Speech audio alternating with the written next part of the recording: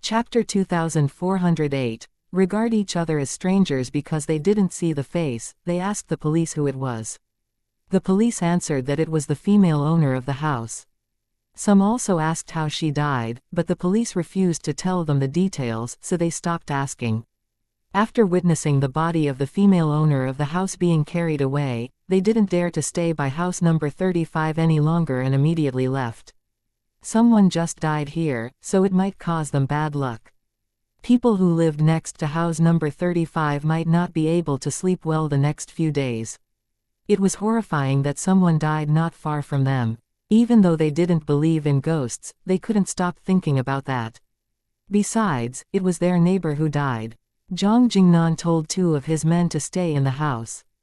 Before they caught the male owner, they couldn't leave, because the male owner might sneak back and pack his stuff before running away. Ji Yuning and the others rested for a while after having breakfast, then they went to visit Ji Yu Man in the hospital. In the hospital, Jing Yuniao told Ji Yu Man and Tang Yunfan that they had settled on a good date for Ji Yuning and Leng Xiaoting's engagement. Ji Yu Man and Tang Yunfan were happy to hear that. It was only the end of January and was still early, so they would wait until it was almost the day to prepare. Moreover, they had already prepared everything for the engagement, so Ji Yuning and Leng Xiaoting didn't need to do anything. Tang Yunfan had something to deal with today, so he left after lunch. Jing Yuniao was free, so she stayed to look after Ji Yu Man. Ji Yuning and Leng Xiaoting rarely saw each other, so Jing Yuniao told them to go out and have a date. Even Ji Yu Man wanted them to have some private time. Because Jing Yuniao was taking care of Ji Yu Man, they didn't need to worry about her safety, so they happily went on a date outside. However, Ji Yuning and Leng Xiaoting didn't walk far. There was a park not far from the hospital, so they went for a walk in the park. At the same time, the female corpse was taken to a branch of the Public Security Bureau. Zhang Jingnan found the number of the dead woman's family, then called them. The dead woman's parents almost fainted when they heard that their daughter was dead. The terrible news hit them heavily. After taking Ji Yuning's power crystal, the man who was bitten by the crazy dog was fine. However, the crazy dog had injured him in many places after all, so the doctor told him to stay in the hospital for a few more days. A policeman also came to see him to get his statement, but the police hadn't caught the owner of the dog yet. After the police caught the dog owner, the man would receive the compensation. Although residents in Wufu Hills didn't lack money, it was the dog owner's responsibility to pay the compensation. In the morning, a doctor came to check old Mrs. Gu's condition. Because old Mrs. Gu's condition had worsened before, the doctor paid more attention to it now. If there was anything wrong, he would know right away. However, when the doctor gave old Mrs. Ji Yu a medical check, he surprisingly found that her condition wasn't worsening, but was improving instead. Without delay, the doctor called Ji Yu Qingxiang and told him the good news.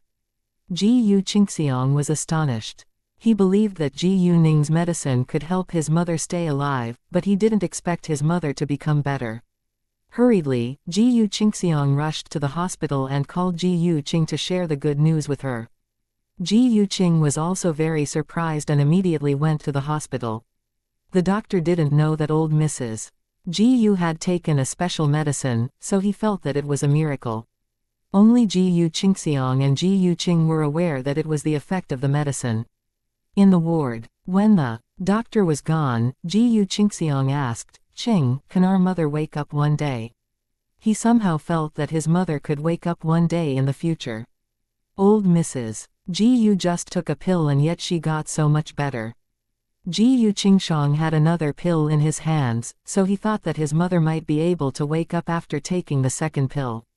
"I don't know, but I feel it's too difficult," said Ji Yu Qing. Although she didn't think it was very likely, she would be happy to see her mother wake up. However, if her mother still treated her as badly as before, she wouldn't take care of her. Old Mrs. Ji Yu had almost lost her life, but it didn't mean that she would cherish her life after she woke up. If our mother really wakes up, I hope she can change her attitude. I don't expect her to be grateful to Ningning. I just hope she can stop attacking Ningning. It's not bad if they treat each other as strangers, said Ji Yu Qing. If old Mrs. Gu woke up, Gu Qingxiang wasn't sure whether his mother would make some changes, as Gu Qing said. Would their mother stop bad-mouthing Gu Ning? Could they regard each other as strangers?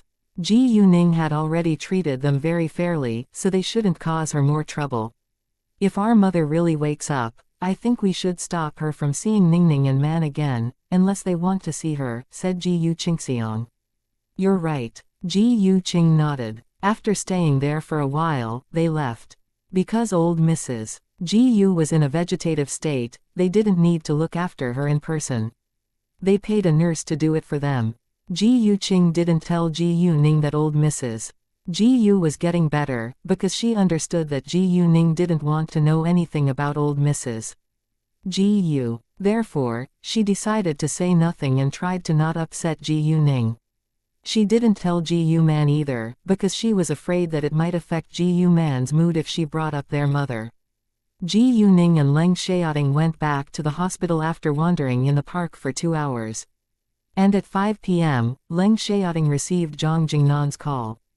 Zhang Jingnan told him that they had caught the male owner of the house, so Gu Ning and Leng Xiaoting immediately rushed over.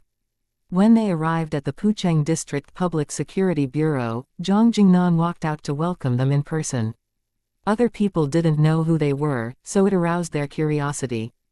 They didn't recognize Leng Xiaoting, but many of them recognized Gu Ning. In their bureau, many people were Gu Ning's fans. Oh, isn't that Miss Gu? Right, it's Miss Gu. She's much prettier than her photos. Yes. Most importantly, she has become so successful at such a young age. She's my idol. However, because of Zhang Jingnan's presence, they didn't dare to talk to Gu Ning. Chapter 2409. The criminal confessed Zhang Jingnan didn't recognize Gu Ning, but heard other people's discussions about her. They seemed to admire her very much. Who was this Miss Gu? Even though he was confused, he understood that it wasn't the right time to ask about it now. Zhang Jingnan took Gu Ning and Leng Xiaoting directly to the interrogation room. The male owner of house number 35 was handcuffed to the chair by both his hands and feet. He struggled hard, but he couldn't break free. He was also covered in the evil force, so he was clearly violent. Let me go, let me go. Once they came in, the man shouted, I'm innocent. I didn't kill. However, nobody paid attention to him. Have you done the interrogation? Leng Xiaoting asked. Not yet, said Zhang Jingnan, because he decided to do it after Leng Xiaoting came. Do it now. We'll watch from the side, said Leng Xiaoting. Sure. Zhang Jingnan replied, then began to interrogate the man. Name? Zhang Jingnan asked. He Yuanao, said the man. 36. Job? Vice President of XX. Group, said he Yuanao. Did you kill your wife? Zhang Jingnan asked. No, not me. I didn't. Upon hearing that, he Yuanao denied it emotionally. If it's not you, why did you hang up on us and turn off your phone when we told you that we dug up a female corpse in your yard? Zhang Jingnan asked. Hearing that, he Yuanao panicked a little. He felt guilty, but denied it again. I didn't turn off my phone. It was out of power. Well, why didn't you come back after hearing about the death of your wife? Asked Zhang Jingnan. I'm busy, said he Yuanao, but it wasn't convincing. If you aren't the murderer, didn't you notice that someone had done something in your yard? Didn't you notice that your wife had been absent for a week? Zhang Jingnan asked. My yard is the same as before. How could I see the problem? My wife told me that she traveled abroad. It's very normal that I can't get through to her when she's in a foreign country. I didn't know that she was killed and buried in the yard. He Yuanao said and put on a sad face. It sounded reasonable, but his reaction had already betrayed him. Even if he acted sad right now, it was too late. Anyway, his fear and anxiety were real, because he was really anxious and nervous. If he was ready to face it, he wouldn't have hung up on the police and run away when he received the police's call and was told that they had dug out a female body from his yard. Unfortunately, he was still caught in the end. He didn't know whether he could get away with it this time, although he had turned to his connections for help. Hopefully, the person could help him out. You said your wife went to travel abroad. When did she leave the house? Zhang Jingnan asked. In the afternoon 6 days ago, said he Yuanao. We've watched the surveillance videos. In the afternoon 6 days ago, your wife indeed left the house with a suitcase, but she came back at 8 p.m. An hour later, you came home. Although the surveillance cameras are broken and the videos have been lost, the surveillance cameras by the road cover the area around the door and wall of your house. During this time, no stranger intruded in your home. Can you explain that? Zhang Jingnan asked. He Yuanao was in complete panic now. Obviously, he was very guilty, but he still argued. I don't know. I didn't kill her. I didn't. Affected by the evil force, he Yuanao was losing control of his emotions. He Yuanao, why did you kill her? Zhang Jingnan asked. Although he Yuanao didn't admit it yet, Zhang Jingnan was sure that he was the murderer. Ji Yuning, however, had seen the vision, so she was aware that he Yuanao was guilty. You killed your wife. At this moment, Ji Yuning opened her mouth. Zhang Jingnan didn't stop her, or feel dissatisfied. You and your wife argued on the landing. You pushed and pulled each other, then you pushed her down the stairs. She rolled down the stairs and knocked the back of her head against the ground. That's how she died, said Ji Yuning. How did you know that? He Yuanao rounded his eyes in shock and unconsciously asked, exposing his dirty secret. The next moment, he Yuanao realized that he shouldn't have said that aloud, so he immediately denied. No, it's not true. I didn't. Do you think we'll believe you now? Ji Yuning sneered. I didn't. He Yuanao kept on denying it, but his reaction told everyone that he was guilty. It's you. You killed her. Ji Yuning became aggressive. Being verbally attacked by Ji Yuning, he Yuanao couldn't stay calm any longer and had a mental breakdown. She deserved it. She betrayed me. Betrayal was hateful, but he shouldn't have killed her just because of that. Besides, it was illegal. I didn't do it on purpose. It was an accident. I didn't mean to push her down the stairs, he Yuanao explained. Ji Yuning believed his reply, because she could see that from the vision. It was true that he Yuanao accidentally pushed his wife down the stairs, but it was undeniable that he caused her death. If he had reported himself for the crime and been accused of committing manslaughter at the time, the sentence would have been lighter. However, instead of reporting the crime, he buried the body, which made the consequences even more serious. Because he Yuanao admitted his crime, Ji Yuning stopped arguing with him. The police would send him to court. After that, Ji Yuning and Leng Xiaoting left. Although he Yuanao was also affected by the evil force, it wasn't too harmful to his health, so Ji Yuning and Leng Xiaoting didn't pay much attention to it. Zhang Jingnan walked Ji Yuning and Leng Xiaoting to their car in person. When he walked back, he still heard other people talking about Ji Yuning, so he asked, who is that Miss Ji Yu? Why do you admire her so much? He understood that Miss Ji Yu couldn't be more influential than Leng Xiaoting, but it aroused his curiosity when other people wouldn't stop talking about her. Chapter 2410. We need to ask the murderer. Miss Ji Yu came with Leng Xiaoting, so she was either his relative or his girlfriend. Either way, she had a high status, but the other people had to admire Miss Ji Yu for other reasons. When Zhang Jingnan asked that question, someone immediately told him about Ji Yuning's achievements. After hearing what Ji Yuning had achieved, Zhang Jingnan was greatly surprised and amazed. She was only 19 years old, but she was already a billionaire. Also, it only took her a year. The younger generation was extremely impressive. Zhang Jingnan didn't wonder whether Ji Yuning got all of her achievements by playing tricks. If she didn't have abilities, she wouldn't stand out no matter what tricks she played. Even if she became successful for the time being, it wouldn't last. At most, she had used some connections. And it was very common for businessmen to have connections in business and politics, because it was very important. Anyway, it still relied on her own abilities to make full use of her connections. After the murdered admitted his crime, the police informed the dead woman's parents.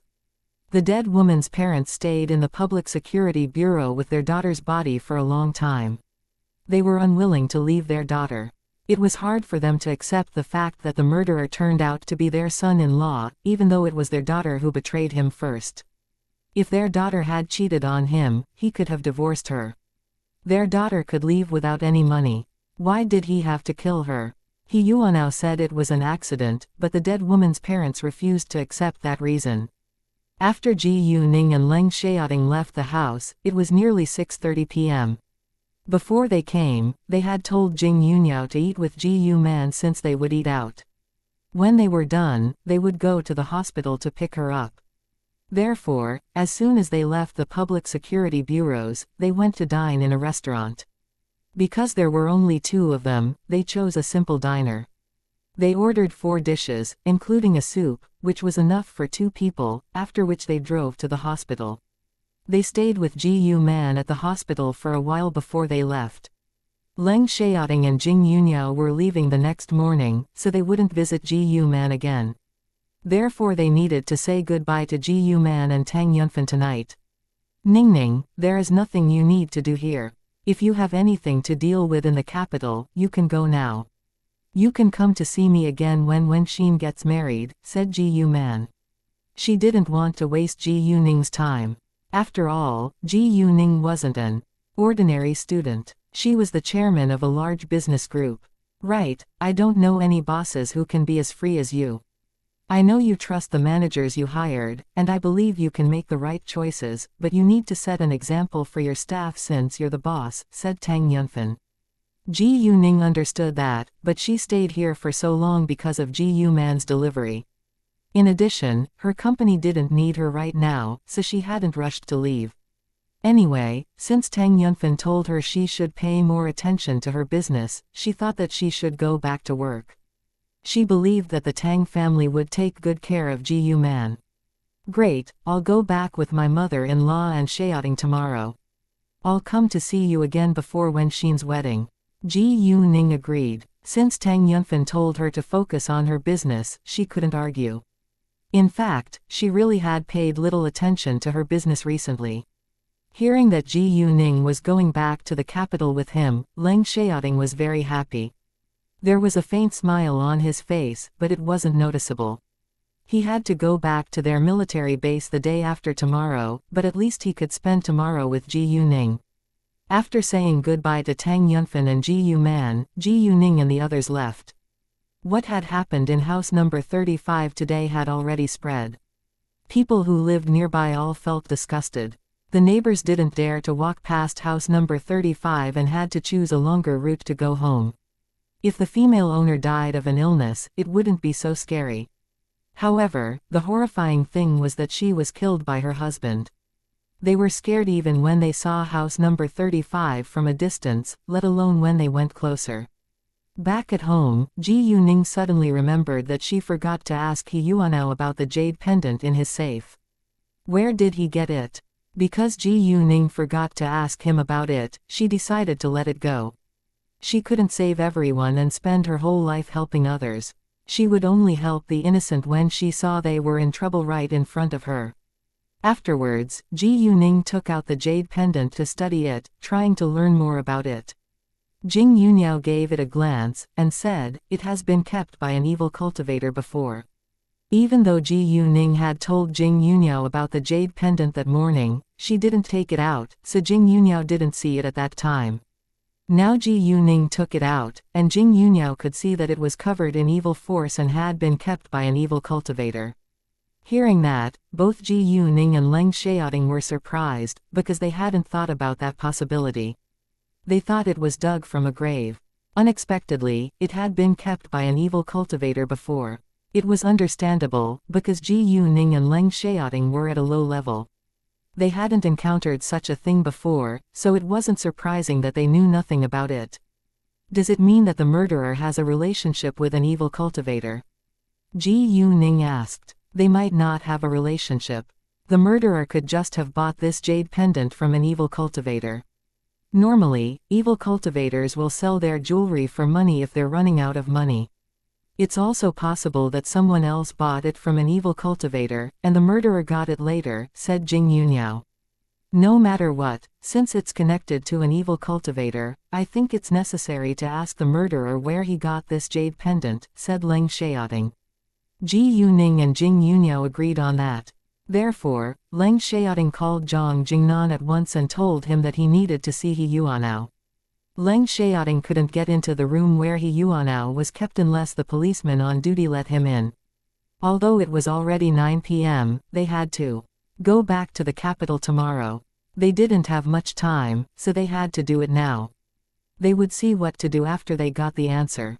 Chapter 2411. Meet Jing Yunyan. As soon as Zhang Jingnan received Leng Xiaoting's call, he agreed. Although Leng Xiaoting only asked him to tell the policeman on duty to let him in, Zhang Jingnan still went to do it in person. After that, Ji Yuning and Leng Xiaoting went there. Because they were in the same district, Ji Yuning and Leng Xiaoting soon arrived. Zhang Jingnan had only arrived 2 minutes earlier than them. When they saw Zhang Jingnan, neither Ji Yuning nor Leng Xiaoting were surprised. He Yuanao was already taken to the interrogation room, so Zhang Jingnan guided Ji Yuning and Leng Xiaoting there once they arrived. In the interrogation room, Leng Xiaoting told Zhang Jingnan that he needed to ask He Yuanao something in private, so Zhang Jingnan left with the other policemen and waited outside. After that, Ji Yuning and Leng Xiaoting went in. Now, only the three of them were in the interrogation room. He Yuanao had already admitted to the crime, so he had an absent look on his face. He didn't expect that someone could help him out now, because it was over. Ji Yuning took out the wooden box. Before she said anything, He Yuanao saw it and exclaimed, "You took my jade pendant. Where did you get it?" Ji Yuning asked. "I bought it," said He Yuanao, sounding displeased, because Ji Yuning's question made him feel that he had stolen it from somewhere. Even if he had broken the law, he wasn't a thief. After all, he wasn't poor. "Where did you get it?" Ji Yuning continued. "From the antique street," said He Yuanao, sounding even more displeased. He disliked antiques, but he loved jade jewelry. Sometimes, he would go to the antique street with his friends. When he saw the jade pendant and made sure that it was real, he bought it. It actually cost him a lot of money. "Did you buy it from a stand or a store?" Ji Yuning asked. "From a stand." "Hey, you asked me so many questions about it. Are you suspicious of me for stealing it or what?" He Yuanao lost patience. "I just want to find the original owner of this jade pendant," said Ji Yuning. However, if he bought it from a stand, it would be hard to find the evil cultivator who owned it before. If so, Ji Yuning gave up. Afterwards, Ji Yuning and Leng Xiaoting stopped asking him more questions and walked out. "Hey, my jade pendant!" He Yuanao shouted to their backs. "There is something wrong with this jade pendant. I'll keep it for now. Even if I return it to you, do you think it's still useful for you?" Ji Yuning said, then left without looking back.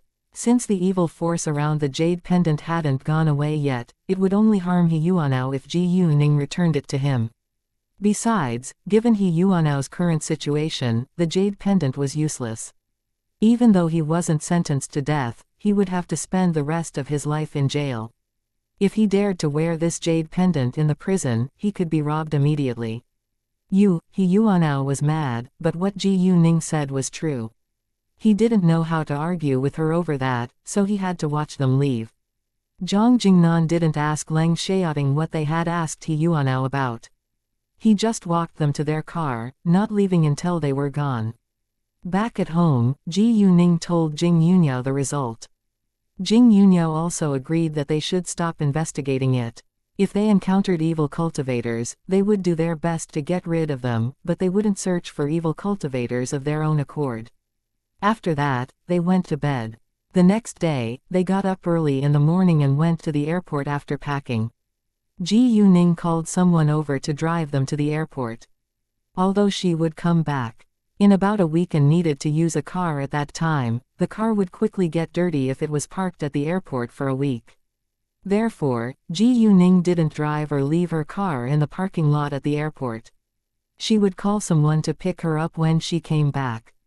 Because Ji Yuning booked her plane ticket a little late, she couldn't sit in the same row as Leng Xiaoting and Jing Yunao. Therefore Jing Yunao exchanged her seat with Ji Yuning so that she could sit with Leng Xiaoting. Ji Yuning declined at first, because she felt it wasn't necessary. As Leng Xiaoting's mother, Jing Yunao wanted to sit with Leng Xiaoting as well. However, Jing Yunao insisted on exchanging seats, so Ji Yuning gave in afterwards. Luckily, her seat wasn't far from theirs. There were only 2 rows between them, and they could easily see each other by turning around. When they boarded, they found their seats before the other passengers.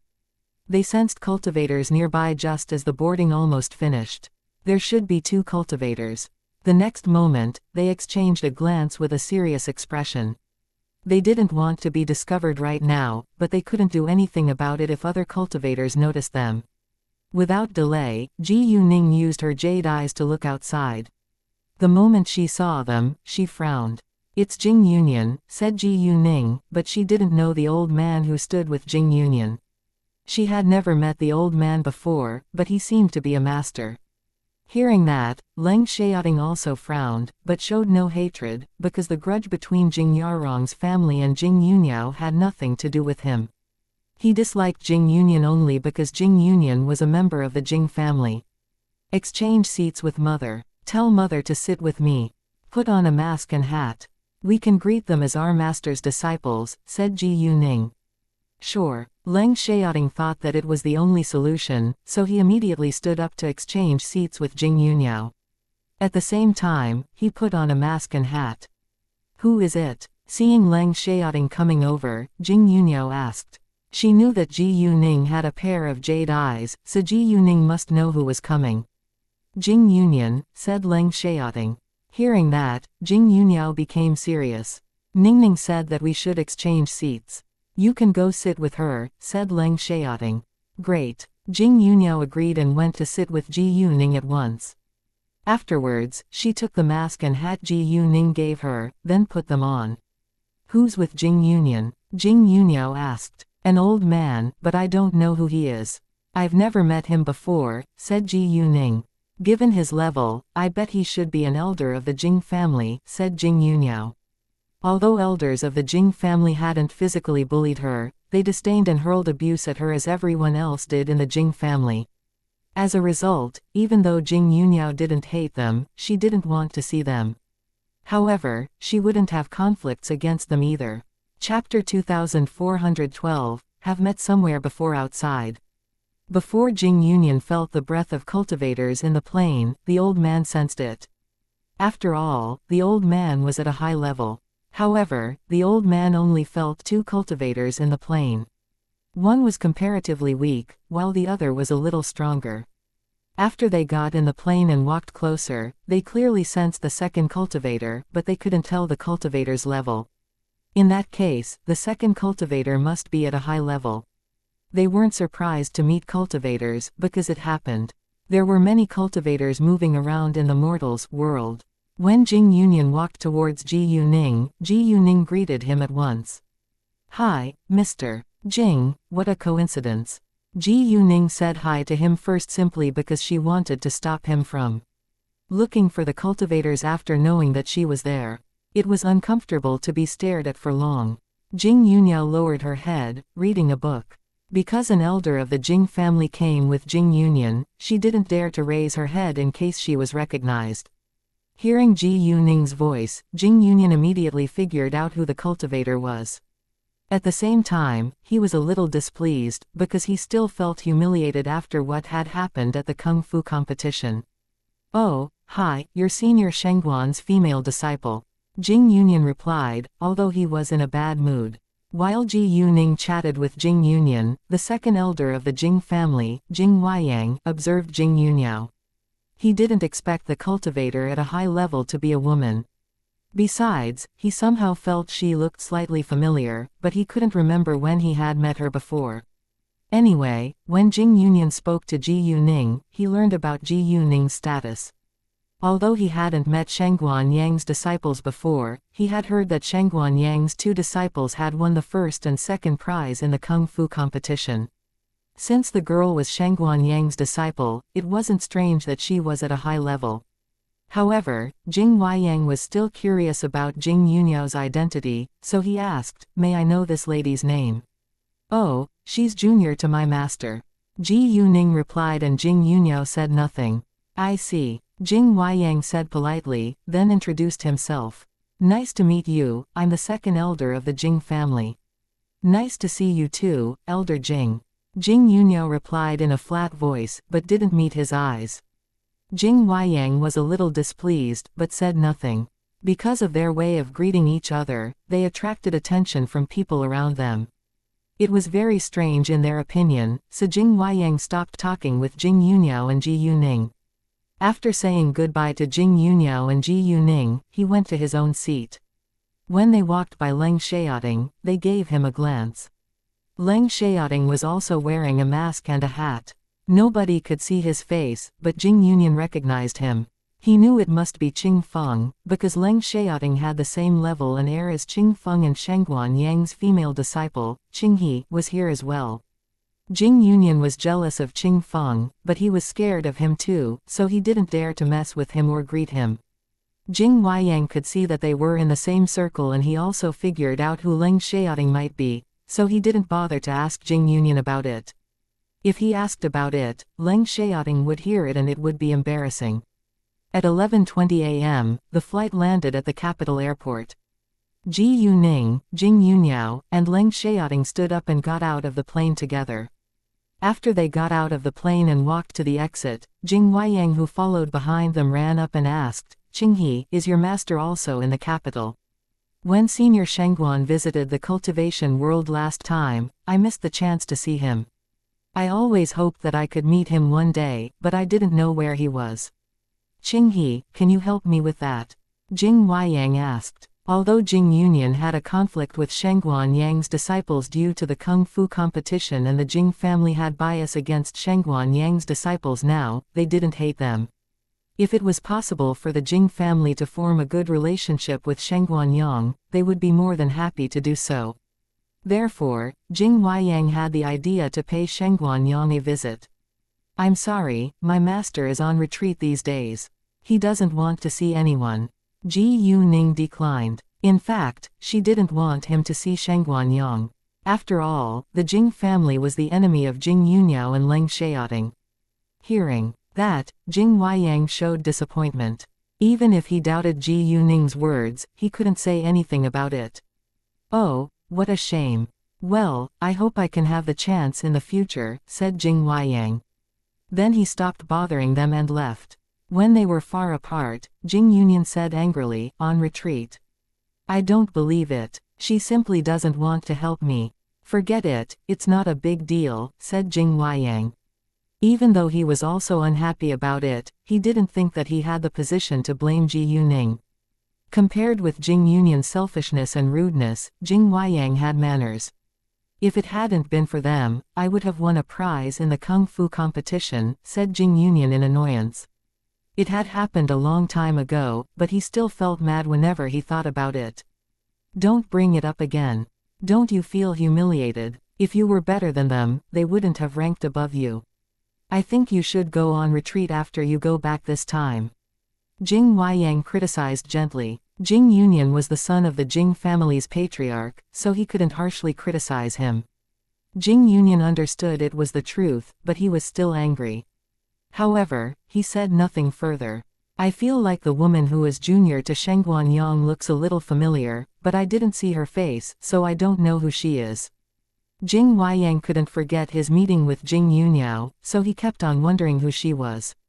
"Perhaps you've met her somewhere before," said Jing Yunyan.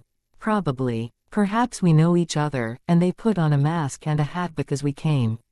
They didn't want us to see their faces." Jing Huayang guessed. Otherwise, why did they put on a mask and a hat? It was also possible that they simply didn't want other cultivators to know who they were when they sensed that there were cultivators coming. If so, it was understandable. Chapter 2413. I don't want to see the Jing family. Some cultivators didn't want others to see their real faces, especially when they were cultivators outside of the cultivation world. I don't understand. Why didn't they allow us to see their real faces? Do they hold a grudge against us? Jing Yunyan wondered, but thought it was unreasonable.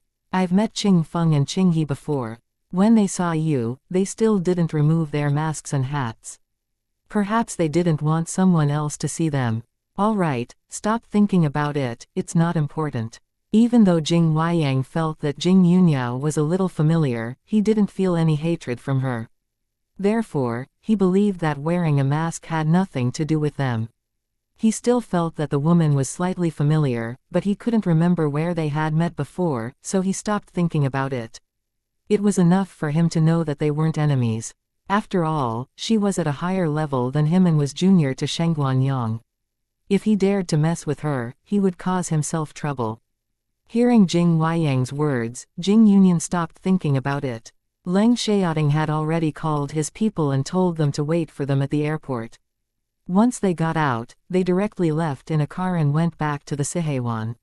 When they were back at the Sihewan, it was already 12:30 a.m. At this time, Sheng Guanyang and the others hadn't eaten yet. Because they knew that Leng Xiaoting, Ji Yuning, and Jing Yunyao would be coming back, they decided to wait for them to eat together. "Hi, Master Shangguan." Ji Yuning greeted Sheng Guanyang first, then turned to look at Zhang Liluo and Si Jin. "Hi, Senior Zhang, Senior Si. Hi, welcome home." Zhang Liluo and Si Jin smiled at them. "Yeah, we're back," said Jing Yunyao. Leng Xiaoting only gave a nod, but it didn't mean that he was unhappy. He was just cold and quiet as usual. Although he talked more than before, he still barely said anything. He only talked a lot when he was with Ji Yuning. After that, they went to the dining hall to eat. They could talk when they were eating, so they chatted around the table in harmony. Ji Yuning told them that they had met the Jing family in the plane. "The Jing family? I don't want to see them," said Sheng Guanyang in displeasure. Because of Jing Yunyao and Leng Xiaoting's long-standing grudge against the Jing family, he hated the Jing family very much. Of course Jing Jining wasn't included. Even if Jing Yunyao and Leng Xiaoting didn't have a grudge against the Jing family, he still disliked what the Jing family did. Zhang Liluo and Si Jin didn't know Jing Yunyao's relationship with the Jing family, but they guessed that it couldn't be good, or it might be worse than they thought. "Luckily, we met Jing Huayang and Jing Yunyan today. If Jing Yarong and those two women came, I bet they would recognize me," said Jing Yunyao. Those two women were Jing Yarong's wife and daughter, Jing Yunshan. After all, Jing Yarong and the two women were more familiar with Jing Yunyao. Even if they didn't recognize her, they would surely feel that she was very familiar. Moreover, she hated them more than any other people, so she might accidentally show her hatred towards them, in which case, they would notice her. Cultivators had acute senses, and they would figure out where the hatred came from once they noticed it. "I'll work harder on my cultivation to see whether I can quickly get to the next level. After that, we can go to do what we have always wanted to do," said Leng Xiaoting. In fact, Jing Yunyao was strong enough to defeat Jing Yarong, but Leng Xiaoting was still at a lower level.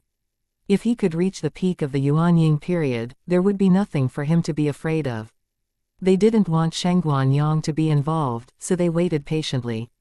If Sheng Guanyang got involved, they could go to punish the Jing family sooner. Hearing that, Zhang Liluo and Si Jin were sure that Jing Yunyao and Leng Xiaoting indeed had a grudge against the Jing family in the cultivation world. Let nature take its course. Don't put too much pressure on yourself. You're already busy with your work, said Jing Yunyao. Although she couldn't wait to take revenge, she didn't want to make Leng Xiaoting feel stressed, so she would be patient. I know, said Leng Xiaoting, but he actually couldn't wait to do that, so he hoped that he could get to the next level as soon as possible. However, it would take time to get to the next level, especially in a place with only thin magical power, and since he didn't have much time for cultivation. Leng Xiaoting had reached an agreement with Ji Yuning, that he would go to cultivate at the Kunlun mountain for a while after the New Year festival. After eating, Jing Yunyao rested for a while, then went to her flower shop. Ji Yuning remembered that Baili Zongyang wanted to have a kung fu match against Leng Xiaoting. So since they had time today, she called him and asked him whether he was in the capital. If he was free, he could come and have a match against Leng Xiaoting. Baili Zongyang had been waiting for Ji Yuning's phone call for a long time. He was in the capital, and was free, so he happily agreed. After that, they decided on a time and place. Because cultivators used magical power in a fight, they caused great damage. As a result, they couldn't have the fight in a small place where there were outsiders. It wasn't convenient, so they agreed to go to the wilderness. Knowing that Ji Yuning and Leng Xiaoting were going to have a kung fu match against Baili Zongyang, Sheng Guanyang told them to bring Zhang Liluo and Si Jin with them to learn from the game. Because Zhang Liluo and Si Jin stayed in the Siheiwan to keep him company these days, he felt that they should walk around sometimes. He didn't care if Baili Zongyang learned about the existence of Zhang Liluo and Si Jin. It wasn't a big deal. Anyway, they weren't Jing Yuniao and Leng Xiaoting, who still didn't want to be found by the Jing family and did their best to avoid other cultivators. When they stood out against the Jing family, they would reveal their identities. Therefore, Ji Yuning and Leng Xiaoting brought them with them. It wasn't trouble at all. After all, they weren't going on a date, so it didn't matter if Zhang Liluo and Si Jin went with them. Junior Ji Yu, is it really alright that we go with you? Will it bother you? When they went out, Zhang Liluo asked worriedly. He was afraid that Ji Yuning and Leng Xiaoting agreed to bring them out because they didn't want to embarrass Sheng Guanyang. He didn't want to bother them. Chapter 2414, To teach Kung Fu, it's fine. We won't be bothered. If we have anything important to deal with, we'll be honest with you. You don't need to hide your feelings when you're with us, and there's no need to force yourself to do anything just to please us. We belong to the same sect after all, Ji Yuning said to comfort them. She didn't want to burden them mentally. If it was really inconvenient, Ji Yuning wouldn't have agreed to bring Zhang Liluo and Si Jin with just because Sheng Guanyang asked her to. Sheng Guanyang wouldn't force her either. After hearing what Ji Yuning said, Zhang Liluo and Si Jin were relieved. Although they were outgoing and straightforward, they still worried because they weren't very close yet. They didn't doubt Ji Yuning's words, and could feel her sincerity.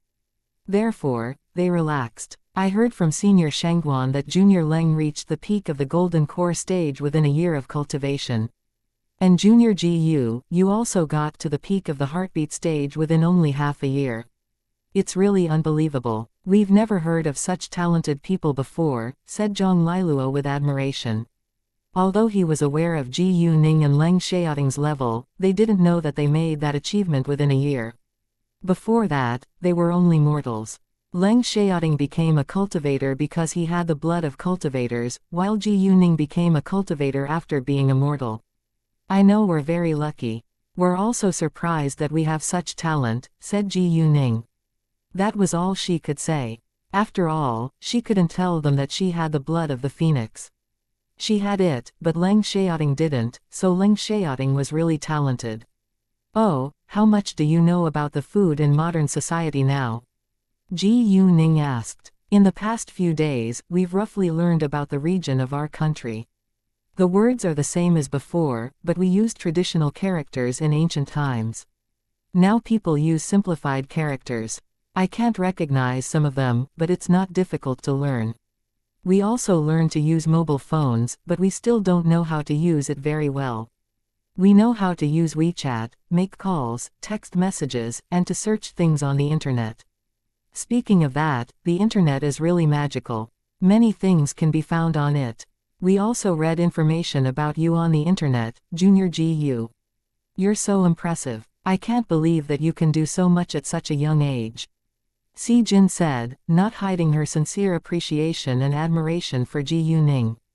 Cultivators had a very good memory. Although they didn't have a photographic memory like Ji Yuning did, they could quickly master what they needed to learn. During the past few days, they didn't go out, but they never stopped learning about the new world. They couldn't wait to get to know this world as much as possible, then they would find themselves a job. Even though Sheng Guanyang was willing to support them, they felt that they should rely on themselves to live. Ji Yuning felt a little shy being complimented by them, so she rubbed her nose. In fact, she had special skills that other people didn't have. However, she wouldn't admit it, because she was reluctant to let more people know about it. It was enough that Sheng Guanyang, Jing Yuniao, and Leng Xiaoting knew. Sometimes, it's good luck and connections, said Ji Yuning. Junior Ji Yu, you're being modest. Good luck and connections are necessary, but your abilities are also very important. Without the ability, you wouldn't be able to become so successful by just relying on good luck and powerful connections, said Zhang Liluo. It was proved by time that good luck and connections were indispensable. If a person had the ability, good luck, and connections, he or she would be very likely to become successful. If one only had the ability, but lacked good luck and connections, he or she could still become successful, but it would be more difficult. You're right, Senior Zhang. Ji Yuning agreed on that, because she had the same idea. Junior Ji Yu, we've briefly learned about the current jobs. We think we will probably work best as Kung Fu coaches. We can teach people Kung Fu. What do you think? Zhang Liluo asked Ji Yuning. Although he and Si Jin learned that the job really existed in this world, they knew very little about it, so they could only turn to Ji Yuning for help. They asked Ji Yuning, instead of Leng Xiaoting, not because they had bias against him, but because they didn't know that Leng Xiaoting was also involved in business. They felt that Ji Yuning should know more about it since she was a successful businesswoman. I actually also think that you can be Kung Fu teachers. It's your advantage after all. I didn't talk with you about it, because I hoped that you could learn more about the current world. That way you can make a choice based on your own interest, said Ji Yuning. She understood that they were very likely to work in the martial art industry, but she still decided to wait for their own answer. If she mentioned it first, it would seem as if she interfered in their choices. I can offer you a job if you want to work as Kung Fu teachers. You don't need to get in through the back door, because you're exactly what I want. It'll be my honor if you can work in my company. Our relationship doesn't matter at all. If you don't want to join my company, I can recommend you to other companies. You don't have to work for me. I don't want you to feel uncomfortable, said Ji Yuning. Although it was a little waste of their talent if two cultivators went to work in a company to make a living, it was their best choice now. Moreover, Ji Yuning would let them either be senior security guards or martial art consultants for her movies. They wouldn't have much free time, but they could get a high salary. If they were willing to be senior security guards, they could get a 5% commission for each task. As senior security guards, they would be paid 10,000 yuan per day. Therefore, they could get a commission of 500 yuan on a day-long task. Although Ji Yuning's security company didn't have many deals yet, a senior security guard could make at least 40,000 yuan every month. They also only needed to work for 10 to 15 days, so they would be free for most of the month. When they weren't busy, they could go to work at a 9-to-5 job. They could practice their fighting skills in the morning and go to an office in the afternoon. Chapter 2415. Learn how to drive first. In fact, the job wasn't tiring, and it would only take a bit of energy when they carried out a task. Moreover, every time they finished a task, they would have 2 days off. However, if they didn't want to take a break, they could continue to do tasks. If they worked as martial art consultants, their salary would be lower. As senior security guards, they could have a promotion, while martial art consultants only had a fixed monthly salary. As martial art consultants, they could make about 20,000 yuan a month. They would be tired when they were busy, but they would also have a lot of free time when they were quiet. However, Ji Yuning felt that Zhang Liluo and Si Jin were more suitable to be security guards. As security guards, they didn't need to socialize with other people. They only needed to quietly stay beside their employer. And if there was any danger, they would take action to protect them. As martial art consultants, they needed to communicate with all kinds of actors and other consultants, which wasn't suitable for Zhang Liluo and Si Jin. We definitely don't mind. We just don't want to bother you. However, Junior Ji Yu, if you think it's a good idea, please help us get it done. Don't worry, we'll do our best, said Zhang Liluo at once.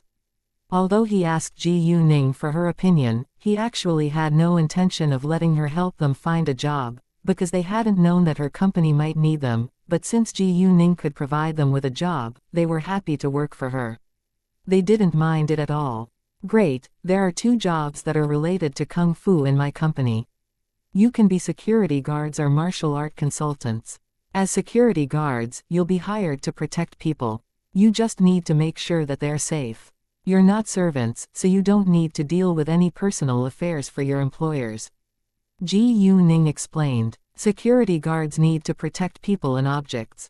As for your pay, we can split it 50-50, but you must take half of the responsibility if any accidents happen. The second job is as a martial art consultant. You know shooting, right? Ji Yu-ning asked. She asked them whether they knew how to first. If they knew, she wouldn't need to teach them in detail. Otherwise, she would need to make an introduction. Yeah, we know, said Zhang Liluo and Si Jin. When we're shooting an ancient show, there are a lot of action scenes. Normally, actors aren't experts at martial arts, so they need guidance. You can teach them, but I personally think being a security guard is a better job for you. You can have a higher salary as well. Nevertheless, it's still up to you to decide which one you want to do, said Ji Yu-ning. I agree that being security guards are more suitable for us, said Zhang Liluo. In fact, he was very interested in it. Great, after the New Year festival, I'll help you get it done. During this time, you can learn how to drive first. It'll make it more convenient for you to do your job in the future, said Ji Yu-ning. It would be really inconvenient if they couldn't drive. Great, thank you so much. Zhang Liluo and Si Jin thanked Ji Yu-ning. You're welcome. I'm not just helping you. I'm also hiring staff for my own company, said Ji Yu-ning with a smile. It was the truth, so she didn't want them to thank her too much. Even though Ji Yu-ning said that, Zhang Liluo and Si Jin still felt grateful to her. They said nothing further, because they had already agreed. Because Ji Yu-ning and the others set off from the city center, it was far from the suburbs. Therefore, when they arrived, Baili Zongyang was already waiting for them. This was the wilderness, so there weren't any people in a radius of several hundred meters, and the probability of someone coming was very small. They stopped their car by the roadside, then needed to walk a kilometer, but it wasn't really a problem for them. After parking their car, Ji Yu-ning and the others got out of it and climbed up the mountain. When they came close, they sensed a cultivator ahead. Without doubt, it had to be Baili Zongyang. Baili Zongyang thought that only Leng Xiaoting and Ji Yu-ning would come, but he sensed 3 cultivators coming. So he was surprised and thought that there were other cultivators. However, when he saw people walking over, he was sure that 2 of them were Leng Xiaoting and Ji Yu-ning even though he couldn't see them clearly. Only 3 among the 4 people were cultivators, so the one who wasn't a cultivator must be Ji Yu-ning. Who were the other 2 cultivators? Baili Zongyang couldn't figure out their levels, but he felt that they were at a high level. If they were at a low level, he should be able to figure it out easily. They should be as strong as him. Hi, Lord Leng, Miss Ji Yu, nice to see you. When Ji Yu-ning and Leng Xiaoting walked closer, Baili Zongyang walked towards them. Hi, Zongyang, Ji Yu-ning called him. Nice to see you too, Mr. Baili, said Leng Xiaoting. May I know your names? Baili Zongyang turned to look at Zhang Liluo and Si Jin. Baili Zongyang wanted to know who they were, but had no intention of finding out their background. He simply wanted to know their names so that he could greet them. No matter who they were, since they came with Ji Yu-ning and Leng Xiaoting, they must be friends. They belong to the same sect as us. This is Zhang Liluo, and this is Si Jin. They just came to the mortal world, so I brought them out for a walk, said Ji Yu-ning. Since they met, there was no need to keep it a secret. Nice to meet you, Mr. Zhang, Miss Si. Baili Zongyang politely greeted them. He was surprised to know that they were also members of the Kunlun sect. How many cultivators of the Kunlun sect still existed? Nice to see you too, Mr. Baili. Zhang Liluo and Si Jin also politely greeted Baili Zongyang. When they were on their way, Ji Yu-ning had introduced Baili Zongyang to them, so they knew that he was the eldest son of the Baili family in the cultivation world. He also had the best talent in the cultivation world. It was a different age now, and the magical power was thin nowadays, so it was very impressive that he could reach such a high level at his age. In fact, even hundreds of years ago when there was thick magical power, it was difficult to reach the golden core stage at the age of 30. It was very difficult to cultivate. Cultivators needed magical power and magical pills to make quick progress. Chapter 2416, More Than Willing, Lord Leng, I'm so sorry if I'm taking your time. I don't have your number, and I was hesitant to pay you an abrupt visit with my master. I could only ask for your opinion through Miss Ji Yu. Baili Zongyang explained to Leng Xiaoting. It was he who wanted to have a kung fu match against Leng Xiaoting, but he had to go through Ji Yuning to ask.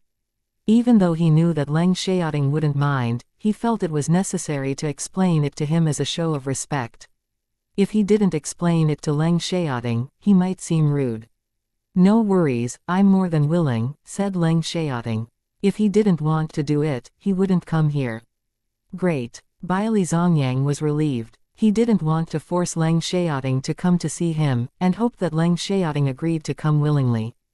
After that, Ji Yuning, Zhang Liluo and Si Jin stepped aside, leaving more space for Leng Xiaoting and Baili Zongyang.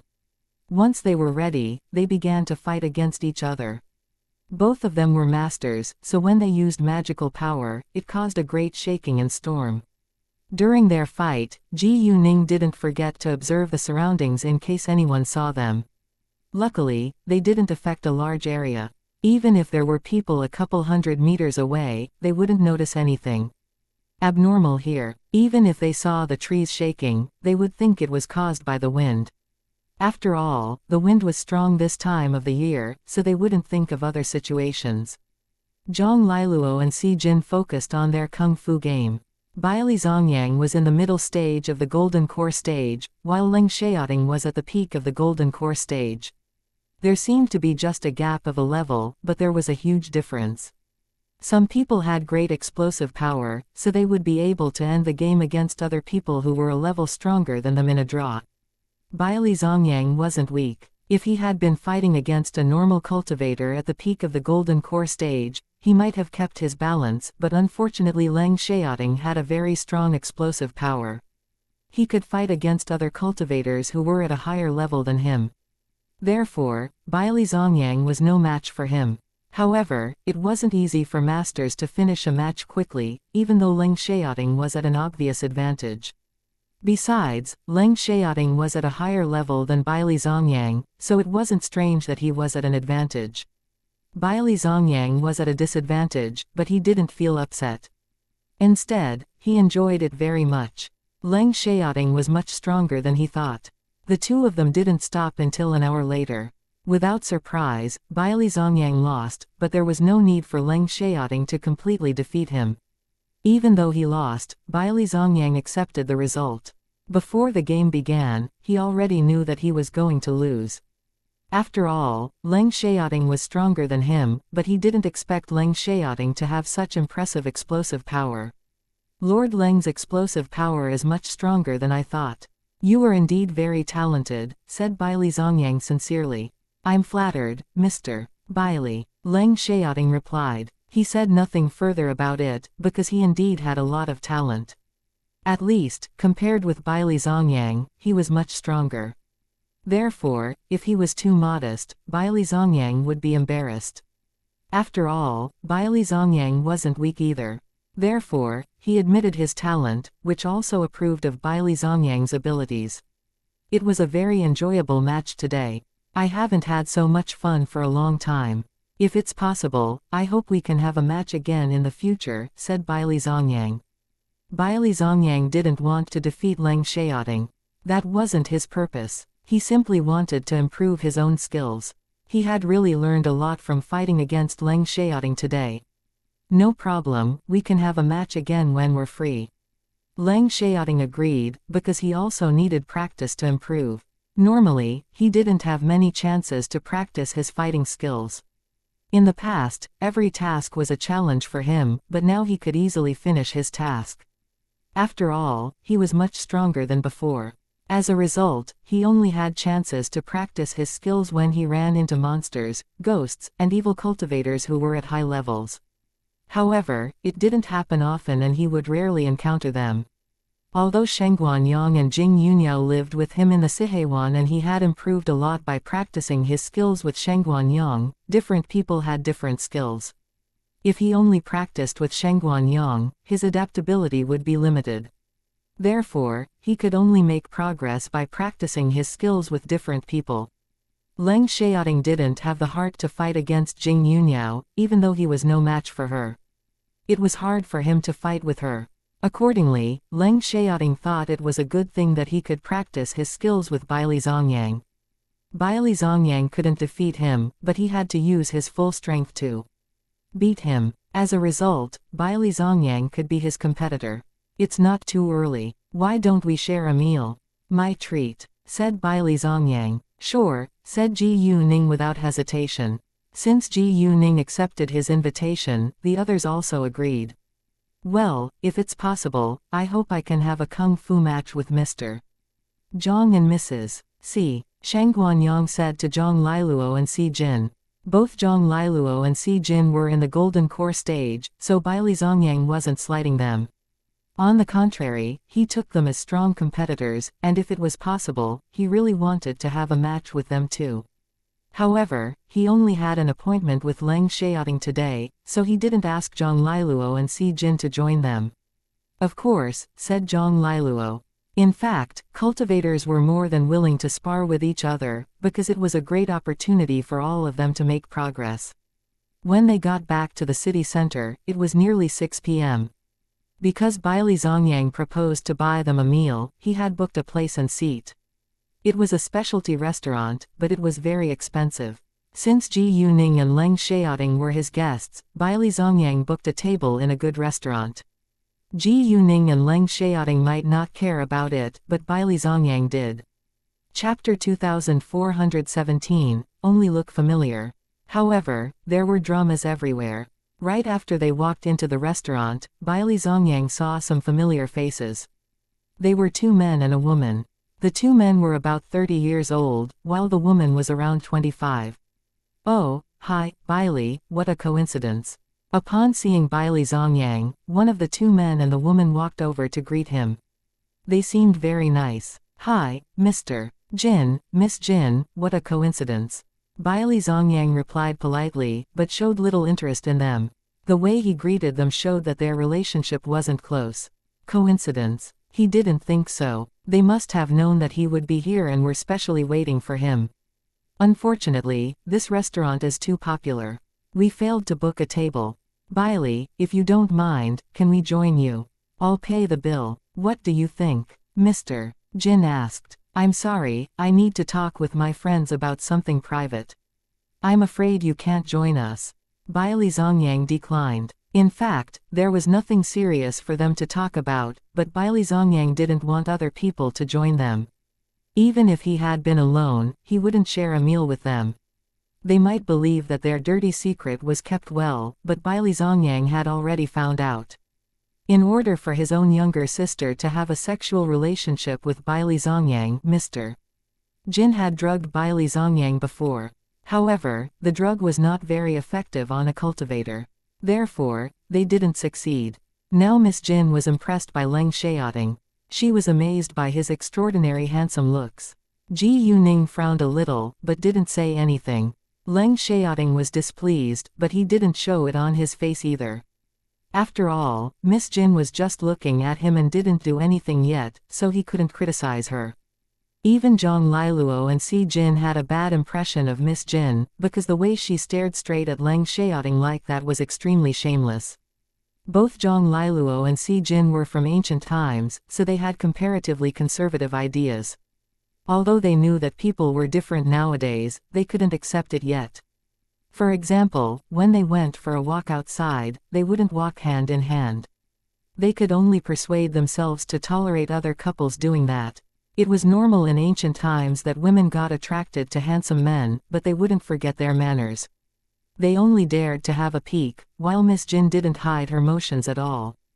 Bailey Zongyang also saw Miss Jin's look at Leng Xiaoting, and sneered to himself. She did everything to please him not too long ago and even drugged him, but now she was staring at a more handsome man right in front of him. Bailey Zongyang wasn't jealous because he had never liked Miss Jin.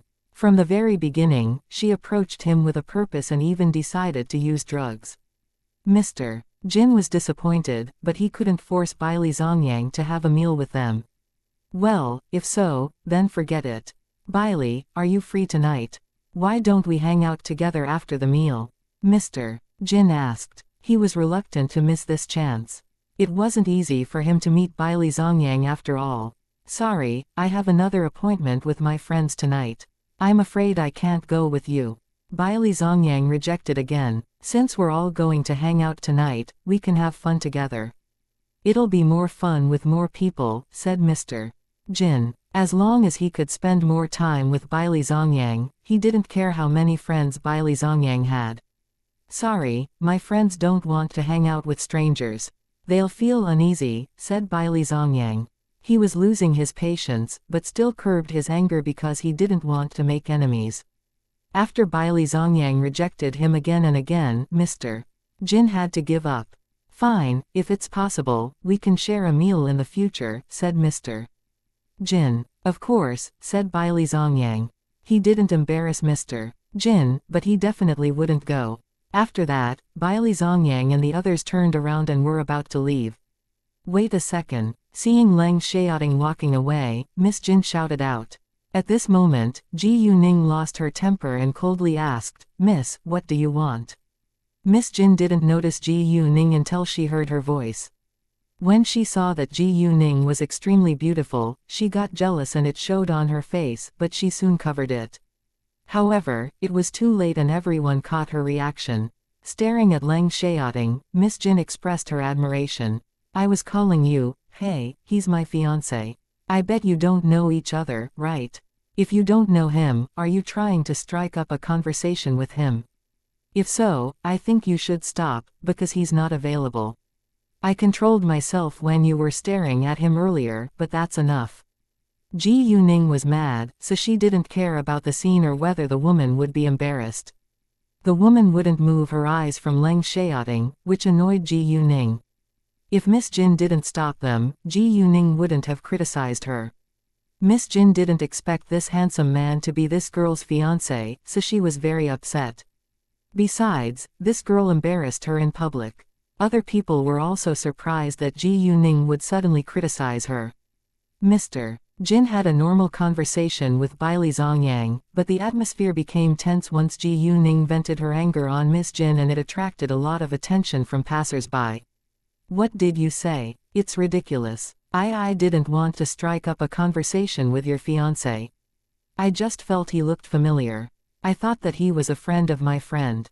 I simply wanted to ask him whether we've met somewhere before.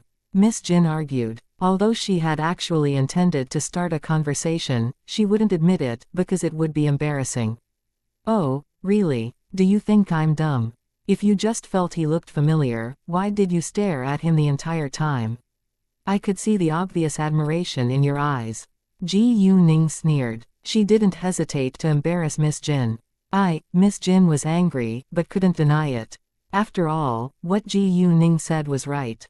Let's go now. Ji Yuning stopped arguing with Miss Jin, and directly held Leng Xiaoting's hand and walked towards the stairs. Seeing that, Bailey Zongyang and the others followed her. At once. Chapter 2418. Go have a cold shower. What, Mr. Jin wanted to say something, but they were already gone. He couldn't go ahead and stand in their way. His own younger sister was embarrassed in public, so he definitely wouldn't be in a good mood. He turned to glare at his younger sister, but said nothing to blame her. They were greatly humiliated now, so they had to leave as soon as possible. He was aware that the girl wasn't wrong and that it was his younger sister's fault. He had no position to criticize Ji Yuning. Go now. Mr. Jin snapped at his younger sister, then turned around and walked out. He felt humiliated as the other people looked at his younger sister mockingly. After they walked out, Mr. Jin angrily shouted at Miss Jin, "What's wrong with you? Aren't you afraid that Bailey Zongyang will have a bad impression of you? Can't you behave yourself? You totally lost control when you saw that man. And that man actually has a fiancé, who you were criticized by. It's very humiliating." Miss Jin understood that it was her fault, so she didn't dare to argue with her older brother, but Leng Xiaoting was too handsome. Alright, even if this didn't happen today, I don't think Bailey Zongyang will be interested in your younger sister. I noticed that Bailey called you Mr. Jin just now. He clearly doesn't think you two are close. I think you should change your target, said the man who came with Mr. Jin at this time. He stood aside and saw it clearly. It couldn't be more obvious that Bailey Zongyang hated them. However, he didn't put it frankly. Bailey Zongyang was handsome, young and outstanding. He had countless choices. Miss Jin was pretty, but Bai Zongyang was far out of her range. The man felt that if the Jin family wanted to gain support through Miss Jin's marriage, they better help her find an older, ugly man, because quality men had no interest in Miss Jin. Mr. Jin knew that Bai Zongyang deliberately kept a distance from them, but he still wanted to try. However, he lost hope now. At the same time, Bai Zongyang and the others went to a private room and started ordering. Because all of them could eat a lot, they ordered many dishes which could cover the whole table. Zhang Liluo and Si Jin hesitated to order. They didn't know how to order either, so they left it to Ji Yuning. When they finished ordering, the waiter left. Bai Zongyang apologized to Ji Yuning and Leng Xiaoting. Lord Leng, Miss Ji Yu, I'm so sorry for what just happened. I hope you're not too affected. Although it wasn't his fault, it happened because of him. Due to him, they ran into Miss Jin. It's fine. We've not been affected. I embarrassed her because I was annoyed, said Ji Yuning. She was displeased with Miss Jin's behavior, but it wouldn't affect her mood. She wasn't that sensitive. Bai Zongyang understood that it wasn't serious, but he felt that he should make an apology. I hate them too. Mr. Jin and Miss Jin are brother and sister.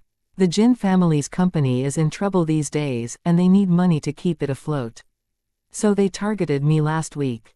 They invited me out for a meal, then drugged my drink. They tried to trap me by making Miss Jin have sex with me. The drug is effective on ordinary people, but it doesn't really work on cultivators, said Bai Zongyang. That's shameless, said Ji Yuning. She was disgusted by Mr. Jin and Miss Jin's behavior.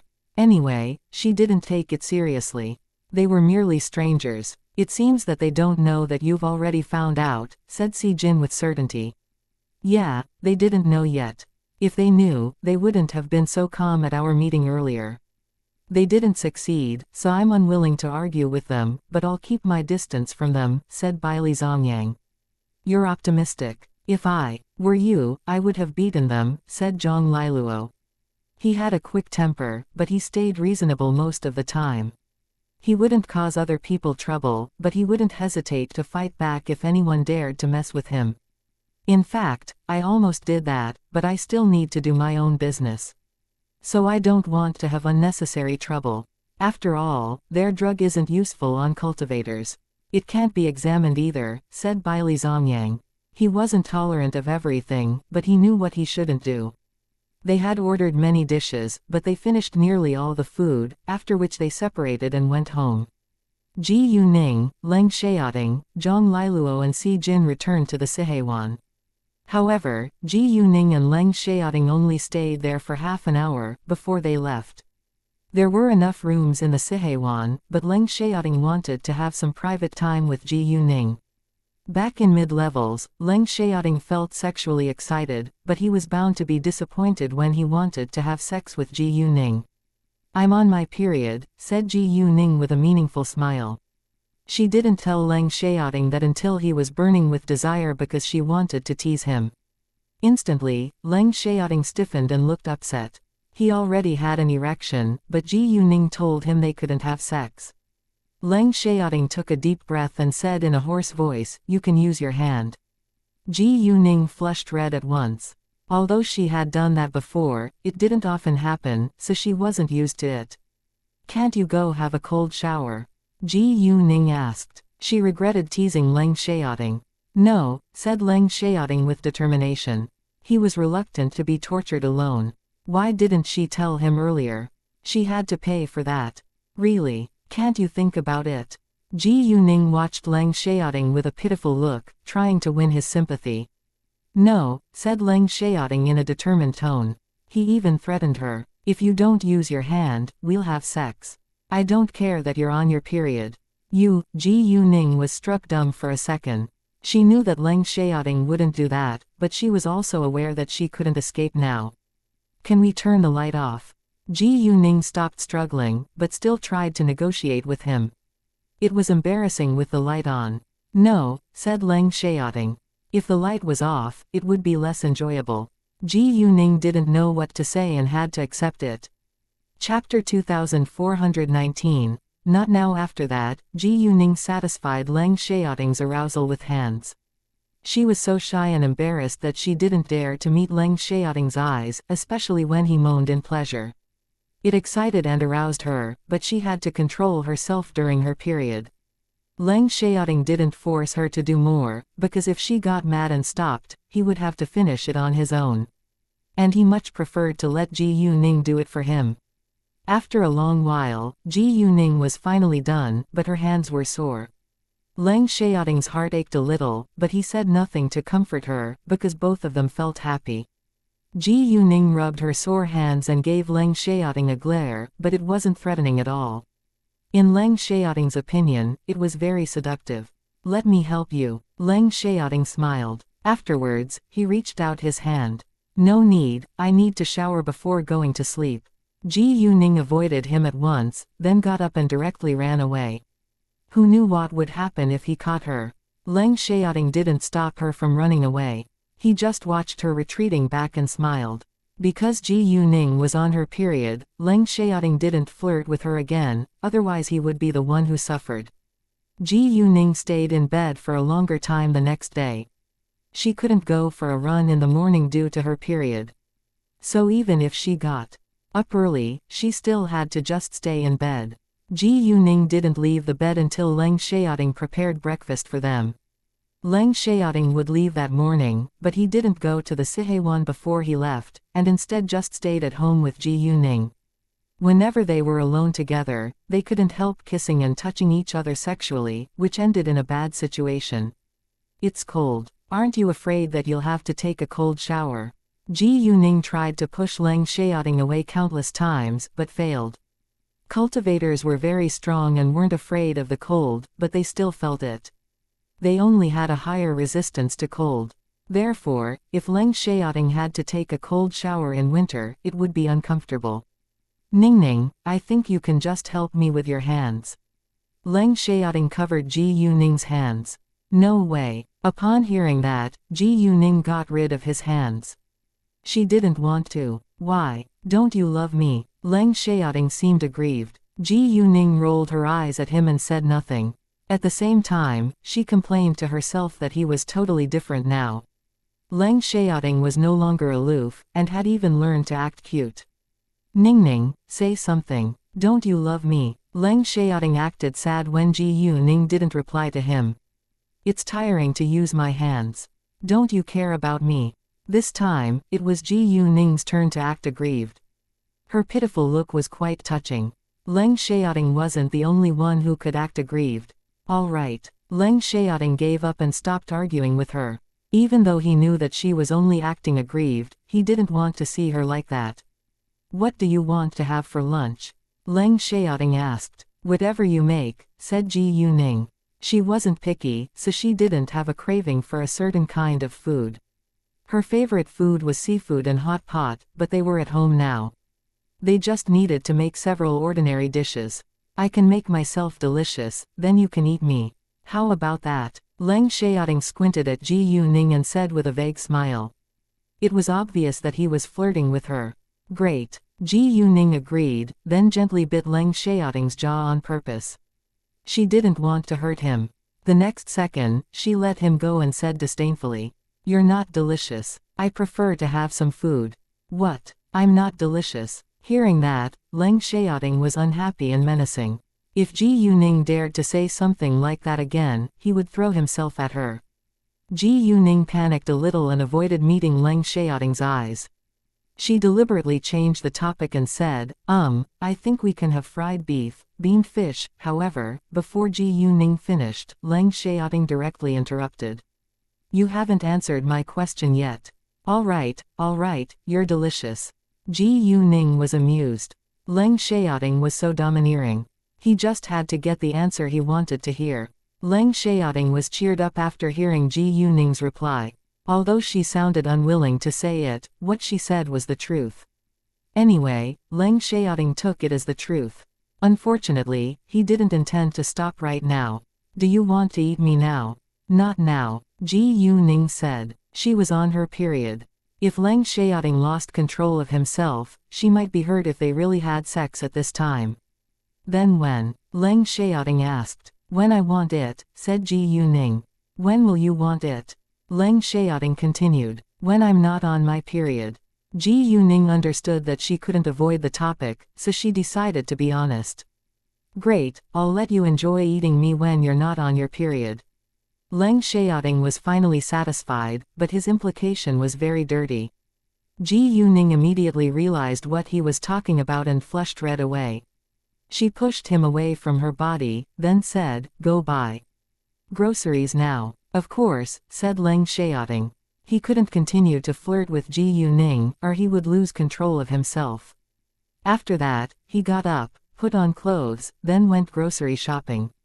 They were only staying there for a night, but they wanted to have a nice meal. However, there were only eggs and noodles in the house. Not even any vegetables or meat. Eggs and noodles could be kept for a long time, but vegetables couldn't. When Leng Xiaoting came back with groceries, Ji Yuning also got up and got dressed. Afterwards, she went to sit on the couch as she played on her phone, while Leng Xiaoting went to cook. Ji Yuning often read news about her, her companies, and those artists signed by her. She didn't need to pay attention to that all the time, but it was necessary for her to look into it once in a while. Chapter 2420, ID cards are done. Ji Yuning saw the gossip about Chao Hanshan. The title was, Chao Hanshan met actor Pei Yuanyuan at night, then left together. No one knew where they went. The two were suspected of dating. Also attached below was a photo of Chao Hanshan drinking coffee with a woman, then leaving together. However, it meant nothing. These photos were making groundless accusations. Maybe the two just met by chance, then sat down and talked for a while. Then walked out of the cafe at the same time, and left separately. Certainly, Ji Yuning guessed right. That was the truth. Otherwise the paparazzi would have continued to follow. Because there was no evidence, they didn't follow them. In fact, the paparazzi weren't ignorant of whether it was true or false, but they needed to do their job and achieve a high click rate. Therefore, as long as it could arouse discussions, whether it was true or false, they would make it public first. Besides, they didn't confirm it. They were just skeptical. Pei Yuanyuan was just a star without much fame, and she was not much to talk about, but Chao Hanshan was different.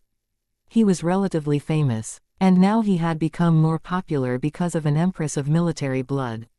In addition, there was Life After Life, Legend of the Demon Flower, which became popular before it was filmed. The popularity of both an empress of military blood and Life After Life, Legend of the Demon Flower made Chao Hanshan very popular. Therefore, because of the gossip, Pei Yuanyuan attracted a lot of publicity too, but most netizens didn't believe that they were together. After all, things in the entertainment industry had no authenticity until there was solid evidence. Moreover, it wasn't uncommon that stars met by chance, so photos couldn't prove anything. However, some believed it. Most of the netizens who believed it said that they didn't want them to be together. They felt that Pei Yuanyuan didn't deserve Chao Hanshan. After all, there was a big gap between their status in the industry. Some other people expressed their blessings. As long as they liked each other, fame didn't matter. Pei Yuanyuan's fans didn't believe that she didn't deserve Chao Hanshan. She was so outstanding, while Chao Hanshan had been put in jail for taking drugs. Their own fans undoubtedly protected them, and other people just watched the drama. For that kind of news, Ji Yuning didn't have much interest. She didn't get mad just because of this unimportant matter. If something serious really happened, she would take action then. It wasn't that she didn't allow her artists to have gossip. She just wouldn't allow them to do bad things. As long as it wasn't a scandal, the company wouldn't blame them. In addition to Chao Hanshan's gossip, other artists also had a lot of rumors and publicity. If the stars couldn't attract people's attention, it would be dangerous.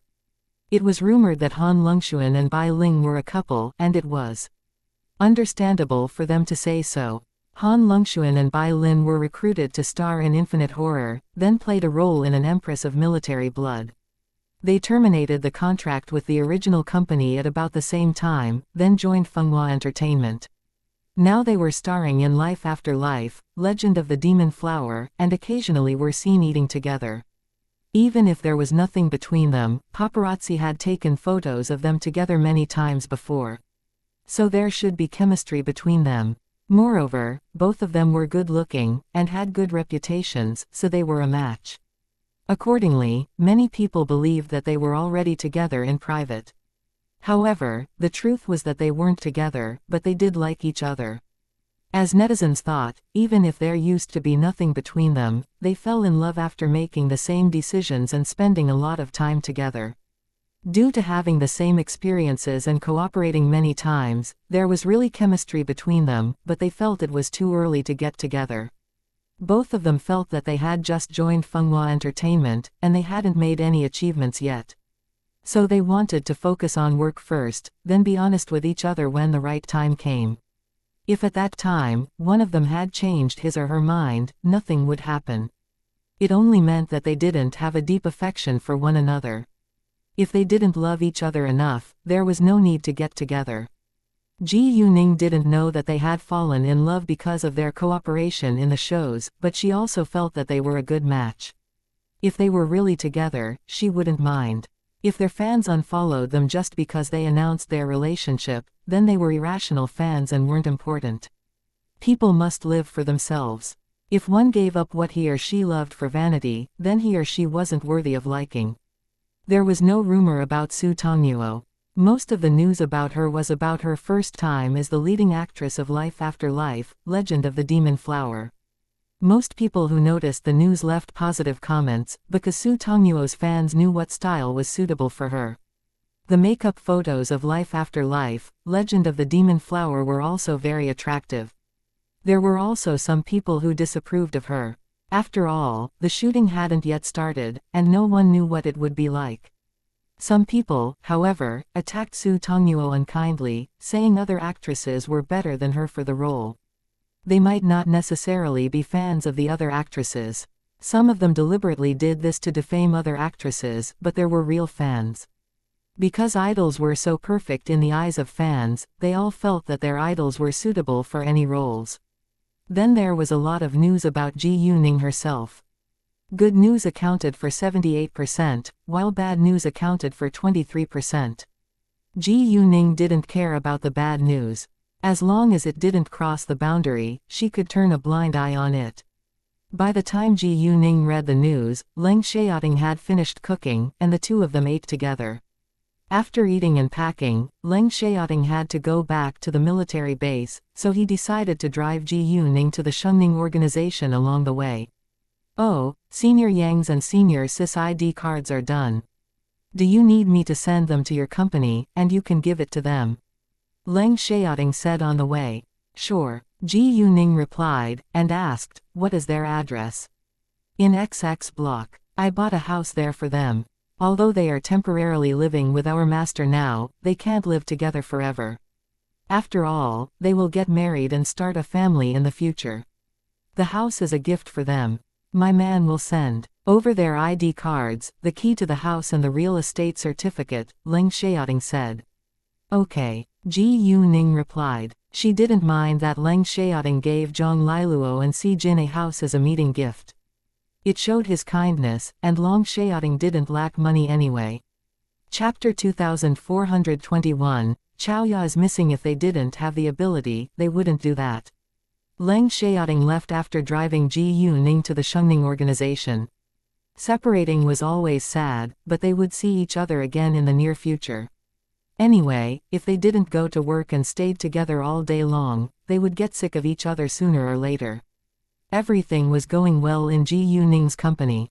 If there was a problem, Chen Kanji would have reported it to her earlier on. At about 3 p.m., someone sent over Zhang Liluo and Si Jin's ID cards and ownership certificate. However, Ji Yuning didn't leave her company until it was 5 p.m.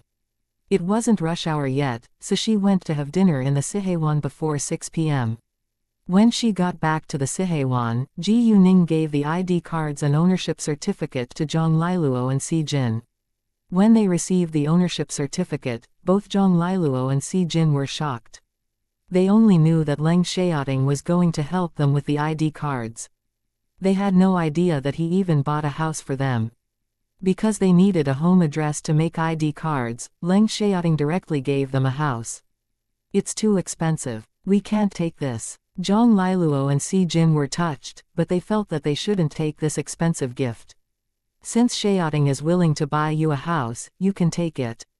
Shangguan Yang said. He was also surprised that Leng Xiaoting would directly give them a house, but there was no reason for him to take it back after he gave it to them. But it's too expensive, said Zhang Liluo with hesitation. Don't worry, the only thing Xiaoting doesn't lack is houses. He has too many to live in. It's very kind of him that he wants to give you a house, so just take it, said Shangguan Yang. Yeah, just take it, said Ji Yuning. Zhang Liluo and Si Jin were convinced by Ji Yuning and Shangguan Yang, so they took it. After that, they called Leng Xiaoting and thanked him in person.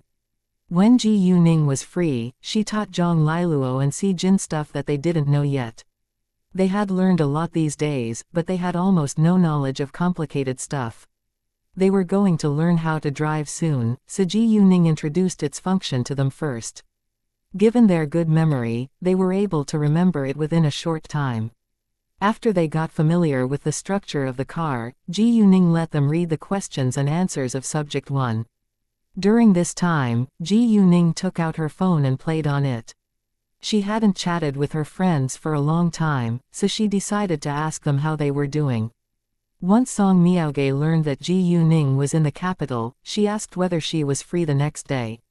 If Ji Yuning was free, they could meet up. Ji Yuning wasn't busy, so she agreed. Zhang Zikai saw their messages and didn't hesitate to join them. Therefore, the three of them made an appointment. They would go shopping in the afternoon, then have dinner the next day. At 3 a.m., Ji Yuning received Gao Yi's call and he told her that Chao Ya was missing. Chao Ya was missing. So late at night, Gao Yi said that there were 3 strangers outside their house earlier. They went to have a look, then got into a fight. The 3 people were very strong and professionally trained. The 2 of them were fighting against 3 people, but they were at an advantage. However, Chao Ya chased after one of them who ran away, so he was left alone against the other 2. He was still at an advantage, but was unable to catch them. When Gao Yi came back to his senses, Chao Ya was already gone. He couldn't find her, so he thought that Chao Ya might have been captured. Those people must have come for the 2 of them, but they couldn't defeat them at the same time, so they decided to capture one of them. The first idea that appeared in Gao Yi's mind was that those people must have been sent by the killer organization they were part of before. After hearing the whole story, Ji Yuning agreed with Gao Yi on his idea. However, it was also possible that she was their target. Because they couldn't catch her, they went to catch her people. Either way, Chao Ya was missing and Ji Yuning would definitely go to find her. She didn't want anything bad to happen to Chao Ya. Without delay, Ji Yuning got up and changed her clothes before going out. The others could hear it when Ji Yuning left so late at night, but they all knew that Ji Yuning could make decisions on her own, so none of them asked her why she went out so late. Actually, if Ji Yuning had to go out so late in the night, it must be because of something very important. So if they stopped her, it might cause her unnecessary trouble. As for Ji Yuning's safety, they were slightly worried, but not too much. After all, Ji Yuning was very good at fighting. She wasn't likely to be hurt. If it was tricky and Ji Yuning needed their help, she would certainly let them know. She wouldn't risk her life. Once Ji Yuning was outside, she called K.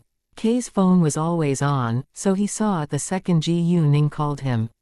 Not many people had his number, and it must be something serious because it was very late now. Accordingly, K immediately picked up his phone. Upon seeing that it was Ji Yuning, he realized that it must be important, so he answered it at once. Chao Ya is missing. Check the surveillance cameras around my house in Century City. About a dozen minutes ago, said Ji Yuning. Sure, K said, then hung up. Without hesitation, he got up and turned on his computer. It was shocking that Chao Ya was missing. She used to be a professional killer. Therefore, Kay thought that she might have been captured by the killer organization she had worked for before. Although he had removed their names off the wanted list, it didn't mean that the killer organization would stop chasing them. It might just pay less attention to them, but it would still catch them if they met by chance. Ji Yuning could also be the target, because she had many enemies. Her enemies might not be able to defeat her, so they decided to catch the people by her side. Before Kay found out the truth, Ji Yuning had to go to Century City. She had no idea where she should go right now. If Kay couldn't get more information before she arrived at Century City, she would try to collect some clues by herself. If Kay got information, she would go after the criminal. It was very late at night and the traffic on the road was light, so Ji Yuning drove as fast as possible. Normally, it would take people 40 minutes to get there, but Ji Yuning arrived in only 20 minutes.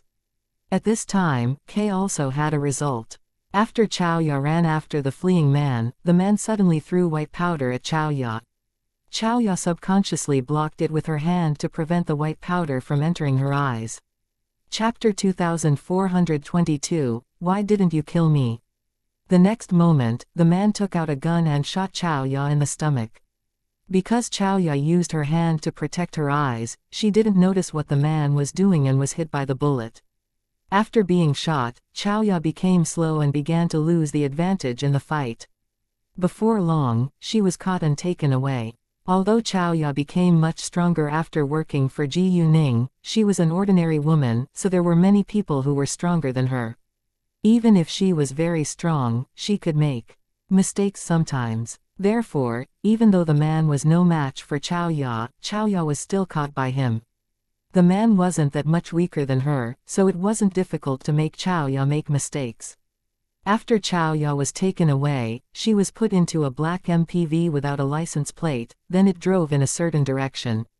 With the message, Ji Yuning immediately went in that direction. In order to know where they went, Ji Yuning kept talking with Kay on the phone. Afterwards, Ji Yuning took out another phone to call Gao Yi and told him where Xiaoya was taken. As soon as Gao Yi learned where they went, he got in his car and drove. Whether he could catch them or not, he wouldn't stay at home and do nothing. At least he had hope when he chased them. Xiaoya was tied up after she was taken away, and her wounds weren't dressed at all. Because she didn't expect accidents to happen when she went out with Gao Yi, she didn't bring power crystals with her. As a result, she was weak after losing so much blood. Luckily, the gunshot wasn't fatal, so she would be fine after a while. Tolerating the pain, Xiaoya asked, "Who are you? Why did you catch me?" Xiaoya also believed that they might have been sent by the killer organization she had worked for before. Although Kay had helped them remove their names off the wanted list, they didn't think they could live a peaceful life afterwards. If members of the killer organization met them by chance, their lives would still be in danger. Therefore, they were very careful after they escaped. "Of course we came to kill you.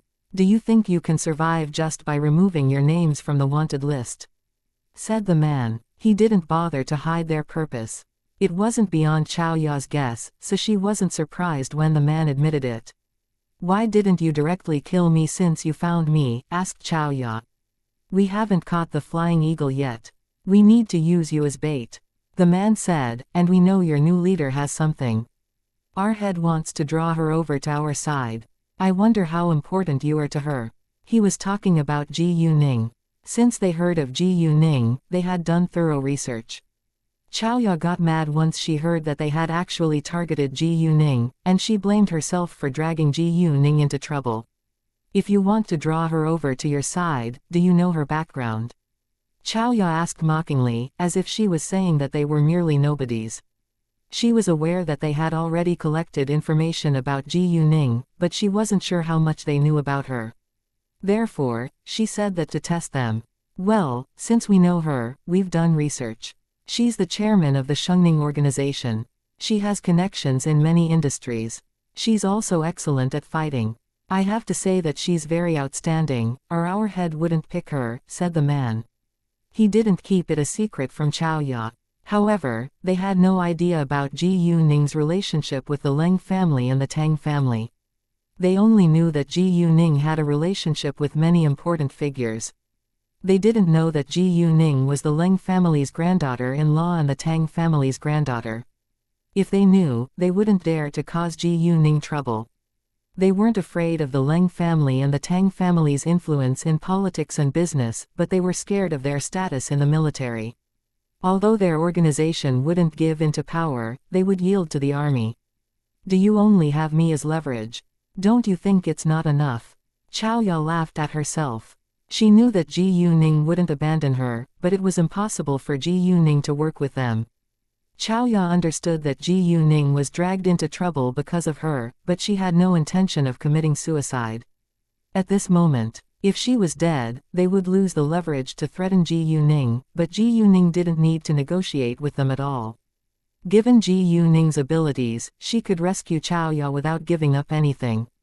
We do not only have you, we'll also harm her business if she doesn't agree. I don't think she can fight back, said the man. He didn't bother to hide their plan from Xiaoya, because he had confidence that Ji Yuning couldn't stop them. In other words, he had great confidence in their organization. He felt that Ji Yuning couldn't stop them even if she knew what they were going to do. Xiaoya didn't ask further about that, but she knew that Ji Yuning would totally ruin their organization if they dared to mess with her. It was easy for Ji Yuning to do. They didn't leave the capital, but went to an abandoned warehouse. After that, they would contact Ji Yuning and make a deal with her. They didn't lure Gao Yi there and catch him before contacting Ji Yuning, although they could hold the two of them hostage by doing that. They thought that Gao Yi would tell Ji Yuning after he noticed that Xiaoya was caught, so it wasn't a smart move if they tried to lure Gao Yi out now. Accordingly, they chose to directly contact Ji Yuning and carry out their plan. However, what they didn't know was that Ji Yuning was already aware of their whereabouts, and she was coming closer. Because of that, they didn't drive fast. They only drove slightly faster than normal. Ji Yuning, on the other hand, drove as fast as possible. Therefore, even though Ji Yuning was 20 minutes later than them, she still got close to them when they had almost reached their destination. In order not to be noticed by them, she didn't continue to go closer, but she could watch them with her jade eyes now. Chapter 2423, Is It True? After a few minutes, their car disappeared from the surveillance cameras, because they went into a narrow road without any surveillance cameras. However, their car was still in Ji Yuning's sight with her jade eyes, so she didn't need Kay to watch them now. She could follow them by herself. Ji Yuning followed their car into the narrow road. After driving for another 2 kilometers, Ji Yuning saw their car stopped at an abandoned warehouse. When she was still 200 meters away from the abandoned warehouse, she stopped the car by the roadside. She decided not to drive closer. It would make noises if she drove closer, which would attract their attention. At this time, Gao Yi hadn't arrived yet, so Ji Yuning told him on the phone to stop behind her after he came. She also told him not to go over without her. She planned to go there alone, not because she was afraid that Gao Yi would be a drag on her, but because it was more convenient for her to do it alone. She could give them a surprise attack. Gao Yi was anxious, but he listened to Ji Yuning because he was unwilling to hold her back. After that, Ji Yuning got out of her car and was ready to walk over. Before that, she let the monster fox out. She wasn't sure whether they had helpers. If they did, their helpers might fight against Gao Yi.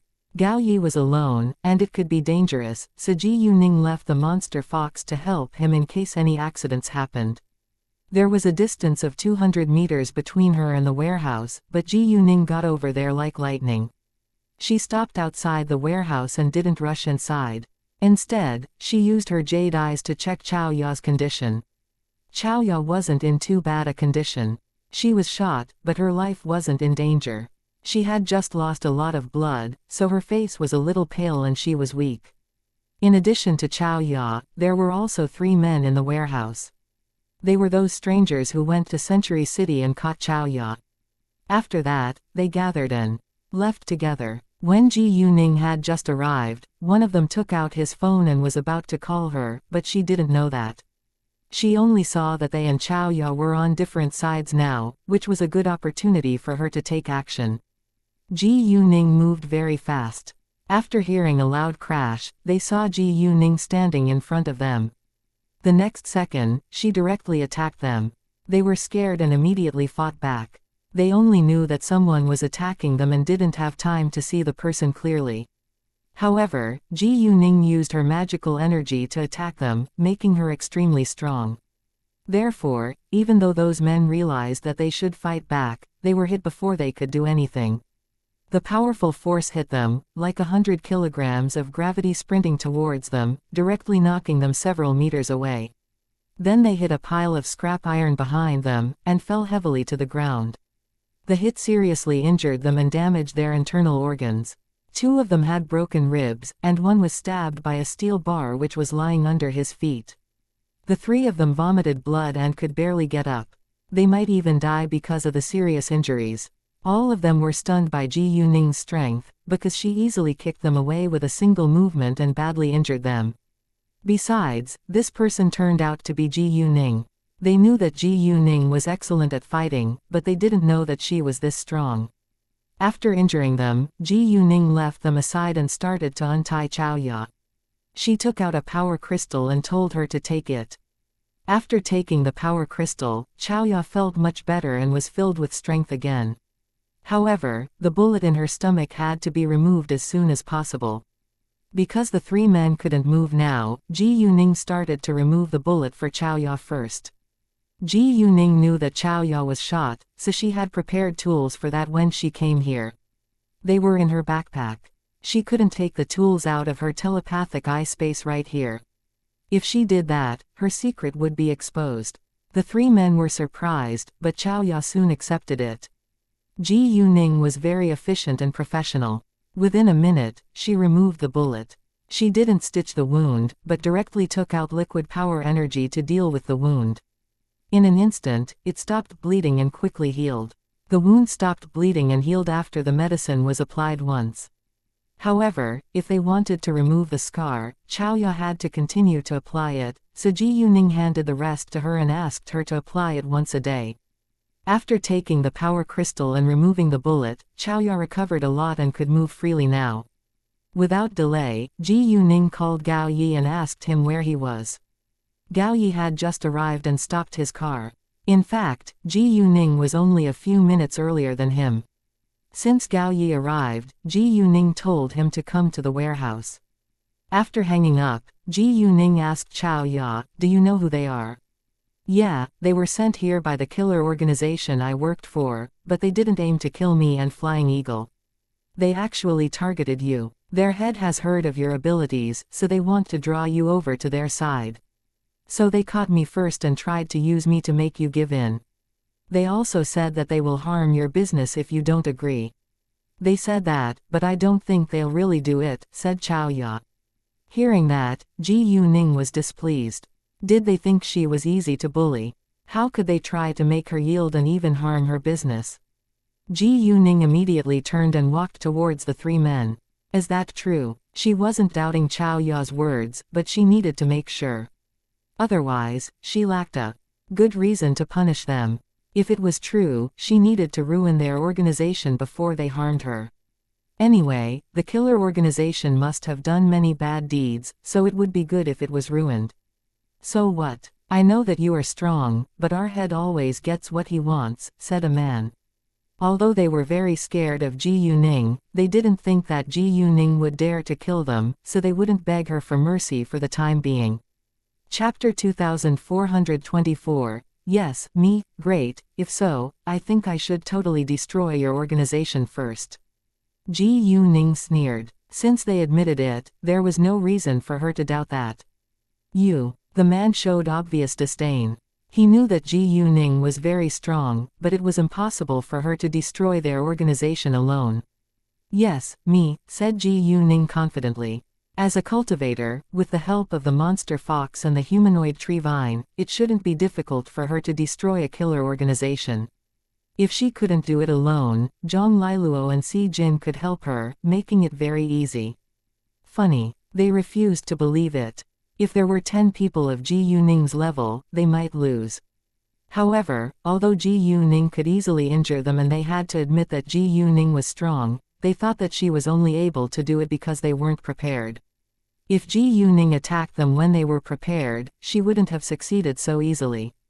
It was true that Ji Yuning succeeded in beating them because they weren't prepared, but it was her skill that allowed her to approach them without them noticing her. And she was able to beat them with a single movement even though they realized what was happening later. Therefore, it was clear that there was a huge gap between their abilities, but those men refused to admit it. At this time, Gao Yi arrived. He wasn't relieved until he saw that Xiaoya was fine, but he still asked worriedly, "Are you all right?" Gao Yi didn't know that Xiaoya was shot, because Ji Yuning didn't want to distract him while he was driving.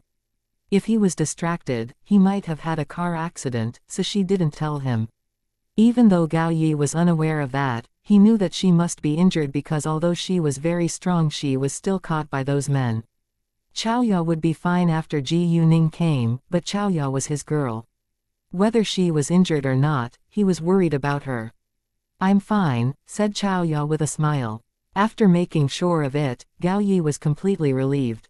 Then he turned to look at those men with a cold face, but he couldn't do anything illegal since Ji Yuning was here.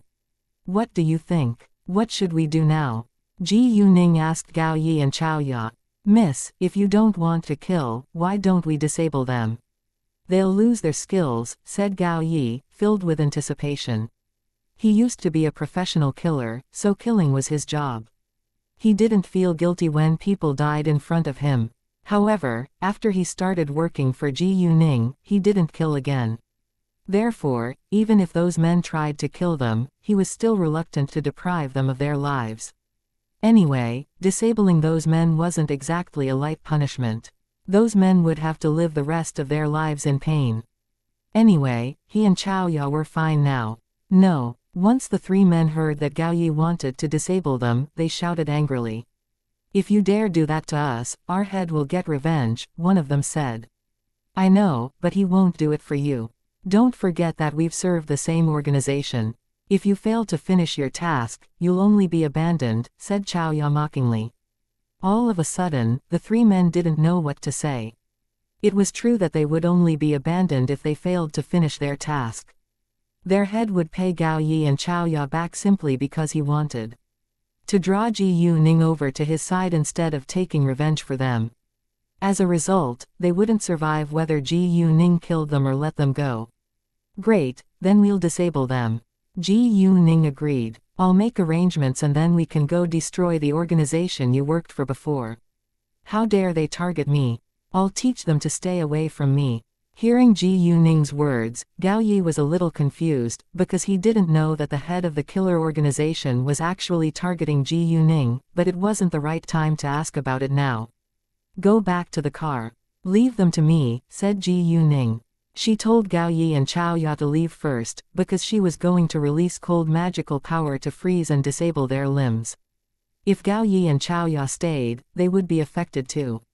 Gao Yi and Xiaoya nodded, then walked out. At this time, the three men began to panic. They wanted to escape, but they were too seriously injured to get back to their feet, let alone run away. It was impossible for them to beg Ji Yuning for mercy. Their pride wouldn't allow them to do that. Anyway, given the current situation, even if they begged Ji Yuning for mercy, she wouldn't let them go. Ji Yuning didn't rush to take action, but only stared at them. When Gao Yi and Xiaoya had walked far away, she released cold magical power to attack them. Instantly, the three of them felt cold, but they thought it was a cold wind blowing in. However, they soon felt their bodies become stiff and sore. So they immediately realized that something wasn't right. What was going on here? They didn't see Ji Yuning do anything to them. Looking at the vague smile on Ji Yuning's face, they felt it was caused by her, but she had just stood there. "What did you do to us?" one of them asked. Although Ji Yuning did nothing except stand there, he knew it must have something to do with her. "Do your bodies feel stiff and painful? Have you noticed that you can barely speak now?" Ji Yuning asked with a faint smile. The three men were scared. Since Ji Yuning mentioned that, it must have been done by her. "What exactly did you do?" the man asked again. He now believed that it was caused by Ji Yuning. "Do you think it's really strange? I didn't move at all, but your bodies have been affected." Ji Yuning laughed. "So, given my abilities, you can hardly harm me. And I meant it when I said that I'm going to destarpy your organization. Believe it or not, it's not difficult for me." The three men were convinced. She did nothing, but they were already losing strength. If she could do that to them, she could do it to other people as well. It was so creepy. Was she even a human? Was she a monster or ghost? Chapter 2425, Set out today. The three of them had the idea at the same time, and they were all extremely frightened. Was she really a monster or a ghost? Although they didn't believe in monsters and ghosts, the strange feeling Ji Yuning gave them made them think that she could be one. Are you really just a businesswoman? One of the men asked. It had become very difficult for him to speak now. Of course I am more than that, said Ji Yuning. From their expressions, she could see that they were suspicious of her, but she didn't care. Even if they had their suspicions, they couldn't tell anyone, and anyway, nobody would believe them. Hearing Ji Yuning's reply, they were sure that she wasn't an ordinary human, or she wouldn't say that. They only knew that she was a businesswoman, but she told them that she was more than that. All right, now, it's up to you whether you can survive today, said Ji Yuning in the end. At this moment, the three men were mostly frozen. They wouldn't die soon, but they could barely move or speak. They could only whimper. Ji Yuning wouldn't throw them away in the wilderness, since it was no different from killing them. Therefore, she planned to call the police later. She simply wanted to scare them by leaving them here. Unfortunately, even if they were rescued, they couldn't be cured and would have to lie in the bed forever. After that, Ji Yuning left, leaving the three men in despair. They felt that they would die here, because they couldn't move or speak. It was impossible for them to seek help. 2 minutes after Gao Yi and Chao Ya returned to the car, Ji Yuning came back, then they left together. It was almost daybreak, so Ji Yuning didn't go back to the Sihewan. Instead she went directly to Century City with Gao Yi and Chao Ya.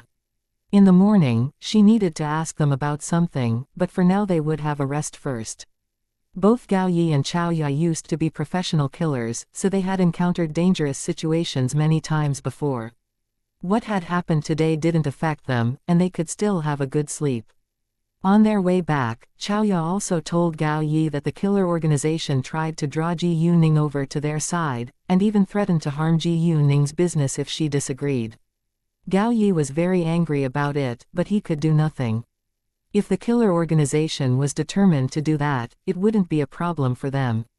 Therefore, Gao Yi supported Ji Yuning if she wanted to completely destroy the killer organization. He believed that she could do it. Jing Yuniao and the others didn't see Ji Yuning even though it was very late, so they guessed that she might have gone to sleep in one of her other homes because it was too late. However, she was still worried about Ji Yuning, so she called Ji Yuning at about 7 a.m. the next day. At this time, Ji Yuning was already up. Although she didn't go to bed until it was daybreak and she had only slept slightly more than 2 hours, she woke up when it was the time for her to normally be awake. Ji Yuning answered Jing Yuniao's call and told her about what had happened last night. And mentioned that because it was too late, she went to sleep in Century City. Knowing that Ji Yuning was safe, Jing Yuniao was relieved. Gao Yi and Chao Ya were awake too. They had made breakfast well, then called Ji Yuning to join them. After having breakfast, Ji Yuning said to Gao Yi and Chao Ya, "I've decided to completely destroy the killer organization you worked for before." "We'll take you there," said Gao Yi. Because they knew that she was going to do that, they were prepared. "Where is it?" Ji Yuning asked. "In City Yuan," said Gao Yi. "Great, to prevent any accidents from happening, we'll set out today. I'll ask 2 other people to go with us. After making sure, we'll book the plane tickets," said Ji Yuning. Then she called Sheng Guanyang and told him her plan. She wanted Zhang Liluo and Si Jin to go with her. She could handle it alone, but it might become a little difficult if Gao Yi and Chao Ya went with her. They wouldn't be a drag on her, but it was too dangerous for them this time. She might not be able to take care of them at that time. If anything bad happened to them, she would feel guilty. However, if she didn't take them, she wouldn't be able to find the place. As a result, she decided to ask Zhang Liluo and Si Jin to go with them. In that case, they could easily carry out their plan. When Sheng Guanyang learned what had happened, he was angry too, so he also supported Ji Yuning destroying the killer organization. He also asked Ji Yuning whether she needed his help. He could kill all of them within seconds. Because Ji Yuning was his disciple, Sheng Guanyang cared about her. And since the killer organization threatened to harm her business if she refused to work with them, he had to do something to protect his disciple.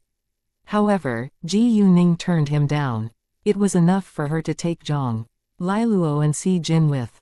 If it was really difficult, she would call Shengguanyang then. Therefore, Shengguanyang didn't insist. He told Zhang Liluo and Si Jin to prepare since Ji Yuning would come to pick them up in a while. Zhang Liluo and Si Jin didn't complain at all when they heard that Ji Yuning needed their help to solve a problem. Instead, they were very happy that they were helpful, because Ji Yuning had helped them a lot. They would come back soon, so they only took their ID cards with them. Afterwards, Ji Yuning went to book plane tickets. Ji Yuning had seen Zhang Liluo's and Si Jin's ID cards, so she could directly book plane tickets for them on the internet. Their flight would take off at 11 a.m. It was currently 8:10 a.m., so they could set out. Ji Yuning needed to pick up Zhang Liluo and Si Jin at the Sihewan before going to the airport. It would take her about 1.5 hours, so it should be about 10 a.m. by the time she arrived. She was right. When she arrived at the airport after she picked up Zhang Liluo and Si Jin, it was 9:50 a.m. It took them about half an hour to finish everything they needed to do to board the plane. Before long, they started to board the plane. Originally, Ji Yuning had an appointment with Song Miaoge, and they would have gone shopping together, but she couldn't go now, so she called Song Miaoge and Zhang Zikai. They were very disappointed, but Ji Yuning left because of something serious, so they didn't blame her. Ji Yuning had used Tang Aining's number to call the police and told them that there were 3 men left in an abandoned warehouse. The police found them and sent them to the hospital. Unfortunately, the results were quite upsetting. Chapter 2426, Why Not? The police found their identities, but it showed that they were all orphans, so they were unable to contact their families. The flight took 3 hours and 10 minutes from the capital to City Yuan. Therefore, when they arrived at City Yuan, it was already 2:30 p.m. They walked out of the airport, then took a taxi to the city center. At this time, it was 3:30 p.m. They didn't rush to take action. They first went to the Wangdang Hotel and had a rest. After the rest, they would eat before going. At 7 p.m., they rented a car from the hotel, then set off. The killer organization that Gao Yi and Chao Ya had worked for wasn't in an unobtrusive place, it was in a manor in a suburb. On the surface, it was a manor, but it was actually the base of a killer organization. Although killer organizations were a very secretive existence, they didn't need to hide in very remote places, such as deep mountains and ancient forests. As long as they had a good cover, no one would know that the basement of a manor turned into the base of a terrifying killer organization. However, that was just the base, and not where their head lived. The heads of killer organizations were always mysterious. Only a few henchmen could see the real face of their heads, because their heads usually had a mask on when they showed up. In order to prevent subordinates from betraying them, the heads of killer organizations never let too many members know their real face. As the heads of killer organizations, they were in a very dangerous position. They could be betrayed by their own subordinates, and could also be assassinated by their peers. They were in a much more dangerous situation than leaders of illegal gangs. Besides, the competition among killer organizations was also fierce. Although Gao Yi and Chao Ya were familiar with the place, Ji Yuning didn't let them drive. She told them to sit in the back seats in case they were recognized. They only needed to guide Ji Yuning to the right place, so Ji Yuning would be the driver. Because it was a manor in a suburb, there was nothing around. Therefore, Ji Yuning could only stop the car nearby, then walked over. She didn't drive there because she was unwilling to drag the Wangdang Hotel into trouble. When they walked over, they didn't bother to hide and directly swaggered forward. It was a private manor, so outsiders weren't allowed to come close. So once they reached the gate, they were stopped. However, the 2 people who guarded the gate were astonished to see Gao Yi and Chao Ya. They were key subordinates of the killer organization and were loyal to their head. They were familiar with every killer and only their own mates were allowed to enter this manor. If they couldn't remember the faces of all the members, they couldn't do their job well. Killers in the organization, however, didn't necessarily know each other. Although it was a base, killers normally wouldn't come back unless they were summoned. They could live outside. Usually, they were taking days off, carrying out tasks, or receiving training somewhere else. Therefore, killers didn't meet often. That was the reason why Gao Yi and Chao Ya failed to recognize the three men who were sent to kill them. Unfortunately, after Gao Yi's and Chao Ya's names were put on the wanted list, the whole organization remembered their faces. If they met by chance one day, they would kill them. After all, only dead people couldn't tell secrets. As long as they were still alive, it was possible that they would tell other people about the killer organization. "How dare you come back?" asked the gatekeeper in surprise. He knew it wasn't a kind visit. "Why not?" Gao Yi said. With Ji Yuning's help, they dared to do anything. If Ji Yuning didn't help them, they indeed wouldn't have dared to come back. "Well, since you're back, don't ever think to leave again," said the gatekeeper, getting ready to attack Gao Yi and Chao Ya.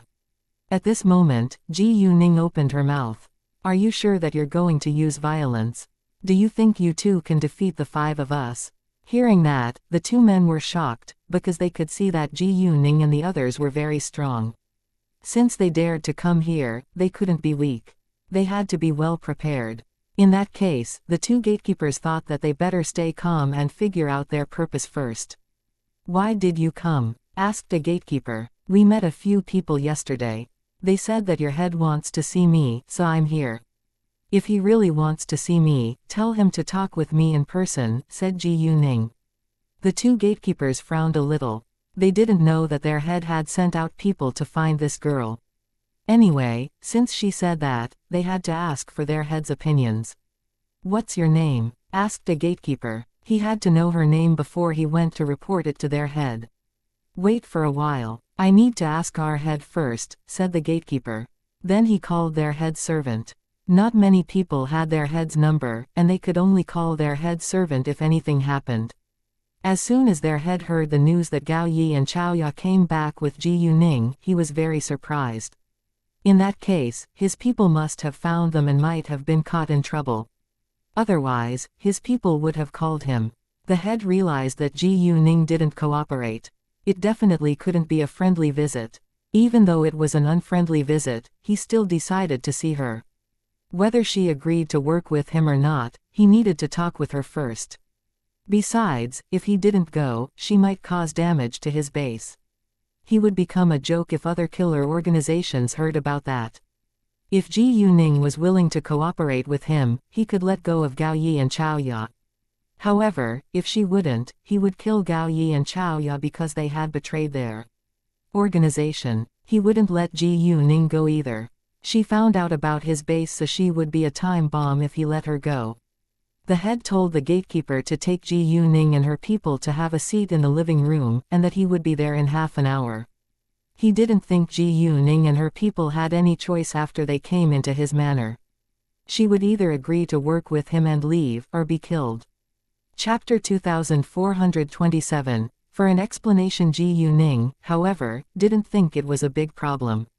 This manor might be very dangerous, but she didn't think she would get hurt. Therefore, when the gatekeeper said that they could go in, Ji Yuning didn't hesitate at all and walked inside. The others did the same. The two gatekeepers, on the other hand, felt they had too much confidence. Weren't they afraid that they wouldn't survive today? One of them stayed to guard the gate, while the other guided them inside. Along the way, Ji Yuning used her jade eyes to check every corner of the manor. This manor looked as normal as any other on the surface. All the people in it were very strong, but it didn't mean that they were all killers. There weren't many people there, the number wouldn't exceed 15. There were 2 guards at the gate of the manor, 2 at the gate of the main building, 2 in the backyard, and 2 in the room. The people outside the door were all guarding and patrolling around, while the people inside were watching TV leisurely. They had to be the management of this organization. The basement of this manor was an important place. It was about 1 meter underneath the ground on the first floor. In the basement, there was a conference room of about 50 square meters, a pantry, a bathroom, and a warehouse. In this warehouse, there were many guns and explosives, as well as some valuable objects, gold, silver, jewelry, antique calligraphy and paintings. All of these things were their payments, because not every person who hired them used cash. In the conference room in the basement, there were 3 people sitting and talking. They might be killers, and their conversation should be related to a task. The gate of the manor was about 100 meters away from the main building. When they approached the gate of the main building, the 2 guards outside walked towards them. They also recognized Gao Yi and Xiaoya, so when they saw them they were surprised. It was beyond their expectation that Gao Yi and Xiaoya would come back by themselves. What happened? One man asked the gatekeeper who brought Ji Yuning and her people over. This is Miss Ji Yu. She's the guest of our head. Our head told them to wait in the living room for a while. He'll arrive in half an hour, said the gatekeeper. Come on in. Hearing that, the man nodded and didn't ask further. They knew what they shouldn't ask about. However, they were still curious about why Ji Yuning came here. Weren't they afraid that they might not be able to leave after they came here? Given their confident and calm look, they didn't seem afraid. Perhaps this Miss Ji Yu had made a deal with their head so that she could protect Flying Bird and Flying Eagle. Guards at the door couldn't go in without permission, so they only rang the bell and waited in silence. Before long, the door opened. A man about 40 years old came to open the door for them. When he saw Gao Yi and Xiaoya, he was surprised too. Housekeeper, this is Miss Ji Yu. She's the guest of our head. Our head told them to wait in the living room for a while. He'll be here in a while. Before the man said anything, the guard reported everything to him. The housekeeper squinted a little, but didn't ask further. Come in, he said. Ji Yuning and the others walked inside. Although he didn't know why Gao Yi and Xiaoya came back with this Miss Ji Yu, they had to be there for something important since they were their head's guests. As the housekeeper, he shouldn't ask about that. He took them to have a seat in the living room, then poured tea for them, but nobody drank it. They weren't afraid that it might be poisoned. Even if the tea was poisoned, they would still be fine after drinking it. They simply didn't want to do that. The housekeeper said nothing, but wouldn't take his eyes away from Gao Yi and Xiaoya. However, Gao Yi and Xiaoya ignored his gaze. Half an hour later, their head came. He was tall and strong and he had a black mask on his face. However, although he covered his face, Ji Yuning had a pair of jade eyes, so she could still see it. He was handsome and young. He should be about 30 years old. When Gao Yi and Xiaoya saw him, they felt slightly guilty, so they didn't dare to meet his eyes. After all, they used to work for him and they had betrayed their organization and the head. When the head saw Gao Yi and Xiaoya, he didn't show obvious anger, because it had happened many times before. Till now, he had punished all the betrayers, except for Gao Yi and Xiaoya. It was because of Ji Yuning. Ji Yuning removed their names and photos from the wanted list and they couldn't be uploaded again. Miss Ji Yu, why are you staring at me the entire time? Did I impress you? The head joked when he noticed that Ji Yuning was focusing on him. Saying that, he went to sit across from Ji Yuning. Ji Yuning wasn't mad at his words and said, since you've done research on me, you should know that I have a fiancé. He's extremely handsome. There is no man who is more attractive than him in this world. I'm not interested in you at all. Your fiancé is indeed very handsome, but I'm not worse than him, said the man. He didn't think that he was less attractive than Leng Xiaoting. Actually, he was almost as good-looking as Leng Xiaoting, but Leng Xiaoting was the most handsome guy in Ji Yuning's opinion. Why don't you take off your mask and let me have a look then? Ji Yuning said. No, I don't think it's a good idea, said the man. It was impossible for him to take off the mask. Ji Yuning had already seen his face, so she didn't care. Miss Ji Yu, I bet you didn't come to my place for cooperation, right? Asked the man with certainty. Yeah, your people captured my people and injured her. They even threatened me and told me that if I don't agree to work with you, you'll harm my business. I don't have a good temper. Since you dare to do that, I need an explanation, said Ji Yuning in a flat voice. She didn't look angry at all. Your people, the head sneered. Perhaps they're your people now, but they've betrayed me. It's my right to punish them. Miss Ji Yu, I do want to cooperate with you. If you're willing to do that, I can let them go. Chapter 2428. Impossible, I don't care what they've done before. They are now working for me. I should surely protect them, said Ji Yuning. Although she knew that it was Gao Yi and Chao Ya's fault for betraying the head, she wouldn't hesitate to protect them after they started to work for her. In addition, they betrayed the head simply because they were reluctant to do bad deeds any longer. There was nothing wrong with that. Hearing that, the head wasn't mad. Miss Ji Yu, is it a no? He asked. It's impossible that I'll cooperate with you. If you agree to let them go and stay away from my business, the problem will be solved today.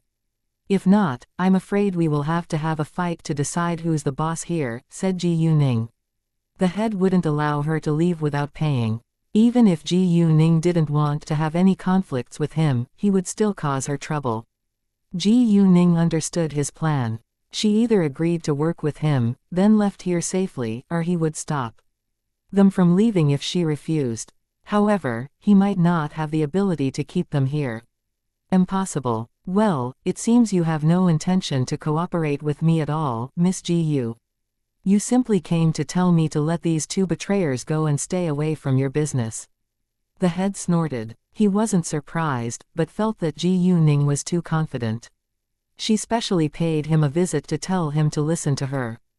Who did she think she was? What place did she think she was in right now? How could she come and go as she wanted? Did she think she was the boss here? Why were they so confident? Could they really leave here later? Even though the housekeeper and the other servants couldn't interrupt now, they looked angry and began to stare at Ji Yuning and the others unkindly. Do you think it's possible? The head asked mockingly. It's up to you. If it doesn't work, I'll destroy this place and solve the problem completely, said Ji Yuning arrogantly. You're arrogant. The head was angered. Ji Yuning just said to his face that she was going to completely destroy his place. The housekeeper and the other men were also angry. Looking at Ji Yuning and her people, they showed a desire to kill. Staring at Ji Yuning, the head put a lot of pressure on her, trying to threaten her, but it was useless. Zhang Liluo and Si Jin weren't affected either. Only Gao Yi and Chao Ya were slightly affected. I'm not only arrogant, I'm also strong. If you don't believe it, give it a try, said Ji Yuning arrogantly again. Great, then I'll see what you can do. Get in here now. The head was extremely mad. The moment he finished speaking, 6 armed men came inside and pointed their guns at Ji Yuning. The housekeeper and other men in the room also took out their guns and pointed them at Ji Yuning and her people. The head knew that Ji Yuning and her people didn't carry guns, because there were sensors at the gate of the manor. If they had something they shouldn't have, they would be discovered. Otherwise, the head wouldn't have allowed them to come in. Facing their guns, Ji Yuning and her people stayed calm. They weren't afraid at all. If they weren't cultivators, they might be in a lot of danger when so many guns were pointed at them. However, they were cultivators. Even if those men fired the guns, there was no need for them to avoid the bullets. They could easily deflect the bullets back with magical energy. By then, only those men would be injured. Although they pointed their guns at Ji Yuning and her people, they did nothing without an order from the head. The head frowned a little when he saw that Ji Yuning and her people stayed so calm. He knew that Ji Yuning must be prepared since she dared to come to his place, but he was curious about her abilities now. Therefore, he was slightly worried that Ji Yuning might really be able to destroy his base. However, at least on the surface, he had to stay tough. Miss Ji Yu, are you sure you're going to destroy my place? Ji Yuning's attitude had angered him and he couldn't wait to get rid of her, but he knew that he would suffer a great loss too if a shootout happened. As the head of the killer organization, he had to keep the organization in consideration, so he still hoped that Ji Yuning could agree to cooperate with them. However, he couldn't accept the conditions she laid out. She wanted him to let go of Gao Yi and Chao Ya and stay away from her business. In his eyes, if they couldn't reach cooperation, Ji Yuning and her people would become a time bomb. Since we dared to come, we're well prepared for this. I don't think a few guns can hurt us. I'm actually surprised by your arrangement. I thought you would arrange for dozens of people to attack us, said Ji Yuning, looking down her nose at the head. That was her real thought. She indeed thought that there would be many killers in this base, so she called Zhang Liluo and Si Jin to come with her. Although she was also a killer in the previous incarnation, she didn't belong to any killer organization. She had only received professional training, so she knew very little about killer organizations. If so, there is nothing I can say now. Fire. The head stopped talking with Ji Yuning, and gave an order to shoot. As soon as he finished, his people shot at Ji Yuning and her people. Right at this time, from Ji Yuning's body, a strong magical energy was generated and formed into a barrier. It covered all of them, but mortals couldn't see it. As a result, in their eyes, Ji Yuning and her people didn't fight back at all.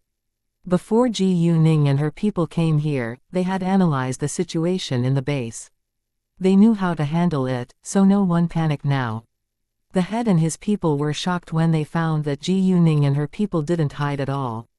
They even felt that they might be dumb and were digging their own graves. The next second, the bullets reached Ji Yuning and her people. However, right when they believed that Ji Yuning and her people were going to be hit by the bullet, the situation completely changed. When the bullets were only half a meter away from Ji Yuning and her people, they suddenly bounced back. This reversal was strange and unexpected, so they widened their eyes in surprise. Unfortunately, before they could react, the 6 of them were hit by the rebounding bullets at the same time. Chapter 2429, Can't Leave. The power of the bullets that bounced back was no lighter than the ones shot, but they just didn't hit in any fatal spots. The head didn't fire his gun, so no bullet came back to hit him, but he was also greatly scared and immediately backed up a few steps. What happened? Why did the bullets bounce back? They were sure that it must have something to do with Ji Yuning and her people, but they still couldn't believe it. It seemed that Ji Yuning and her people could do magic. Could they really do magic? How was it possible? They refused to believe that monsters and ghosts really existed. They didn't believe in magic either, but they couldn't understand what had happened just then. Did they have to believe that some of Ji Yuning's people were monsters or ghosts? Are you humans? The head asked. Although he was frightened, he had to compose himself. More than just that, said Ji Yuning meaningfully. She didn't deny it, nor admit it. She understood their fear, but she didn't bother to explain it. Hearing Ji Yuning's answer, they felt that Ji Yuning or one of her people wasn't a human. Are any of you a monster or ghost? The head was desperate to figure it out, otherwise he wouldn't be able to relax. In fact, even if he figured it out, he would still be anxious. Whether they were humans or monsters, he was doomed to fail today if he continued to fight against them. However, given the current situation, he was left with no choice. Besides, he couldn't accept failure. If you think there is, then there is, said Ji Yuning. She still didn't give him a clear answer. Anyway, she didn't deny it, so they were sure that one of Ji Yuning's people was a monster. Knowing that, the head became worried, but he had to face it. Whatever you are, since you came, you can't leave. Gather more people now, shoot them. The head made a hard decision. He didn't believe that they couldn't injure Ji Yuning and her people, but he was afraid that he might be hurt in the fight, so he moved farther backwards. At the same time, he sounded the alarm to summon all the other people in the manor to help them. Hearing the head's order, the other men in the room began to shoot at Ji Yuning and her people. Although they had all been injured by the rebounding bullets, it wasn't serious and they could still continue to fight. And now they knew that the bullets could be bounced back, so they stayed alert. Once bullets were bounced back, they would swiftly move away. After all, they were trained professionally, and they weren't weaker than those killers. Therefore, the injury didn't affect their agility. Accordingly, they successfully avoided the bullets that were bounced back.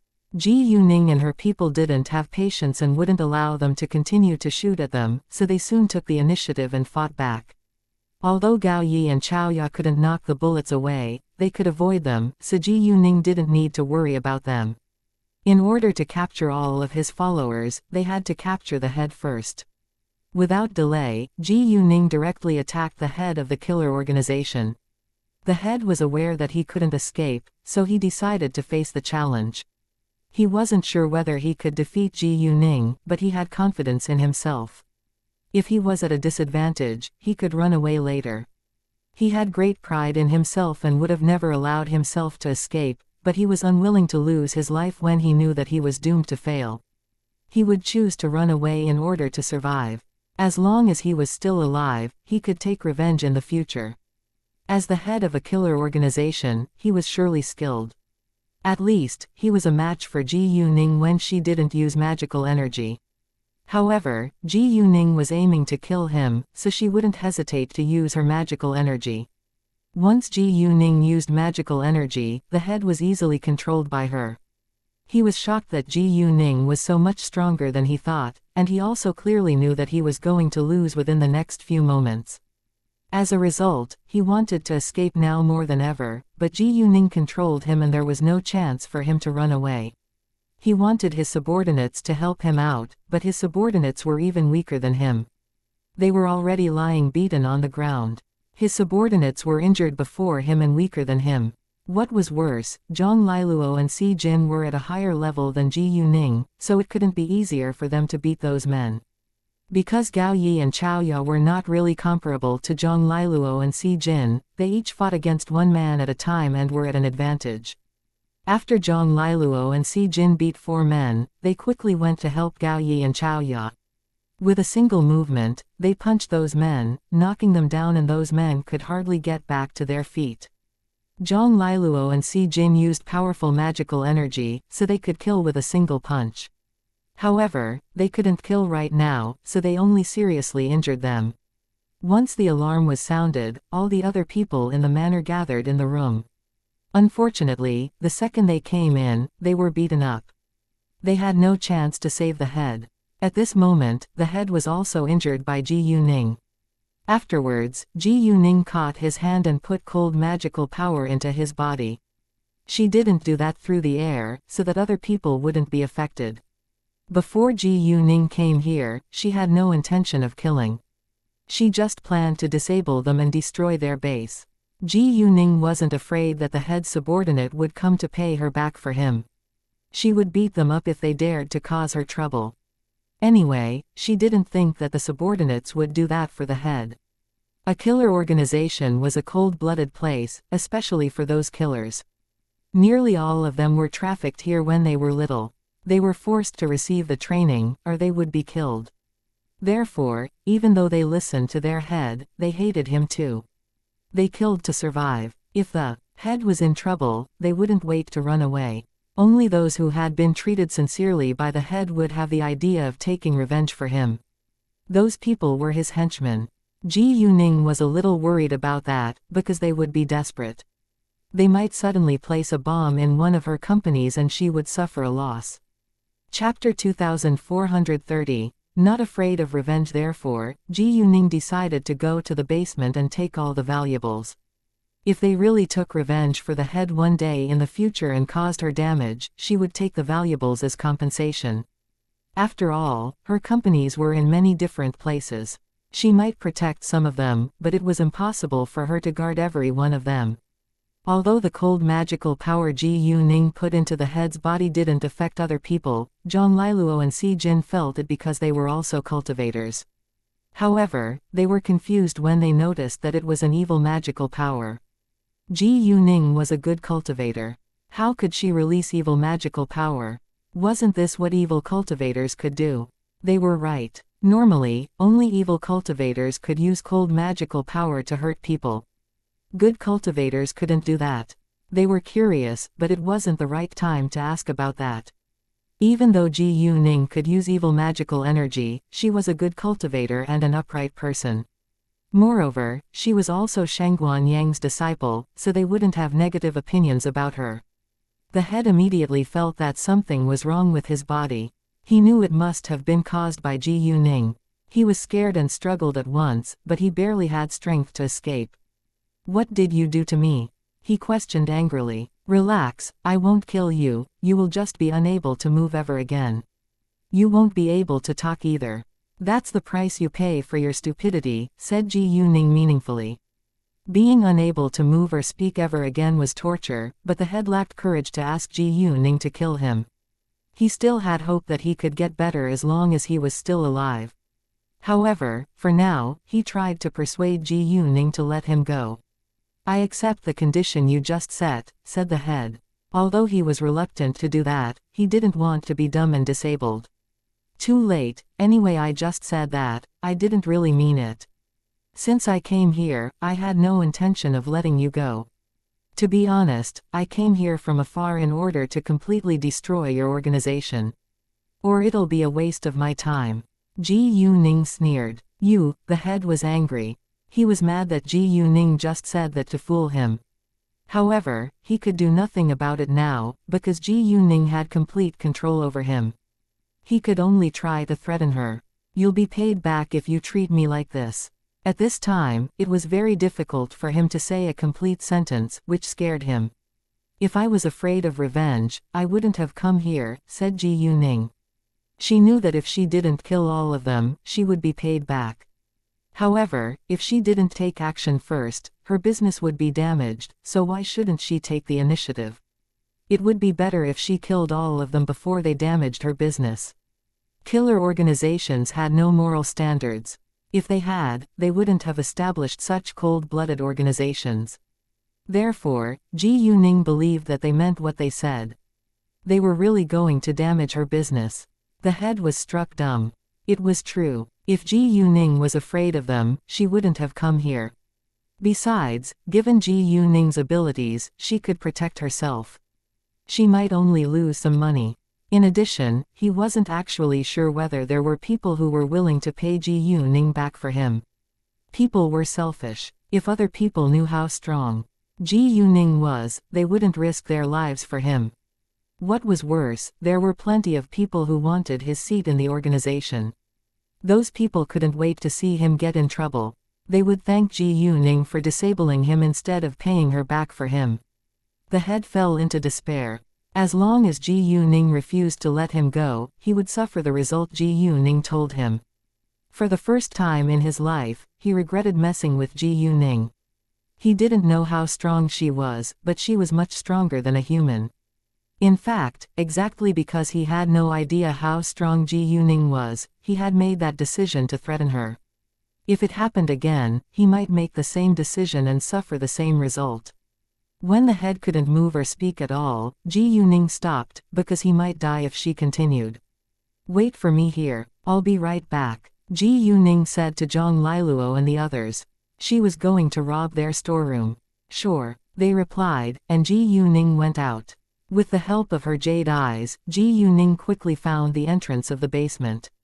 The door was locked, but she easily opened it.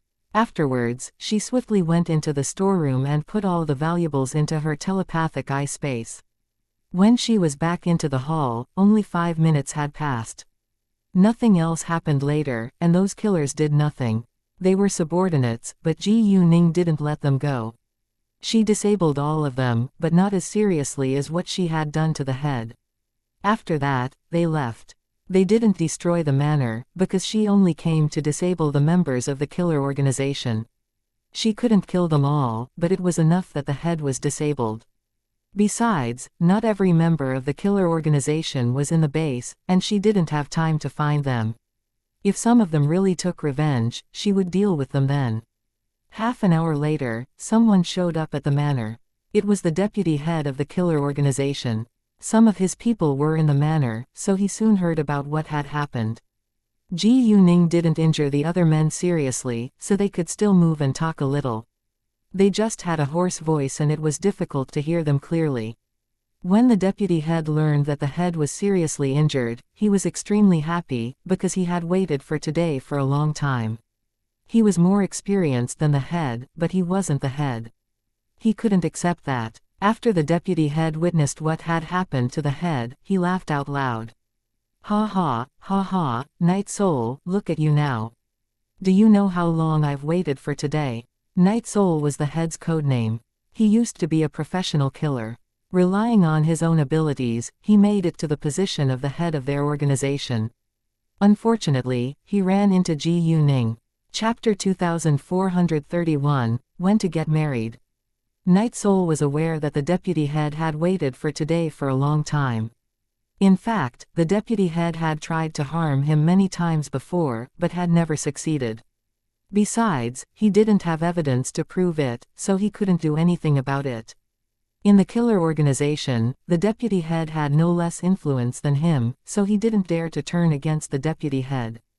There would be no winner, and someone else would take advantage of their conflict. He would also lose his position as the head of the killer organization. Therefore, he chose to tolerate it and sat in his position steadily. Behind the other members' back, Night Soul had tried to murder the deputy head too, so he wasn't too mad when the deputy head did the same thing to him. Both of them wanted the other dead, but they knew what they shouldn't do. No matter how serious the conflicts between them became, they wouldn't hurt their families. They knew each other's real identity, but their families didn't know that they were members of a killer organization. It had nothing to do with their families. It was their own decision. Accordingly, neither of them broke that rule. Now, Night Soul was very angry, but there was nothing he could do. At this moment, the deputy head controlled his life. Whether he could survive or not, it was up to the deputy head. However, Night Soul still hated Ji Yuning the most. If it hadn't been for her, he wouldn't have fallen into such a desperate situation. Well, since the head can't move or speak, I don't think he can be our head any longer. From now on, I'll take that responsibility. And you, don't worry, I'll send you to a good hospital. The deputy head gloated over his misfortune and looked very excited. He was really grateful to the person who injured Night Soul, so he wouldn't bother to pay her back. Anyway, she could easily injure Night Soul so badly, so he would be no match for her. He wasn't dumb, and wouldn't risk his life. He only hoped that she only had a grudge against Night Soul instead of their organization. After injuring Night Soul, she should stop damaging their organization. After all, he who understood the times was a wise man. Among the people here, except for one man who served the deputy head, all of them were Night Soul's men. Unfortunately, they could barely protect themselves now, let alone protect Night Soul. After Ji Yuning and the others went back to the hotel, they directly went to rest in their rooms. They booked 2 presidential suites. One suite had 3 rooms, while the other had 2 rooms. Gao Yi and Zhang Liluo stayed in the suite with 2 rooms, while Ji Yuning and the girls slept in the suite with 3 rooms. Although Gao Yi and Chao Ya, and Zhang Liluo and Si Jin were couples, Ji Yuning went out with them, so they preferred not to sleep in the same room as a couple. Actually, even if Ji Yuning didn't go out with them, Zhang Liluo and Si Jin still wouldn't stay in the same room. They were born in an ancient time, so they had conservative values. Before they got married, they wouldn't have sex. Before they left, Ji Yuning put a miniature camera in the manor, so she could see the situation over there. She bet that the head had no ability to take revenge now even if he had that thought. The next day, Ji Yuning and the others didn't leave right after they got up. They stayed in City Yuan for another half a day and left at night because they wanted to see what the killer organization would do. However, it stayed very quiet. Even if the organization wanted to do something, it would only happen within the organization. No outsiders would know about it. After all, it was a killer organization and the government would definitely get rid of it once it was exposed. If it was only an illegal gang, the government would allow it to exist. At about 2 p.m., news came out. It was said that the heir of the Qin family in City Yuan was suddenly handicapped. The heir of the Qin family was Night Soul. And the Qin family was a major rich family in City Yuan. As soon as Ji Yuning heard the news, she did research to figure out whether the Qin family was aware that its heir was actually the head of a killer organization. If the Qin family knew, they would certainly pay her back after knowing that she injured Night Soul. Although Ji Yuning wasn't afraid of trouble, she was still unwilling to deal with unnecessary trouble. If the Qin family only targeted her, it wouldn't be a problem. However, if they targeted her business, it would become an issue. She could make them pay for her loss, but it wouldn't do her any good. If her factories were damaged, it would affect the supply of her products. After Ji Yuning's research, she figured out that the Qin family didn't know that its heir was also the head of a killer organization. However, she wasn't sure whether they would find out now that Night Soul was injured. Anyway, she would see what she could do according to the situation in the future. She had limited abilities, so she could only deal with trouble when it came. Ji Yuning didn't ask Gao Yi and Chao Ya to stay and watch the Qin family, because it was where the killer organization was based. Its members often came here, and could easily recognize them. After all, Night Soul gave an order to chase and kill Gao Yi and Chao Ya. If they were discovered, they would be in a lot of danger. Back in the capital, it was already 10 p.m. Ji Yuning drove Zhang Liluo and Si Jin back to the Sihewan first, then went to Century City with Gao Yi and Chao Ya. Because they just had conflict with a killer organization, Ji Yuning stayed in Century City for a few days in case Gao Yi and Chao Ya were targeted again. Wherever she went, she would take them with her. As Ji Yuning's personal assistants, it was actually their job to follow Ji Yuning everywhere. However, sometimes, Ji Yuning told them to have some private time, so they didn't stay by her side every day. In addition to that, Ji Yuning did it for another reason. She asked them, "Oh, have you ever thought about getting married?" Ji Yuning had that question for a long time, because Gao Yi and Chao Ya were both in their 30s. They ought to have a family at that age. We've never thought about that," said Chao Ya. In fact, she had thought about it, but she didn't think it was a good choice for their life. "Why? Is it because of me? You are my bodyguards and you have to stay with me all the time and protect me, but you still can have your own life. I also don't need you to protect me forever. You can have another job if you want. You can live an ordinary life like everyone else," said Ji Yuning. Chapter 2432. Marriage is a deal. As bodyguards, they didn't have much free time and had to stay by Ji Yuning's side most of the time. Therefore, Ji Yuning planned to let them do something else. She couldn't keep them as her bodyguards forever, since it would be a waste of their lives. Moreover, Ji Yuning didn't need bodyguards. She only needed them to deal with things for her when it was necessary, so they would live their own life sooner or later. Gao Yi and Chao Ya were surprised by Ji Yuning's plan. At the same time, they were touched too. They ran away from the killer organization in order to live an ordinary life, so they actually wanted to get married and have a family. However, they felt that they couldn't work for Ji Yuning devotedly after they got married and had a family. That being the case, they would feel a little guilty. After all, they had only worked for her for a very short time. Anyway, they decided not to get married before Ji Yuning was married. "Well, we'll get married after you're married, Miss Ji Yu," said Chao Ya. Ji Yuning would get married 2 years later, which wasn't too long. Most importantly, they could work for her for 2 more years. They wanted to do their job well. Ji Yuning understood what they were thinking. She sighed and said, "I know you care about me, but it's not necessary. Miss Ji Yu, it's our decision. After you're married, we'll get married," said Chao Ya with determination. Although it was actually only her decision, she believed that Gao Yi would agree with her. "Right, Miss Ji Yu, even if we get married, we won't have a baby within 3 years. We aren't in a rush to get a marriage certificate," said Gao Yi. He indeed agreed with Chao Ya on what she said, because he had the same idea. Fine. Since both Chao Ya and Gao Yi decided to do that, Ji Yuning nodded. If she continued to talk about that, they might be mentally burdened. Because they had no plan to have a baby. Within the next 3 years, it wasn't necessary for them to get a marriage certificate right now. Even if they were legally married now, their work and life would stay the same without a baby. They weren't that young, but they weren't old either. Ji Yuman could still give birth when she was 40 years old, while in 3 years, Chao Ya would only be 32. So it wasn't too old for having a child. Back in Century City, it was late, so they all went to rest in their own homes. Leng Xiaoting didn't contact Ji Yuning today, so Ji Yuning didn't bother to contact him, because she knew that he must be occupied and his phone was turned off. As long as Leng Xiaoting's phone was on, he would contact Ji Yuning no matter how busy he was. The next day, Gao Yi and Chao Ya followed Ji Yuning to her company. Ji Yuning talked with Chen Kanji about the work. She told him to inform every manager of each company and factory to be careful these days, because some people might sabotage them.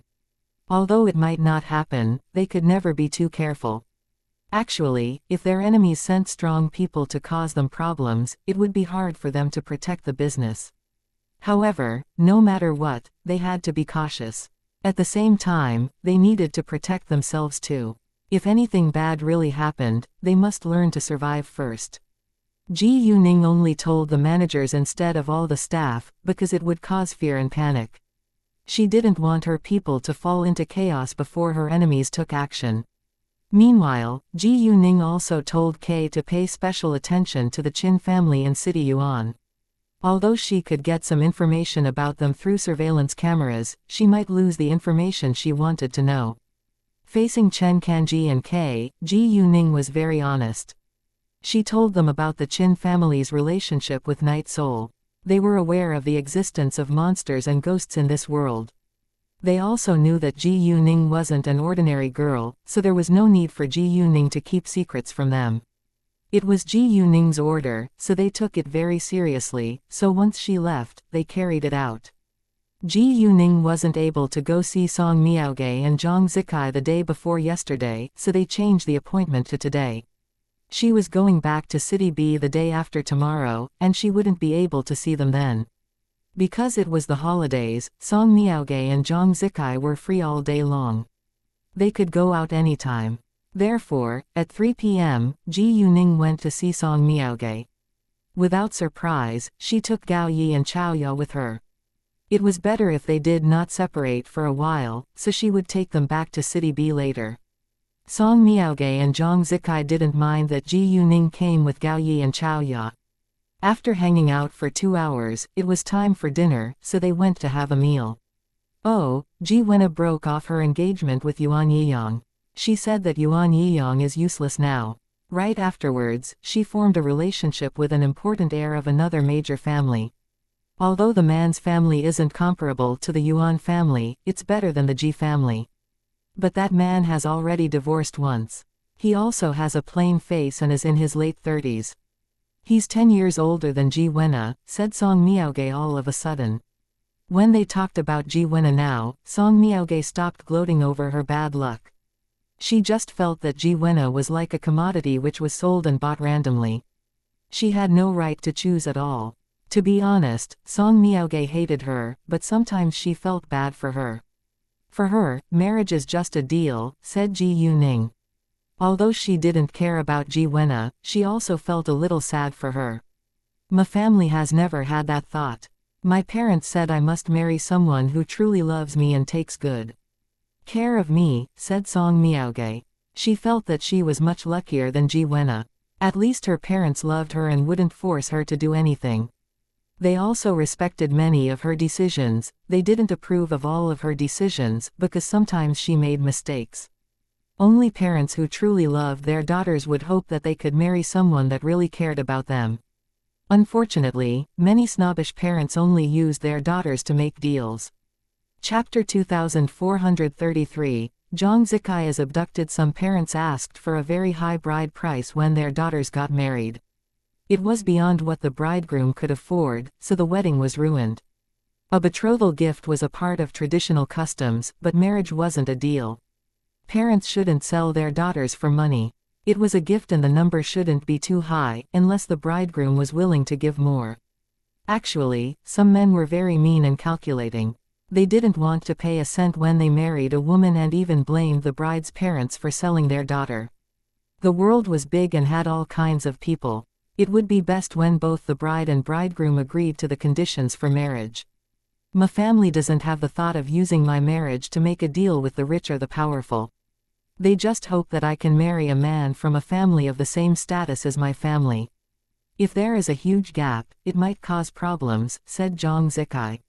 It's true, especially when the wife's family is more influential than the husband's. Most men have a big ego.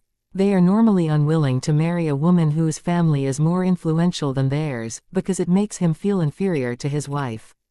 Even if they accept it for love or for money, they'll still be mentally unstable if they can prove themselves in the future. They'll betray you. Well, there are good men, but it's really hard to find one in today's society. You never know what kind of man you marry until his real color is exposed, said Ji Yuning. In today's society, there were more people who cared about status than those who didn't, so it was a realistic, not an idealistic world. For example, when Ji Yuning became Leng Xiaoting's girlfriend, after she found out his family's status, she had asked him whether his family would dislike her. She had her pride, and didn't want to be disdained. She was also ambitious, and she wouldn't stop making new achievements. Even if Leng Xiaoting's family didn't accept her, she wouldn't be affected, because she only cared about Leng Xiaoting's attitude. As long as Leng Xiaoting defended her, she wouldn't mind what the Leng family said about her and she would be together with him.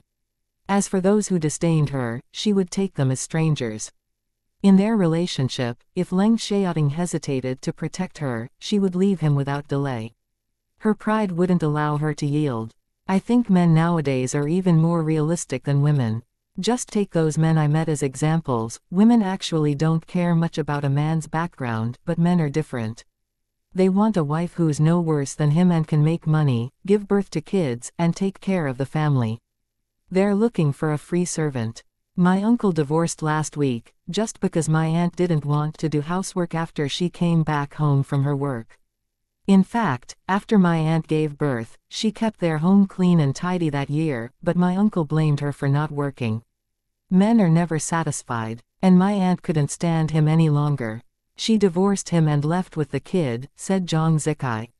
She disapproved of her uncle's behavior and even swore at him when she heard the news.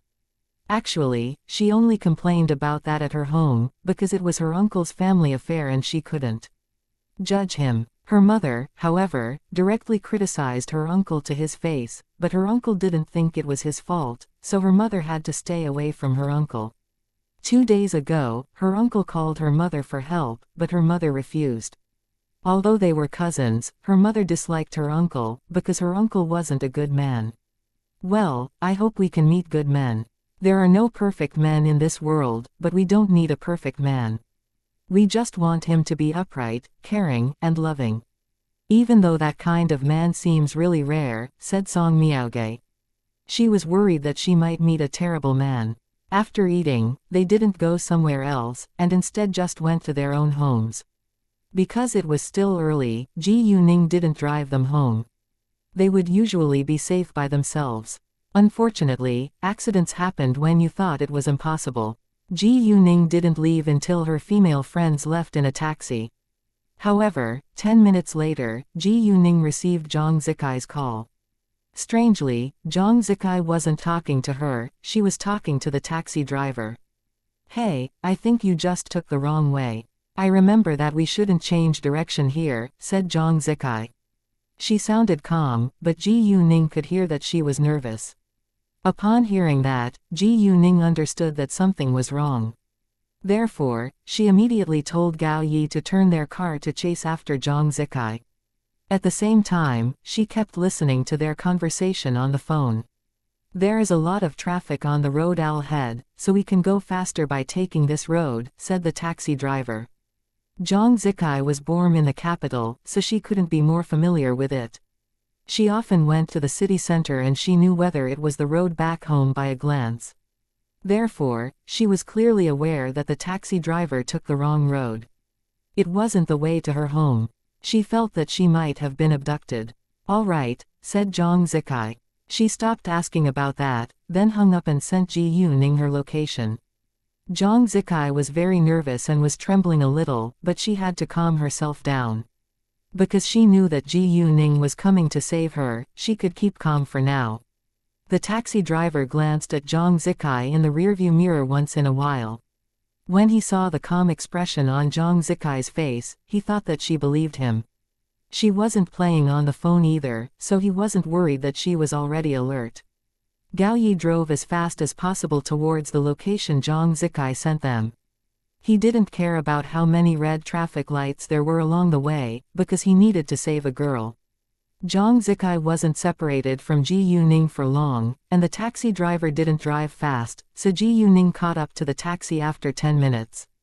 Chapter 2434, a paradox. Because Ji Yuning watched Zhang Zikai take the taxi and leave, she remembered the license plate number of the taxi. So when they were near, Ji Yuning used her jade eyes to check the license plate first. After making sure, she checked Zhang Zikai's safety at once. Luckily, Zhang Zikai was still fine, so she felt relieved. Although Ji Yuning wasn't very familiar with the capital, she was still certain that this road wasn't the right way to Zhang Zikai's home. On the contrary, they were moving far away from their destination. Ji Yuning didn't know why the taxi driver did it. Did he figure out that she was rich after knowing where she lived? Did he do it for money? Or did he want to sexually assault her because she was pretty? No matter what, he couldn't be a good guy. As soon as Ji Yuning was sure that Zhang Zikai was fine, she sent her a message and told her that they were right behind. There was no need for her to be afraid. After reading Ji Yuning's message, Zhang Zikai was relieved. Because she trusted Ji Yuning, she wasn't so scared now, although she was still a little nervous. The next moment, Ji Yuning told Gao Yi to knock into the taxi. She decided to cause an accident to force the taxi driver to stop. She couldn't let the taxi driver know that he was already exposed, because it might cause an unwanted result. Therefore, Gao Yi drove straight into the taxi. It wasn't serious, but the taxi driver had to stop and deal with it. The taxi driver was a man of about 40, who had a plain face. Once he got out of the taxi, he swore at Gao Yi, "What the fuck? Are you blind?" When the taxi driver was out, Ji Yuning and Qu Xiaoya left their car as well. Zhang Zikai seized the chance and rapidly ran towards Ji Yuning. Without delay, Ji Yuning told Qu Xiaoya to catch the taxi driver. "What do you want to do? Let me go." The taxi driver was scared and struggled right away. Unfortunately, he was too weak and could not get rid of them. He thought that they didn't want to pay compensation, so they used violence to threaten him, but he soon realized what was happening. When Zhang Zikai ran to Ji Yuning at the same time, he panicked. When did the girl seek help? How could he notice nothing? Other people who drove by them also believed that Ji Yuning didn't want to pay compensation after knocking the taxi, so some of them stopped and stood out. Leave it to the traffic police if there is a car accident. Don't fight. Right, be reasonable. How could you beat him after you knocked into his car? Right, it's you who knocked my car. How could you hurt me now? The taxi driver hurled the blame at Ji Yuning at once when he saw that many people stood out for him. Really? Is it the truth? Ji Yuning sneered at the taxi driver. The taxi driver panicked again. He obviously knew it wasn't the truth, but he couldn't admit his crime. Ji Yuning felt touched by other people's sense of justice, but they defended the wrong person. Therefore, she explained, "I'm sorry, I knocked into his taxi on purpose, but there is a reason for that. This girl is my friend. We just ate together and left separately. I watched her take a taxi and leave, but this taxi driver didn't send her home. Instead, he drove her to another place. My friend was scared and turned to me for help, so I chased after them. I was afraid that he would hurt my friend if he found out that he was already exposed, so I deliberately knocked into his car to force him to stop." Hearing that, everyone was shocked. This taxi driver actually wanted to kidnap this girl. There was a lot of news that single girls disappeared after taking a taxi. When they were found, they were already killed after being raped. As a result, people changed their attitude at once, especially when they saw Zhang Zikai hide behind Ji Yuning in horror. They turned to glare at the taxi driver. Jesus, it turns out that he's the bad guy. He wanted to abduct the girl. Call the police now. We shouldn't let him go. Right, it's so scary. If this girl weren't rescued, she could. Saying that, someone took out his phone to call the police. Ji Yuning didn't stop him, because she had the same idea. Although nothing serious happened this time, it didn't mean that the taxi driver was innocent. If Ji Yuning hadn't rushed over, Zhang Zikai could have been hurt by him, so the taxi driver had to pay for his behavior. Seeing that, the taxi driver hurriedly denied it. Nonsense, she's lying. I didn't. If he was caught by the police and was determined guilty, he could be put in jail or arrested for half a month. After being arrested for half a month, he would be a humiliation for his family. His wife would divorce him once she learned what he had done. At this moment, the taxi driver was full of regrets. My friend told you she needed to go to Manting Mansion. But this road isn't the right way, said Ji Yuning. I heard it wrong. I thought she was going to Fengting Mansion. The taxi driver argued, trying to avoid the blame, but the guilty look on his face betrayed him. Some onlookers didn't see that, and they felt that he might be innocent. However, more people refused to believe that. In addition, there was a big difference between Manting Mansion and Funting Mansion. How could he hear it wrong? There is a big difference between Manting Mansion and Funting Mansion. How could you hear it wrong? My friend also asked you about it halfway on the road. You admitted that it's not the usual way to her home. You even said that there is a lot of traffic ahead, so you took the faster way. Anyway, this isn't the way to Funting Mansion either. It's a paradox, said Ji Yu-ning at this time. Those who felt that the taxi driver might be innocent changed their opinions. It seemed that he was really guilty. Ridiculous. I didn't say that. You can't blame me for what I didn't do. The taxi driver denied it emotionally. Only the girl and him were in the taxi just then, so he believed that he could get away with it as long as he refused to admit the crime. Chapter 2435. Leave it to the police. You said it very clearly, Ji Yu-ning. Then she took out her phone and played the recording of Zhang Zikai's conversation with the taxi driver. Ji Yu-ning's phone would record her calls, so every conversation she had on the phone would be recorded. When the taxi driver heard the recording, there was nothing he could argue about. He knew that he couldn't deny it again, so he tried to run away, but Xiaoya was too strong for him. At this time, people became angrier at him. Let me go, let me go. The taxi driver ached to leave and didn't care whether people were criticizing him. He was reluctant to be taken to the Public Security Bureau. Since you dare do it, you must take responsibility. It's too late to regret it now, said Xiaoya coldly. I didn't do anything to her. You can't catch me. If my wife knows, she'll divorce me. Please let me go. The taxi driver began to beg them. Once he said that, it proved that he indeed tried to sexually assault Zhang Zikai just then. Why weren't you afraid that your wife will find out just now? If you really hurt the girl, you could be put in jail. An onlooker said. He had no sympathy for this taxi driver. I just lost my reason. I promise it won't happen again. I won't do it again. Please let me go. Please, I'm begging you. The taxi driver cried out. He was really full of regret now. Watching him crying, several people softened. You didn't regret it until you were caught. What if we failed to catch you? Even if you know it's wrong right now, you made a terrible mistake. If I hadn't rushed over, my friend would have been hurt by you. You can't deny that, said Ji Yu-ning. She made it very clear in order to stop other people from being sympathetic to the taxi driver. It would only make bad people think that it wasn't a big deal even though they did bad deeds. They would believe that they could easily get away with the crime as long as they apologized tearfully. Some people indeed had a little sympathy for the taxi driver, but they soon came back to their reason after hearing Ji Yu-ning's words. Right, if the girl hadn't sensed the danger, she could have been hurt by the man. So we better leave it to the police. If bad people don't pay for their bad deeds, the world will become a terrible place. The taxi driver realized that they wouldn't let him go no matter how he begged them, so he had to accept the result. There was nothing else he could do right now. Xiaoya was too strong, and he could not get rid of her. Before long, the police came. The several policemen recognized Ji Yu-ning, so they were excited to see her. Hi, Miss Ji Yu. They greeted her respectfully. When other people saw the police's attitude towards Ji Yu-ning, they immediately understood that she was an important figure. Seeing that, the taxi driver was more frightened. Nice to see you all. Ji Yu-ning replied with a smile, then told them the whole story. The policemen were mad after hearing the story and knowing that the girl was Ji Yu-ning's friend. Ji Yu-ning was unwilling to bully the taxi driver with her influence, so she told them to deal with the case according to the law. Because Ji Yu-ning had evidence and the taxi driver admitted the crime, the police didn't need Ji Yu-ning and her people to go to the Public Security Bureau for their confessions.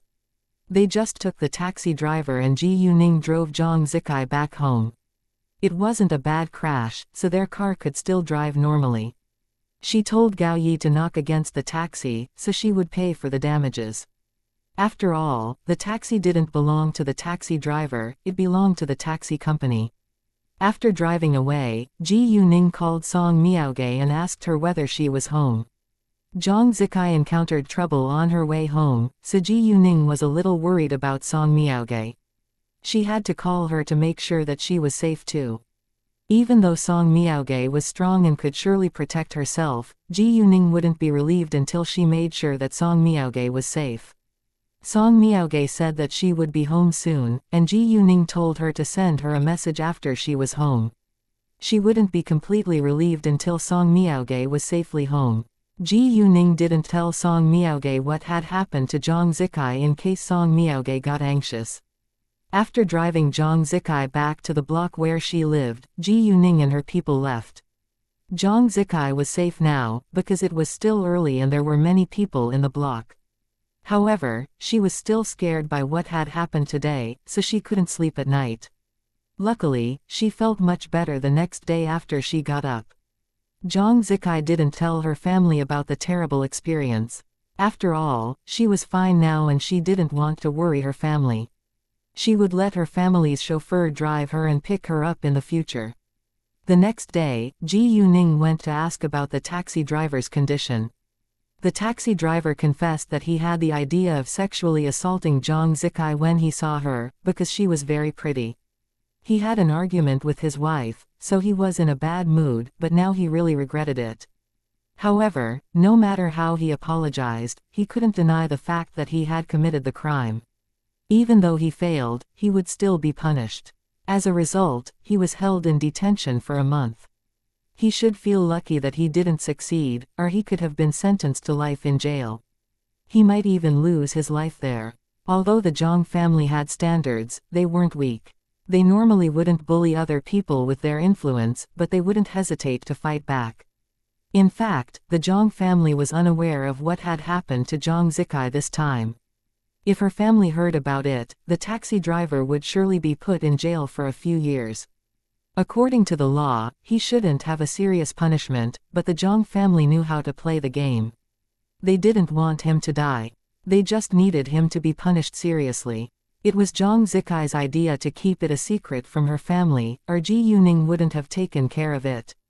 If she dealt with it without the Zhang family's agreement, it might cause conflict. Chapter 2436, It's Real. Afterwards, Ji Yuning told Zhang Zikai about the punishment the taxi driver received in the end. Although Zhang Zikai hated the taxi driver didn't succeed in hurting her, so she accepted the result. After finding out the result at the Public Security Bureau, Ji Yuning went to the antique street. She should provide more antiques for Xianxia Antique Store now, because it was running out of commodities. For safety, Ji Yuning couldn't leave too many antiques there. Once she arrived at the antique street, Ji Yuning used her jade eyes to see whether there were real antiques. She hadn't visited the antique street for a long time, and she had good luck this time. Most of the shop owners and staffers were familiar with Ji Yuning, but the stands at the sides of the road weren't, so Ji Yuning went straight to buy antiques if she saw any real ones. Although they weren't very valuable, it was a cost-effective way to collect real antiques. Therefore, Ji Yuning didn't bother to bargain over the prices. She would make a lot of money from them anyway. After Ji Yuning left with a real antique, a stand owner who recognized her said quietly, "Oh, what should I say? Is it a good thing or a bad thing for you? There was a real antique on your stand, but you didn't know. You just sold it. If you knew it's real, you could make a fortune from it." "What did you say? Do you mean the one I just sold is real?" The other stand owner rounded his eyes in shock and couldn't believe his ears. Although they did antique business, they normally sold fake ones. If he knew there was a real one on his stand, he surely wouldn't sell it. "Yes," stand owner A replied. "Why didn't you tell me? Jesus, it's real. How much is it worth?" Stand owner B was heavily hit. "I didn't know it. If I had known it, I would have bought it earlier. The girl picked it up, so I realized it must be real. Even if I knew it's real, I didn't dare to tell you." "Do you know who she is?" "She's the boss of Xianxia Antique Store. She's much more influential than you can imagine. I don't dare to mess with her," said stand owner A. Hearing that, stand owner B was stunned. In despair, he sank to the ground. The girl was an important figure, so he didn't dare to ask her to return the antique to him. People around them also felt sorry for stand owner B. What he just sold was a piece of bronzeware. If it was real, it could be worth at least hundreds of thousands of yuan, but he sold it for just several thousand yuan. He originally thought he asked for a high price, and even felt happy for making a lot of money from the deal. Unfortunately, it turned out that he was the dumb one and the girl made a fortune instead. Because of the unprofitable deal, he was too sad to manage his stand today and directly went home. After Ji Yuning sent the antiques to Xianxia Antique Store, she stayed there for a while, then left. Stand owners had mixed emotions when they saw Ji Yuning. They hoped that she could stop before their stands, but they didn't want her to buy their antiques.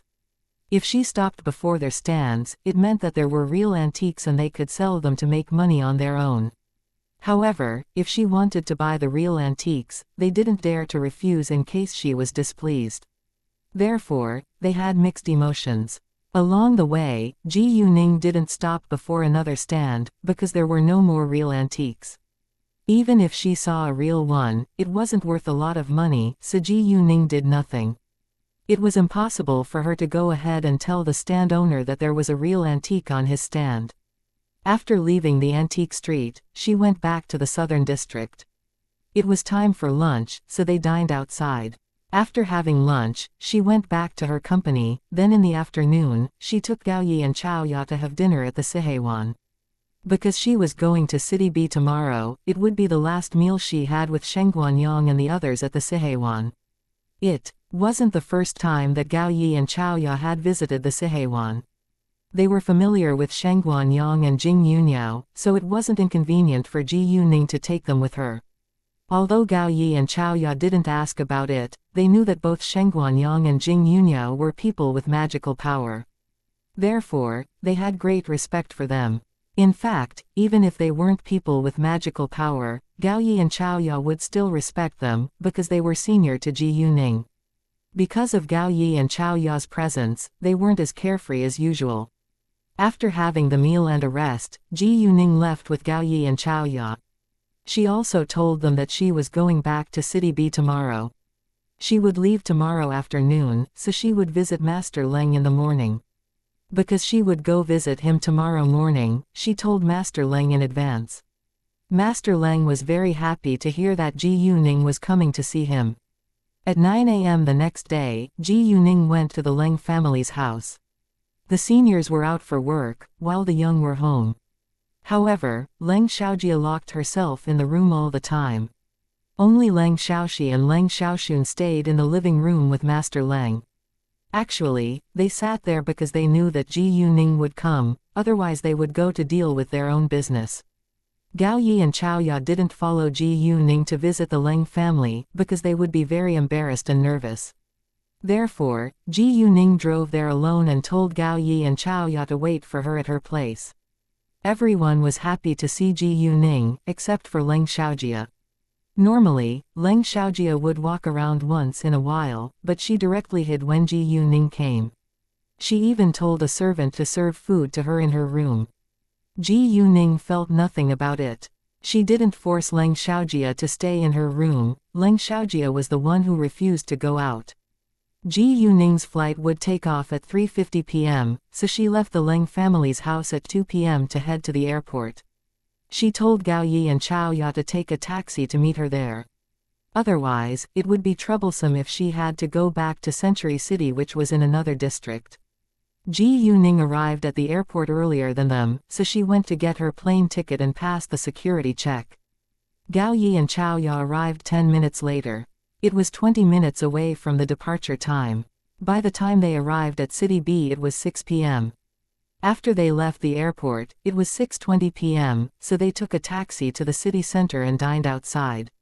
Chapter 2437, I Don't Want to Have Your Baby. Henny translations. When they had the meal, Ji Yuning received Ji Yuqing's call. Ji Yuqing told her that old Mrs. Ji Yu just woke up.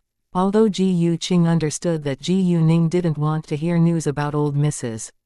Ji Yu, old Mrs. Ji Yu woke up after taking Ji Yuning's medicine, so Ji Yuqing felt she should let Ji Yuning know. Because Ji Yuning had intended to let old Mrs.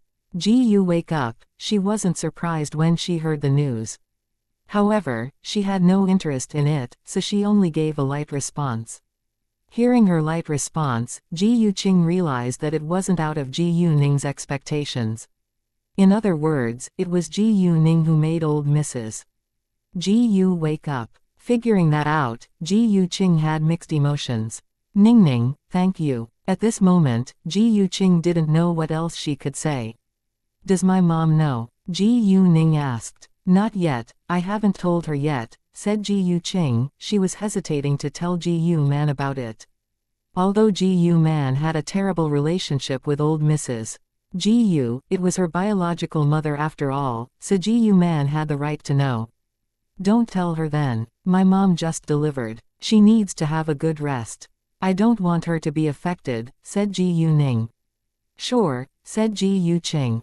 Since Ji Yuning said that, she didn't insist. Afterwards, Ji Yuqing stopped talking about old Mrs. Ji Yu. In fact, they were very surprised that old Mrs. Ji Yu could regain consciousness again. Even though Ji Yuqing expected it to happen, he still couldn't believe it when it actually happened. Although old Mrs. Ji Yu woke up, she couldn't move freely. She either lay in bed or sat in the wheelchair. Luckily, she was conscious and could speak vaguely now. She could say short sentences, which wasn't difficult to understand, but it was hard for her to finish a long sentence. Either way, old Mrs. Ji Yu was alive now. She used to be in a vegetative state, which was no different from being dead.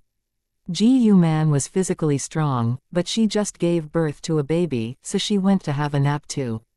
And Tang Yunfan didn't want his wife to be alone, so he went back to the room with Ji Yu Man. Tang Yunhang had something to deal with, so he went back to his study. So only Tang Haifeng, Zhang Lihua, Tang Jiakai, and Ji Yuning stayed in the living room. It was still early, so they chatted with each other. Oh, when will Jiayang come back? Tang Jiakai asked Zhang Lihua. Because Cao Wenxin's wedding would be held in a few days and the New Year festival was a week later, Tang Jiayang would come home. He'll arrive at the airport of City B at about 9 a.m. tomorrow, said Zhang Lihua. Ningning, are you free tomorrow morning? Why don't we go to pick up Jiayang together? Tang Jiakai asked Ji Yuning. Sure. Ji Yuning said. Although she spent little time with Tang Jiayang and they weren't very close, they kept in touch and weren't strangers. Anyway, since they were cousins, they were a family even if they weren't familiar with one another.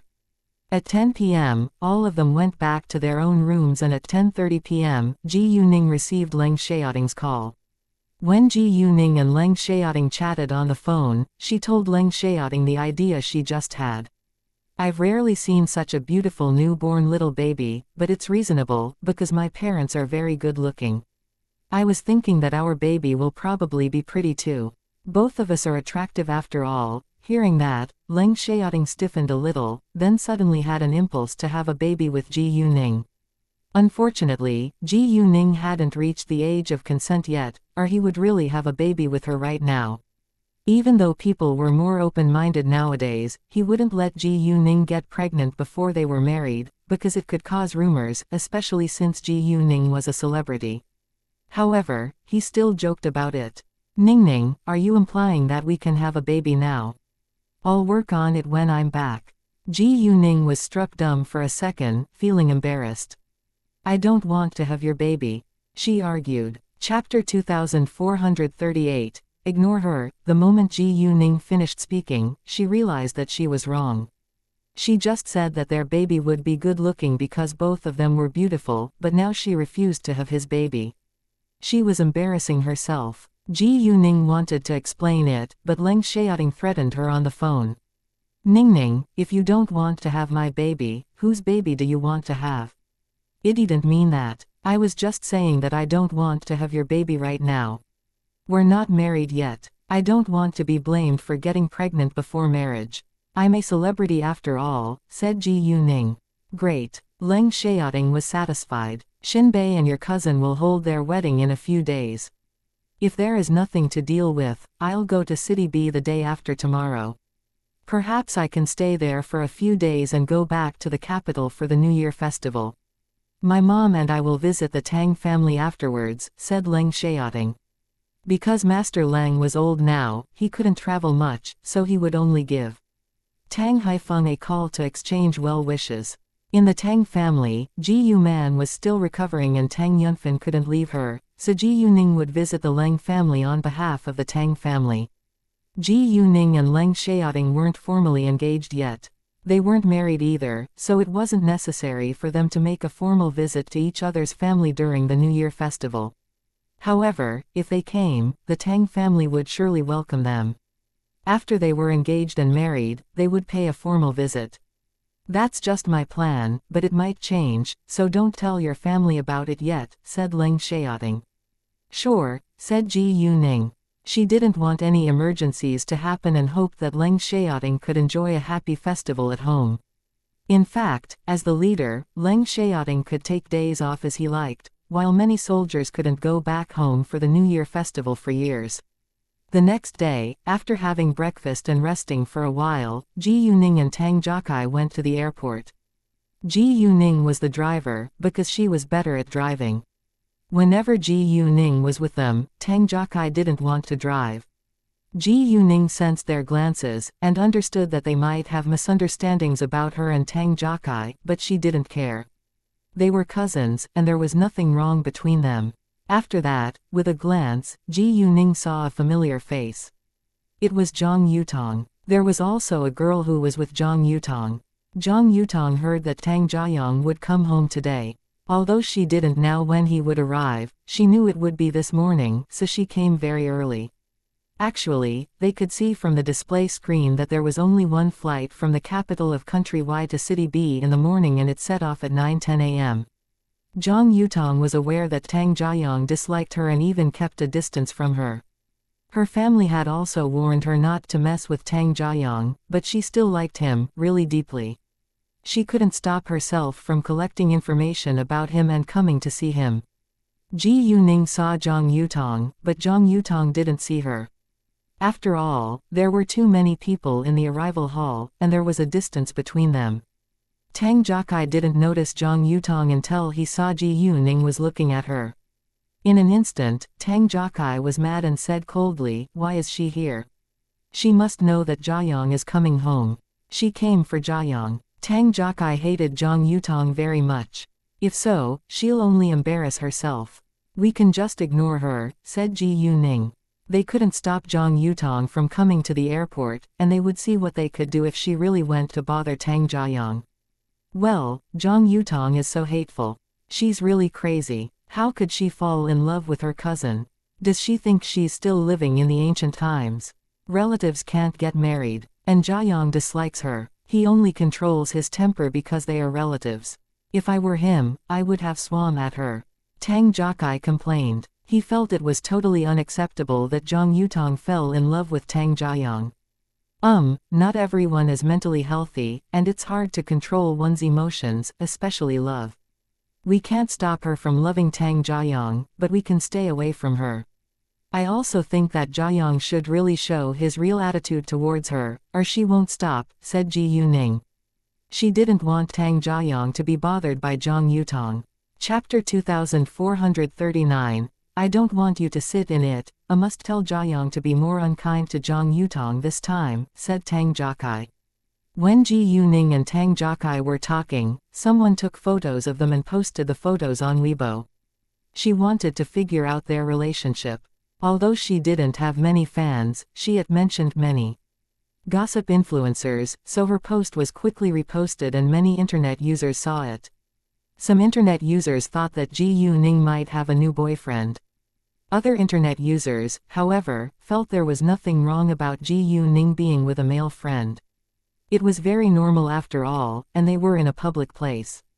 It was an airport, so they must have come to pick up a friend. Unfortunately, some internet users believed that Ji Yuning had an abnormal relationship with this man and she must have cheated on her boyfriend. Therefore, they hurled abuse at Ji Yuning.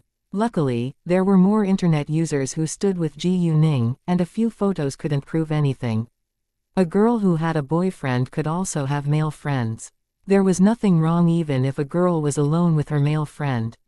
They didn't go to the theater or have a meal together, which might be abnormal. They were in the airport, so obviously they came to pick someone up. The man could also be Ji Yuning's subordinate, or her relative. It was really unacceptable that they jumped to conclusions without any evidence. However, some malicious internet users still wouldn't stop criticizing Ji Yuning. Ji Yuning and Tang Jiakai didn't pay attention to Weibo, so they didn't know about it. When it gradually got more and more attention on Weibo, Tang Jiayong came out and they went to welcome him, so they didn't have time to play on the phone. Ji Yuning and Tang Jiayong deliberately avoided Zhang Yutong, so they walked slowly. They wanted to see what she planned to do. After Tang Jiayong arrived, he turned on his phone and called Tang Jiakai. Tang Jiakai then told him that Zhang Yutong was also in the arrival hall. Knowing that Zhang Yutong was also there, Tang Jiayong fell into a bad mood, but there was only one way out, so he had to face it. Tang Jiakai also told Tang Jiayong to be as unkind as possible to Zhang Yutong this time. If he couldn't totally disappoint her or make her scared of him, she wouldn't stop bothering him. They didn't care whether she would be heartbroken. People must pay for their actions. She had a wrong idea, so she should pay for it. Otherwise, she would believe that she still had a chance. Tang Jiayong agreed that he should really change his attitude towards Zhang Yutong, or she would continue to bother him. When Tang Jiayong was out, Zhang Yutong saw him and got excited. Without delay, she walked to him and said, "Hi, Jiayong, welcome back. What a coincidence. I came to pick up my friend. I didn't expect to see you here." She came to pick up her friend. It was an excuse, because Zhang Yutong didn't want Tang Jiayong to know that she specially came to see him. She didn't want him to hate her. However, if she came to pick up her friend and they met by chance, it would be different. "Hi," said Tang Jiayong in a flat voice. He didn't bother to embarrass her and planned to leave her behind. At this time, Tang Jiakai and Ji Yuning walked over. Tang Jiakai didn't hesitate to embarrass Zhang Yutong and he said, "Coincidence? I don't think so. You and your friend have sat here for a long time. Didn't you specially come here after hearing that Jiayong will be home this morning?" Zhang Yutong flushed in humiliation when Tang Jiakai pointed it out publicly. She didn't expect that Tang Jiakai and Ji Yuning had already noticed her. It was quite embarrassing. Anyway, Zhang Yutong refused to admit it. "It's nonsense. I just got here, and I came to pick up my friend." She didn't think that they had taken videos or photos of her. "Really? I just took a photo of you, and there is a timestamp on it," said Tang Jiakai. He actually didn't know what Zhang Yutong was thinking, but that was what he thought, so he said it aloud. He also didn't have a photo, he was simply tricking Zhang Yutong. Without surprise, Zhang Yutong panicked. She was surprised that Tang Jiakai really had taken a photo as evidence. How could he do that? All of a sudden, Zhang Yutong didn't know what to do, and Ji Yuning was unwilling to waste more time arguing with her. After all, they were in a public place and they were relatives. It wasn't a good thing if they continued to embarrass each other, so Ji Yuning called them to leave. Tang Jiakai disliked Zhang Yutong, but he knew when to stop, so he listened to Ji Yuning and stopped arguing. However, Zhang Yutong refused to let them go. She directly chased after them and said, "I didn't drive here. Let me and my friend take your car." Zhang Yutong understood that the Tang family would send people to pick Tang Jiayong up, so she had the intention of sharing the car with Tang Jiayong. Therefore, she purposely didn't drive. Unexpectedly, it was Ji Yuning and Tang Jiakai who came to pick up Tang Jiayong. Anyway, they were relatives, so she didn't believe that they would leave her behind. Unfortunately, she was wrong, because they really wouldn't hesitate to leave her behind. "No," said Tang Jiakai at once. "Why?" Zhang Yutong was reluctant to give up. "Because it's my car, and I don't want you to sit in it," said Tang Jiakai. Zhang Yutong was struck dumb. She understood that her relationship with Tang Jiakai was really bad, so it wasn't surprising that Tang Jiakai didn't want her to sit in his car. Normally, she wouldn't bother to, but today she was determined to sit in his car. Therefore, Zhang Yutong threatened him. "If you don't let me sit in your car, I'll call your mother." "Whatever," said Tang Jiakai.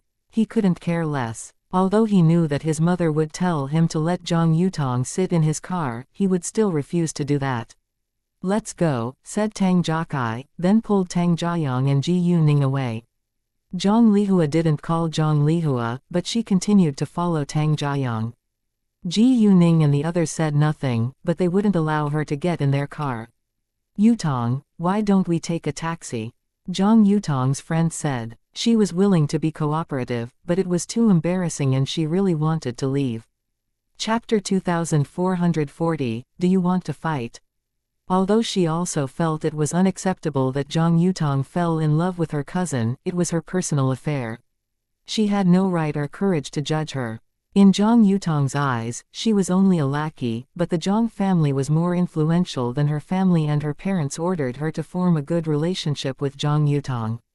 Therefore, no matter how displeased she was, she wouldn't say anything as long as it had nothing to do with her. However, she really felt too embarrassed to follow them. "If you want to leave, go take a taxi on your own." "I'll go with them," said Zhang Yutong. She didn't care about her friend right now, and only wanted to follow Tang Jiayang. Zhang Yutong's friend knew that she wouldn't succeed in taking their car, so she had to stay with Zhang Yutong, or the Zhang family would blame her for leaving Zhang Yutong alone at the airport. As Zhang Yutong's friend, she had to follow her. If she left right now, Zhang Yutong would certainly vent her anger on her, even though it was Zhang Yutong who told her to leave first. Some people were too self-centered to care about other people's feelings. The girl stayed friends with Zhang Yutong because it was her family's order and Zhang Yutong hadn't done anything horrible to her yet. Zhang Yutong simply shouted at her sometimes when she lost temper. Zhang Yutong followed Tang Jiayang and the others to the parking lot, and was determined to take their car, but Tang Jiakai stopped her. Ji Yuning would still drive the car, so she got in first, then she opened the trunk so that Tang Jiayang could put his suitcase in. Afterwards, Tang Jiayang got in the car as well. It was Ji Yuning's advice. She told him not to face Zhang Yutong and to let Tang Jiakai deal with it. Tang Jiayang needed to be unkind to Zhang Yutong, but not now, because they were in a public place. It wasn't suitable for him to do that. Tang Jiakai coldly stared at Zhang Yutong, then said coldly, "Zhang Yutong, stay away from my car. Just send me back, please," Zhang Yutong said, looking pitiful. Although she disliked Tang Jiakai, she had to act pitiful in front of him in order to take his car. "No way, if you dare to touch my car, I'll beat you." "Don't think I'll be gentle just because you're a girl," said Tang Jiakai seriously, threatening her. He never beat women, but he wouldn't tolerate such an unreasonable woman. He was a reasonable man, but he hated ridiculous people, and he had no time to waste on arguing. Zhang Yutong didn't believe that Tang Jiakai would dare to beat her, but he looked very serious, so she was still a little scared. Several male onlookers heard Tang Jiakai's words, and felt that it was unacceptable. It wasn't what men should do, so they stood out and blamed Tang Jiakai. "Hey, bro, as a man, you can't beat women. It's not what we do. And how could you leave a girl alone here?" He was friendly, because he just wanted to persuade Tang Jiakai to be gentle. He didn't aim to argue with him. Although they didn't know their relationship, they felt that they were either a couple, or the girl liked him. No matter what, they believed that Tang Jiakai shouldn't leave Zhang Yutong alone here and even threatened her. "It's none of your business." Being criticized by them, Tang Jiakai was displeased at once and retorted in anger. "It's none of my business, but your behavior is unacceptable," said the man angrily. "So what? Do you want to fight?" Tang Jiakai got mad and seemed as if he was ready to fight. Ji Yuning was afraid that Tang Jiakai might lose control of himself and really get into a fight with them, so she immediately got out of the car. Before that, she told Tang Jiayang to wait in the car. Tang Jiayang understood that Ji Yuning could deal with Zhang Yutong, so he listened to her. After Ji Yuning was out of the car, she said to Tang Jiakai, "Jiakai, get in the car now." Tang Jiakai was displeased, but he still listened to Ji Yuning and got in the car. When Ji Yuning got out, those men saw her face. They were impressed by her beauty and felt that she looked a bit familiar, but they couldn't remember where they had seen her before. Zhang Yutong wanted to follow when Tang Jiakai got in the car, but Ji Yuning stopped her. Zhang Yutong, we're both girls, so I won't be a gentleman. I don't care who you call. It's useless. Ji Yuning coldly looked at her. If Tang Jiakai really beat Zhang Yutong, he would be criticized for doing that no matter how much the Tang family disliked Zhang Yutong. He was a man after all. However, Ji Yuning was different. She was a girl and the Tang family would only defend Ji Yuning if she injured Zhang Yutong, because they believed that Ji Yuning did it for a reason. Zhang Yutong was mad, then threatened her. Ji Yuning, if you dare hurt me, I'll post it on the internet and let everyone see your real face. Because Tang Jiakai was a man, Zhang Yutong bet that he might not really beat her, but she wasn't sure whether Ji Yuning would do that. Ji Yuning was extremely strong and she was no match for Ji Yuning. Therefore, she could only threaten her. However, even though she threatened Ji Yuning, she didn't have much confidence. After all, Ji Yuning had a lot of loyal fans, and they would surely defend her. The moment those men heard Zhang Yutong call Ji Yuning's name, they realized that this beautiful girl in front of them was Ji Yuning. No wonder they felt she looked so familiar. They didn't know much about Ji Yuning, but they had heard a little about her, so they trusted her. Since Ji Yuning was so unkind to this girl must have done something terrible. In that case, they shouldn't defend Zhang Yutong any longer in case Ji Yuning was wronged. No problem, let's see who the internet users will side with, said Ji Yuning confidently.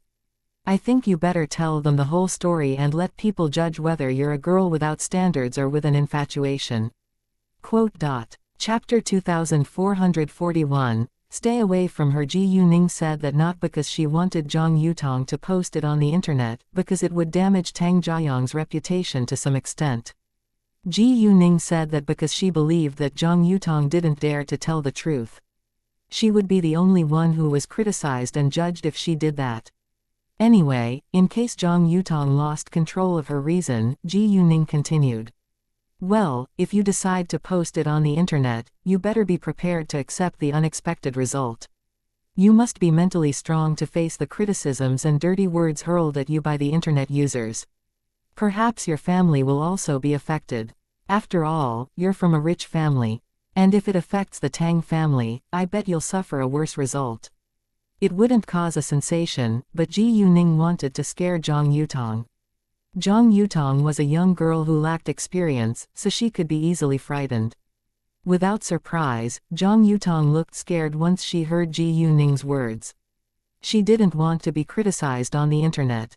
Although she liked Tang Jiayong and didn't care that they were cousins, she knew that it was totally unacceptable in today's society. Zhang Yutong didn't know what to say and became weak.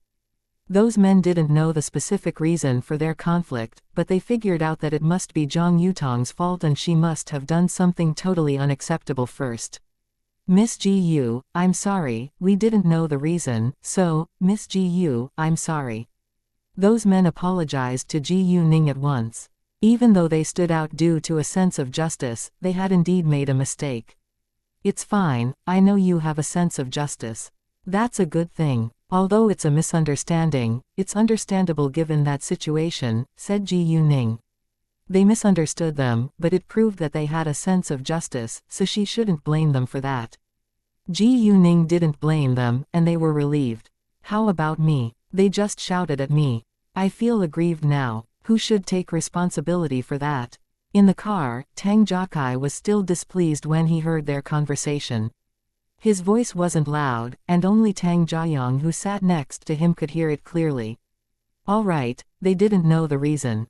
Tang Jiayong understood Tang Jiakai's feelings, but they couldn't go out and argue with them. Fine. Tang Jiakai snorted and said nothing again. He was unhappy, but he just complained about it for a while. He wouldn't really go out and argue with them again. After those men apologized, Ji Yuning turned to get in the car. Zhang Yutong didn't dare to go forward anymore. She could only watch them leave. After that, those men also left. They said nothing to Zhang Yutong, only giving her a glance. Damn Ji Yuning. Damn Tang Jiakai. Do they think they can stop me from seeing Jiayong by doing that? Well, I can see him the day after tomorrow. When everyone was gone, Zhang Yutong complained loudly. She blamed Ji Yuning and Tang Jiakai for separating her from Tang Jiayang. She had no intention of blaming Tang Jiayang at all.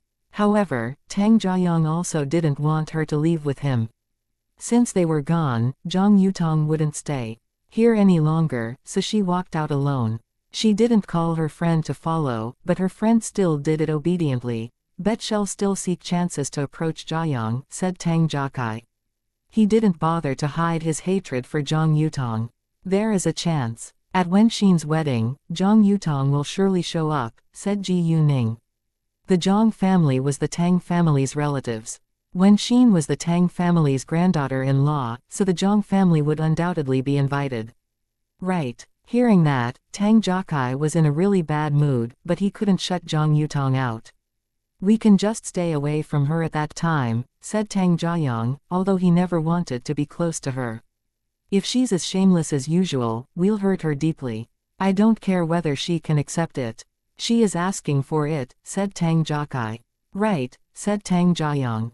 Zhang Jiamen knew that Tang Jiayang was back, so did Zhang Minhong and Zhang Jiamen. When they had almost arrived at the Tang family's house, Tang Jiayang received Zhang Minhong's call. Because they knew that Tang Jiayang needed to meet with his parents after he came back today, he didn't call Tang Jiayang out for a meal. Instead, he asked Tang Jiayang whether he was free tonight, and mentioned that they could have a gathering at the bar. Although they were students, they were adults too, so they could drink. They only drank a little and wouldn't get drunk, because they didn't want accidents to happen. Tang Jiayang agreed. He could go out tonight, and he told them that Ji Yuning was with him, so Zhang Minhong told him to come with Ji Yuning. Ji Yuning accepted their invitation. They were close relatives of Tang Jiayang and Tang Jiakai, so she should build a good relationship with them. Zhang Jiamen was also happy to know that Ji Yuning would come. Back in the Tang family's house, it was time for lunch. Tang Yunhang and Zhang Lihua never had lunch at home. They normally finished eating at their workplace. Tang Yunfan, on the other hand, needed to take care of Ji Yuman and their new baby, so he went home for lunch. He would go to work again after lunch. Although Tang Yunfan cared about Ji Yuman and their new baby, he couldn't stay at home the entire time. He needed to deal with his work. He could only spend some time with Ji Yuman and their new baby when he wasn't busy. Tang Jiayang came home with gifts for Tang Jiayu. Tay seen other newborn babies. They are all wrinkled, but Jiayu is totally different. He isn't wrinkled at all. He's so beautiful, said Tang Jiayang. He really liked this new younger cousin. He didn't think it was a bad thing, although he might no longer be the heir of the Tangguang organization. Even though he was educated to take over the Tangguang organization, he had his own dream and plan. He didn't want to work in the Tang family's company right after he graduated. He wanted to build his own career, because he wanted to prove himself. If he went straight to work in the Tangguang organization, then took it over as planned, nobody would believe that he had the ability to manage it well. Chapter 2442, Get Jealous. Therefore, before Ji Yuning and Tang Jiayu joined the Tang family, he had told his family that he wanted to start up a new company on his own first. He wouldn't take over the Tangguang organization until a dozen years later. Besides, because Tang Yunfan was still young, he could manage the Tangguang organization for another 10 years. Tang Jiayang only gave himself 10 years. If he couldn't make great achievements within 10 years, he would take over the Tangguang organization as his family wanted. It was much harder to build a successful startup than it is to take over a family business. So even if Tang Jiayang failed to run a successful startup in 10 years, it didn't mean that he had no ability to take over the Tangguang organization. The Tang family approved of Tang Jiayang's plan, because he was ambitious. When one was ambitious, he would always want to prove himself and refuse to rely on his family's influence. Even though Tang Jiayu was the direct heir of the Tang family wouldn't let him take over the family business just because of that. They would give the Tang family's business to the best family member. Therefore, if the three male heirs couldn't take over the Tangguang organization, the Tang family would give it to Ji Yuning, because they had already witnessed her abilities. Tang Jiayu was very little right now, so he either had no reaction, or cried when other people played with him. After eating, some of the family decided to have a nap. Tang Jiayong had taken a flight for over a dozen hours, and due to the jet lag, he was a bit tired, so he went to have some sleep. Tang Haifeng, Ji Yu Man, and the new baby also needed a rest, so Ji Yu Ning and Tang Jiakai were left in the living room. Ningning, what's your gift for Wenxin's wedding? Tang Jiakai asked. A set of jade jewelry, said Ji Yu Ning. She didn't want to prepare a red envelope as the gift, and Cao Wenxin was at the same age as her, so she decided to give her a set of jewelry. The set of jewelry was made of Fulusho jade, including a pair of earrings, a pendant, and a pair of bracelets, which cost over 10 million yuan. Even though rich people were going to send a red envelope, they wouldn't directly send money, and would instead send a gift. What do you think Jiayong and I should prepare? Tang Jiakai asked. You're still students. You don't have your own career yet, so you don't need to prepare a gift which is too expensive. I don't have any good advice. Why don't you go ask your mother? Ji Yu Ning said. Fine, said Tang Jiakai. Cao Wenxin lacked nothing, so he had to give her something useful. Because the others went to have a nap at noon, Tang Jiakai asked Ji Yu Ning to teach him kung fu. An hour later, Tang Haifeng woke up. When he saw the embarrassed Tang Jiakai in the yard, he was amused. Well, you're older than Ningning, but you're hardly comparable to her. Aren't you embarrassed? Tang Haifeng disdained him, but he understood that Ji Yu Ning was the best among her peers, and that his two grandsons were very outstanding. Grandpa, Ningning is too unique. You said that Jiayong and I were very excellent before Ningning joined our family, but you started to dislike us after Ningning joined us. Tang Jiakai complained and seemed hurt. However, he wasn't blaming Ji Yu Ning, because everyone could see her outstanding abilities. Grandpa, please stop comparing me with them. I don't want them to hate me, said Ji Yu Ning in an aggrieved tone. Although she knew that they wouldn't mind, she was worried that they might be displeased if Tang Haifeng continued to compare them with her. Therefore, it was better if they stopped talking. Upon hearing Ji Yu Ning's words, Tang Jiakai understood that Ji Yu Ning was worried about their feelings, so he immediately explained. Ningning, don't think too much about that. We won't hate you. All right, I won't say that again. All of you are very outstanding. The Tang family is proud of all of you. Tang Haifeng also understood Ji Yu Ning's worries, so he decided to stop talking about that. Tang Jiayong slept for 2 hours, then got up and joined their conversation. In the afternoon, Tang Yunheng and Zhang Lihua came home. They were excited to see their son who had been away from home for a long time, so they paid more attention to Tang Jiayong. Even when they were eating, they wouldn't stop taking care of him, while Tang Jiakai was completely ignored. Tang Jiakai could understand it, but he still got jealous. Hey, I'm here. Don't you care about me at all? Of course we do. Here, my great son. Zhang Lihua put several pieces of meat into Tang Jiakai's bowl to comfort him. She didn't blame him for being unreasonable, unlike in some families, where kids would be criticized if they dared to express their displeasure. Tang Jiayong studied abroad and could only come back home once or twice a year, while Tang Jiakai stayed with their parents all the time. Tang Jiakai got more care and love than his brother from their parents, so he shouldn't compete against his brother for their parents' love. However, if Tang Jiakai was scolded for being unreasonable at this moment, he would be hurt. In order to not hurt him, Zhang Lihua comforted him by putting his favorite food into his bowl, which solved the problem.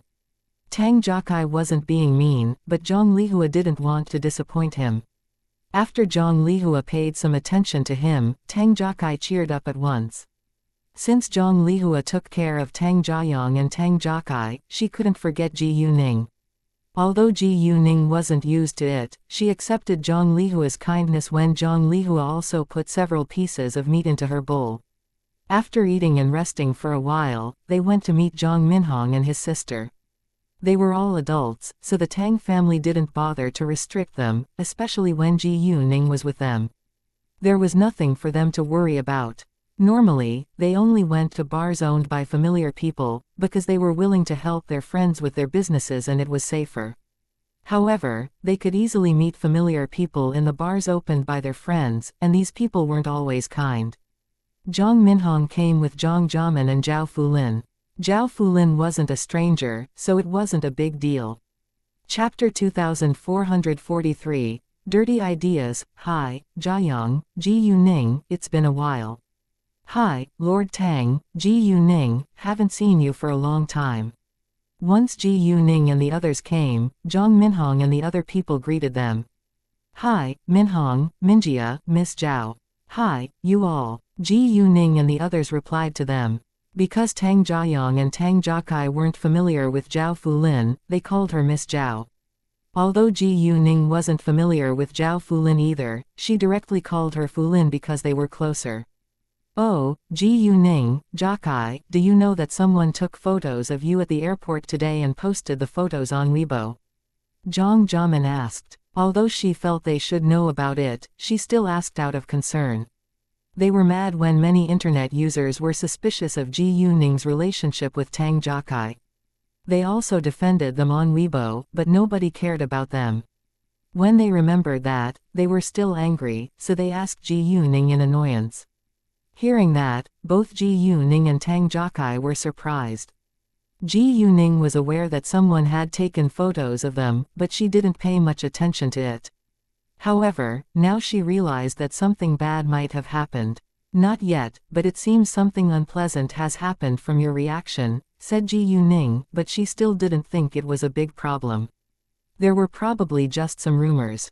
Yes, it's really bad. I don't know how to put it. You can read the news yourself, said Zhang Jiamin. She was reluctant to say those unkind things to Ji Yuning and Tang Jiakai. After that, Ji Yuning, Tang Jiakai, and Tang Jiayang took out their phones to read the news Zhang Jiamin mentioned. When they read the unkind comments on Ji Yuning's relationship with Tang Jiakai, Ji Yuning stayed calm, because it had happened many times before. Tang Jiayang was also unhappy about it, but wasn't mad, because he understood that it was unavoidable. However, Tang Jiakai couldn't stay calm. He had a deep familial relationship with Ji Yuning, so he couldn't tolerate those unkind criticisms hurled at Ji Yuning. What the fuck? Are they crazy or something? How could they have such dirty ideas? Do a man and a woman have to be a couple to be together? Can't they be friends or relatives? It's really... Tang Jiakai was furious, but Ji Yuning stopped him from continuing to swear. It's fine, I'll send out a post to explain it, said Ji Yuning. She didn't care about such rumors, but she had to make a clarification right now. Therefore, Tang Jiakai didn't go to argue with those internet users on Weibo. Ji Yuning saved the photo, then sent out a post with it. My older cousin came home today. I went to pick him up with another cousin. Someone took photos of us and posted the photos on Weibo. It caused misunderstandings and rumors, which is really unpleasant. Do a man and a woman have to be a couple when they are alone together? If so, I guess brothers and sisters, fathers and daughters, and any relatives of different genders can't go out together then.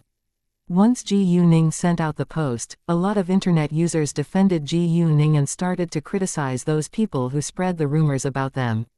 In fact, they also agreed that it wasn't a big deal that a man and a woman went out together. It was a public place after all. Therefore, it was really unpleasant when it caused so many rumors. One of my classmates has suffered the same situation. During the first semester of our first year in college, she was picked up by a middle-aged man with a luxury car every Friday afternoon. Someone saw it and spread a rumor that she had a sugar daddy, but the middle-aged man turned out to be her father. I really can't understand how some people could be so evil. It can easily ruin a girl's reputation. One of my friends has run into the same trouble. Because her father and two brothers sent her to school in turn, someone spread really terrible rumors about that. The girl even passed out from anger. Right, don't those unkind people have a father, brothers, or cousins? How could they have so many dirty ideas? Although there are girls who indeed have a sugar daddy, it's really awful that they jump to conclusions without evidence. It became a hot topic, but Ji Yuning didn't pay more attention to the topic, because she knew that people would soon lose interest in it after her post was sent. Ji Yuning, fans had already fought back against those internet users who spread rumors about her relationship with Tang Jiakai. Some of them couldn't stand the attack from Ji Yuning's fans, so they deleted their comments. However, there were always haters who wouldn't stop spreading rumors. After Ji Yuning sent the post, those who spread rumors about them apologized to her on Weibo. Some deleted their comments, while some stopped talking about it. Tang Jiakai didn't feel better until he saw that people changed their opinions, and his friends felt relieved too. Because they were in a familiar place, they could easily see familiar people, who might not be kind. This happened half an hour after they arrived, when Zhang Zi and Zhang Yani walked in to sit at a table near Ji Yuning's table. Zhang Zi was the senior student Zhao Fulin had admired before, while Zhang Yani used to be her good friend. However, they teamed up and schemed against Zhao Fulin. Zhao Fulin had a stroke when they went bungee jumping, but luckily she was rescued by Ji Yuning. Zhang Zi got together with Zhang Yani after losing Zhao Fulin. Although he disliked Zhang Yani's family was very rich. Zhang Zi was simply a snobbish freeloader, who tried to climb on his girlfriend's coattails. Therefore, as long as he met a woman who was born in a rich family, whether he liked her or not, he would try to get together with her. He wasn't only snobbish, he also had a high standard of his girlfriend's appearance. Zhang Yani was pretty, or he wouldn't have chosen her. If didn't have a better choice, he would stay with her, but if he met a better target, Zhang Yani would be abandoned without doubt. Actually, Zhang Zi had tried to change Zhao Fulin's attitude towards him, but Zhao Fulin never bothered to talk to him again. She even threatened him to stay away from her, so Zhang Zi had to leave. Zhao Fulin had indeed admired Zhang Zi before, and she was very hurt after she learned about his true color. She had been sad for a while, so it was impossible for her to keep in touch with Zhang Zi. He made her feel sick. Chapter 2444, Don't want to see her. Zhao Fulin also blamed herself for being so dumb. How did she fail to see what kind of a man Zhang Zi really was earlier on? She didn't lose confidence in him until she was deeply hurt. Luckily, it wasn't too late now. It might have been too late if she married him. Because Ji Yuning and Zhao Fulin sat facing Zhang Zi and Zhang Yani, they clearly saw them. Ji Yuning stayed calm, but Zhao Fulin frowned and looked displeased. She didn't care about Zhang Zi any longer, but she didn't want to see him. Anyway, Zhao Fulin only gave them a glance, then turned her head away. Zhang Zi and Zhang Yani also saw Ji Yuning and Zhao Fulin, but they couldn't recognize other people with them because they could only see the others' backs. When they saw Zhao Fulin, they were also surprised. Zhang Zi had mixed emotions, while Zhang Yani held hostility towards Zhao Fulin, so she glared at her. She knew that Zhang Zi had tried to win Zhao Fulin's forgiveness behind her back during these days. Because of that, she had quarreled with Zhang Zi, but she gave in eventually. She loved him too much, so she chose to tolerate it. Zhang Yani didn't know that Zhang Zi was a snobbish man, because he maintained a good image in front of other people. He had a great reputation, and that was also the reason why Zhao Fulin made the mistake.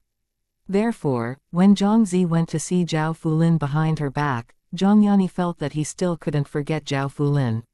As for the reason, Zhang Yani didn't think that Zhang Zi had already found out about Zhao Fulin's real family background. Zhao Fulin always kept a low profile, and there were only a few people who knew her real family background.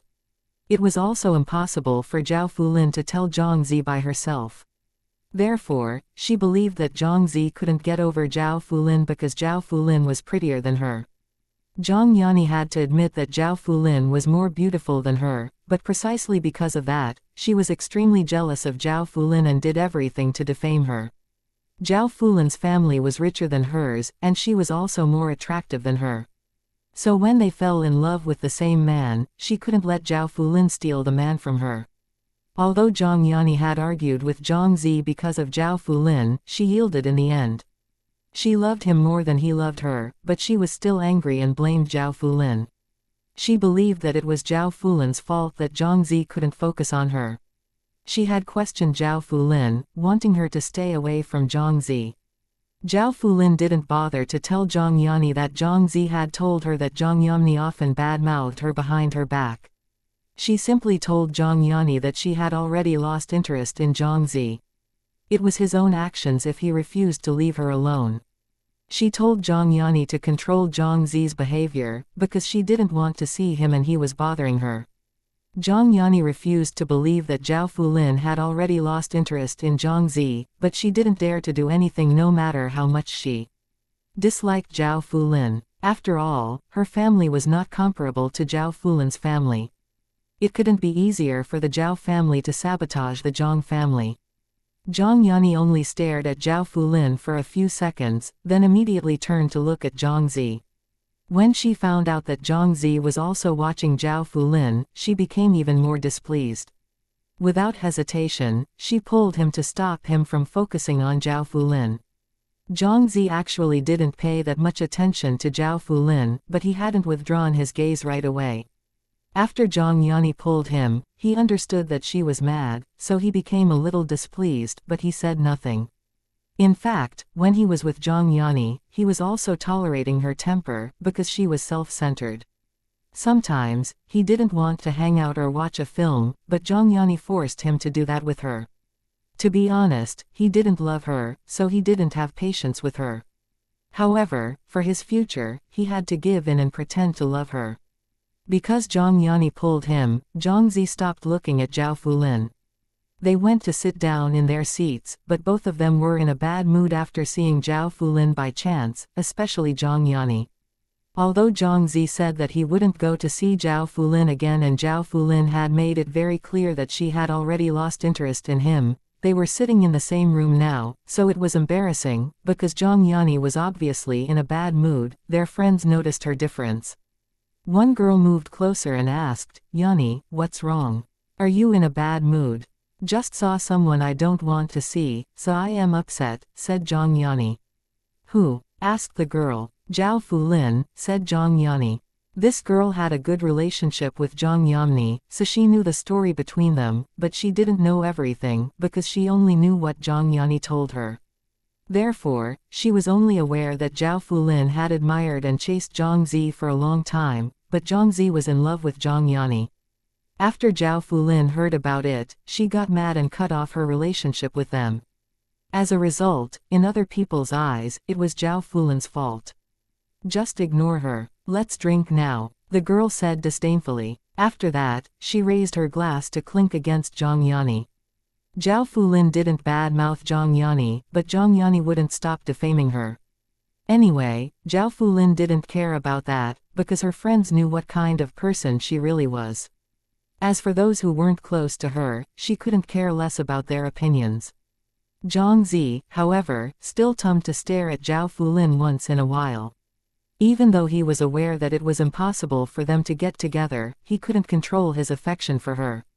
He wasn't only satisfied with Zhao Fulin's family background, he also liked her. So he was reluctant to lose her. It was all caused by Zhang Yani, but he didn't have a better choice in his circle now. Zhang Yani was worried that Zhang Zi couldn't move his eyes away from Zhao Fulin, so she paid special attention to him. When she noticed that Zhang Zi stared straight at Zhao Fulin, she became even angrier. "Zhang Zi, why are you always looking over there? What do you want to do?" she questioned him. Chapter 2445. I was looking at the girl next to her. Zhang Yanni's voice was loud, so other people around the table also heard her. However, because of the music in the bar, other tables didn't hear them. Zhang Zi's friends immediately turned to look at Zhang Zi in confusion. Where did he look? Because when they turned to look at Zhang Zi had just withdrawn his gaze. They didn't know what had happened. Although they were curious about it, they felt it was the couple's personal affair. The girl, who also knew that Zhao Fulin was in the bar, understood that he must be looking at Zhao Fulin when she heard Zhang Yanni's question. However, she didn't ask Zhang Yani where Zhao Fulin sat, so she had no idea where Zhao Fulin was right now. When Zhang Zi heard Zhang Yanni's angry question, he realized that he shouldn't stare at Zhao Fulin every now and then since he was noticed by Zhang Yani. He knew that he shouldn't do that, but he felt embarrassed that Zhang Yani pointed it out in public and was slightly upset. Therefore, he didn't reply to her, but lifted his glass to drink with their friends. Filled with displeasure, Zhang Yani kept on questioning Zhang Zi. "I'm asking you, why didn't you answer my question? Keep your voice down. I just gave a glance." "So what?" Zhang Zi said angrily. Although he indeed stared at Zhao Fulin, he didn't think it was a big deal. Zhang Yani was mad and felt even more aggrieved. "You can't move your eyes away from her. How could you shout at me? Why do you think I was looking at her?" I was looking at the girl next to her, said Zhang Zi. The girl next to Zhao Fulin was Ji Yuning. At the beginning, he was indeed watching Zhao Fulin, but he started to stare at Ji Yuning afterwards. With a glance, he recognized that she was the girl who had saved Zhao Fulin's life last time. After staring at her for a while, he figured out that she was Ji Yuning. He was surprised, so he didn't move his gaze from Ji Yuning. Unexpectedly, it was Ji Yuning who rescued Zhao Fulin and they were friends now. Zhang Zi was full of regrets. If he was together with Zhao Fulin, he could climb up the social ladder through the Zhao family and meet Ji Yuning. It would only be good for his future. Since Zhao Fulin sat with Ji Yuning, the other people around their table should also have a high status. Thinking of that, Zhang Zi felt he really had bad luck having lost Zhao Fulin. What? You? Zhang Yani was even more displeased when she heard that her boyfriend was looking at another girl. Enough. Couldn't you let me finish? Don't be ridiculous. It's a public place. I don't want to be embarrassed. Zhang Zi snapped at Zhang Yani. Actually, he blamed Zhang Yani for separating him and Zhao Fulin. If it weren't for Zhang Yani, he wouldn't have rejected Zhao Fulin and lost the chance to join high society. Therefore, he hated Zhang Yani more than ever now. However, he still had reason. He had already lost Zhao Fulin and didn't have a better choice than Zhang Yani now, so he had to keep her. Zhang Zi's voice wasn't loud in the music, but the table next to them heard him this time and gave them a glance. However, the next moment, they withdrew their gaze. After all, it was a couple's argument and had nothing to do with them. Although there was a table between them and Ji Yuning could still hear their conversation. She didn't do it on purpose, but she had a very good hearing. Therefore, she realized that Zhang Zi was talking about her and she bet that he must have recognized her. Anyway, she had no interest. Zhang Yani shut her mouth right after Zhang Zi snapped at her. Her anger went away a little as well, because she knew that Zhang Zi said it for a reason. However, she didn't know what the reason was, so she was still mad. Zhang Zi would please Zhang Yani sometimes, but he wouldn't do it all the time because he was a bit of a male chauvinist. He wouldn't allow his girlfriend to embarrass him like that publicly. Don't you recognize the girl next to Zhao Fulin? Zhang Zi asked. The others were a little confused, because they didn't know what they were talking about. Isn't she the girl who rescued Zhao Fulin last time? Zhang Yani said. She recognized the girl next to Zhao Fulin, and was extremely jealous of her beauty. Did Zhang Zi fall in love with her? Thinking of that, Zhang Yani became alert at once. However, before she said anything again, Zhang Zi spoke. If so, I wouldn't watch her. Don't you know she's the most popular celebrity on the internet this year? She's the chairman of the Shengning organization, Ji Yuning, said Zhang Zi. Hearing that, all the people around the table were astonished. They had heard of Ji Yuning, but none of them had seen her before in person. Although they had seen her photos, they failed to recognize her, because not everyone had a good memory and could match the person with her photos. At the same time, they turned to look around and asked Zhang Zi, "Where is Ji Yuning?" Because Ji Yuning was very famous and had a lot of achievements, they all admired her. So when they heard that Ji Yuning was also in the bar, they were extremely excited.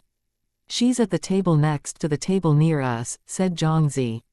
Hearing that, they all tuned to look at the table next to the table near them, then they saw Ji Yuning.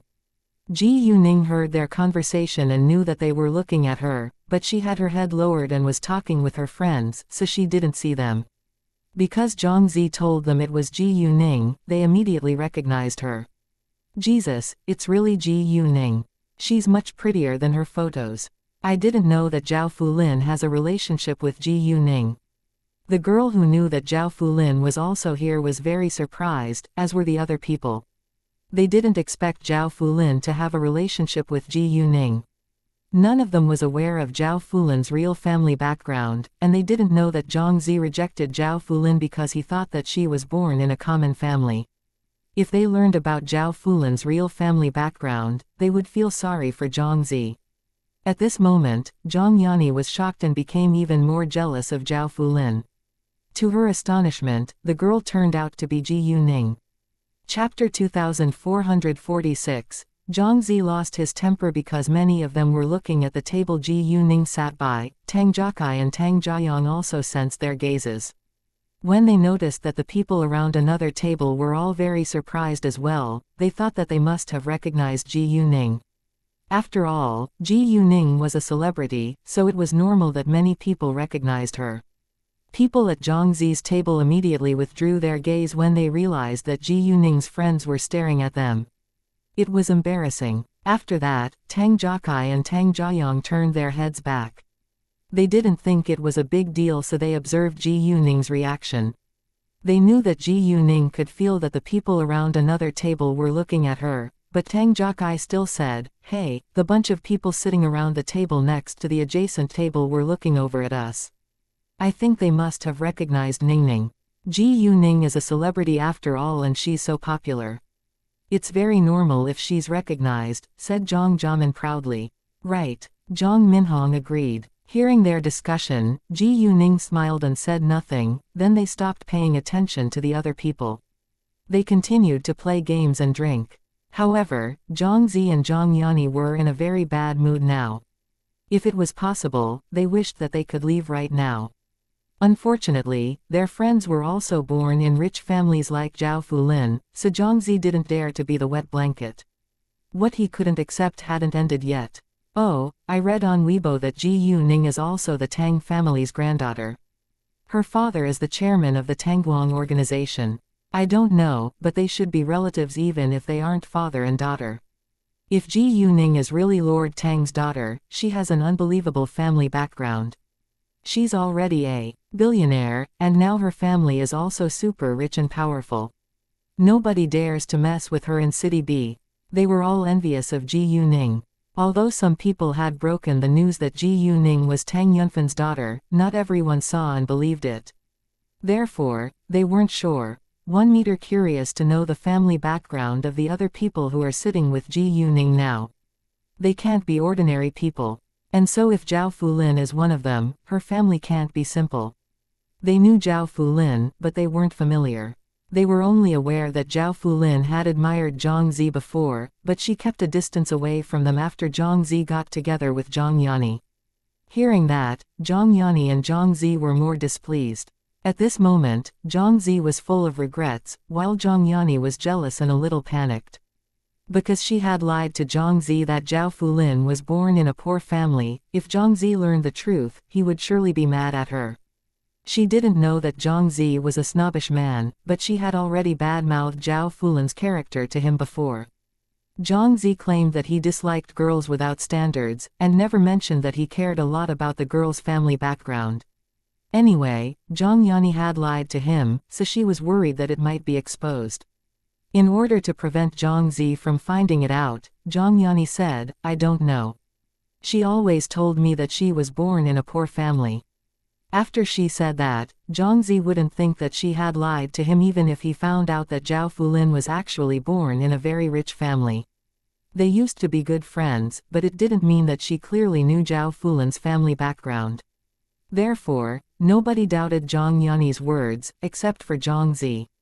He knew that Zhang Yani was hypocritical and calculating, but he couldn't argue with her right now. Anyway, given the current situation, Zhao Fulin's family might be more influential than he thought. He only knew that Zhao Fulin's family had over 100 million yuan in assets, but he didn't know that her family was related to the Zhang family. The Zhang family had a high status, because it had a lot of influence in politics and was connected to the Tang family. Zhang Zi was already full of regrets after knowing that Zhao Fulin's family was very rich and that she had a relationship with Ji Yuning. If he learned more about her family background, he would lose control of himself and quarrel with Zhang Yani. Nevertheless, for the time being, he was unaware of all of this. Ji Yuning and the others didn't hang out too late. At 11 p.m., they left. However, for most people, their night just began. Normally, they wouldn't leave until 12 a.m. Therefore, after Ji Yuning and her friends left, Zhang Zi and his friends still stayed in the bar till 12 a.m. Although they were college students, they were adults too, so they stayed outside tonight instead of going back to their school. Because Zhang Zi and Zhang Yani were a couple, they did everything couples did. They had even slept in the same room many times. Zhang Zi was a little drunk, but he was still clear-headed. However, he was very unhappy and blamed Zhang Yani for it, so he violently pressed her against the wall and kissed her wildly as soon as they walked into the room. Zhang Zi was a little violent, so Zhang Yan's back felt slightly hurt, but she didn't think he did it on purpose, so the next moment, she melted in his kiss. Although Zhang Zi kissed her heavily and her lips hurt, she enjoyed it a lot. Without delay, Zhang Zi undressed Zhang Yani and threw her onto the bed. The bed was soft, so Zhang Yani didn't feel any pain. She had no idea that Zhang Zi was actually venting his anger on her. Afterwards, Zhang Zi undressed and pressed his body against Zhang Yan's. That night, he had no patience with her. He even forced Zhang Yani to do something she normally wouldn't do.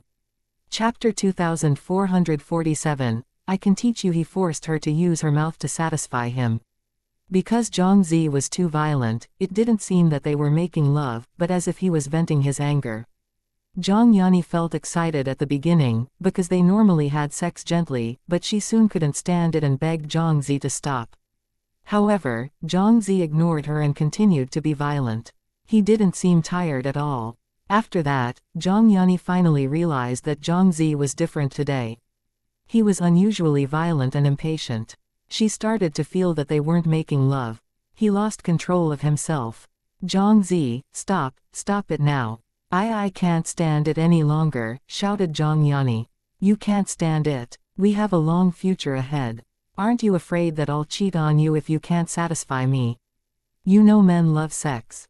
I'm not an exception. You had just lost your virginity, so I've been gentle several times, said Zhang Zi unkindly. Zhang Yani lost her virginity to Zhang Zi. Because she really liked him, he didn't need to try everything to get her in bed. She was more than willing to sleep with him. That day, they also went to drink together and it was very late, so they didn't go back to school and stayed outside. At the beginning, Zhang Yani was worried that Zhang Zi might do something to her. She didn't dare to sleep until Zhang Zi promised that he wouldn't do anything. However, there were a few men who could control themselves when a woman slept beside them. Moreover, it was his girlfriend, and he couldn't wait to have sex with her.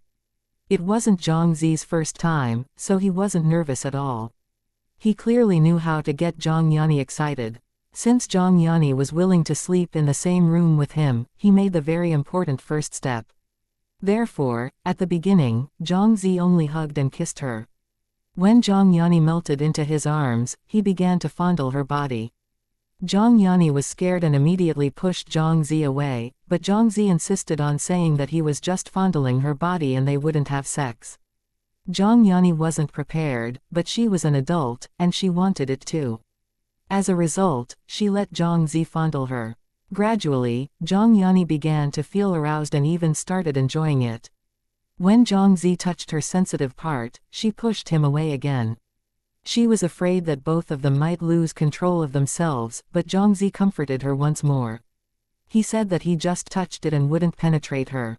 Zhang Yani trusted Zhang Zi, and she also found out that her body liked it, so she accepted his explanation.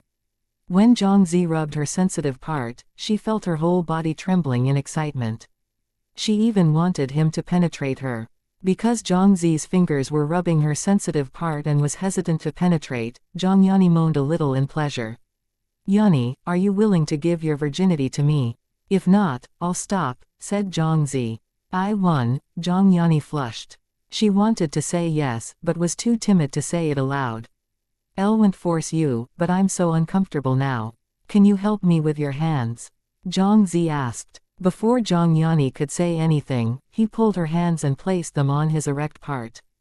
The second Zhang Yani touched his giant dick, she quickly withdrew her hands in horror, her cheeks flushing red. Aren't you willing to help me just with your hands? Zhang Zi asked in an aggrieved tone.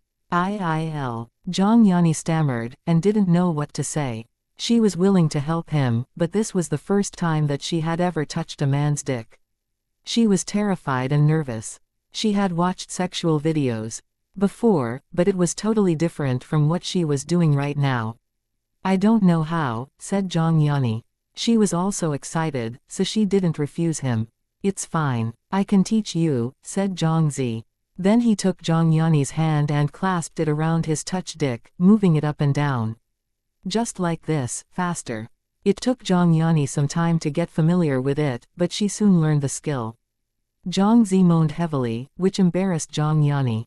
At the same time, Zhang Zi kept on rubbing her sensitive part, so Zhang Yanni wanted more and more.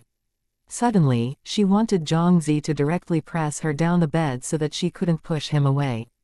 Because, it was torture for her. Yanni, can we? Don't you want to? Seeing that Zhang Yanni was aroused too, Zhang Zi asked for her permission.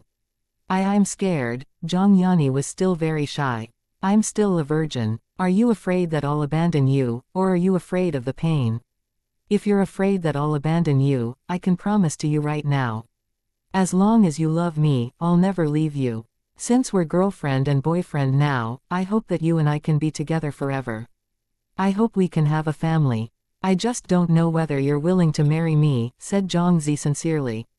If he didn't have a better choice, he would marry Zhang Yanni. Of course, Zhang Yanni said once Zhang Zi finished. She dreamed about marrying Zhang Zi and took their relationship seriously. So you're afraid of the pain. It's indeed painful at the beginning, but the pain will soon go away. I'll be very gentle. Since both of us want to have a family, we'll have sex sooner or later. We can take precautions against premarital pregnancy, said Zhang Zi. He was brainwashing Zhang Yanni. Zhang Yanni agreed with him on that, so she agreed after hesitating for a short while. So Zhang Zi and Zhang Yanni had sex. At the beginning, Zhang Yanni indeed felt the pain, but she soon began to enjoy it. After that night, Zhang Yanni often asked Zhang Zi to hang out together and they would stay outside and sleep together. That was how they had sex. Zhang Yanni didn't know what to say when Zhang Zi said that he might cheat on her if she couldn't satisfy him. She definitely didn't want it to happen. Therefore, Zhang Yanni had to tolerate it even though it was really uncomfortable. Chapter 2448. His anger went away that night. Zhang Yanni almost fainted several times during sex. However, because of what Zhang Zi just said, she didn't even dare to tell him to stop for a while. She was afraid that he might break up with her if she couldn't satisfy him. Therefore, they didn't stop until Zhang Zi was exhausted. His anger also went away after he vented through the violent sex. He came back to his reason, but he was still reluctant to accept the fact that he lost Zhao Fulin, a very good opportunity to join high society. It was all because of Zhang Yanni, but he couldn't argue with her, which really bothered him. Zhang Yanni wasn't very smart, but she could still feel that it must have something to do with Zhao Fulin that caused Zhang Zi to lose his patience tonight. However, she didn't ask him about that, because she clearly knew it would only cause an argument. She was too tired to do that right now. All she wanted now was a good sleep. Because she was completely exhausted, she soon fell into a deep sleep. The next day, Zhang Zi was in a better mood after they got up. He knew that he was too violent last night and was also afraid that Zhang Yanni might break up with him. He couldn't bear that. Therefore, when Zhang Yanni woke up, he apologized to her and comforted her for a while. He promised that he would be gentle next time and even checked whether her sensitive part was injured. After that, he made breakfast for her, and Zhang Yanni forgave him. After having breakfast, they had sex again. This time, Zhang Zi was very tender, so Zhang Yanni felt much better. However, Zhang Zi was still mad at Zhang Yanni. He just skillfully hid his emotions. In the afternoon, Leng Xiaoting came to City B, followed by Xu Jinchen, Chen Meng, Si Ming, Ai Weishan, Zhao Leng, Zhao Weixian, and Xiao Nanchen.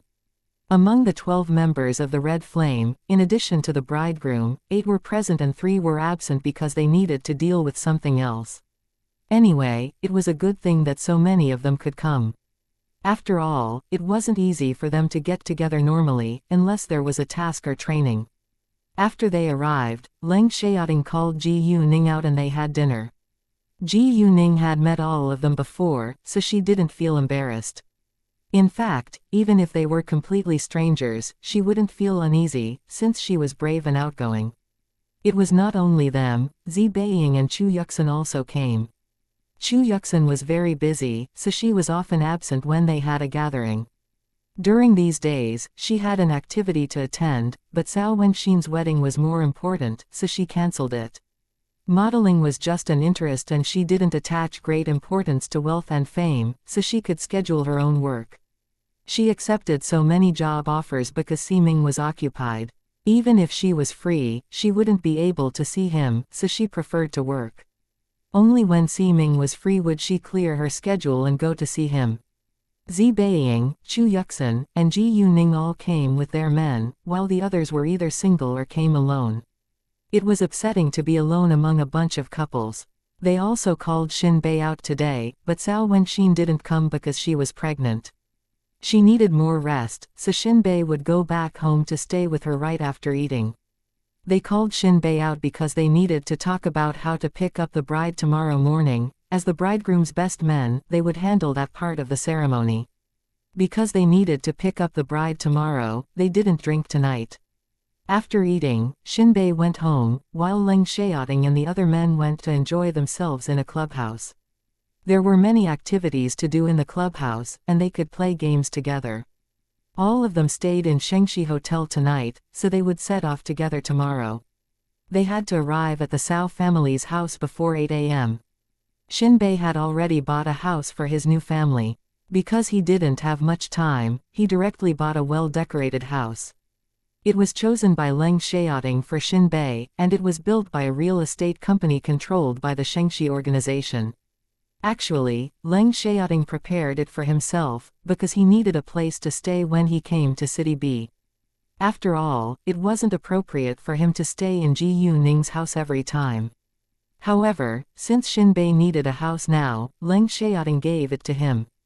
It was chosen by Leng Xiaoting and decorated by Leng Xiaoting's people, so it was definitely of good quality.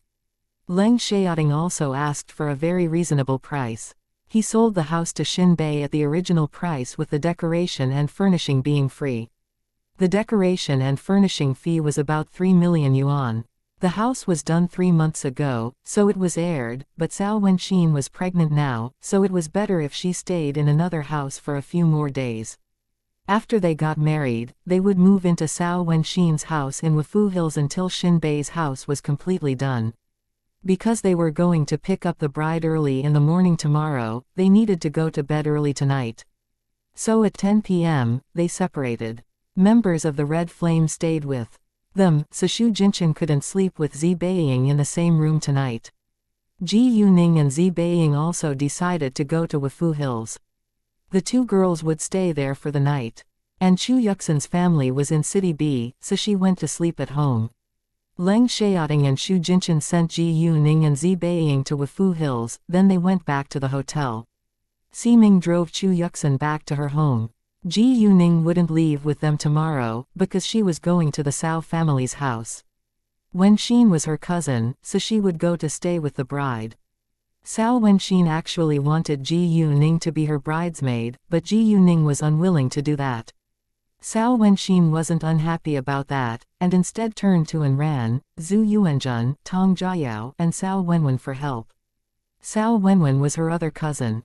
Anyway, because Cao Wenxin was pregnant, they had decided to hold a simple wedding. Xi Beiying would go with Ji Yuning tomorrow, because she was a girl, and it wasn't appropriate for her to stay with the men. So the next day, Ji Yuning and Xi Beiying got up at 6 a.m. They always got up at that time, but normally they would go to run or exercise after they got up. Chapter 2449. Pick up the bride. No matter how skilled they were at martial arts, they needed to practice regularly to stay physically strong. If they didn't practice for a long time, they would regress. However, they didn't go running after they got up that morning, but simply cleaned themselves and went to the Cao family's house. Because it wasn't too far away and they had enough time and there wasn't much traffic on the road, Ji Yuning and Xi Beiying arrived about 20 minutes later. The Cao family was well decorated, and every member was up. They were ready to see the bridegroom. All the bridesmaids were waiting and the bride was putting on her makeup and was almost finished. And it was not only the bridesmaids, Gao Chengyun and Zhang Zezheng were also present. Although they were men, they were Cao Wenxin's best friends, so they came to send her to meet the bridegroom. Gao Chungyun had totally given up on Cao Wenxin, so he wasn't sad that Cao Wenxin was about to get married. He actually felt happy for her. In addition, Gao Chungyun and Tang Jiayao were very close now, they just weren't sure whether they should get together yet. Anyway, they might soon become boyfriend and girlfriend. Tang Jiakai and Tang Jiayang also came to send Wenxin to meet the bridegroom. As for their seniors, because they were guests, they would directly go to the hotel in the afternoon. If the Tang family's seniors came right now, it wouldn't be right. After all, the Cao family was Cao Wenxin's family, and the Tang family were their guests. They would hold a traditional wedding, so they would wear traditional wedding gowns. It was cold, so they could wear thicker pieces of clothing inside. Ji Yuning would show up today as a guest, so she wore a casual suit.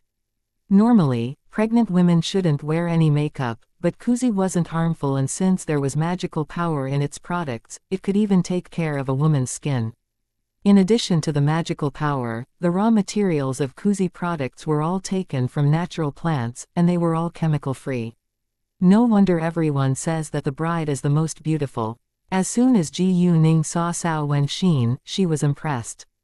She wasn't just saying that as a courtesy, because they were too close for that. Cao Wenxin, who was dressed up today, was indeed much prettier than usual. Cao Wenxin flushed a little. Because Ji Yuning prepared an expensive gift for Cao Wenxin, she gave it to Cao Wenxin at the Cao family's house and told her to put it away. It's too expensive, Cao Wenxin said. She liked it very much, but it was too expensive. However, it was a wedding gift, so she had to take it, because it stood for Ji Yuning's good wishes for her. Nonsense, you should know that I am in the jade business. I barely spent money on the jade, said Ji Yuning. She didn't want Cao Wenxin to feel burdened. Cao Wenxin understood that the jade hardly cost Ji Yuning anything, because Ji Yuning got the jade through good luck and she simply spent some money to engrave it. However, it actually cost over 10 million yuan in the store.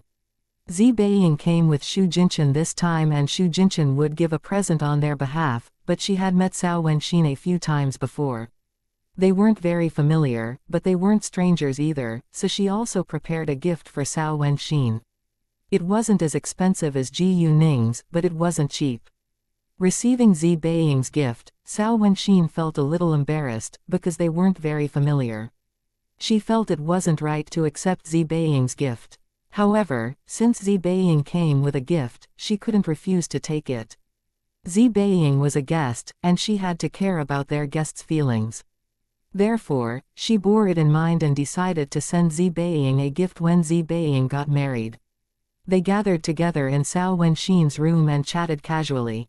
All of a sudden, Cao Wenjun became their topic. As the younger sister, you're already married now. When can your older brother get married? Tang Yunrong said. No need to rush, I'm only 26. Wenxin is already pregnant, and you're going to have a grandkid. You can enjoy your life with the baby for a few years, then I'll get married, said Cao Wenjun in a resigned tone. His mother had urged him to get married countless times.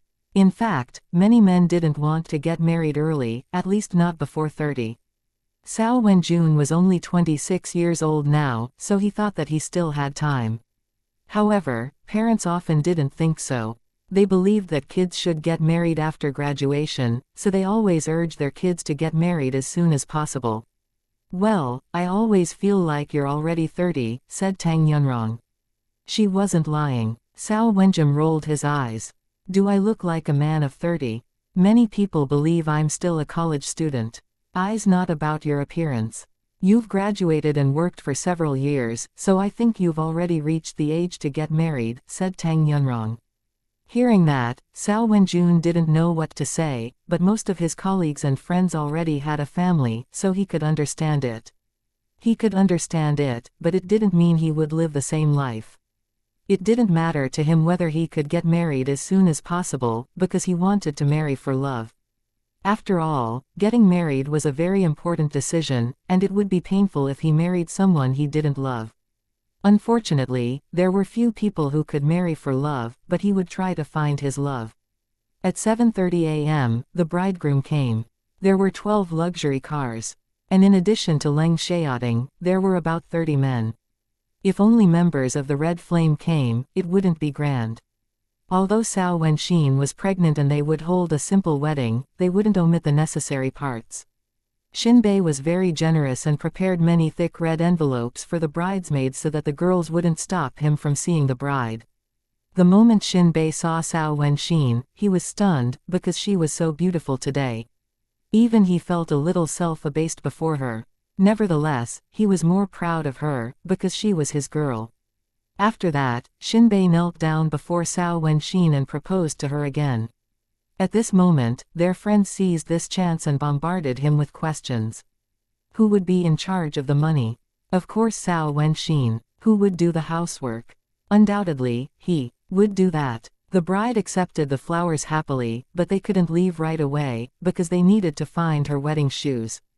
Chapter 2450. Leave home for a short while. Normally, the wedding shoes were hidden away by the bride's friends and relatives.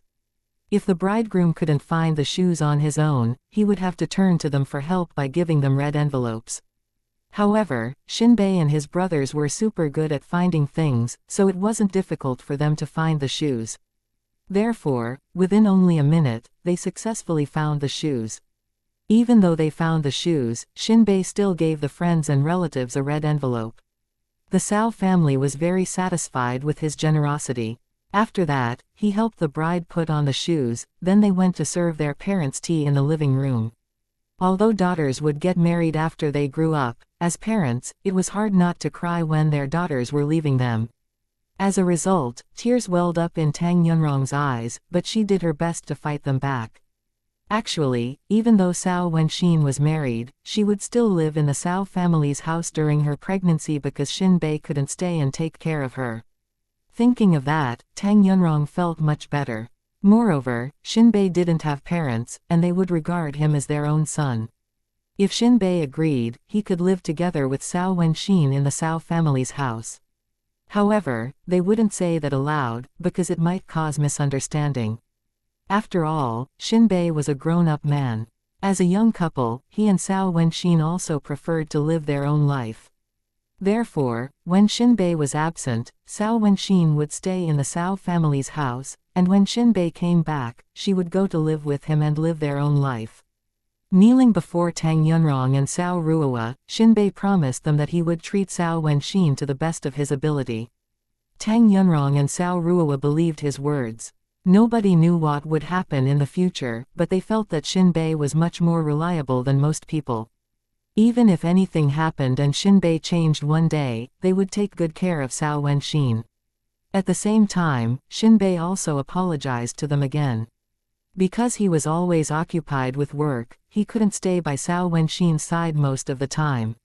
He needed them to help him take good care of Xiao Wenxin. As Xiao Wenxin's parents, Tang Yunrong and Cao Ruowa would definitely do that, but Xinbei proved he was a reliable man by doing that. Xinbei wasn't acting, he indeed had no choice. He was sincerely begging Xiao Wenxin's parents to forgive him. As of today, Xiao Wenxin would be his wife. He loved her, and he cared about her. Successful people normally didn't have much time. Tang Yunrong and Cao Ruowa understood that very well. When Xiao Wenxin and Xiao Wenjun were little, they were basically raised by their grandparents.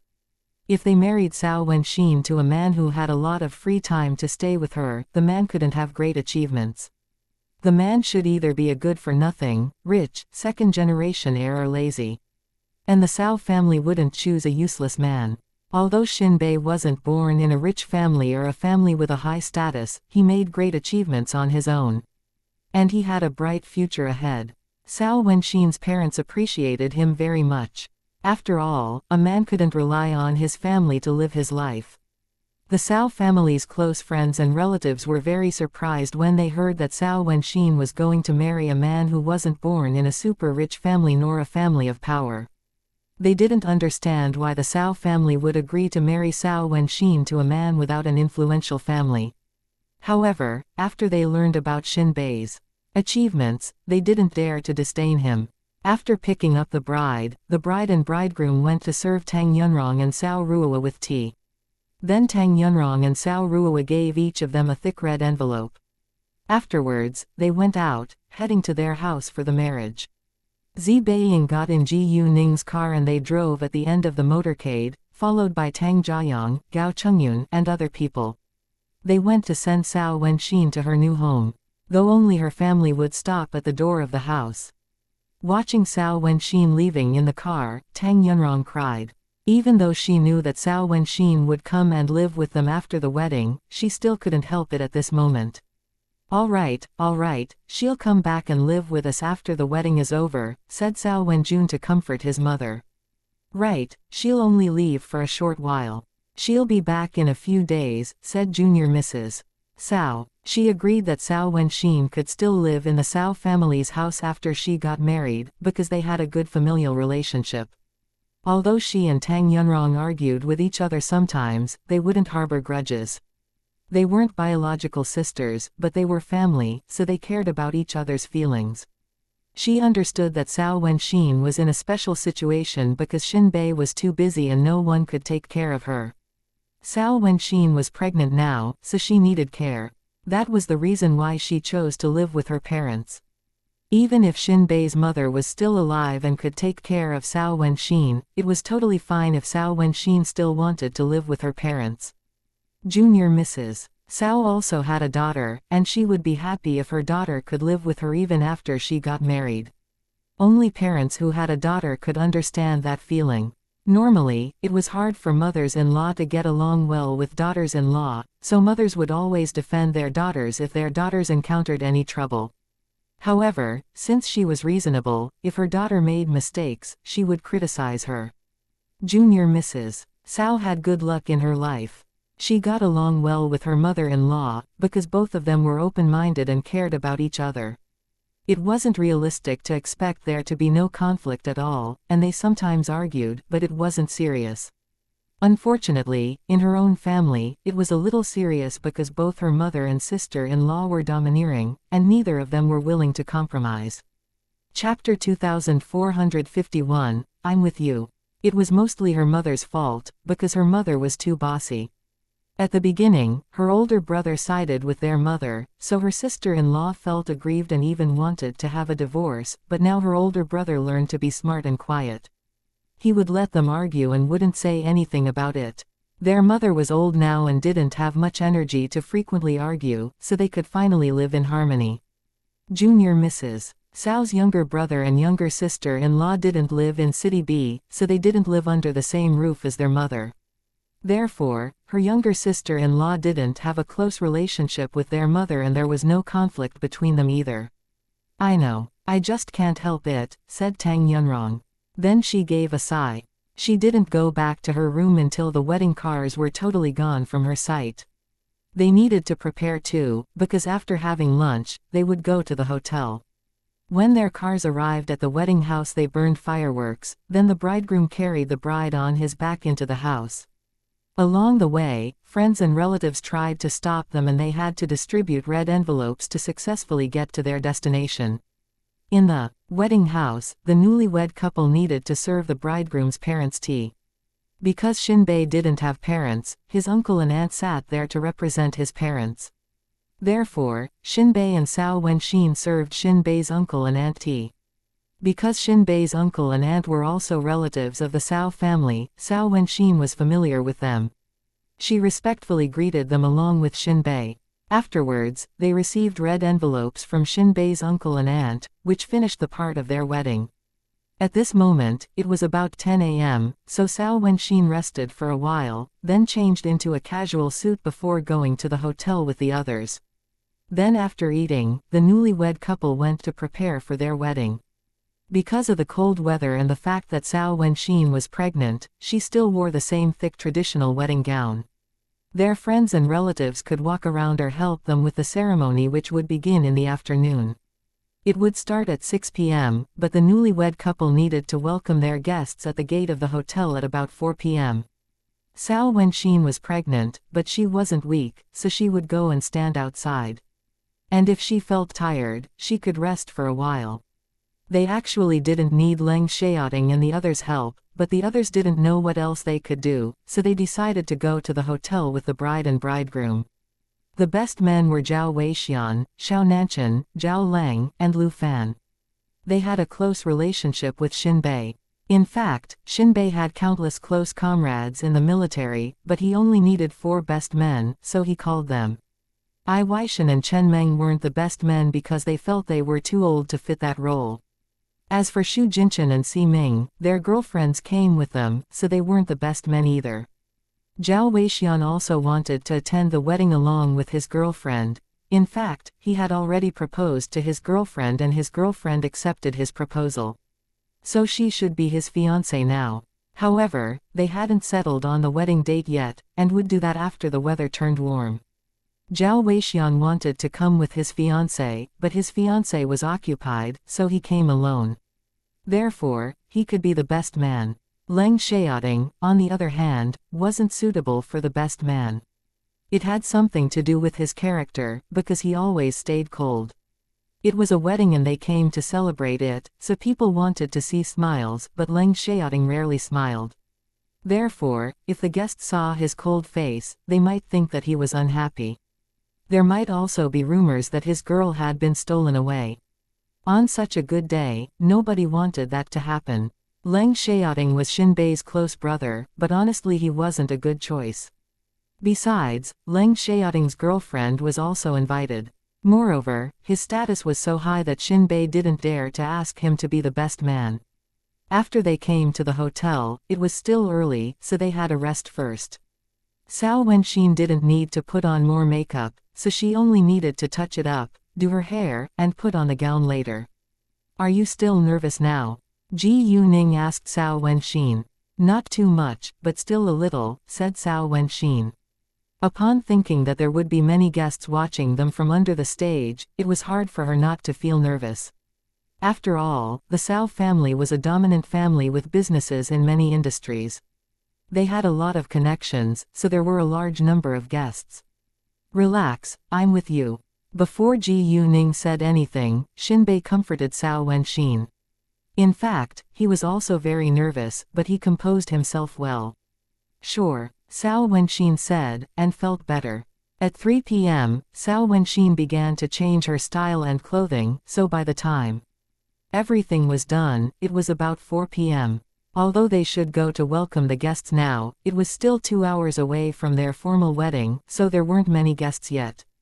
The majority of the guests didn't come until 5 p.m., so Cao Wenxin walked out to welcome them then.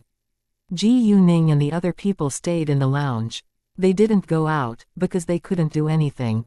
Not many people knew about Xinbei's background, but he was wearing a military uniform in one of their wedding photos.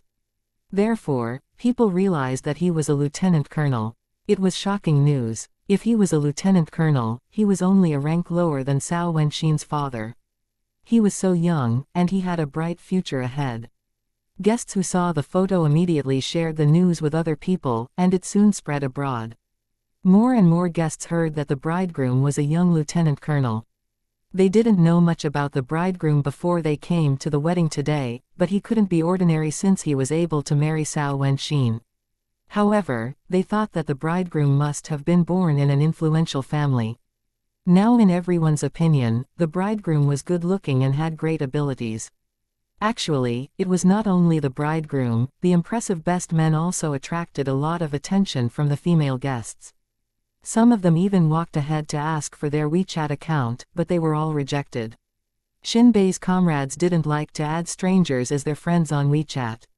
They only had familiar people on WeChat. Chapter 2452. Rationally cold. Some women were annoyed when they were rejected and even secretly swore at the best men. They felt that the best men were too arrogant. In fact, if those men weren't so handsome, they wouldn't have tried to ask for their WeChat account. Anyway, they asked for the humiliation and were simply self-centered and selfish. Luckily, there were only a few of them. Most women merely felt a little disappointed when they were rejected. They just wanted to make friends with those handsome men, and didn't mean anything. By it. However, if it was possible, they could hang out together. After all, it took time for men and women to get closer. If they wanted to form a relationship, they had to take action. Nowadays, women also learn to strike up a conversation with men. So as long as they liked someone, they wouldn't miss the opportunity. Since there were women who tried to strike up a conversation with the best men, there were also men who did the same thing to the bridesmaids, who were very pretty too. Many men recognized Tong Jiayao, because she was a beautiful and strong woman who had great fame in high society. Although the Tong family wasn't super rich, it was influential. And in fact, there weren't many super rich families in City B. Among all the rich families in the city, there might only be a few dozen super rich families. Therefore, a normal rich family already had enough influence in City B. Therefore, Tong Jiayao was the target of many rich heirs, but it wasn't easy to impress her. In fact, it wasn't a good time to strike up a conversation as they could only exchange greetings and chat for a short while. Tong Jiayao was a little cold, but she was very sophisticated, so no matter who came up to talk with her, she always looked nice and polite. If it was an unfamiliar person, she would keep her distance. Only when she saw familiar faces would she be sincere. Gao Chungyun and Zhang Zezheng didn't stay in the lounge with Ji Yuning and the other girls. Instead, they stood outside with the bride, the bridegroom, the bridesmaids and the best men. After all, their girls were the bridesmaids today, and they should take care of them. When Gao Chungyun saw that Tong Jiayao was so popular among the men, he was a little displeased. Well, it seems that Jiayao is much more popular than we thought. Zhang Zezheng joked with Gao Chungyun. Yeah, said Gao Chungyun calmly, as if he wasn't unhappy about it. Why are you still hesitating? Aren't you afraid she'll be stolen away? Asked Zhang Zezheng. Even he felt anxious for Gao Chungyun. He understood that Gao Chungyun needed time to think about it, but sometimes it was cold if people thought too much in a romantic relationship. If she's stolen away, it means that she doesn't belong to me. No one can steal my girl from me, said Gao Chungyun, but he was actually a bit worried. He didn't have much confidence in himself. Don't think so rationally about a romantic relationship. You need to take action. It takes time for men and women to get to know each other after all. If you don't spend more time with her, how can you know whether you're suitable for each other? You need to carefully cultivate your love. If you don't do anything, you won't find your love, said Zhang Zezheng. Hearing that, Gao Chungyun agreed.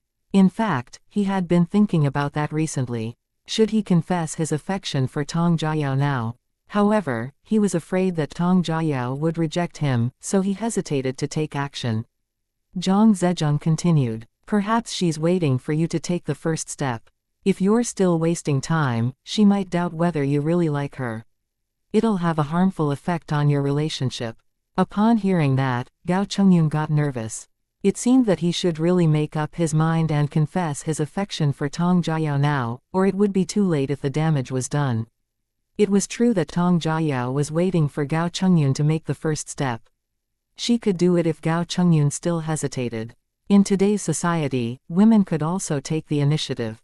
However, when both of them liked each other, she still wanted him to confess his affection for her first. She believed that she had given him obvious hints. If he wanted to be together with her, he should tell her. If he didn't, perhaps he didn't like her very much. When would she take the first step? If the man she liked didn't know that she liked him and she was sure that he had a good impression of her, she would confess her affection for him. For example, when she met Leng Xiaoting, she didn't fall in love, but she was attracted to him due to his outstanding air and appearance. However, before she knew more about him, there was no love between them. Therefore, after knowing Gao Chungyun for so long, she had started to doubt whether he liked her and whether he wanted to be together with her. If not, she would be really disappointed and sad. It wasn't easy for her to like someone after all, but unfortunately he didn't like her the same way. Anyway, she wouldn't force him to accept her. In fact, Tong Jiayao had made a decision. After Cao Wenxin's wedding, she would ask Gao Chungyun out and have a talk with him. I didn't want to be together with her, they shouldn't be so close any longer. It was a total waste of time. Gao Chungyun, actually, had the same idea after hearing Zhang Zezheng's words. He decided to confess his affection for Tong Jiayao after Cao Wenxin's wedding. Chapter 2453. It's annoying it was not only the bridesmaids and the best men, Gao Chungyun and Zhang Zezheng who stood next to them were also very popular. After all, both of them had a high status and were good-looking too. They didn't coldly reject them, but they refused to give any woman their numbers. Not every guest came to enjoy the wedding. Most of them had other purposes. Among the invited guests, there were many people of power and wealth, and they were easily targeted. Accordingly, those who failed to get the numbers of the important people outside went into the hall. The hall was full of quality men and women, so they had many choices. At about 5 p.m., the Zhang family came. All of its members were present.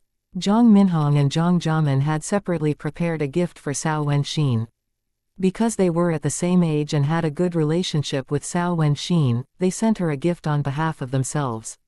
If they weren't close, they could have let their seniors do that. For example, Zhang Yutong didn't have a close relationship with Cao Wenxin and they rarely met, so she didn't bother to send Cao Wenxin a gift on her own. It was very normal. Once Zhang Yutong came, she went straight to see Tang Jiayang. However, she didn't see Tang Jiayang in the wedding hall.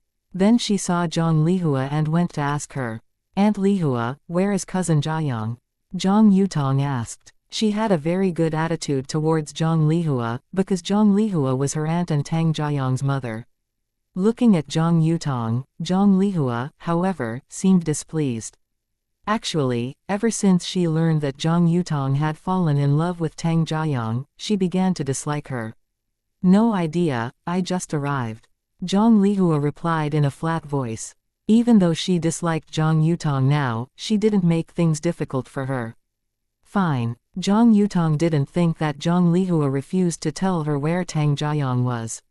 She just felt a little disappointed. After that, Zhang Yutong continued to search for Tang Jiayang. Watching Zhang Yutong's back, Zhang Lihua shook her head resignedly. How could this young girl fall in love with her own cousin? Close relatives couldn't get married now. Even if it was acceptable, Zhang Lihua wouldn't agree. She decided to tell Zhang Yutong's parents to educate her about it. By now, among the members of the Tang family, only Tang Haifeng and Tang Yunfen were still absent. Because Ji Yu Man had just delivered, she couldn't attend the wedding, so Tang Yunfen would come in a while, but he would go back home after giving his gift. He couldn't leave Ji Yu Man alone in the house, even though Ji Yu Man said that she would be fine. The fact that his niece got married was very important, but his wife just delivered. So he showed up to send Cao Wenxin good wishes, but he wouldn't stay for the ceremony and dinner. In fact, even if he didn't come, the Cao family wouldn't blame him. They understood that he was in a special situation. About a dozen minutes past section PM, Tang Haifeng and Tang Yunfen arrived. Tang Haifeng went to chat with Master Cao and other seniors, while Tang Yunfen left after presenting his gift and sending his congratulations. Tang Yunfen was very generous, and the gift he sent to Cao Wenxin was a store of 200 square meters in the city center. Tang Yunhang also sent Cao Wenxin a store. Although it wasn't as large as Tang Yunfen's, it wasn't much smaller. And Tang Haifeng sent Cao Wenxin a big house. In today's society, a house was the most valuable and potential property. Among Cao Wenxin's dowries, there was also a house and a store. With the dowries, she didn't need to work and could still live a good life just by receiving rent. Actually, Xinbei could provide Cao Wenxin with a good life even if she had no property, because Xinbei was rich. However, the Cao family was unaware of his wealth. They knew very little about Xinbei's job. They only knew that he was a Special Forces lieutenant colonel, and carried out special tasks. However, he would get a bonus after finishing a task, so he didn't lack money at all. Xinbei had honestly told them that he could often get a bonus of at least 100,000 yuan. However, because the Red Flame was a very special team, he couldn't tell them many details. They had conducted many dangerous tasks, and had a lot of enemies, so their lives were in danger. As a result, whenever they performed a task, they would disguise themselves in order to protect their identities. In that case, the fewer people who knew about their job, including their families, the safer they would be. Anyway, the Cao family and the Tang family gave Cao Wenxin many properties, not because they were afraid that Xinbei couldn't give Cao Wenxin a good life, but because they were family. Cao Wenxin was a member of the Tang family, so she would receive expensive gifts at her wedding. At about 5:30 p.m., Ji Yuning and the others walked out. Unluckily, right after they reached the hall, Zhang Yutong saw them. However, she didn't dare to walk forward because there were many of them, especially since Leng Xiaoting was also there. Although this was the first time that she had seen Leng Xiaoting in real life, she had seen photos of him on the internet before. After all, he was too handsome to be ignored. Most importantly, he was Ji Yuning's fiancé. Ji Yuning had an extremely handsome fiancé, who was born in a powerful dominant family, which aroused Zhang Yutong's jealousy. Leng Xiaoting was the heir of the Leng family in the capital, and he was also the youngest major general in the military. Zhang Yutong didn't understand why Ji Yuning could be so lucky. She turned out to be the Tang family's granddaughter, had a super successful career, and even became the future granddaughter-in-law of the Leng family in the capital. Compared with Ji Yuning, she was merely a nobody. Although Zhang Yutong disliked Ji Yuning, she wished she were Ji Yuning countless times. If she were Ji Yuning, she could own everything that Ji Yuning had right now. Unfortunately, it was just her dream. Due to Leng Xiaoting, Zhang Yutong hesitated to go ahead. She wasn't afraid of his high status, but she was scared of his heir. She wasn't afraid of Ji Yuning, because she didn't believe that Ji Yuning dared to hurt her at Cao Wenxin's wedding. It was also impossible for Leng Xiaoting to do anything to her, because she hadn't messed with him at all, but she just lacked courage to approach him. Therefore, Zhang Yutong could only stand there and watch Tang Jiayong with a pitiful look. Tang Jiayong saw Zhang Yutong, but didn't bother to pay much attention to her. Tang Jiakai, however, stared at Zhang Yutong for a while. He understood that she didn't dare to walk over because there was a large group of them. It was a good thing. After all, it was annoying when Zhang Yutong wouldn't leave them alone. Chapter 2454. Couldn't stay here any second longer. When Zhang Jiamen and Zhang Minhong saw Ji Yuning and the others, they immediately walked forward. Although there were a lot of them and they felt a little shy, they didn't see many familiar faces in the hall. So if they didn't go to talk with Ji Yuning, they would be bored. It was boring for them to talk with unfamiliar people. Hi, Jiayong, Jiakai, Ji Yuning, and you all, nice to see you. Zhang Jiamen and Zhang Minhong smiled at them. Ji Yuning welcomed them. Once Zhang Yutong saw Zhang Jiamen and Zhang Minhong walk over, she followed them. Hi, Jiayong, Jiakai, Jiamen, Minhong, Miss Ji Yu. After Zhang Yutong walked over, she greeted them kindly as if they were very close. She knew that she must be nice, or they would refuse to accept her and she wouldn't be able to talk to Tang Jiayong. Given her kind attitude, they wouldn't embarrass her publicly. If they did that, it would be their fault. Unfortunately, nobody cared about her attitude. Because she already left a terrible impression on them, so no one liked her. What was worse, Tang Jiakai showed obvious disdain and asked her angrily, "What are you doing here?" Hearing that, Zhang Yutong was mad, but she acted aggrieved.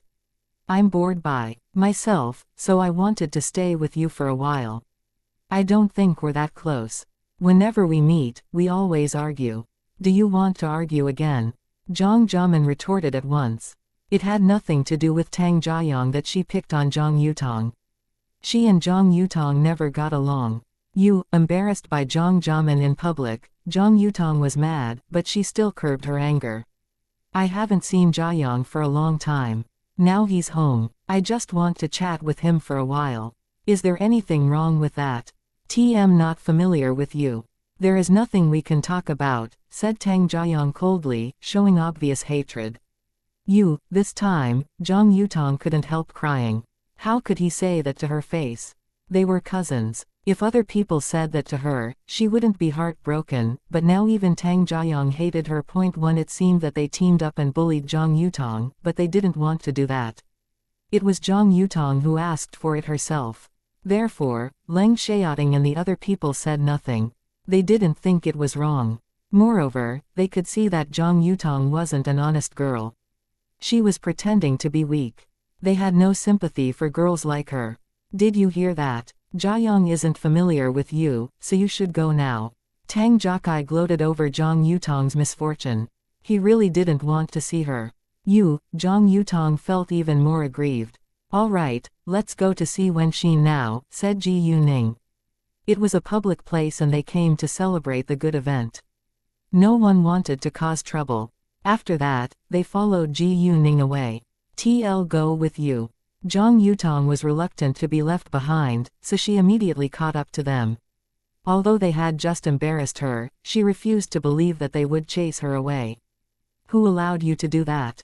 Ji Yuning coldly said to her. "You." Zhang Yutong was angry. How could they be so hateful and bully her together? "Stay away from us, or I'll teach you a lesson in person." Ji Yuning threatened her. Even though she didn't want to cause any trouble at Cao Wenxin's wedding, she wouldn't mind teaching Zhang Yutong a lesson if she didn't leave. She would make it as quiet as possible. At this moment, Zhang Yutong was scared and didn't dare to follow them again. She didn't think that they would dare to injure her, but she was unwilling to take the risk. What if Ji Yuning really beat her? She would be the only one who was injured. Filled with unhappiness, Zhang Yutong ran to her mother. Junior Mrs. Zhang was chatting with several other rich wives. When she saw her daughter's sad face, she knew that her daughter must have gotten the cold shoulder from Tang Jiayong once more. She had no idea what to say right now. She had tried to persuade Zhang Yutong to give up, because she disapproved of Zhang Yutong's affection for Tang Jiayong. Even if they liked each other and wanted to be together, she would only feel embarrassed.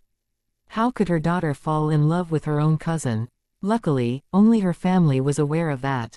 If it went abroad, she would be greatly humiliated. In case Zhang Yutong did anything embarrassing, Junior Mrs. Zhang pulled her to a comber and warned her seriously. "Yutong, behave yourself. If you do anything embarrassing, not only our family, but the Tang family will also be humiliated. If the Tang family feels humiliated, we might lose our connection with them. Our family heavily relies on the Tang family to stay rich. Don't hurt our family's benefits just because you're heartbroken. What have I done wrong?" Zhang Yutong was very sad now, and wanted her mother to comfort her. However, her mother warned her to behave herself, which filled her with even more unhappiness. "I'll be best if you did nothing wrong. Stop bothering. Jiayong, don't you know you're only embarrassing yourself?" Junior Mrs. Zhang said. She now felt guilty in front of Zhang Lihua. Hearing that, Zhang Yutong felt aggrieved. In fact, she knew that she was embarrassing herself, but she couldn't stop herself from seeing Tang Jiayong. The Tang family said nothing because we're relatives, but now I already feel guilty in front of your aunt. Yutong, be mature. Junior Mrs. Zhang said honestly, if other people hear about it, you'll be a joke. Zhang Yutong opened her mouth, but didn't know what to say, because her mother's words made her realize how serious it was. However, it was really hard for her to stop loving Tang Jiayong. For the sake of her family, she must behave herself. "I think I'll just go home. I can't stay here any longer." After pondering over it, Zhang Yutong decided to go home. Chapter 2455, She's finally gone. Fine, go home now. I'll tell the chauffeur to drive you home. Junior Mrs. Zhang agreed with Zhang Yutong. At least, no trouble would be caused. "Sure," said Zhang Yutong, then her mother took her out. When they walked by Tang Yunrong, Junior Mrs. Zhang excused themselves. She said that Zhang Yutong had a headache and needed to go home. Hearing that, Tang Yunrong gave a glance at Zhang Yutong's uncomfortable face. She didn't think much about it. After expressing her concern, she let them leave. Ji Yuning and the others stood outside, so they saw Junior Mrs. Zhang walk Zhang Yutong away. They also heard their conversation with Tang Yunrong. They knew that Zhang Yutong didn't leave because she had a headache. She just argued with them, so she couldn't stay here any longer and went back home. Nevertheless, it was good news for them. "Wonderful. She's finally gone," said Tang Jiakai with satisfaction. He hated seeing Zhang Yutong. If they weren't in a public place, he would have sworn at her. Upon thinking that Zhang Yutong had fallen in love with Tang Jiayong, he felt disgusted. If she only admired Tang Jiayong, it wouldn't be disgusting, but she wouldn't stop bothering him, which was unacceptable. Anyway, they couldn't accept it. "What has she done? Why do you hate her so much?" Zi Beiying asked curiously. "She's always acting, and a little crazy. If you get along with her, you might be hurled blame at any time," said Ji Yuning. Even though Zi Beiying asked her that question, she couldn't tell her that Zhang Yutong fell in love with Tang Jiayang. After all, the fewer people who knew about it, the better it was. Besides, there were so many people around them.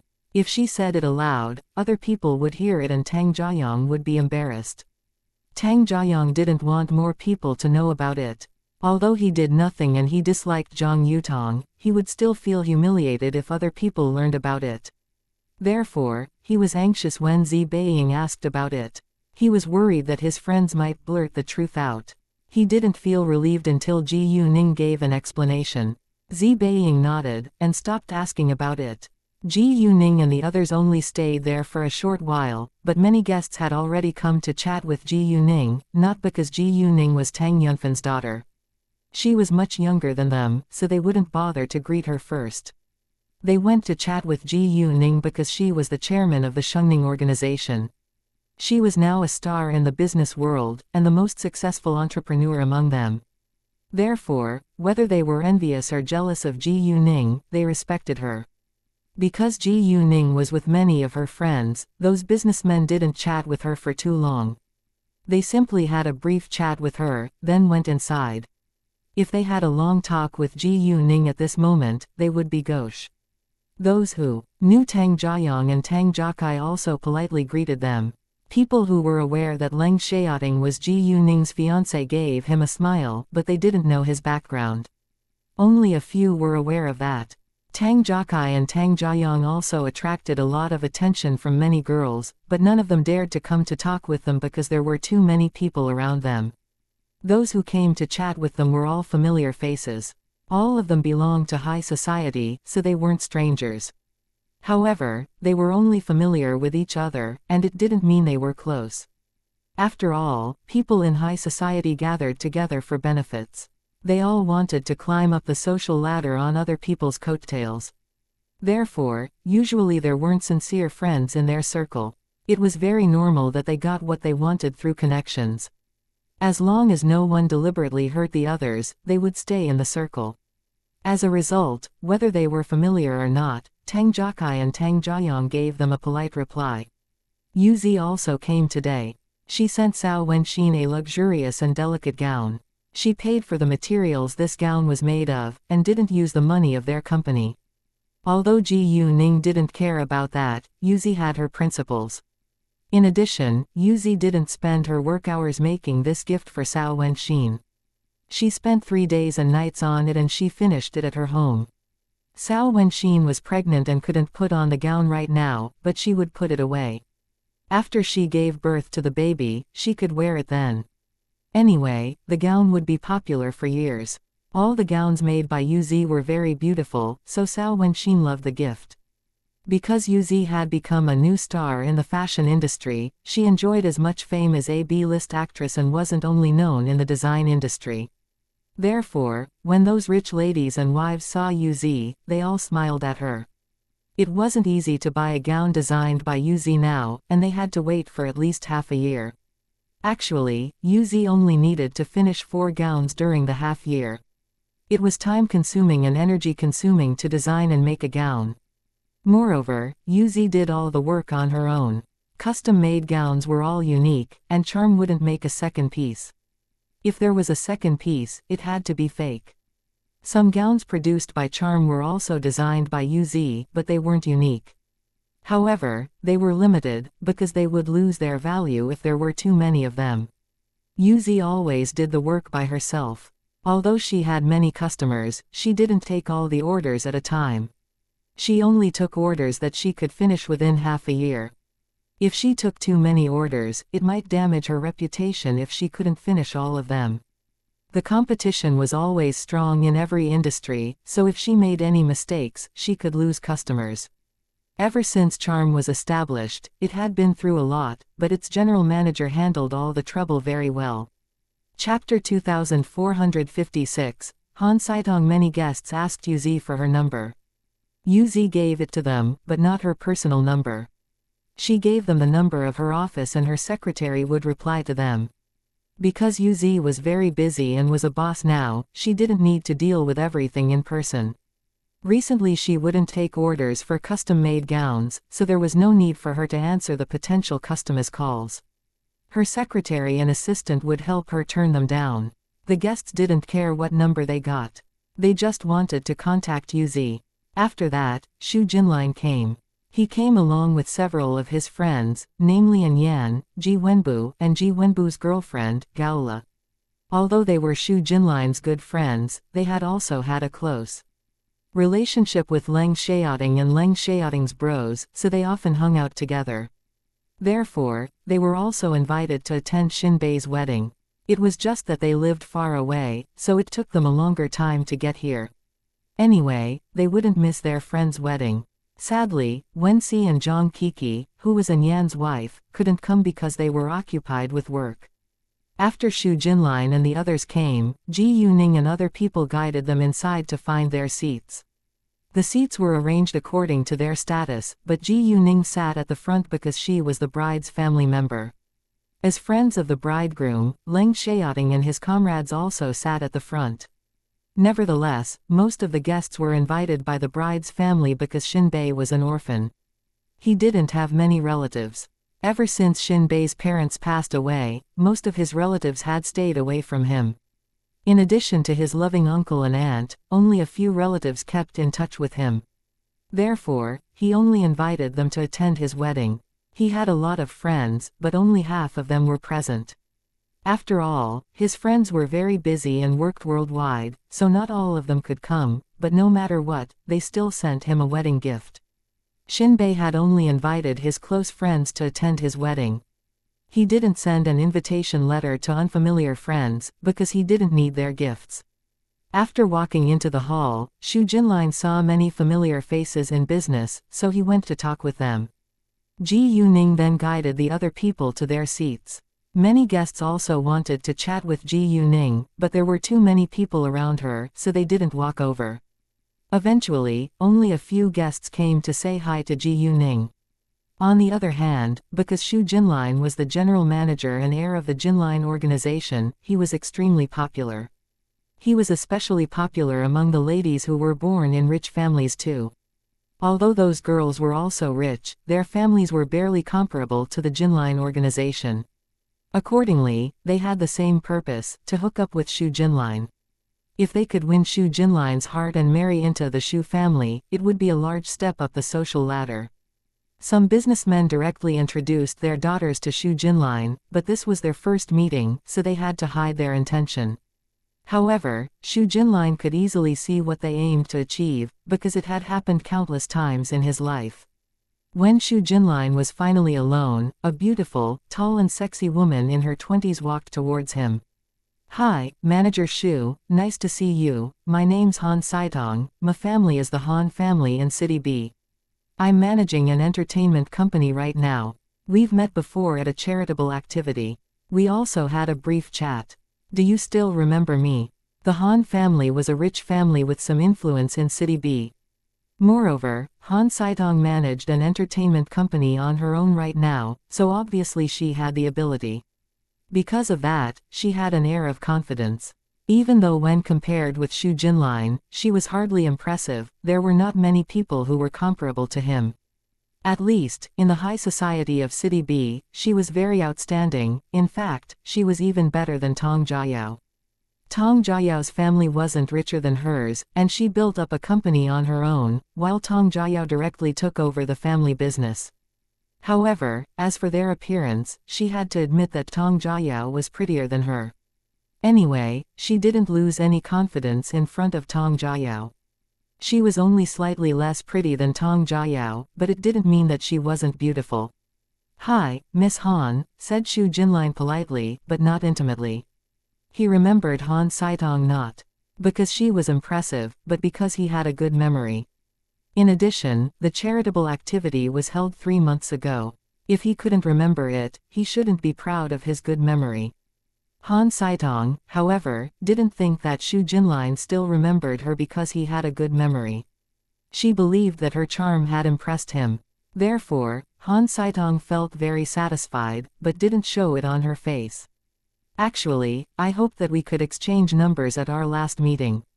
After all, we might be partners one day, but you left too early that day. I didn't have a chance to say that. It's really a shame. Aide Han Saitong. You can contact my secretary first if you're seeking cooperation. He'll let me know afterwards, said Xu Jinlin. Then he took out a name card for his secretary and handed it to Han Saitong. Please. He clearly knew what Han Saitong really wanted, but he didn't want to give her his number. Actually, if it had been a man, he wouldn't mind exchanging numbers, but whenever he met unimportant people, he always gave them the number of his secretary. Instantly, the smile disappeared from Han Saitong's face, but she soon composed herself. Xu Jinlin must have done that on purpose. Why did he do that? Wasn't she impressive enough in his opinion? Although Han Saitong was confused, it was too embarrassing to ask that question. And she had to take the name card, or Xu Jinlin would be unhappy. Chapter 2457. Miss Han likes manager Xu. Therefore, Han Saitong took the name card Xu Jinlin handed to her, then put on a perfunctory smile. Thanks. After that, she gave Xu Jinlin her name card.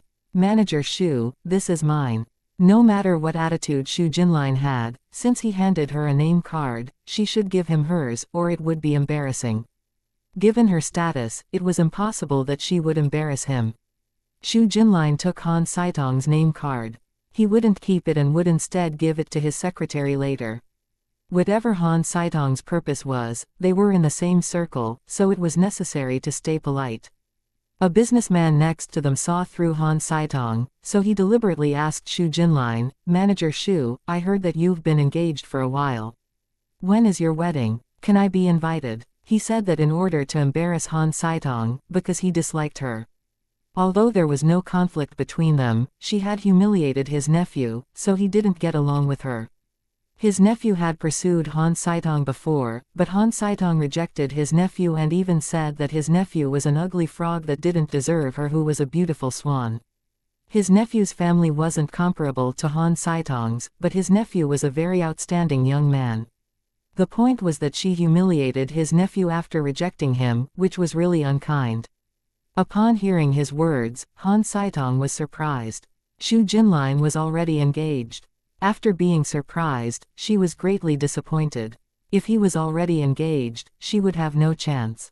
This summer, I think. We haven't settled the exact date yet. After it's settled, you'll surely be invited, Chairman Kai, said Xu Jinlin. That's wonderful. Chairman Kai laughed. Well, I think the wedding is about to begin. I need to go back to my seat now, said Xu Jinlin. Sure, please, said Chairman Kai, then Xu Jinlin turned around and walked away. Once he was gone, Han Saitong snorted with mixed emotions. Although this was only her second meeting with Xu Jinlin, she had a very good impression of him. Most importantly, such a perfect man as he was every woman's Mr. Right. Unfortunately, he was already engaged. Miss Han, I bet you like manager Xu very much, but he's already engaged, said Chairman Kai meaningfully, then left without delay. Han Saitong didn't know that Chairman Kai was the uncle of the admirer she had humiliated before. So she could see that he did it on purpose, but she didn't know why. However, she didn't bother to figure it out. Jinlin, you're too popular. Wherever you go, there are your admirers. After Xu Jinlin came to his seat, Yan joked with him. Xu Jinlin said nothing, and just rolled his eyes at Yan. Didn't Yan know why he was so popular? He's the general manager and the heir of the Jinlin organization. If he's an ordinary man, I don't think he would still have so many admirers, said Ji Wenbu. It was very realistic that women were only attracted to Xu Jinlin's background. You're right. Nowadays everyone is very realistic, said Yan. When it was almost 6 p.m., the bride and bridegroom came in and went to get ready for the ceremony. 10 minutes before the wedding, the MC, host, lighting engineer, sound engineer, supervisor, etc. were all in place. 4 minutes before the wedding, the bridegroom waited by the stage, while the bride stood at the entrance of the wedding hall.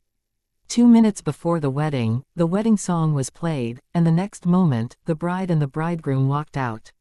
The bridegroom came from the stage, while the bride took her father's hand and walked towards the stage. At this moment, Sao Ruoa, a strong, tough man, suddenly felt like crying. Even though he knew that his daughter would still live with them after she got married, his daughter was married to another man. He felt that his adorable daughter now belonged to another man, so it was hard for him not to feel sad. Tang Yunrong, who sat under the stage, cried too. At the same time, she also felt happy for Sao Wenxin, because Sao Wenxin married her love. As parents, they just wanted their kid to live a happy life. The bride and bridegroom walked to the designated position and met under the limelight. The bridegroom presented the most beautiful flowers to the bride with his own hands. The bridegroom then assured the bride's father that he would treat his daughter well, before the bride's father handed the bride into the hands of the bridegroom. After saying a few sentences, the bride's father left. Watching Sao Ruoa's back, Sao Wenxin burst into tears. Although she could still live with her parents after she got married, it was totally different now. Before she got married, the Sao family was her own family, but now she needed to start a new family. Besides, for most daughters, they became guests to their families after they were married.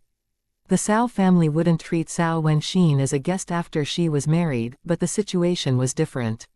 She couldn't take the Sao family's stuff without feeling guilty now. In that case, even if she still lived with her parents afterwards, she couldn't ask her parents to buy stuff for her. She would have to pay the bills on her own. Sao Wenxin felt sad, not because she couldn't ask her parents to give her everything in the future. She wasn't a person without any gratitude. She just felt that she grew up now and had to leave her parents and start a new family with her husband. After the two returned to the stage, the host gave a speech. Ladies and gentlemen, friends and families, welcome. Today is the wedding of this loving couple. Stand by each other, be in each other's arms no matter in happiness or in tears. Stand by each other, when the cold rain starts to fall and your hearts are filled with fears. Stand by each other, when you're too old to chew. So love your love, that's all we pray for. With all the blessings, may happiness be with you all the way. Now, the bride and the bridegroom shall exchange the rings. Hearing that, Sao Wenwei stepped up with the rings. The host said something again, then came to the key moment. Xin Bei, will you take Sao Wenxin to be your lawful, wedded wife? Will you love her, honor her, comfort her as long as you both shall live? Asked the host. T will, said Xin Bei loudly and without hesitation. He couldn't wait to spend the rest of his life with Sao Wenxin. Chapter 2458, I will. The moment he finished, thunderous applause sounded under the stage. Feared your loud answer. It seems the bridegroom loves the bride deeply. The host joked. All the guests had the same feeling, and the Sao family felt very comforted. Sao Wenxin, will you take Xin Bei to be your lawful, wedded husband? Will you love him, honor him, comfort him as long as you both shall live? Asked the host. Twill, said Sao Wenxin. Her voice wasn't as loud as Xin Bei's, but she said with determination. As soon as she finished, loud applause again sounded from under the stage. After that, the bride and the bridegroom put on each other's rings. Now, you may kiss your bride, said the host. Xin Bei lightly kissed Sao Wenxin's lips, because with so many people watching them, he couldn't give her a passionate kiss. And the bride, you can kiss your husband now, said the host. Sao Wenxin then moved over and kissed Xin Bei's lips. Afterwards, the parents of the newlyweds went on the stage. Because Xin Bei didn't have parents, his uncle and aunt went on the stage instead. The host explained that the bridegroom's parents passed away early, so his uncle and aunt were on the stage now. However, when Xin Bei's uncle and aunt went on the stage, many guests were surprised. They didn't know that they were Xin Bei's relatives until now. The seniors sat down on their seats, then the bride and bridegroom served them with tea. During this part of the ceremony, the seniors had to give the newlyweds red envelopes. The bride's parents gave a thick red envelope to the bridegroom, and vice versa. Because it was just a part of the ceremony, Sao Wenxin and Xin Bei received the same red envelopes the seniors had already given them this morning. After that part was finished, they stood up and the seniors gave them good wishes. At this time, both Sao Ruoa and Tang Yunrong felt like crying, so to prevent herself from bursting into tears, Tang Yunrong didn't say many words. Afterwards, the seniors went back to their seats under the stage. Then the bride and bridegroom opened champagne and cut the cake to start the wedding dinner. Cao Wenxin was pregnant, so she couldn't drink and replaced her glass of champagne with juice. At the banquet, the guests began to drink and chat with one another. Many people walked to drink with Ji Yuning, so Ji Yuning had to drink a lot, and Leng Xiaoting didn't help her. Tang Jiakai and Tang Jiayong were a little displeased. They wanted to help Ji Yuning, but her boyfriend was here, so if they drank for her, Leng Xiaoting would be embarrassed. Although they were dissatisfied with Leng Xiaoting since he did nothing, they couldn't embarrass him publicly. Perhaps Leng Xiaoting didn't realize it was a problem, so they decided to give him a reminder. Xiaoting, why don't you help Ningning with the drinks? She's drunk a lot, said Tang Jiayong, sounding slightly unhappy. Leng Xiaoting understood that they were unhappy because he didn't help Ji Yuning with the drinks, but he didn't mind. After all, they cared about Ji Yuning, so he explained at once. Given Ningning's character, since she can drink, she won't let anyone else help her. If she doesn't want to drink, she'll just stop. And don't worry, she won't get drunk.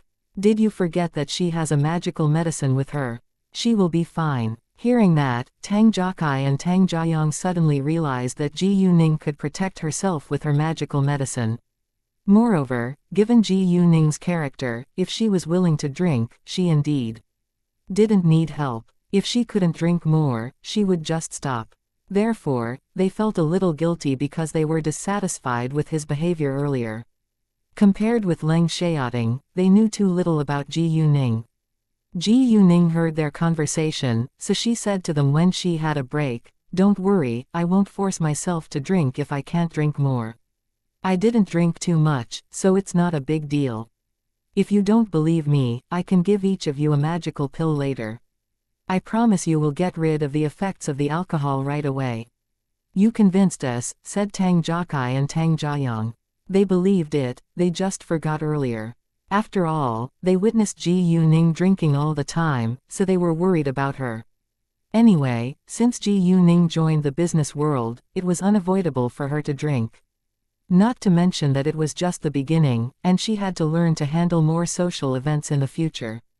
Although they cared about Ji Yuning, they could do nothing about it. It was her choice and she couldn't give up everything just because she didn't want to drink. It was serious business, not children's play after all. In fact, when Tang Jiayong joined the business world and Tang Jiakai joined politics, they would have to socialize with different people in the future. Tang Jiayong was interested in business, while Tang Jiakai was interested in politics. Actually, whether they had any interest or not, they were destined to become businessmen and politicians. Tang Yunhang would retire one day, so if Tang Jiayong joined the business, but Tang Jiakai didn't join the politics, the Tang family would lose its influence after Tang Yunhang retired. Power was always more influential than money, so the Tang family needed a member to be in a high position in politics. Even if the member couldn't reach a position as important as Tang Yunhang's, he had to be a director or a head in order to maintain the Tang family's status. The Tang family's status relied on Tang Yunhang's position in politics and Tang Yunfan's influence in business. At the beginning, they planned to let Tang Jiayong join the politics and Tang Jiakai could join the business, because Tang Jiayong was more stable ever since they were little. However, Tang Jiayong had little interest in politics. Instead, he was greatly interested in business and Tang Jiakai was unwilling to do business and was more interested in politics. Nevertheless, the Tang family didn't let them make the choice simply out of interest. They needed to pass a test. Interest couldn't represent their abilities. Interest could only help them focus on their career. After the test, it proved that Tang Jiayong was indeed more suitable for business and Tang Jiakai should join politics, so that was the final result. Therefore, whenever anything happened in politics now, Tang Yunhang would tell Tang Jiakai and let him do an analysis. Chapter 2459, Unkind People. Because his father was a governor, Tang Jiakai was very smart, but he wasn't mature enough yet. Anyway, he was talented, so as long as he learned more about politics, he could reach an important position with his family's help. It was impossible for him to do that on his own, because without connections, he probably wouldn't make great achievements in his career. Master Tang used to be a businessman, but he had close old friends in politics, so Tang Yunheng also relied on his father's connections to get to his current position. Otherwise, no matter how outstanding Tang Yunheng was, he wouldn't have been promoted to his current position. Even if he did his best, he would have only reached a position which was less important than his current position. In addition, he still needed the Tang family's help. After hearing Leng Xiaoting's and Ji Yuning's reply, Tang Jiayong and Tang Jiakai stopped talking about how much Ji Yuning drank. In fact, she didn't drink much and only sipped when she drank. At the same time, they were also drinking with the guests. It was Cao Wenxin's wedding after all, so it was fine if they drank more. After 8 p.m., the guests left one after another. Some businessmen who succeeded in forming a relationship with other businessmen adjourned to another place. While some young people who successfully struck up a conversation with their target also continued to hang out together.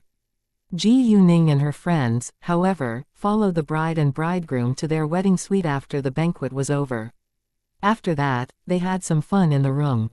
Because Cao Wenxin was pregnant, no one would trick her, but the bridegroom wasn't so lucky. They were close friends, so they knew what they could do and what they couldn't. After all, they were well-bred, so they wouldn't forget their manners. First, they ordered Xin Bei to do 200 push-ups. It couldn't be easier for Xin Bei, because it was what they usually do in the training. Therefore, it was acceptable and it was also a great chance for Xin Bei to show his strength in front of Cao Wenxin. Then after Xin Bei finished 200 push-ups, they placed a glass of water on his back and asked him to do another 100 push-ups. It wasn't difficult either, and Xin Bei finished perfectly. To be honest, he really won Cao Wenxin's admiration by doing that. Cao Wenxin was professionally trained too, but she couldn't do what Xin Bei did. It wasn't easy for her to finish even 100 push-ups. Looking at the admiration for him in Cao Wenxin's eyes, Xin Bei was filled with happiness. He wanted to show more of his skills in front of Cao Wenxin, so he asked of his own accord, what else? After that, they ordered Xin Bei to show more of his skills, making Cao Wenxin admire Xin Bei more than ever now. They had fun for a while, before they let the newlyweds have some private time. It was a long day for Xin Bei and Xin Bei, so they needed rest too, but, because it was a new house and wasn't completely aired yet, they went back to Wufu Hills. However, Xin Bei had drunk a lot, so they wouldn't allow him to drive. Therefore Ji Yuning and Leng Xiaoting sent them home. As for the other people, they either went back home or went to stay in the hotel. Ji Yuning didn't go home tonight, but Gao Yi and Chao Ya were staying in Wufu Hills, so she and Leng Xiaoting went to stay in the hotel after driving Xin Bei and Cao Wenxin home. After walking out of Wufu Hills, Ji Yuning said, I'm a little hungry. Why don't we go have some night snacks? Sure, what do you want to eat? Leng Xiaoting asked. He wasn't hungry, but he was happy to go eat with Ji Yuning. How about roasted meat? Ji Yuning said. She actually wanted to have roasted fish, but Leng Xiaoting disliked fish, so she gave up seafood. No problem. Where do you want to eat? Leng Xiaoting asked. There is a night snack street not far from here. Let's go there. Ji Yuning said. She just wanted to have night snacks, she wasn't picky about the place. Great. Leng Xiaoting nodded, then stopped a taxi. About 8 minutes later, they arrived at the night snack street. It was already 12 p.m., but the night snack street was still full of activity. After all, midnight was the best time for night snacks. The night snack street was always crowded and noisy. The food there didn't seem clean and healthy either, so normally rich heirs wouldn't come here, but Leng Xiaoting was an exception. He didn't really care about that, because he had suffered a lot of things that ordinary people couldn't accept, and had stayed in dirty, messy, and dangerous places many times before. He had also eaten unclean food. During their training, there was no clean, delicious food for the soldiers and all they had to eat was food they found in the wild. Sometimes, they didn't even have water to clean the food, but they still had to eat in order to survive. If they were starving, they wouldn't survive. Moreover, although the night snack stores didn't seem as clean as fancy restaurants, the food was not necessarily dirty. After all, they could see how the food was made. Even a fancy restaurant could have food hygiene problems and might not be cleaner than the street stands. In her previous incarnation, Ji Yuning had eaten rotting meat in a fancy restaurant. If diners wanted totally clean and healthy food, they could only eat at home.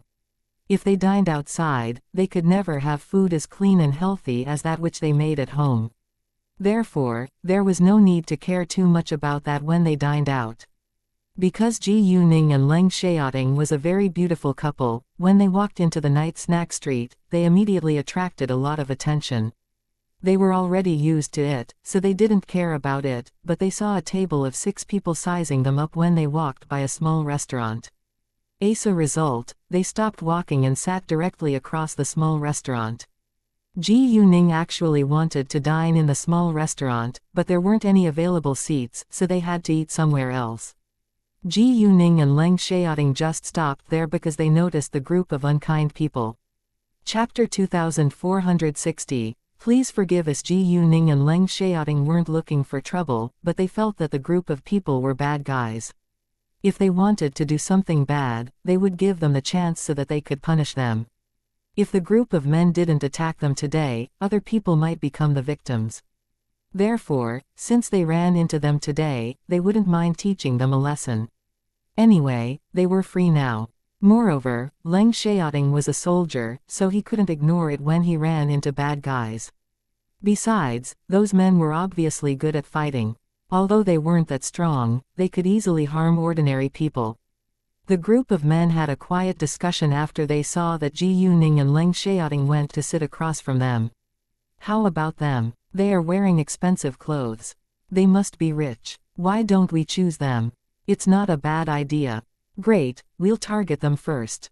Their voices were so low that even people around the next table couldn't hear them, but Ji Yuning and Leng Xiaoting did. Now they were sure that they were being targeted.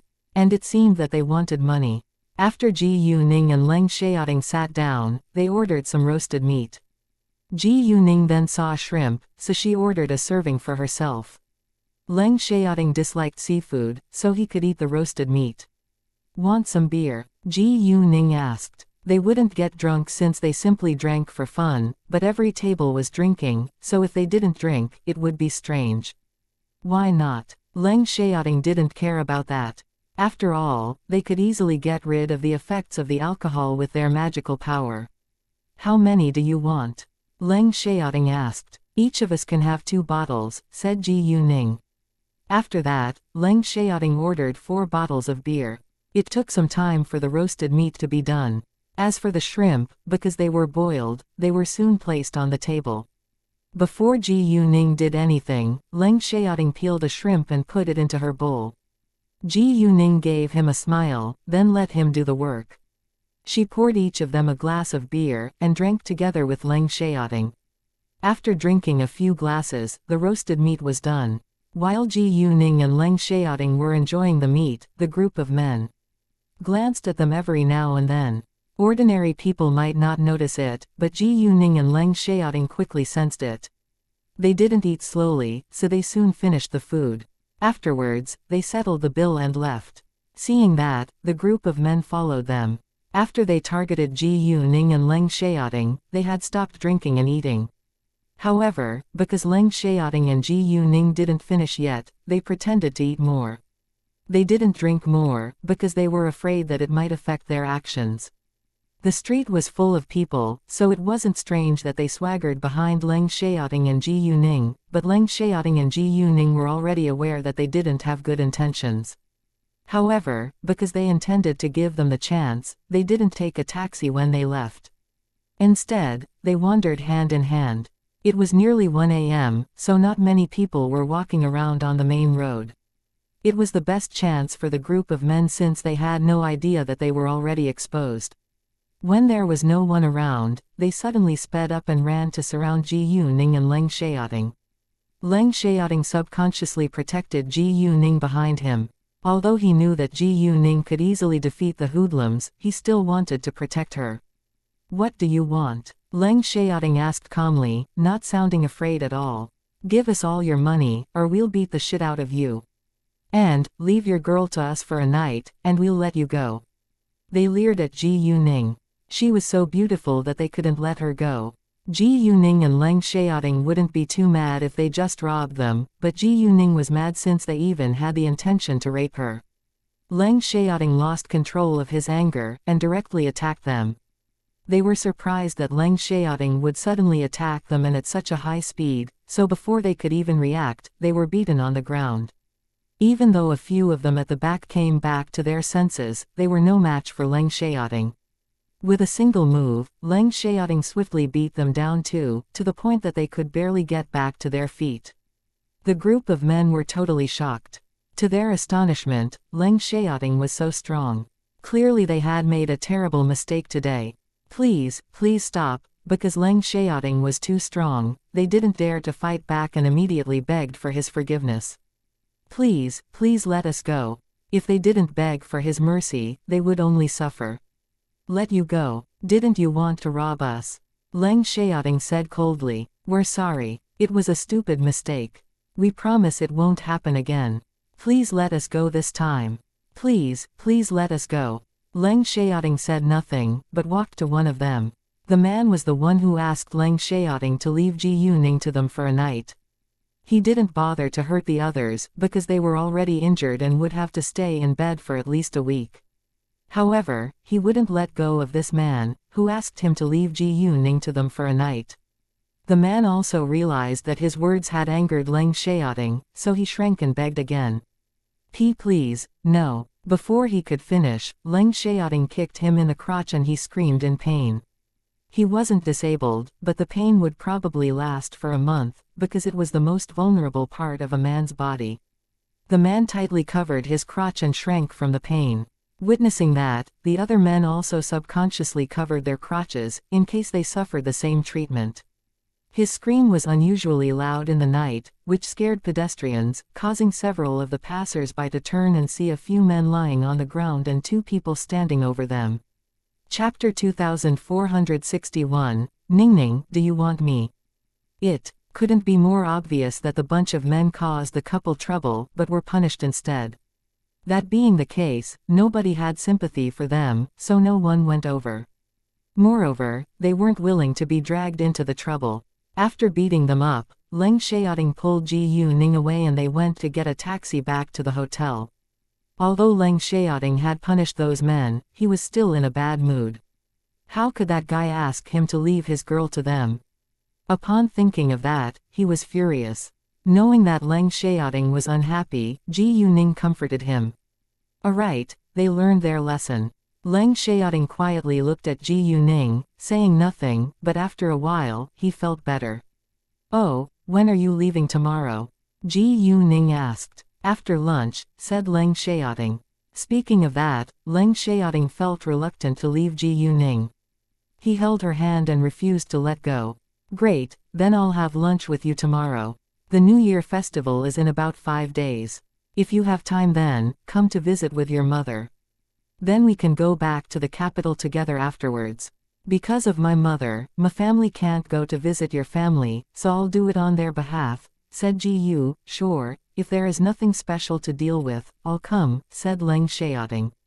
When he heard that Ji Yuning would go to the capital along with them, he was cheered up. Unfortunately, she couldn't leave with him this time. Wonderful, Ji Yuning replied. Leng Xiaoting took Ji Yuning to xianxia Hotel. He had already booked a room, so they went straight upstairs. When he was alone with Ji Yuning last time, Ji Yuning was on her period, so Leng Xiaoting was unable to have sex with her. Therefore, this time, he was determined to make love with her as long and passionately as possible. Because Leng Xiaoting was too rough, Ji Yuning couldn't help moaning loudly. Her voice wasn't that loud, but could clearly be heard. Luckily, they were staying in a presidential suite and the hotel had good sound insulation, since it would be embarrassing if other people heard that. The louder Ji Yuning moaned, the more excited Leng Xiaoting got. Ningning, do you want me? Leng Xiaoting whispered in Ji Yuning's ear with a hoarse voice. Leng Xiaoting swallowed and deliberately asked again, do you want me? Yeah, I want you. Ji Yuning had already lost control of her body. She let him do whatever he wanted in bed. At this moment, she totally let go of her pride and chose to be honest with her body. The moment she finished speaking, Leng Xiaoting became even more passionate. They didn't stop and sleep until late in the night. The next day, when they woke up, it was already 8 a.m., so Leng Xiaoting ordered breakfast for two. After having breakfast, they decided to stay in the room. The others were aware that they were together, so they didn't bother them. Anyway, they wouldn't leave until they had lunch, so they would only call Leng Xiaoting then.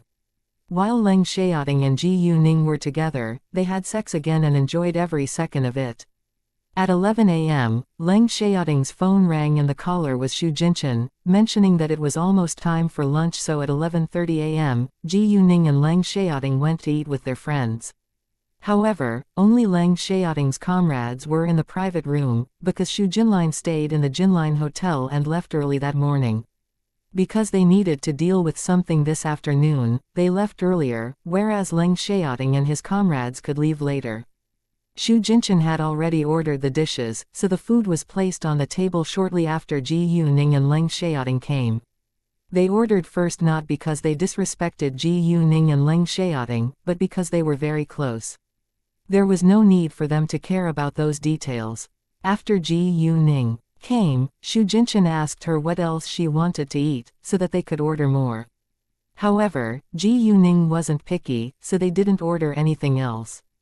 After the meal, they rested for a while, then set off to the airport. Ji Yuning didn't follow them this time, because Leng Xiaoting felt that she would have to come back alone later if she went with them. He didn't want her to tire herself out, so he arranged for someone to send Ji Yuning back before they went to the airport. Chu Yuxin was also sent home. Siming wanted Chu Yuxin to go to the capital with him, but he had no time to stay with her, so he decided against it. They needed to go to the military base after they went back to the capital, and they wouldn't be free until 2 days before the New Year festival. He would celebrate the festival at home, then he would go to see Chu Yuxin in City B. Because the New Year festival was around the corner, Chu Yuxin decided to take off from work for over half a month, so she was mainly at home these days. Ji Yuning didn't go back home, and instead chose to go to her company. On the way, she called Chen Kanji and asked him how the company was going recently.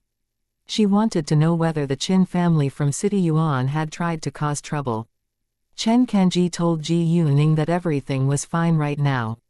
However, although it had been many days and nothing had happened yet, it didn't mean they were safe. After all, it took time to get ready. Their enemy had to have a clear understanding of her companies before taking action. Therefore, they still needed to be careful. Perhaps their enemy would take action when they let down their guard against the danger. If they stopped being alert, their enemy might seize the opportunity. When they let down their guard would be the best time to hurt them. It was also possible that the Qin family didn't know that its heir was Night Soul, so they did nothing. Ji Yuning really hoped that the Qin family didn't know, so it could be over. After she arrived at her company, she learned about its recent situation. Everything went well recently. However, the competition was always strong in business, and cutthroat competition happened. Even though the Shengning organization had powerful support, some people still dared to cause trouble, but there were all kinds of dirty tricks, so it wasn't easy to catch the criminals. Chapter 2462. Thank you, boss. Ordinary people might not be able to find the evidence, but Ji Yuning and Kei could. They wouldn't be kept in the dark. However, if it didn't cause a big loss or serious trouble, Ji Yuning would let it go after they solved the problem. Only when it caused serious trouble would she get back at their enemies. Ji Yuning never treated others the way she didn't want to be treated, but she wouldn't hesitate to pay her enemies back if anyone dared to hurt her. Sometimes, she was merciful and a light punishment was enough if she didn't suffer a great loss. Ji Yuning stayed in her company till 5 p.m. before she was ready to go home, but she received Pan Zerui's call right after she stood up. They hadn't contacted each other for a while. Due to Ji Yuning's influence, Pan Zerui had turned into an entrepreneur. Some achievements after being a good-for-nothing rich heir. Yeah, Ji Yuning picked up his call. Boss, I need a favor. Can you? Said Pan Zerui with difficulty. He always called Ji Yuning his boss. Since you call me boss, you can tell me what trouble you've run into. I'll help you if I can, said Ji Yuning. She understood that he must have encountered something he couldn't deal with, so he turned to her for help. "I don't know how to say it to you on the phone. Are you free this afternoon? Can we share a meal? We can talk about it then," said Pan Zerui. Pan Zerui was aware that the Cao family just held a wedding yesterday and he knew that Ji Yuning was in City B, so he directly asked her whether she was free. In fact, he wanted to call Ji Yuning yesterday, but he knew that she had to be at the wedding, so he didn't bother her. Moreover, he also hesitated to turn to Ji Yuning for help, because he didn't want to drag her into trouble. "Sure, where?" Ji Yuning asked. "How about the Wangdang Hotel in the city center? I haven't booked a private room yet. I'll tell you the room number in a while," said Pan Zerui. "Great," said Ji Yuning, then hung up. After that, Ji Yuning called Tang Haifeng and said that she wouldn't eat at home because she needed to deal something. Then she called Chao Ya and asked them to pick her up at her company. Ji Yuning wasn't sure whether Pan Zerui was alone or other people, but she didn't want to cause any rumors, so she took Gao Yi and Chao Ya with her. At 5:30 p.m., Gao Yi and Chao Ya arrived, so Ji Yuning left her company and at about 6 p.m., they reached the Wangdang Hotel. A few minutes after Pan Zerui called Ji Yuning, he booked a private room before sending Ji Yuning a message. When Ji Yuning took Gao Yi and Chao Ya to the private room, Pan Zerui had already been waiting for about 30 minutes. The appointed time was about 6 p.m., so he came earlier and was willing to wait. After Ji Yuning came, Pan Zerui immediately told the waiter to give him the menu. They would order first, then have the conversation. Pan Zerui didn't open his mouth again until he finished ordering and the waiter was out. "Boss, the thing is that some people keep causing trouble in my clubhouse and I'm barely making money now. I don't know whether it's just business competition or whether I'm the target. I don't know who the mastermind is either. I just know the bunch of people are from the Kirin gang. I know you have a relationship with them, so can you help me? If you can't, I'll think of another way." Pan Zerui was aware of Ji Yuning's relationship with the Kirin gang, but he didn't know how close they were. After all, it didn't mean anything even though Ji Yuning had a relationship with the Kirin gang. The Kirin gang was an illegal gang after all, so it wouldn't do a favor for a random person. Even though the Pan family had a high status in City B, it was an illegal gang which was causing them trouble. An illegal gang was afraid of nothing if it wanted to do bad deeds. Besides, he was reluctant to let his family know about it, so he could only turn to Ji Yuning for help. Most importantly, he believed in Ji Yuning. Hearing that, Ji Yuning slightly frowned and asked, "Is your clubhouse still open?" "Yeah, but I already lost a lot of customers. They didn't cause big trouble, but they won't stop. They just come every day and smash things," said Pan Zerui. "How much did you lose?" Ji Yuning asked. They damaged about 500,000 yuan worth of stuff. Added to the business loss, it should be around 1,000,000 yuan, said Pan Zerui.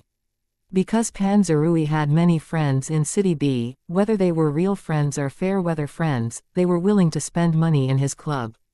Therefore, his club was very profitable. He would give them a discount. In addition, he provided good service and environment, so he had many loyal customers. Therefore, it wasn't surprising that his peers got jealous of him and started a malicious competition. "Don't worry, leave it to me. I'll help you get back the money you lost," said Ji Yuning. If it was the Kirin gang, she could easily solve the problem with a call. "Thanks, boss." Pan Zerui was cheered up at once. Actually, he didn't expect to get back the money he lost. He just wanted to continue doing his business and for those people to stop causing him trouble. Anyway, if Ji Yuning could help him get the money back, it would be for the best. After all, it wasn't easy to make money, so he didn't want to lose it. After that, Ji Yuning called Chi Tianline, but his phone was turned off. He should be dealing with something. Ji Yuning then called Yu Hao, but his phone was also turned off. She thought that they might be on a flight, so she decided to wait for an hour. "I can't get through to them right now. I'll contact them later. If I still can't get through to them after we finish this meal, I'll go spend some time in your clubhouse. If those people come, I'll handle it," said Ji Yuning. Sure, thank you so much, said Pan Zerui. At this moment, he was greatly relieved. After that, the food was placed on the table, and they began to enjoy the meal. After they finished eating, Chi Tianlin still hadn't called Ji Yuning back. Ji Yuning called him again, but his phone was still turned off. Therefore, they decided to go to Pan Zerui's clubhouse. Chapter 2463. It's not up to you. Although she didn't know whether the bunch of people would come tonight, if they didn't, she would just have some fun in the clubhouse. Pan Zerui's clubhouse wasn't far from the city center, so they arrived 20 minutes later. Normally, clubhouses were located in suburbs near the city center, because they occupied a large piece of land. It wasn't suitable for clubhouses to open in the city center. It was also always crowded and noisy in the city center, so people couldn't relax. Since it was a high-end clubhouse, it needed a quiet place. In addition, the land in the city center was too expensive, so it wasn't a good deal to run a clubhouse there. If it was a small clubhouse, it might be profitable, but Pan Zerui's clubhouse was open to both the rich and the powerful. After they reached the clubhouse, Pan Zerui arranged for a private room for Ji Yuning and the others. It was near the front door, so they could quickly stop the bunch of gangsters if they came. The clubhouse wouldn't become busy until later in the night, because people were usually still busy with work during the day.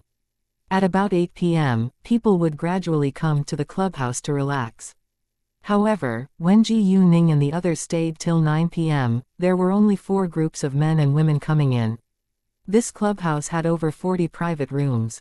Although it was rare for all the rooms to be booked, normally most of them were occupied and only 4 or 5 would still be available. In the past, even though not many people came to have fun at this time, they usually booked a private room in advance.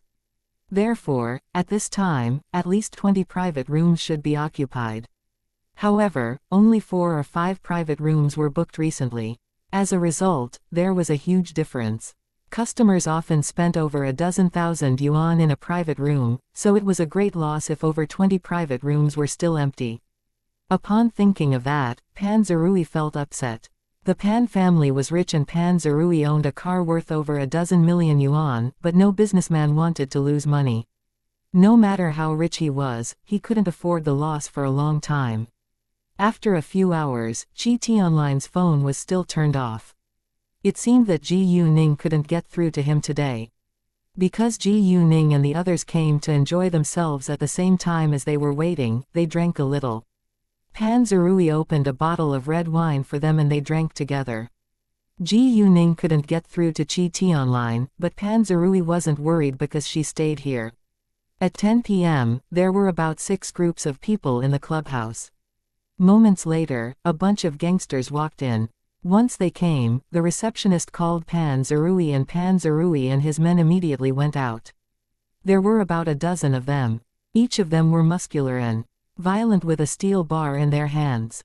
"Oh, Mr. Pan, your clubhouse is still open." The leading man made fun of Pan Zerui. "Of course, it'll be open tomorrow and the day after tomorrow, but aren't you afraid that you'll drag yourself into serious trouble if you don't stop damaging my club?" Pan Zerui became tough since Ji Yuning was here. Therefore when the leading gangster laughed at him, he retorted at once. "Good for you, Mr. Pan." The gangster couldn't care less about Pan Zerui's sudden courage. "I've never been a coward, but I hope you won't beg and cry for forgiveness later." Pan Zerui mocked. Although he felt bothered when they smashed his club several times before, he never gave in to them. He was just no match for them. "Fuck, how dare you say that to my face?" The gangster got mad when Pan Zerui said that. "Smash this club," he ordered. They came to smash things, instead of beating people. The moment he finished, over 12 gangsters separated and went to break and damage the stuff in the store. Unfortunately, they were bound to fail this time, because Ji Yuning, Xiaoya, and Gao Yi moved faster than them. Before they could damage anything, they were stopped. They were tall and strong and had a steel bar in their hands, but they were still no match for Ji Yuning, Gao Yi, and Xiaoya. The club was soon filled with sounds of smashing things, then people screamed and yelled in pain. Ji Yuning, Gao Yi, and Xiaoya quickly broke their limbs, so they screamed in pain. It was hard to tolerate the pain of their limbs being broken. After that, they fell heavily down to the ground. Seeing that, all the waiters were stunned and excited. They were unbelievably strong. During these days, they were bothered by this bunch of gangsters, but they summoned up their courage and continued to work because those gangsters only smashed things instead of injuring them. If those gangsters attacked them, they would have already quit. It was a great club, but their safety mattered more. Unexpectedly, Ji Yuning, Gao Yi, and Chao Ya easily beat the bunch of gangsters to the ground. Those gangsters could barely get back to their feet. It seemed that they were in big trouble this time. However, wasn't Ji Yuning afraid of the Kirin gang since she injured its members? "We're from the Kirin gang. How dare you injure us? You'll be paid back," the leading gangster threatened. "Great. Tell your head to pay me back right now. I'm waiting to meet him," said Ji Yuning arrogantly. "Who do you think you are? Why should our head see you?" The leading gangster didn't think that Ji Yuning wasn't scared. He believed that she was too naive. "I don't think it's up to you," Ji Yuning said. "Well, if you can tell me who sent you here, I can punish you lightly. Or you'll regret doing it later." Ji Yuning also threatened them. "Ridiculous," the gangster sneered. Although they were defeated and injured by Ji Yuning now, they still refused to believe that she wasn't afraid of the Kirin gang. After all, nobody was willing to mess with the Kirin gang. "All right, I already gave you a chance, but you gave it up. If so, don't blame me for being too cruel," said Ji Yuning. Seeing the confident expression on Ji Yuning's face, those gangsters from the Kirin gang started feeling anxious. Was this girl an important figure? Was she really not afraid of the Kirin gang? Could she still be fine after injuring them? If so, they would really be in serious trouble, but they were reluctant to accept that fact. Chapter 2464 What happened? "Who are you?" the man asked. Why wasn't she afraid of the Kirin gang at all? Although nobody wanted to mess with the Kirin gang, not everyone was afraid of it. In City B, even the Kirin gang should behave themselves before some people. For example, the Kirin gang was reluctant to have a bad relationship with those dominant families and important figures. If it was possible, the Kirin gang would prefer to build a good relationship with them, because the Kirin gang had the idea of joining legal businesses. Without the support from the government, they wouldn't be able to do. If so, why did they dare to damage Pan Zerui's club? They dared to do that because the person who hired them was more important.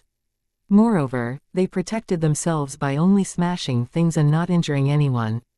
If Pan Zerui was an ordinary man, they would have already seriously injured him, because if they wanted this club to close, the best thing would be to cause some injuries. "My name is Ji Yuning." Ji Yuning introduced herself. She had no intention of hiding her identity. "I wonder whether you've heard of my name." Upon hearing that, the group of gangsters were shocked and even trembled in horror. They had definitely heard of Ji Yuning. Their leader had told them not to mess with Ji Yuning, which was an order directly from the head. Therefore, Ji Yuning should be a friend of the senior management or the head of the Kirin gang. Accordingly, they kept it in mind. However, they had never met Ji Yuning before, so they failed to recognize her. They had seen her photos, but it didn't mean that they could recognize her when they really met her. They only remembered a rough appearance of her and her age. Most importantly, they didn't think that they would meet Ji Yuning one day, so they paid little attention to it. Now they heard her name and suddenly realized who she was. Looking at Ji Yuning's face, they were sure that she was the girl in the photos. "What did you say? You're Ji Yuning?" a man asked. Although he asked that question, he was actually already sure of it, but it was a little hard for him to accept. If she was really Ji Yuning, they would be unable to bear the consequences of what they had done today. If their leader learned about their behavior, they would be severely punished. "Of course, why should I lie to you? Since you asked me that question, I bet you should have been informed before," said Ji Yuning. She understood that the senior management of the Kirin gang must have told them not to mess with her. Because Ji Yuning had many conflicts with the Kirin gang before, Chi Tianlin gave an order to his men not to mess with her. In addition, Chi Tianlin also told her about the order he gave to his men. Ji Yuning stayed in City B most of the time, so members of the Kirin gang in City B were aware of the order. Ji Yuning spent little time in other cities and it wasn't likely for them to have conflicts in other places, so other members of the Kirin gang might not know it. Hearing that, they weren't doubtful any longer and immediately begged for Ji Yuning's mercy. Miss Ji Yu, I'm sorry, we failed to recognize you. We didn't mean to offend you. Please forgive us this time. Please, Miss Ji Yu, please forgive us this time. Other people, however, were totally shocked when they saw the reversal. Because not everyone was aware of who Ji Yuning was, they were very curious. How could she horrify those gangsters so much? Pan Zerui was slightly surprised too. He couldn't believe that they were so afraid of Ji Yuning. It seemed that Ji Yuning's relationship with the Kirin gang wasn't simple. Thinking of that, Pan Zerui totally stood in awe of her. Tell me, who sent you to smash my friend's clubhouse? Ji Yuning asked. It was a little difficult for them to tell the truth, because they couldn't betray their hirer according to the rules in illegal gangs. Ji Yuning understood that, but she didn't care about that now. What? You were refusing to tell me. If you don't tell me, don't blame me for being cruel. According to the rules in illegal gangs, they shouldn't betray their hirer, but they didn't dare to keep it a secret from Ji Yuning. It's the son of Vice Mayor Li Boyu, said the man. Li Boyu. I didn't have any conflicts against Li Boyu. He doesn't own a clubhouse. We're not even peers. Why would he pay you to smash my store? Pan Zerui was confused. It's really Li Boyu who paid us. The group of gangsters immediately replied in case Ji Yuning felt that they lied to her. Perhaps he did it for someone else, said Ji Yuning. Since Li Boyu had no conflict against Pan Zerui and they weren't peers, he didn't have the motive for smashing Pan Zerui's store. Therefore, Ji Yuning thought that he might be doing it for someone else. Pan Zerui nodded, but who was the mastermind that wanted to cause him trouble? Pan Zerui was unfamiliar with Li Boyu, so he didn't know much about Li Boyu's circle. Right at this moment, Ji Yuning's phone rang and the caller was Chi Tianline. After he turned on his phone, he saw missed calls from Ji Yuning. Although he was still mad because Ji Yuning and Leng Xiaoting were already engaged, he wouldn't cut off his relationship with Ji Yuning just because of that. They would continue to get along with each other as usual. After all, Ji Yuning's power crystals were indispensable to him. With the power crystals, he could save a lot of people's lives. After a glance at the gangsters on the ground, Ji Yuning picked up the call. Hi. Those gangsters somehow felt frightened when Ji Yuning gave them a glance. They felt that this call must have something to do with them. I was on a plane, so my phone was turned off. What happened? Chi Tianline asked in a flat voice. Oh, I just needed your help just now, but the problem has already been solved, said Ji Yuning. At the same time, she squinted at the bunch of gangsters on the ground, which scared them. They were sure that Ji Yuning was talking about them on the phone. Besides, the person at the other end of the phone should be a senior manager of the Kirin gang. Thinking of that, the bunch of gangsters were more scared than ever. They didn't dare to make any sound while Ji Yuning was talking on the phone. Chapter 2465. Don't tell other people. What is it? Even though Ji Yuning said that she had already solved the problem, Chi Tianline still asked about it. It's not important. Alright, I need to deal with something else now. I'll call you if I need you later, said Ji Yuning. Before Chi Tianline said anything again, she directly hung up. Obviously, Ji Yuning had no intention of telling Chi Tianline about what had happened, because she didn't bother to punish those gangsters. Chi Tianline was a little mad that Ji Yuning hung up on him, but he didn't call her back since she said that she didn't need his help right now. Afterwards, Ji Yuning turned to ask the bunch of gangsters, how much money did Li Boyu give you to smash this club? 200,000 yuan. Do you still have the money? Ji Yuning asked. Yeah, the leading gangster didn't know what Ji Yuning wanted to do, but he still answered honestly. Great, let me be honest with you, your head just called me. If you don't believe it, I can call him back and put it on speaker, so you can hear his voice. I plan to let him deal with it, but you have good luck today. I failed to get through to him earlier, so I had to come here to see you in person. Since you told me who paid you to do this, I won't punish you seriously, and I didn't tell your head about it either. You should know your head's temper. If he learns about your deeds, you'll only get a more severe punishment. I'm not a cruel person. Now, if you can give me the 200,000 yuan, I can let you go. I don't really want your money, but this clubhouse has lost over 1,000,000 yuan because of you. It's already very generous of me to ask you for only 200,000 yuan. I'll ask Li Boyu for the rest of the money. Tell me the place and time that you made the deal with him. I also need evidence. Do you agree with the above? Said Ji Yuning. In fact, she was sure that they wouldn't disagree, since if they didn't agree, they would suffer a worse end.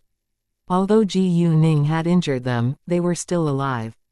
They just couldn't get back to their feet for the time being, but they would be fine after a week of recovery.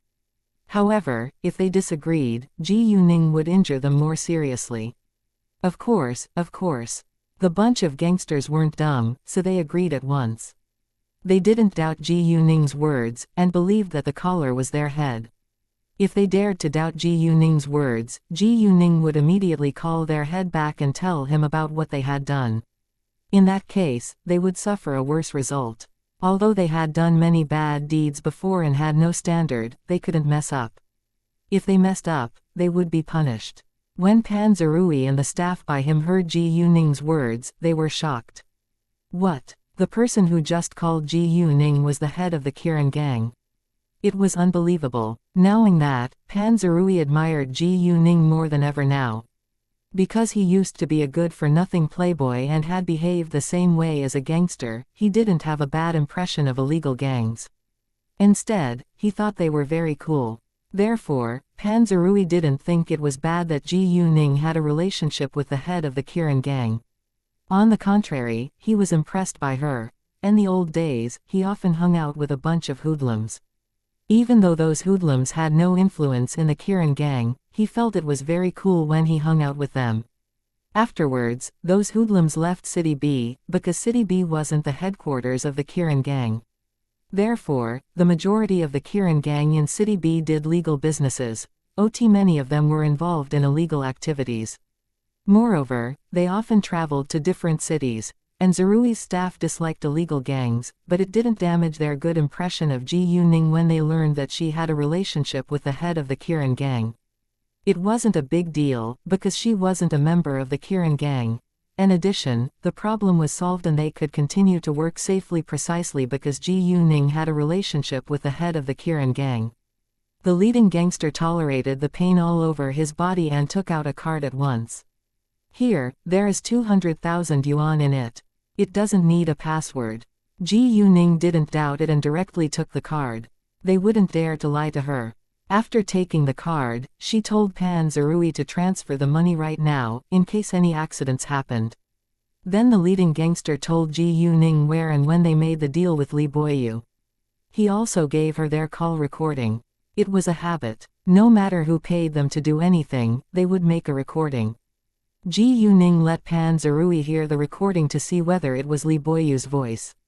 Pan Zerui wasn't familiar with Li Boyu, but they had met many times before, so he could recognize his voice.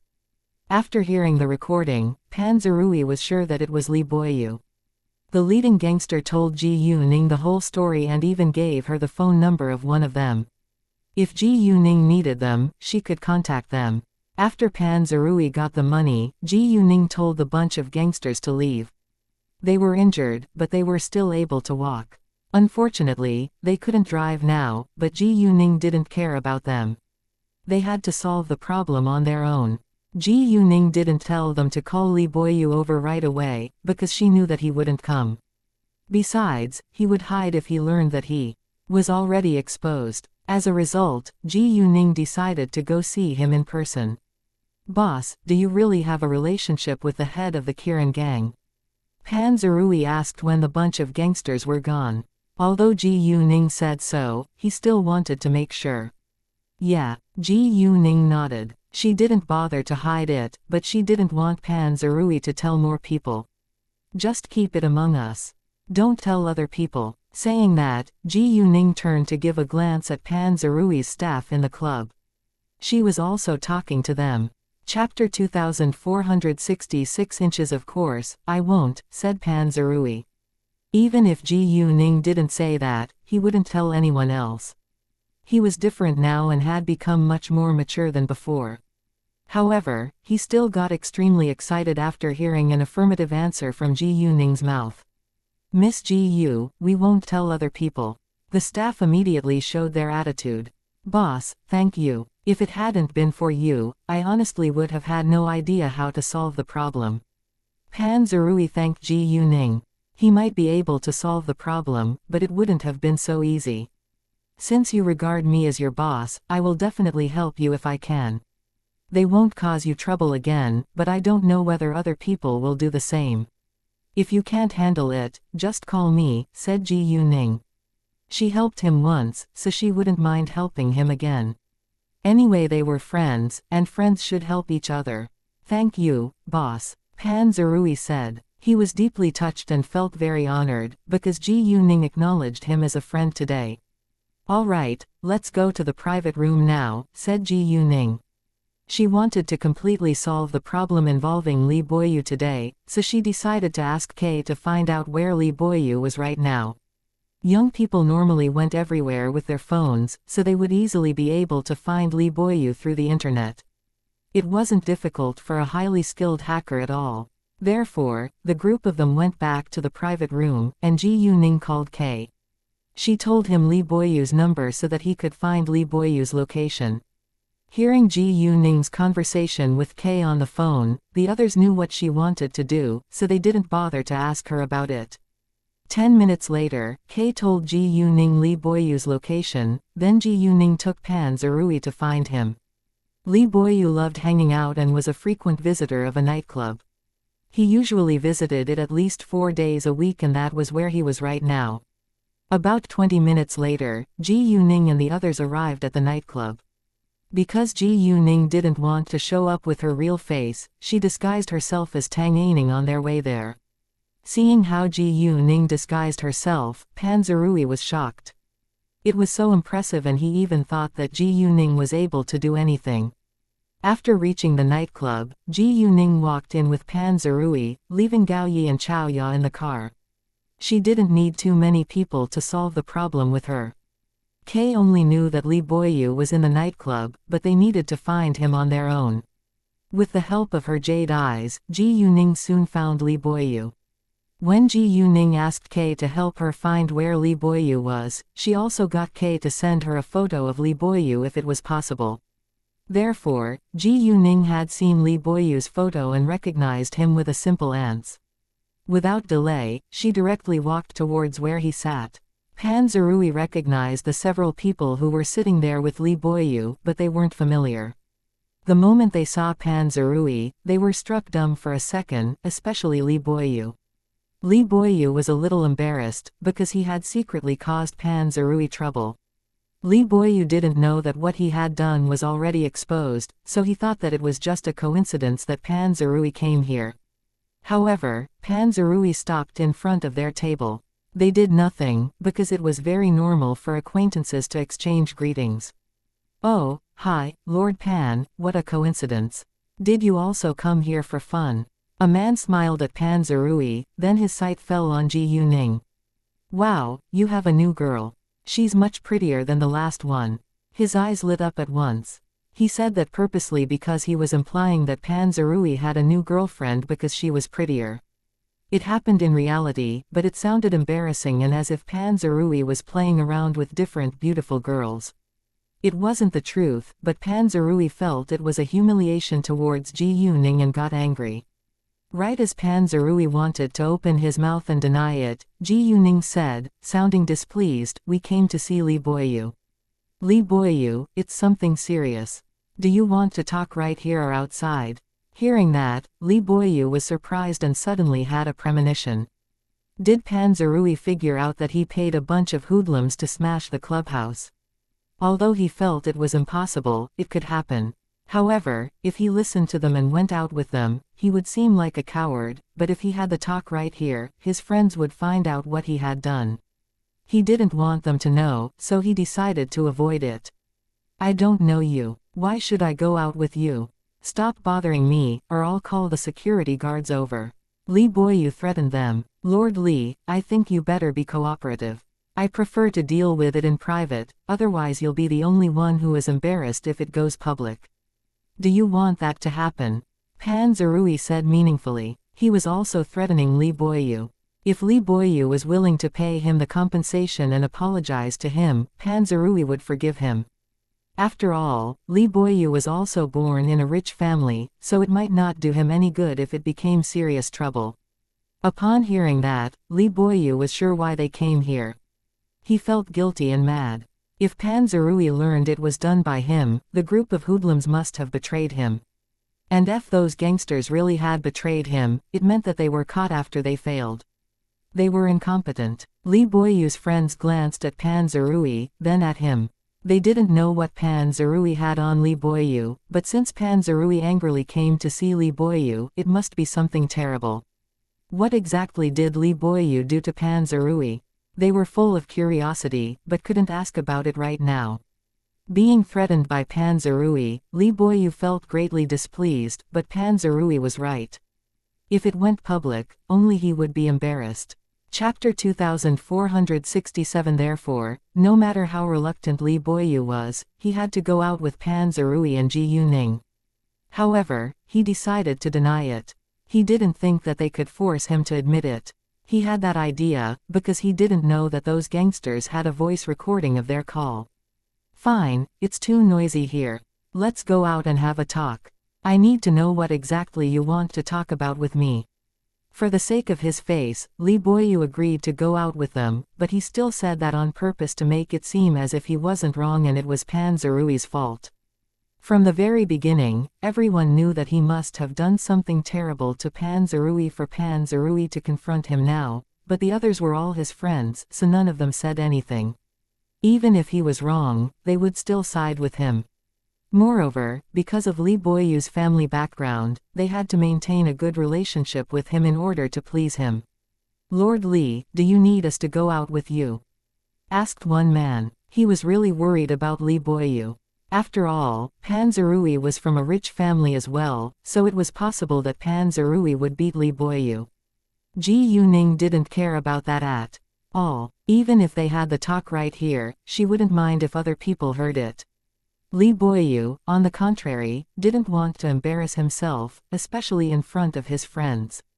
No need, I'll just go out with them alone. Since Li Boyu said that, the others didn't insist. Afterwards, Li Boyu went out with Ji Yuning and Pan Zerui alone. They didn't go to an unobtrusive place and just stood outside near the bar. What is it? Li Boyu asked calmly, as if he was innocent. Lord Li, I know you've paid a bunch of gangsters from the Kirin gang to smash my club, but I don't know why you did that. There is no conflict between us. Do you know that I've lost over 1,000,000 yuan due to the trouble you caused me? So, if you can pay the money back to me, I can forgive you this time. Otherwise I'll have to call the police, said Pan Zerui.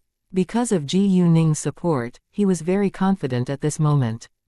He sounded tough and wasn't afraid of Li Boyu's family background at all. Normally, he would be much gentler keeping Li Boyu's family background in mind. Because Li Boyu already guessed the reason why Pan Zerui came to see him, he wasn't surprised now. However, when Pan Zerui wanted him to pay over 1,000,000 yuan, he couldn't stay calm any longer. Although his father was the vice mayor, he didn't have so much money. After all, a senior official only had power and didn't get much money, unless his father accepted bribery. Li Boyu understood that his father had done that, or his family couldn't live such a good life, but he wouldn't be able to do whatever he wanted either. Anyway, he couldn't let the others know about it. Besides, even though his father accepted bribery, his father didn't give him much money. In fact, the 200,000 yuan he paid the bunch of gangsters to smash Pan Zerui's club wasn't his money. Pan Zerui, do you have any evidence to prove that I've paid them to smash your club? You can't hurl the blame on me for no reason, said Li Boyu. He refused to admit it. His father was the vice mayor, so he wasn't afraid even if Pan Zerui called the police. However, if Pan Zerui didn't have evidence, it would be much easier to solve the problem. If Pan Zerui had, it would be a little tricky. Li Boyu, if I didn't have evidence, I wouldn't come to see you. I know where and when you met. I also have the screenshots of the surveillance videos, the transaction of your deal, and the voice recording of your call. Aren't those enough? If you continue to deny it, I'll hand the evidence to the police, said Pan Zerui, threatening him again. Li Boyu was struck dumb.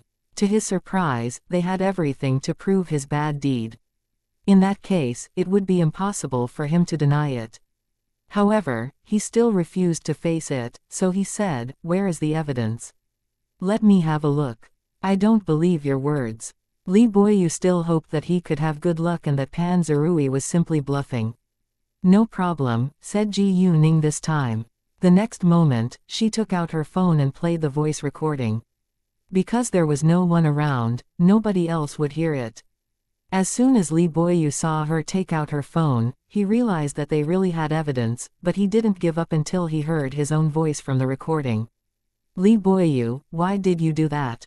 There is no grudge between us after all," asked Pan Zerui. He wanted Li Boyu to pay the compensation and he also needed to know the reason. "I just dislike you." Because they had evidence, Li Boyu stopped denying it. Instead, he threatened. "Pan Zerui, my father is the vice mayor. Do you think you can punish me by calling the police?" Unfortunately, when Li Boyu said that, he didn't have much confidence, because it wouldn't do him any good if Pan Zerui really called the police. "Do you think I have to accept the loss? Just because you dislike me, you paid a bunch of gangsters to ruin my business. It's ridiculous. Li Boyu, do you think I'll submit to the humiliation?" Pan Zerui sneered. It was indeed ridiculous that Li Boyu paid a bunch of gangsters to smash Pan Zerui's club simply because he disliked him. Pan Zerui wasn't convinced by that excuse. He believed there must be other reasons. Li Boyu said nothing at this time, because he didn't know what he could say now. "Li Boyu, are you paying me back or not? If not, I'll call the police right now." "Don't be so confident. You might not be able to get away with it. If I was not sure that you'd be punished, I wouldn't come to see you. After all, I have connections too," said Pan Zerui confidently. Li Boyu was a little scared. It was true that the Pan family also had some influence in this city. Chapter 2468. Chapter 2468 inches. "So, are you going to pay me the money or not?" Seeing Li Boyu remaining silent, Pan Zerui lost his patience. "I didn't smash your clubhouse. Why should I pay the money? Why don't you turn to them for compensation?" Li Boyu said, refusing to pay. It was impossible for him to pay the compensation since he didn't have that much money. If he had that much money, he would have gone abroad for fun. "All of you should pay me. You hired them to smash my club. If I paid someone to kill you, could I just get away with it?" Pan Zerui was annoyed. Li Boyu was the mastermind, so he should take responsibility. It was the law, not just his opinion. If the mastermind wasn't punished, Pan Zerui could hire a killer to kill Li Boyu without paying for it either. Li Boyu didn't know what to say all of a sudden. At the same time, he was also angry at the way Pan Zerui talked to him. "I don't have time to waste on you. Are you paying the compensation or not? If not, I'll go to see your father. Don't doubt whether I dare to do that. If it affects your father's job, don't blame me," said Pan Zerui threateningly. Li Boyu was astonished. "I don't have the money." "You don't have money? If you had no money, how could you pay those gangsters to smash my club? Do you think you can get away with all the bad deeds you've done?" said Pan Zerui. "If you want money, ask Lu Chenyuan for it. He told me to pay some people to smash your club." Left with no choice, Li Boyu told Pan Zerui who the real mastermind was. Although they had a good relationship, he was unwilling to shoulder all the blame. Besides, he didn't want to pay the $1,000,000 for Lu Chenyuan. Even though they were good friends, he cared more about his money. Lu Chenyuan. Upon hearing that, Pan Zerui frowned. He definitely knew Lu Chenyuan, because they were peers. Lu Chenyuan's club wasn't far from his, there was only a distance of several hundred meters. Pan Zerui thought that the reason must be because of the strong business competition. Actually, he had been suspicious of several owners of other nearby clubs, but he had no evidence, so he did nothing. Are you sure? I don't have any evidence to prove it.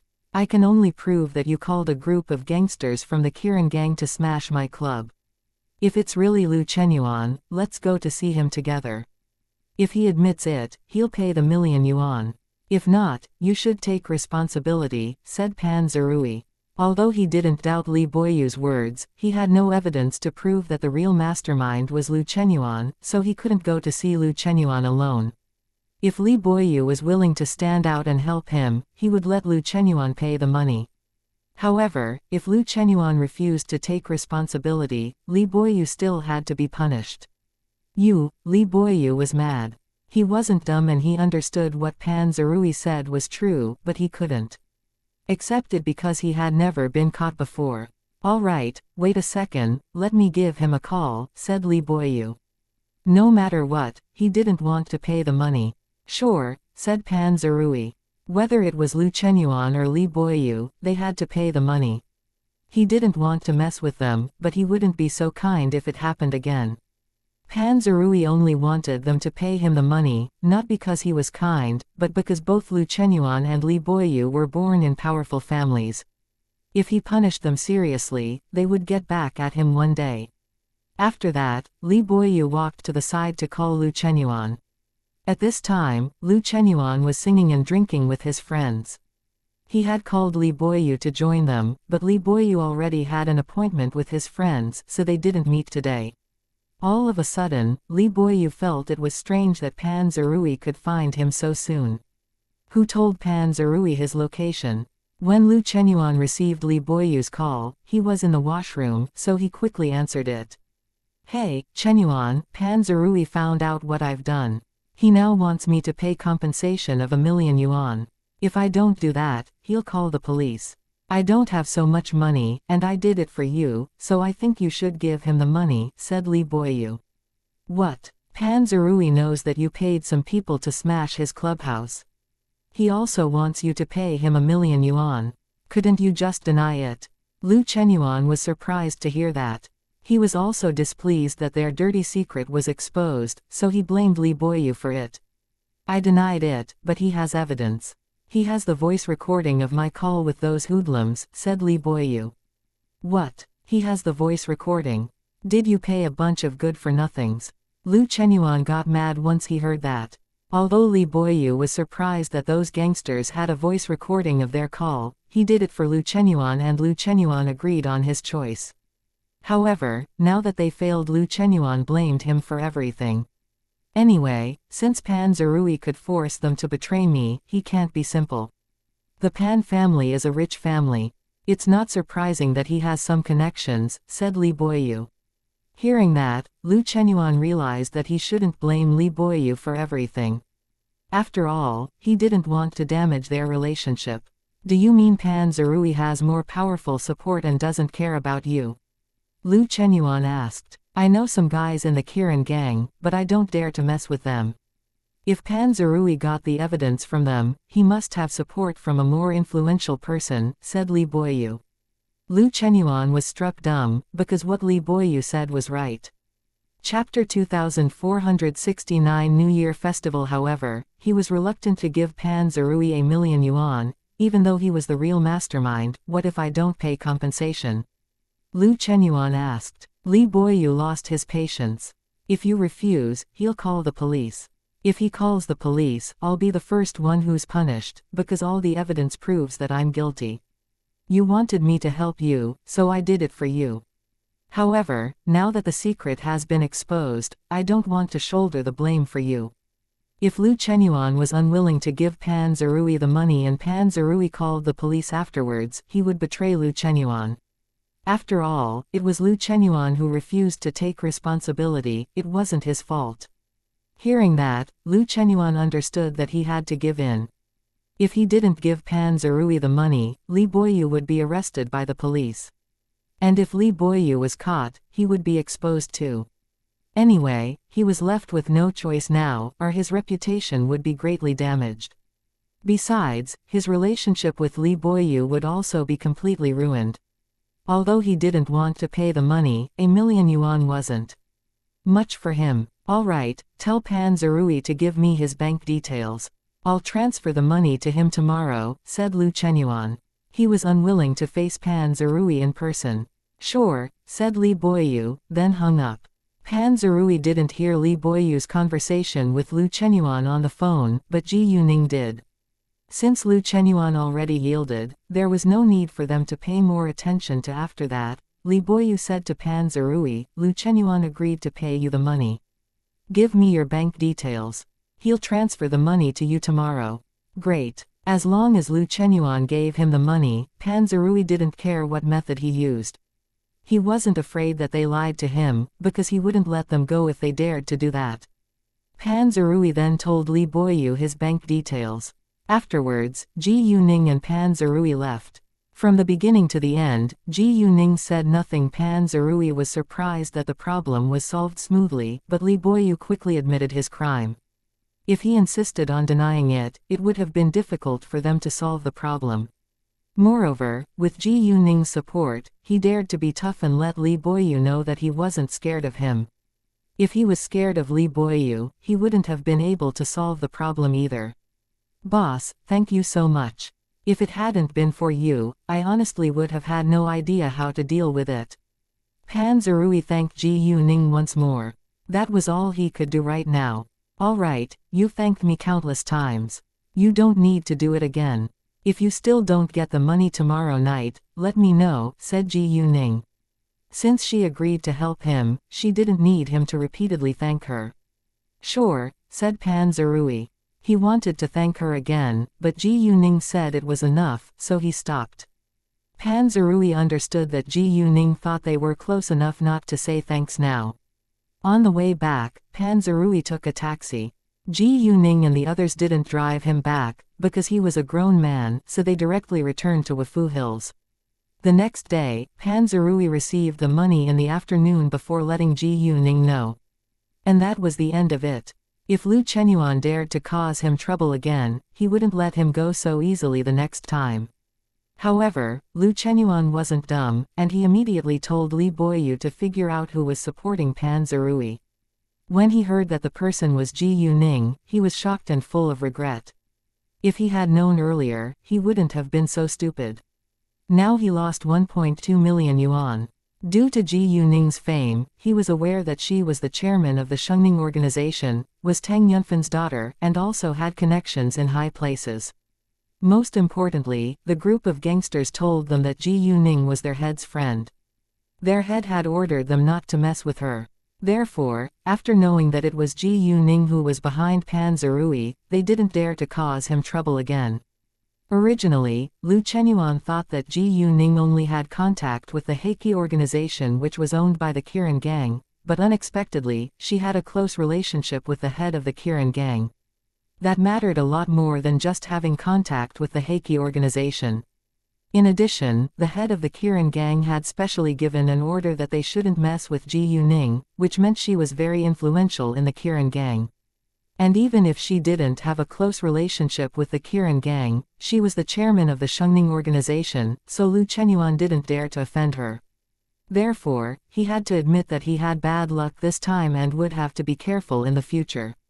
At the same time, he was jealous of Pan Zerui for having a good relationship with Ji Yuning. A few days later, it was the New Year festival. During the festival, everyone would receive countless messages and calls of good wishes from their family members and friends. Ji Yuning didn't have time to call each of her friends, so she sent them messages. Because the Tang family had many members, they celebrated the New Year festival of activity. Although Ji Yuning was still a student, she gave each member of the Tang family, including the domestic servants, a thick red envelope.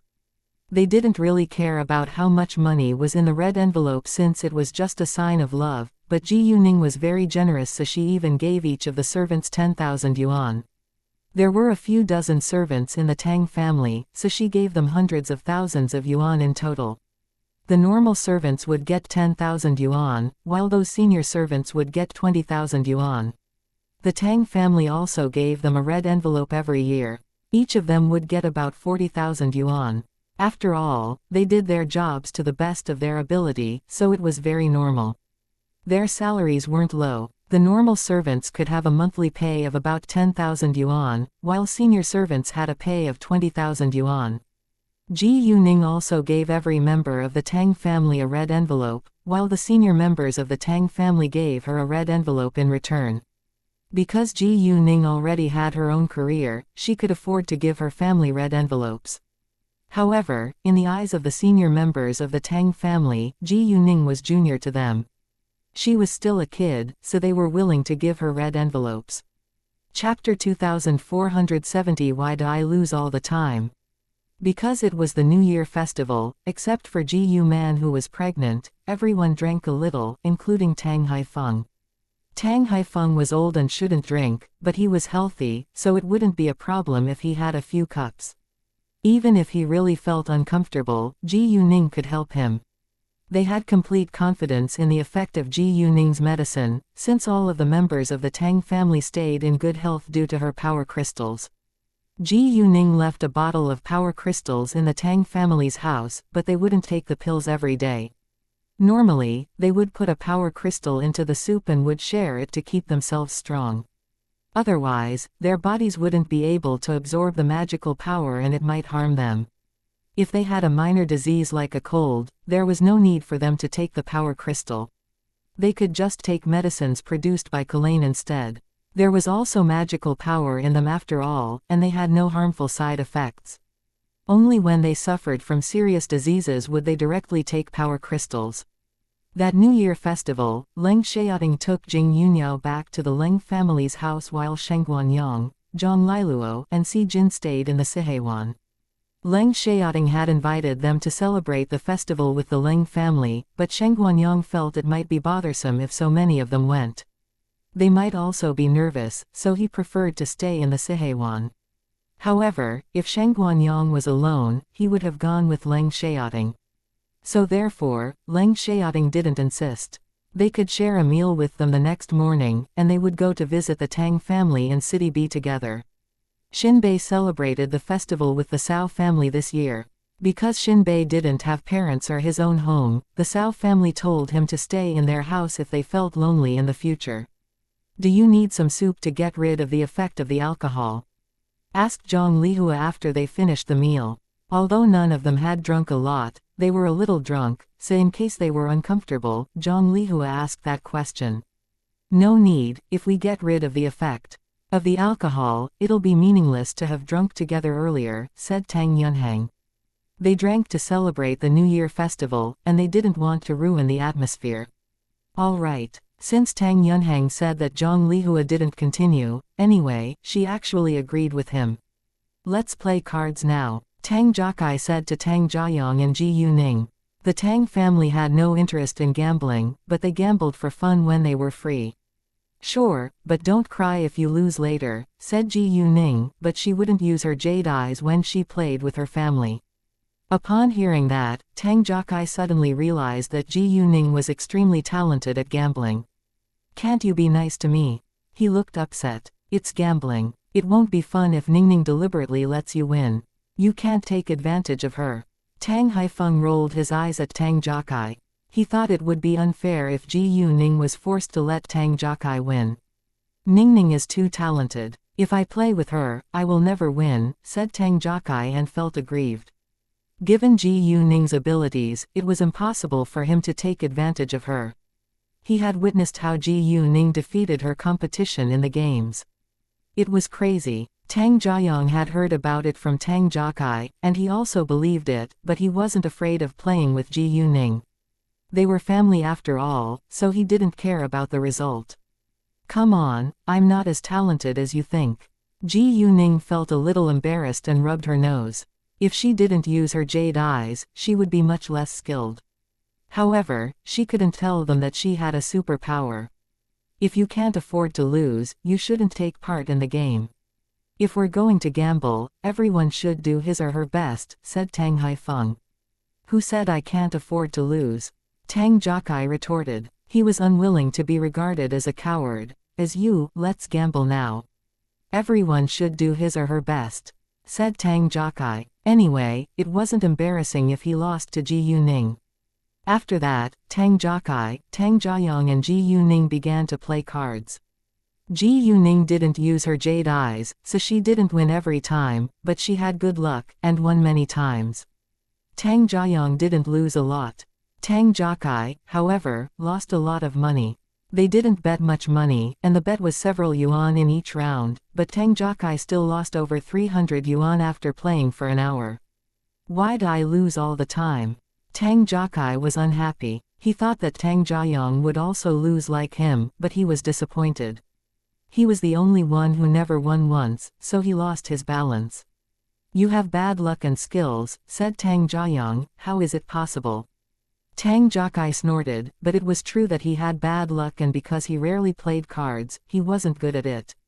Ningning has very good luck and skills, said Tang Haifeng as he enjoyed watching them playing cards. Although Ji Yuning won most of the time, Tang Haifeng frowned every time she lost. When she won, Tang Haifeng's eyes lit up at once. Obviously, he didn't want her to lose. Grandpa, it's not fair. I noticed that your eyes lit up when Ningning won, but you frowned when she lost. Did you expect us to lose? Tang Jiakai complained, even though he wasn't really angry. If you can, win once. If you're as skilled as Ningning, my eyes will also light up for you, said Tang Haifeng. Hearing that, Tang Jiakai didn't know what to say. He clearly knew that he was hardly comparable to Ji Yuning.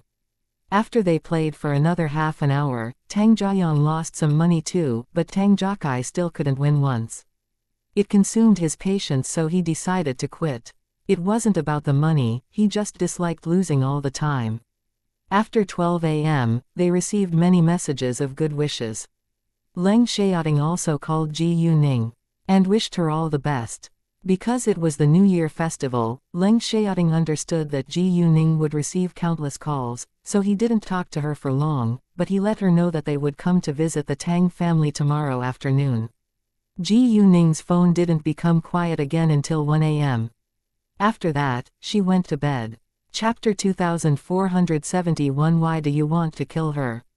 At 1 p.m. the next day, Leng Xiaoting had a meal with Jing Yunyao at the Sihewan, then they went straight to the airport. They had prepared everything well yesterday. After arriving at the airport, Leng Xiaoting called Ji Yuning, who shared the news with the Tang family at once. Although Ji Yuning didn't tell them earlier, the Tang family knew that Leng Xiaoting would come to visit them these days. Therefore, they were ready for his arrival. Knowing that Leng Xiaoting had already arrived, the Tang family was very happy. Seeing as Leng Xiaoting came to see them on the second day of the festival, it was clear that Ji Yuning was very important to him. It made them feel that Ji Yuning had chosen the right guy. Tang Yunrong and Cao Wenjun would visit the Tang family today as well. It was what they did every year. Because of that, Zhang Lihua wouldn't go to visit her own family until the day after Tang Yunrong came home. Because if Zhang Lihua and her husband were absent when Tang Yunrong was home, it would be impolite. Over the years, it had become a habit. Leng Xiaoting and Jing Yunyao arrived at the airport of City B at about 4 p.m. So when it was about 3 p.m., Ji Yuning set off to the airport to pick them up. Leng Xiaoting could arrange for someone to send him a car, but Ji Yuning was free, so she decided to go fetch them. It was the second day of the festival, but the airport was still crowded, since not everyone could go home and celebrate the New Year festival with his or her family. Due to their jobs, they had to stay where they worked. As a result, some people couldn't go home until the second day of the festival. It was also possible that some people failed to get a ticket to go home before the festival, so they could only delay the reunion. Although they missed the first day, they still had several days to gather with their family during the festival. In addition, some people had been busy for a whole year, so they seized the chance and traveled outside. Therefore, there were still a lot of people in the airport even though it was the most important festival of the year. Leng Xiaoting and Jing Yunyao took a private jet. Leng Xiaoting's private jet was due to land about a dozen minutes after Ji Yuning reached the airport, so she went into the arrival hall and sat down to wait for them. Ever since Ji Yuning was reincarnated, she always encountered accidents. Some had something to do with her, while some had nothing to do with her. Anyway, once she got involved, it would have something to do with her. Right after Ji Yuning sat down, she felt someone staring in her direction. To be specific, the girl sitting next to her was being targeted. It was a young man who targeted the girl. His eyes were red with fury. His body tightened and even trembled a little. Obviously, he was extremely angry. In such a situation, he could easily lose his mind and become violent. Therefore, Ji Yuning paid special attention to him, then she noticed that he secretly carried a dagger. It seemed that the man aimed to attack the girl. Although Ji Yuning didn't know what the girl had done to the man to make the man lose his reason, she had to stop it from happening since she saw it. No matter what, if the man really committed the crime, he would surely be put in jail. Even if it was the girl's fault and the man decided to take revenge, he might pay a high price for his impulsive decision. Ji Yuning felt that the man must be very aggrieved for him to look so angry. Therefore, before the man did anything, she moved to stop him. Without delay, she stood up and walked towards the man. Because Ji Yuning wasn't looking at him, the man had no idea that she was coming to him. He didn't notice her until she stood in front of his face. The moment the man saw Ji Yuning's face, he was stunned by her beauty, but he was in no mood to appreciate it now. Instead, he became alert when Ji Yuning suddenly showed up in front of him, because he was just looking at the girl next to her. "What's wrong?" he asked. "I just want you to know it's a public place. If you dare do anything illegal, you'll be put in jail." "Don't take the risk," said Ji Yuning. She kindly reminded him not to do it. If he didn't listen, he would only dig a grave for himself. Hearing that, the man stiffened and coldly stared at Ji Yuning. How could she know what he wanted to do? "I don't know her. I just felt that something wasn't right. I don't know what has happened between you two that made you so angry, but have you ever thought about the consequences? It's better for you to calm down for a while. Don't risk your life," said Ji Yuning to comfort him. She didn't know who was right and who was wrong, but what she needed to do right now was to calm down the man. If the girl really had done something unacceptable, the court would judge her. She didn't think the man should risk his life. Anyway, since Ji Yuning already noticed what he wanted to do, she had to do something. She didn't have the heart to watch the girl die in front of her. Ji Yuning was reluctant to kill. Even when she met her enemies, she wouldn't kill them. Usually, she would just disable them. Hearing Ji Yuning's words, the man didn't become angrier in humiliation. Instead, he calmed down. It was the airport, a public place. If he dared to break the law right here, he would surely be put in jail. Did he want it to happen? Of course not. However, he was unwilling to miss the chance. "Can you tell me why you want to kill her?" asked Ji Yuning. The man was shocked. He turned to look at Ji Yuning in surprise. How could she know that he wanted to kill the girl? The next moment, he became alert. "How do you know that?" asked the man. "I have accurate instincts," said Ji Yuning. She couldn't tell him that she saw the dagger in his bag. "If you don't want to tell me, it's fine, but I do hope that you can get your reason back. You still have a life to live after all." Chapter 2472. Call the police for him, thanks. The man felt Ji Yuning's kindness, so he thanked her although he still stayed alert. Because of Ji Yuning's words, he gave up the idea of killing. Therefore, Ji Yuning helped him out this time. Although Ji Yuning didn't ask further, the man felt too aggrieved to say nothing, so he opened his mouth. "The girl is a liar. She's been with me for 3 months. She borrowed 200,000 yuan from me, then she broke up with me. She refused to return the money to me. She even cut off her relationship with me and changed her number. I was so mad that I lost my reason. I was born in an ordinary family. 200,000 yuan is a lot of money for me, especially since my father's sick. We need the money for the operation."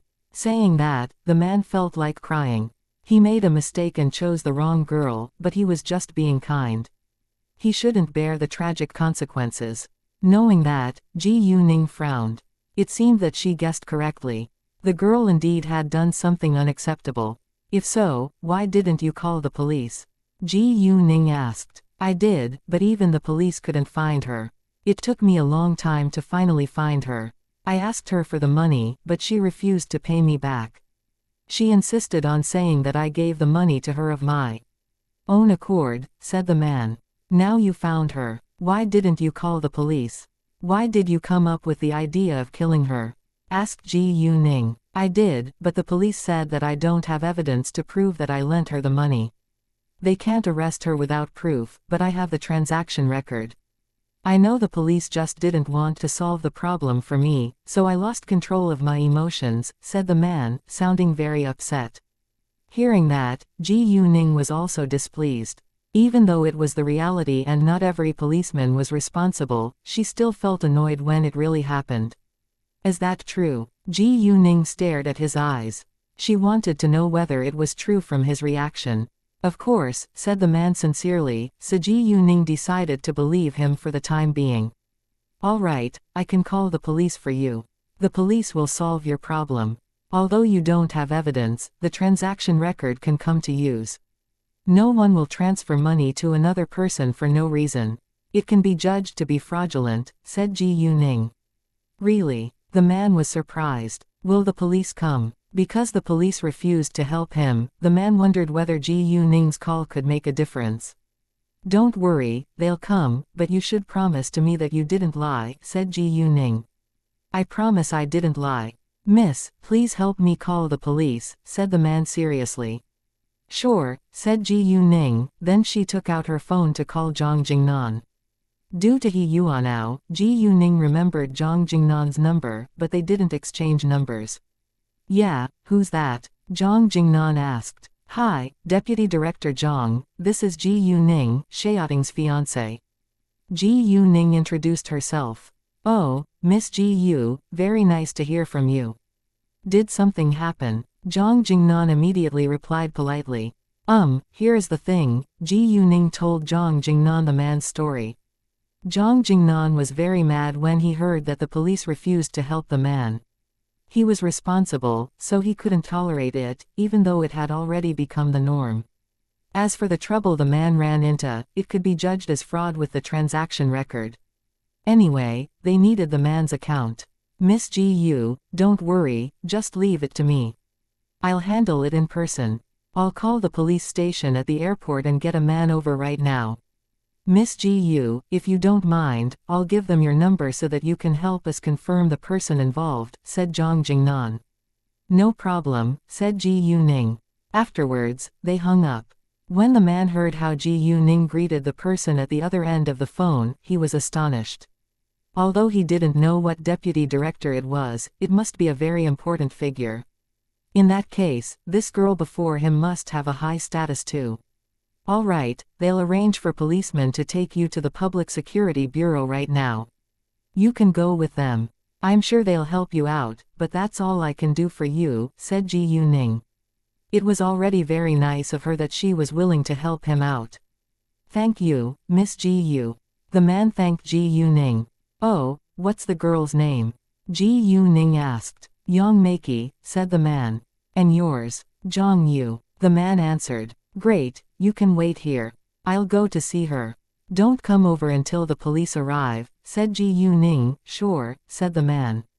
Then Ji Yuning walked back to sit by the girl. She wanted to make sure of the girl's identity, so she deliberately struck up a conversation with her. Hi, you look familiar. Have we met somewhere before? Yang Meiki turned to look at Ji Yuning. She was stunned by her beauty and got jealous in an instant. However, she had no impression of Ji Yuning. Ji Yuning was too pretty to be forgotten, so she would remember her if they really had met before. Anyway, because Ji Yuning was a girl, Yang Meiki didn't get nervous. She thought that Ji Yuning must have mistaken her for another person, so she replied in a flat voice. I don't think so. Are you Yang Meiki? Ji Yuning asked. Hearing that, Yang Meiki was surprised. It turned out that Ji Yuning really knew her. I am. Who are you? Yang Meiki asked. Oh, so you're Zhang Yu's girlfriend, right? Ji Yuning continued. Yang Meiki was embarrassed, which made Ji Yuning sure that she really wasn't right. I already broke up with him, said Yang Meiki. Fine. Ji Yuning said nothing further. Because Ji Yuning mentioned Zhang Yu, Yang Meiki stopped asking who she was. Chapter 2473. It must be the woman's fault. Well, I need to use the washroom now. Yang Meiki felt guilty, so she didn't want to stay with Ji Yuning any longer. However, she didn't want Ji Yuning to see her guilt, so she made up an excuse and quickly walked to the washroom. Ji Yuning wasn't afraid that she would run away. Right at this moment, two policemen walked in and Ji Yuning's phone rang. Ji Yuning picked it up and told them where she was seated. The two policemen turned to look in her direction, then Ji Yuning waved at them. Without delay, they immediately walked towards her. Yang Meiki had no idea what they were doing, so she didn't know that she was about to be arrested. Because the two policemen were aware of Ji Yuning's background, they were very excited when they heard that they were going to see her. After seeing Ji Yuning, they were more excited. In order not to lose their manners in front of her, they did their best to compose themselves. "Miss Ji Yu, nice to see you, we're the police from the police station at the airport. Our leader told us to contact you and take away the suspect," said one of the policemen very politely. "Nice to see you. Thank you so much for your help." Ji Yuning was nice to them too. She never thought she was better than other people. "Well, it's our job," said the two policemen. "The suspect is in the washroom. Let's go wait for her outside," said Ji Yuning. While she was talking with the two policemen, Yang Meiki had just walked into the washroom. Great. The two policemen followed Ji Yuning to the washroom at once. Onlookers around them curiously looked at them. They didn't know what was going on, but it must be something terrible since the police showed up. They originally thought that the two policemen came to arrest Ji Yuning, but it seemed to not be true given their attitude towards Ji Yuning. Even though they couldn't hear their conversation, they could see their attitude and could see that the two policemen were very polite towards Ji Yuning. Then they watched the two policemen walking towards the washroom, and they followed at once. After that, they saw that they stopped outside the washroom. It seemed that they were waiting for someone. Before Yang Meiki walked out, Ji Yuning turned to look at Zhang Yu. She gave him a nod, then he walked over. Zhang Yu never moved his eyes away from Ji Yuning, so once she signaled to him, he immediately walked over. He listened to Ji Yuning and threw away the dagger, or he would have put himself in trouble if the police found out that he was carrying a dagger. They were forbidden to carry lethal weapons, and the dagger Zhang Yu had could easily hurt other people. After Zhang Yu walked over, Ji Yuning introduced him to the two policemen. "This is Zhang Yu. He's the one who really needs your help. Nice to see you." Zhang Yu greeted the two policemen. "Nice to see you too." The two policemen replied politely. Although they didn't know many details, they had heard the story briefly. They were aware that Zhang Yu was cheated by a woman and wanted his money back. Before long, Yang Meiki came out. The moment she walked out and saw Zhang Yu along with the policeman, she was scared and turned around to hide in the washroom, but Ji Yuning stopped her. Yang Meiki knew that she was guilty, otherwise she wouldn't have been scared away by Zhang Yu and the police. Yang Meiki looked at Ji Yuning in surprise and anger. She finally realized why Ji Yuning talked to her just then. It was a scheme. Staring at Yang Meiki, Zhang Yu was furious. They had been together and Zhang Yu really loved her at that time, but now he was only mad at her. No one made money easily, and his father badly needed the money for the operation. It was hard for him not to blame Yang Meiki for it. "Are you Yang Meiki?" After Ji Yuning stopped Yang Meiki, the two policemen walked ahead and asked her. "No, I'm not." Even though Zhang Yu was right here, Yang Meiki still denied it.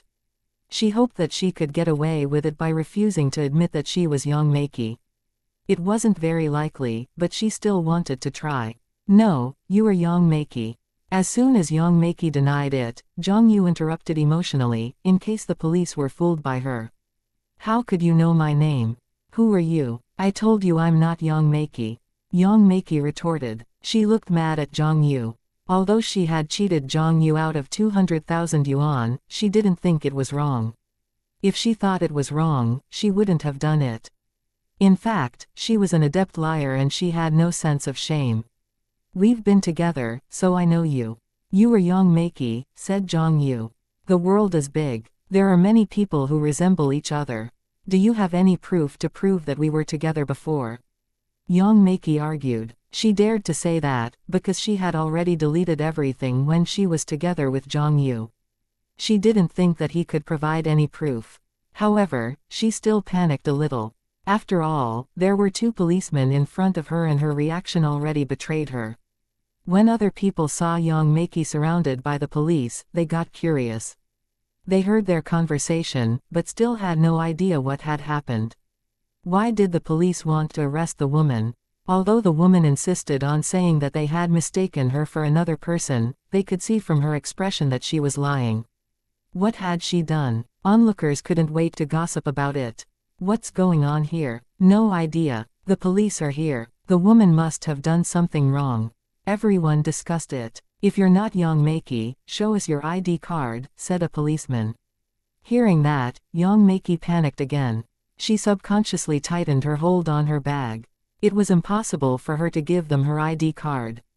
I didn't have it with me today, but I'm sure I'm not young Maki.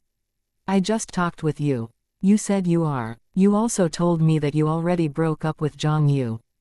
Ji Yuning said, also if you're not young Maki, why did you run away when you saw the police and Zhang Yu? Chapter 2474 There are all kinds of fish in the sea, nonsense. I didn't say that I'm young Maki. I never said that. Young Maki immediately denied it. I wasn't running away. I just wanted to use the washroom. Ji Yuning said nothing, and directly took out her phone.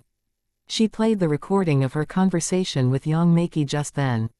Because everybody heard young Maki's voice, they easily recognized her voice in the recording. To young Maki's astonishment, Ji Yuning had a recording of their conversation. In sheer panic, she tried to escape.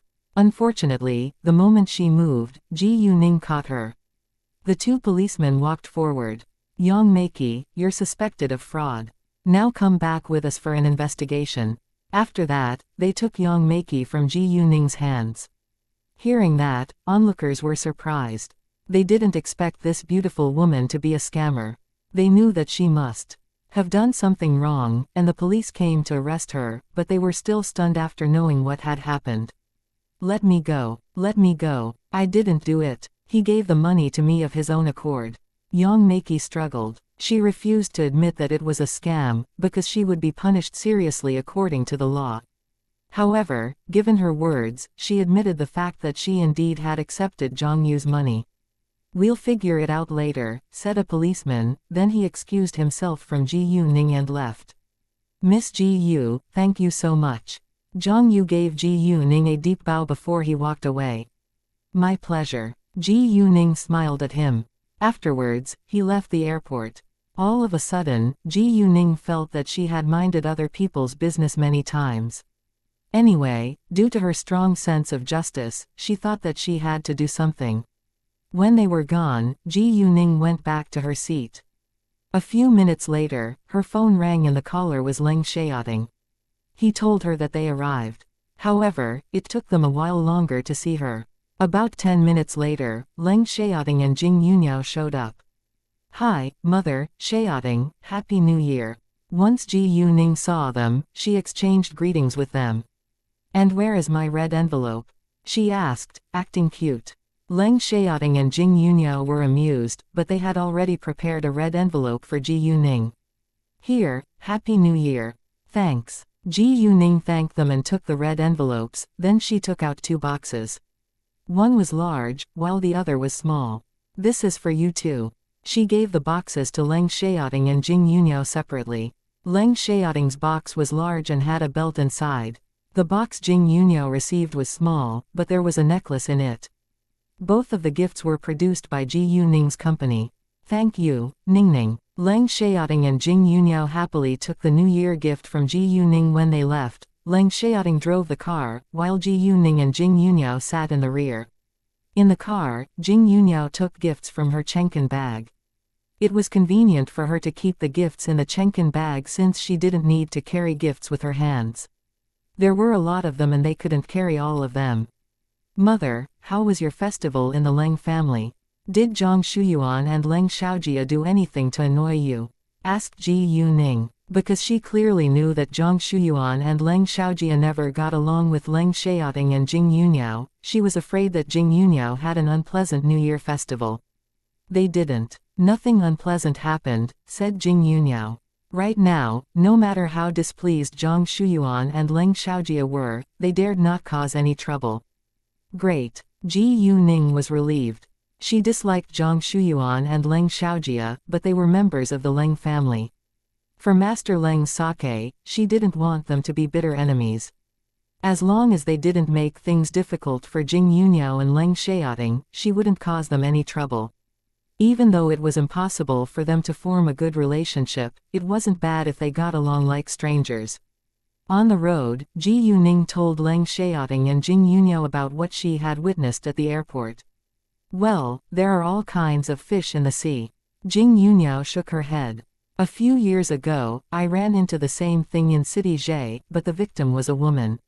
She even wanted to commit suicide by jumping off a building, but she was rescued in the end. She only got a small amount of her money back. Anyway, it's better than nothing. The man who cheated her was put in jail afterwards.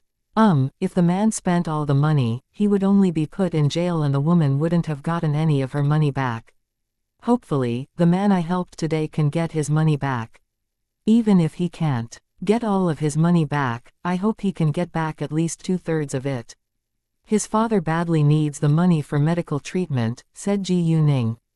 Ji Yuning knew that Zhang Yu's father was sick, but she didn't give him power crystals to save his father, because she wasn't the Virgin Mary. She wouldn't help everyone. It was already very nice of her that she helped him catch the woman. Back in the Tang family's house, Tang Yunrong and Cao Wenjun were already present. On the other hand, because Cao Wenxin was pregnant, she didn't come. Leng Xiaoting and Jing Yuniao were very welcome in the Tang family. You don't need to bring so many things with you. We're family, said Tang Haifeng.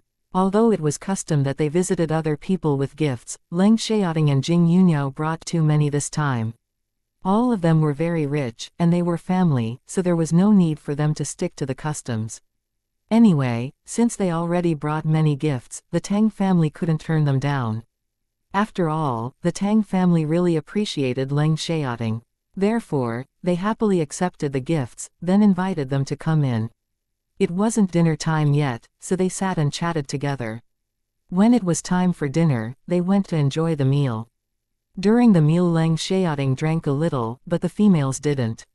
Facing Leng Xiaoting, Tang Yunfan had mixed emotions. He had a very good impression of Leng Xiaoting and approved of Leng Xiaoting's marriage to Ji Yuning, but he still wasn't happy. His daughter, who just joined his family, now belonged to another man. Tang Yunfan really wished that Ji Yuning could leave him after she graduated from university. Chapter 2475 Secure a leading position over Leng Xiaoting. However, he had been absent for 18 years of Ji Yuning's life, so he had no right to interfere in her personal affairs. That was the reason why he let Ji Yuning make decisions on her own. Ji Yuning was an independent and smart girl, so she could take good care of herself. When she met Leng Xiaoting, she knew she had found her Mr. Right. However, because Leng Xiaoting's job was very dangerous, Tang Yunfan was worried that he might lose his life one day in the future if any accidents happened. In that case, Ji Yuning would be. Tang Yunfan shook his head. He didn't want any accidents to happen to Leng Xiaoting, but he cared too much about Ji Yuning. Anyway, no matter how worried he was, he wouldn't say it aloud, because he would always wish them the best. Tang Yunfan was a little unhappy after Leng Xiaoting and Ji Yuning got formally engaged, so he kept on drinking with Leng Xiaoting tonight. It seemed that he was determined to get Leng Xiaoting drunk. Actually, Tang Yunfan rarely drank, especially at business events, because many people schemed against him. The competition was always strong in business, and there were countless women who aimed to have a sexual relationship with him. Before he married Ji Yuman, he had been single for years, so many women wanted to become Mrs. Tang. He had been the target of many women, but luckily he could drink a lot, so normally he could stay clear-headed till the end. Leng Xiaoting could see that Tang Yunfan was unhappy. He didn't understand why, but it didn't matter. Lore. And it was not only Leng Xiaoting, the others could also see that Tang Yunfan was deliberately making Leng Xiaoting drink more. In addition to several junior members, all the senior members were aware that Tang Yunfan was unhappy because Ji Yuning was going to marry Leng Xiaoting. As a result, he deliberately made the meal difficult for Leng Xiaoting. In fact, it was understandable. Tang Yunfan just learned that Ji Yuning was his biological daughter, and yet he already lost her to another man. He must feel that his treasure was stolen. He would worry that Leng Xiaoting might treat Ji Yuning badly and his beloved daughter might live an unhappy life.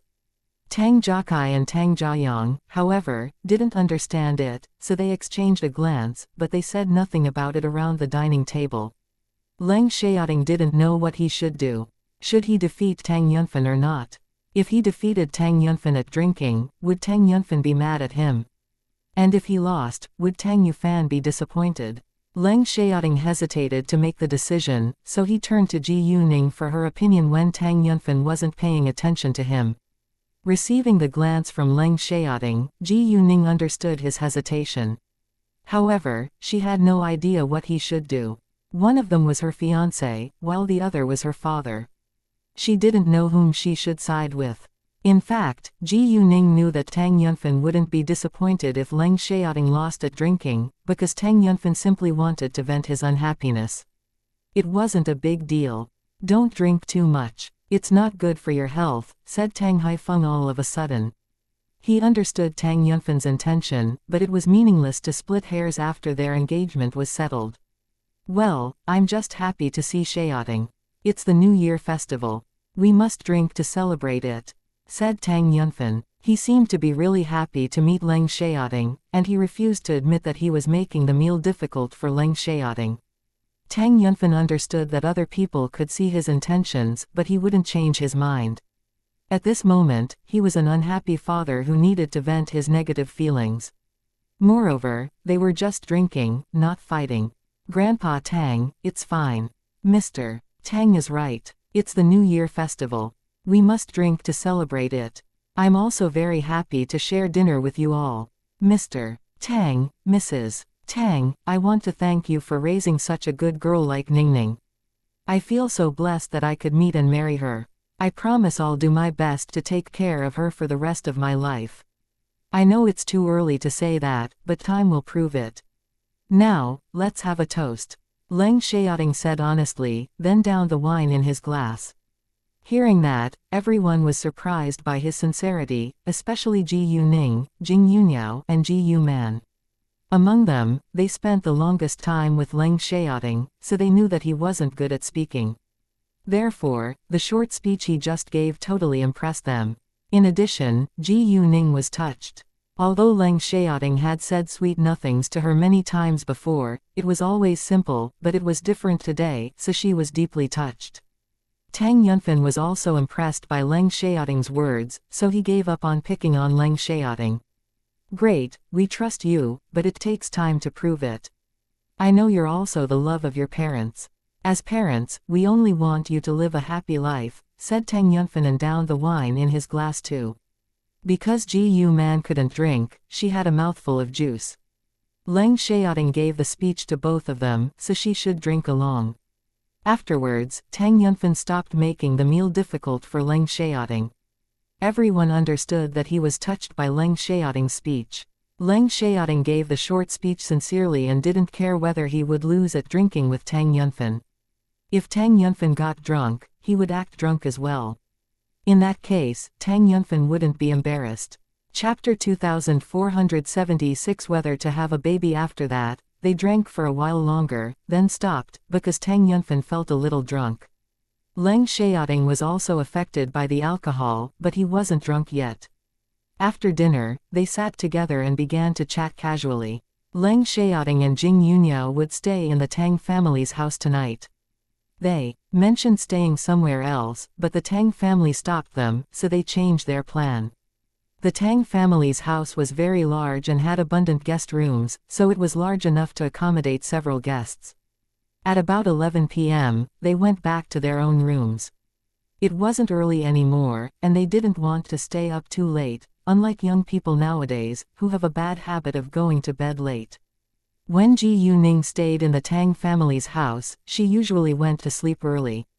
It was impossible for Leng Xiaoting to sneak to meet Ji Yuning in the Tang family's house, so they could only talk with each other through WeChat. Besides, they only sent messages instead of having a voice or video call. Although the rooms were soundproof, people could still hear them outside of the door. Not to mention that Jing Yuniao was staying next to Leng Xiaoting, so she could hear them if they had a voice or video call. Ji Yuning and Leng Xiaoting chatted about the dinner they had today. They didn't understand why Tang Yunfan suddenly made it difficult for Leng Xiaoting. Leng Xiaoting, Ningning, do you know why your father made the meal difficult for me earlier? Ji Yuning, perhaps he's unhappy now that we got formally engaged. It was just her guess, but she thought it was highly likely. Ji Yuning had that idea because Tang Yunfan stopped making the meal difficult for Leng Xiaoting after he gave the short speech. She bet that her father had to have been touched too. Reading Ji Yuning's reply, Leng Xiaoting agreed that it might be the answer. If so, he could understand it. If he had a daughter in the future, he would also be heartbroken if his daughter left with another man after she grew up. However, kids would grow up and get married one day, so it wasn't a bad thing if they could live a happy life together. Therefore, Leng Xiaoting thought that Tang Yunfan might have been touched by his short speech, so he stopped making the meal difficult for him afterwards. Ji Yuning, Xiaoting, let me ask you a question. If we have a daughter in the future and she leaves with another man after growing up, how will you feel? Leng Xiaoting, I'll certainly feel sad, but kids will grow up and get married one day. I just hope my daughter can live a happy life. Leng Xiaoting, Ningning, you've mentioned a baby many times. Do you want to have a baby with me right now? Ji Yuning, I don't. Leng Xiaoting, really? He didn't believe her answer. Ji Yuning, all right, I need to sleep now. She was avoiding the topic. Leng Xiaoting, come on, don't go. I'll just stop talking about the baby. Ji Yuning, great, when are you leaving tomorrow? Leng Xiaoting, after lunch. What do you need to prepare? Ji Yuning, nothing. Gao Yi and Chao Ya will come to have breakfast with us tomorrow morning, then we'll go back to the capital together. Leng Xiaoting, great. They chatted till 12 a.m., then went to sleep. The next morning, Ji Yuning called Gao Yi and Chao Ya over. Although she just called them to have a quick meal, it was the New Year festival, so they came with gifts. After having breakfast in the Tang family's house, they left at 1:30 p.m. The Tang family was unwilling to see Ji Yuning leave, but they couldn't visit the Leng family right now. Therefore, Ji Yuning had to represent them, or the Leng family might be unhappy. Xiaoting, Yuniao, because Ningning's mother just delivered, we can't visit the Leng family right now, so Ningning will represent us. Please don't mind it. Tang Yunfan apologized. Ji Yuman couldn't travel now, while he needed to stay to take care of her. It's fine. We understand, said Jing Yuniao. In fact, even if Ji Yuning didn't visit the Leng family wouldn't be mad, but if she paid a visit, Master Leng would be happier. After all, he liked and cared about Ji Yuning very much. Leng Xiaoting and Ji Yuning weren't married yet, but they already took each other as family. Back in the capital, it was already 4:30 p.m. by the time they walked out of the airport. Then they drove back to the Leng family's house, arriving when it was nearly 6 p.m. It wasn't that late. Gao Yi and Chao Ya got off halfway and went to Century City. Ji Yuning invited them to go with them, but they were afraid that they would be nervous, so they declined and instead went home. Ji Yuning also didn't insist. If they went to the Siheiwan, they would be at ease. After all, they wouldn't feel stressed in the Siheiwan. In the Leng family's house, however, there were important figures everywhere. Although they were very kind, other people would still feel stressed. When Ji Yuning went to visit the Leng family, she brought gifts with her. She prepared a gift for Leng Yuanqin and Leng Xiaoming, but not for Zhang Shuyuan and Leng Xiaojia. Zhang Shuyuan and Leng Xiaojia would be embarrassed, but Ji Yuning didn't care about their feelings. Although Zhang Shuyuan and Leng Xiaojia had no interest in Ji Yuning's gifts, they felt humiliated when Ji Yuning treated them unfairly. However, if Ji Yuning really prepared a gift for them, they wouldn't accept it. Instead, they would seize the chance to embarrass her. And in that case, Ji Yuning felt she better not do that. Leng Yuanqin and Leng Xiaoming were a little embarrassed too, since Zhang Shuyuan and Leng Xiaojia were their family members, but they could understand why Ji Yuning treated them unfairly. They also knew that Zhang Shuyuan and Leng Xiaojia wouldn't accept Ji Yuning's gifts even if she prepared some for them. As a result, they would rather let Zhang Shuyuan and Leng Xiaojia be embarrassed. Ji Yuning had never done anything to hurt them, but they had tried to murder Ji Yuning. Chapter 2477 Where are your manners? The others pretended that they didn't see Ji Yuning's actions, which was a silent agreement. Ningning, we're family. You don't need to bring so many gifts with you when you're coming back home. Master Leng said, but he was actually very happy to receive a gift. It's the New Year festival, and I don't often bring gifts when I'm here, said Ji Yuning with a smile. Most importantly, she wanted them to know that she cared about them. It's too expensive, Master Leng said. He loved the gift, but he didn't want Ji Yuning to spend too much money on it. What? Grandpa Leng, don't you like it? Ji Yuning suddenly looked upset. She understood that her grandfather didn't want her to waste money, but she couldn't care less about it since she decided to send them gifts. Of course I like it. All right, Ningning, thank you very much for your gift. Master Leng stopped arguing with Ji Yuning. He didn't want her to think that he disliked her gift. Since Ji Yuning prepared gifts for them, they had also prepared red envelopes for her. Grandpa Leng, my mother just gave birth to my younger brother and my father needs to stay at home to take care of her. So they didn't come to visit you in person. Please don't mind, said Ji Yuning. Although Tang Haifeng had already apologized to Master Leng on the phone, Ji Yuning felt that it was necessary to do it again when she saw Master Leng. It's not a problem at all. I'm not an unreasonable old man, said Master Leng. Ha ha, I know. Grandpa Leng, you're the best. Ji Yuning laughed, and Master Leng also beamed. Because it was nearly 6 p.m. when Ji Yuning and the others arrived, they soon had dinner. Except for Zhang Shuyuan and Leng Xiaojia who didn't have an appetite, everyone enjoyed it very much. Watching them sharing happiness, Zhang Shuyuan and Leng Xiaojia were very sad. Therefore, they quickly left the dining table when they finished. However, nobody cared about them, and instead continued to enjoy the meal. Master Leng drank a little today. Because it was the New Year festival, no one stopped him. They only told him not to drink too much. However, Master Leng was unhappy about that. Tang can drink as much as he likes. Why do you stop me from drinking when I just had the 4th glass? Do you think I'm worse than Tang? Tang was Tang Haifeng. When they exchanged good wishes on the phone yesterday, Tang Haifeng told Master Leng how much he had drunk. Master Leng only had a few cups, so he was unhappy when his family stopped him from drinking more. We're worried about your health, said Leng Yuanjun resignedly. Tang Haifeng drank more than Master Leng because he was younger. I'm strong. I don't drink normally, but it's the New Year festival. Can't I enjoy myself by drinking more today? Master Leng said in annoyance, as if he was treated unfairly. When people got old, they behaved like kids. Even though Master Leng used to be a tough soldier and a leader of high status, he was like a little boy now. He just wanted to enjoy his life. Seeing that, Leng Yuanjun said nothing, and only put on a resigned face. It's fine. Grandpa, you can drink more. After you finish drinking, I'll give you a pill to help you get rid of the effects of the alcohol. Leng Xiaoting was unwilling to upset Master Leng. That's wonderful. With Leng Xiaoting's support, Master Leng seemed satisfied. In that case, nobody stopped him again. After all, it wasn't a big deal if he drank a few more cups. The cup was small, and Master Leng had a nutritious drink which wasn't strong, so it wouldn't do much harm to his body. Afterwards, Master Leng drank 3 cups more, then stopped. Although Master Leng was a little reluctant, he didn't want to worry his family, so he didn't insist this time. After dinner, Leng Xiaoting took out a power crystal and poured a glass of water. He put the pill into the water, then handed it to Master Leng. A glass was enough to help Master Leng get rid of the effects of the alcohol. If he directly took a power crystal, it would hurt his body if he couldn't absorb it. Leng Xiaoting also shared the magical water with the others.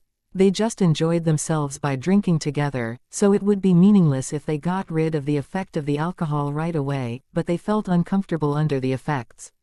Therefore, each of them had a glass of the magical water. Once they drank the magical water, they felt much better. Master Leng persuaded them to stay in the Leng family's house tonight. Because they usually left right after having dinner, Master Leng felt lonely to some extent. As a result, he did his best to keep them for a night this time. Ji Yuning, Leng Xiaoting, and Jing Yuniao agreed to stay in the Leng family's house for a night. Jing Yuniao slept in her room, while Ji Yuning slept in Leng Xiaoting's room and Leng Xiaoting went to sleep in another room. However, it was still early, so they chatted in the living room, watching TV. Leng Yuanchen needed to deal with something, so he went to his study. Leng Xiaoming stayed with other people in the living room. As soon as Leng Yuanchen went to his study with the gift Ji Yuning sent him, Zhang Shuyuan came over. She wanted to throw away the gift, but Leng Yuanchen stopped her. "Are you crazy?" Leng Yuanchen snapped at her. "I don't want to see her stuff. And she deliberately ignored me and Xiaojia. She humiliated us in public." Zhang Shuyuan complained angrily. She couldn't get over it. "Would you take it if she gave you a gift?" Leng Yuanchen asked. "Of course not, I'll never take her stuff," Zhang Shuyuan said disdainfully without hesitation. "So, you meant to embarrass her, but she embarrassed you first. By the way, I don't think she has to prepare a gift for you. And if she really had a gift for you, it would be rude if you refused to accept it. Where are your manners, Shuyuan?" Leng Yuanchen was angry. He couldn't stand Zhang Shuyuan's unreasonable behavior. Zhang Shuyuan was struck dumb and didn't know what to say all of a sudden, because Leng Yuanchen's words made sense. However, she was just mad at Ji Yuning. Chapter 2478 Work harder, Shuyuan, stop behaving against them. "I didn't want to let you know, but now I feel very guilty because of your attitude towards them," said Leng Yuanchen with a frown. "Why do you feel guilty?" Zhang Shuyuan couldn't understand it. "Do you know why I suddenly told you to have a medical exam in the hospital a few days ago? It's Yuniao who saw that you weren't in good health. She reminded me to take you to the hospital. She knew that you would be displeased if she said it directly to you, so she told me to do that. I made up an excuse and persuaded you to go to the hospital along with me. If we didn't find out about your disease early, you would be seriously ill right now," said Leng Yuanchen, staring at Zhang Shuyuan. He now had no hostility towards Leng Xiaoting, and even felt guilty when they met. "What?" Knowing that, Zhang Shuyuan was shocked. To her surprise, Leng Yuanchen asked her to have a medical exam with him in the hospital due to Jing Yuniao's reminder. In an instant, Zhang Shuyuan had mixed emotions. It was difficult for her to digest the news. "Think about it," Leng Yuanchen said, then left Zhang Shuyuan alone. After standing there still for a while, Zhang Shuyuan walked out and went back to her room. She needed more time to understand what Leng Yuanchen just told her. In the living room, everyone enjoyed the festival in harmony. At the beginning, Leng Xiaoming felt slightly nervous due to the presence of Jing Yuniao and Leng Xiaoting, but gradually, he became relaxed and wanted to join them. After all, no one had hatred towards him. It was he who kept a distance from Leng Xiaoting and refused to spend time with them. Now, he realized that it was a mistake. Leng Xiaoting and the others were good people and they had never hurt him and his family. On the contrary, his family had tried to harm them many times before. If Leng Xiaoting wanted to punish Leng Xiaojia for what she had done to Ji Yuning, Leng Xiaojia could have been sentenced to death. Although Ji Yuning was the target, Leng Xiaoting and Master Leng cared about her very much. So if they had wanted to punish Leng Xiaojia would surely be sentenced to death or life imprisonment. In the end, Ji Yuning only made Leng Xiaojia bedridden for half a year, which was the lightest punishment. They were family after all. No matter which of them became the head of the Leng family in the future, all the members would receive good care. Thinking of that, Leng Xiaoming felt relieved. If no accident happens, Xiaoming will come back to work in the capital in the later half of the year. The situation is very complicated and dangerous here. The Leng family will surely support you, but you still need to rely on yourself to build your own career. Connections aren't everything, and your abilities matter too. Xiaoting has no interest in leading the Leng family. He has his own business to manage. So your father and you will take over the Leng family in the future. You must work harder. Do you understand? Master Leng said to Leng Xiaoming. Master Leng said that on purpose, because he knew the worries Leng Yuanqin and Leng Xiaoming had. He was too protective of Leng Xiaoting, so they thought that Leng Xiaoting would take over the Leng family and saw Leng Xiaoting as their enemy. Actually, it was indeed Master Leng's idea, because Leng Xiaoting was able to lead the Leng family. However, Leng Xiaoting was unwilling to do it. He had his job in the xianxia organization, so he had no more energy to lead the Leng family. In that case, Master Leng made it public to stop Leng Yuanqin and Leng Xiaoming competing against Leng Xiaoting. It was also Leng Xiaoting's request. Hearing Master Leng's words, Leng Xiaoming was surprised. Although Leng Xiaoting had said that he had no interest in taking over the Leng family, it wasn't settled until Master Leng made it clear. Now Master Leng made it very clear that Leng Xiaoting wouldn't take over the Leng family. In the past, Leng Xiaoming would have been very excited, but now he had mixed emotions. Grandpa, I'll work harder. Leng Xiaoming made a serious promise, showing obvious excitement and pride. Master Leng was satisfied with his reaction. It meant that Leng Xiaoming was ready to become the future patriarch of the Leng family. Well, I'm old now. I'm afraid I can't be very helpful. If there are any problems, we can sit down and talk about them, said Master Leng. He didn't want his family to fight amongst themselves. Sure, said Leng Xiaoming and Leng Xiaoting at the same time. After chatting for a while longer, they went to bed. In the Leng family's house, Leng Xiaoting also couldn't sneak into Ji Yuning's room. They could only chat with each other on WeChat. Back in his room, Leng Xiaoming couldn't sleep at all. When he saw Leng Yuanqin's study was still bright, he went to see his father and told his father what Master Leng just said to them. Leng Yuanqin wasn't as excited as Leng Xiaoming expected, because he already let go of his dissatisfaction with Leng Xiaoting. Actually, he already accepted it if Leng Xiaoting was going to take over the Leng family. After all, Leng Xiaoting was very excellent, and the Leng family needed a strong leader to keep its position. Anyway, since Master Leng made it clear that Leng Xiaoming would be the new leader of their family, he was still happy to hear it. Great, you should do your best and don't disappoint your grandfather. Do you understand? Said Leng Yuanqin. Sure, said Leng Xiaoming. The next day, many officials who belonged to the same faction as the Leng family came to visit them in the morning. They didn't stay for long, and after giving the gifts and chatting for a short while, they left. They didn't stay for a meal, because they didn't want to bother the Leng family. After having lunch in the Leng family's house, Ji Yuning and the others left for the Sihewan since Ji Yuning needed to visit Shengguanyang. When she went to dine in the Sihewan, she also called Gao Yi and Chao Ya over. It was the New Year festival, so they should have a large gathering in the afternoon. Collateral branches of the Leng family came, and because they were relatives, they would stay for a meal. Chapter 2479 Visit the Shu family. After the meal, Gao Yi and Chao Ya went home. Because it was the New Year festival, Leng Xiaoting could have off as long as he wanted if he didn't have any tasks to do. Therefore, they decided to go to Kunlun Mountain tomorrow and they would come back a week later. Leng Xiaoting felt that he was about to advance to the next level, so he needed to cultivate at the Kunlun Mountain. As a result, he booked plane tickets and left with the others that night. In the group, there were Leng Xiaoting, Ji Yuning, Shengguanyang, Zhang Liluo, and Si Jin. Jing Yuniao was left to take care of the house. Moreover, Leng Xiaoting was worried that his team might need him when he was absent, so Jing Yuniao could help his comrades. Jing Yuniao was worried about Leng Xiaoting's safety, but she believed that Shengguanyang could protect him well. In addition, Leng Xiaoting needed her to help him. Otherwise, Leng Xiaoting would blame himself if any accidents happened during his absence. Accordingly, Jing Yuniao listened to Leng Xiaoting's arrangement and stayed. Leng Xiaoting then called Xu Jinchen and told him that he would be absent for a week. If they needed help, they could turn to his mother. Jing Yuniao used to be a top soldier in the army and she had finished dangerous tasks many times before, so Xu Jinchen didn't doubt her abilities.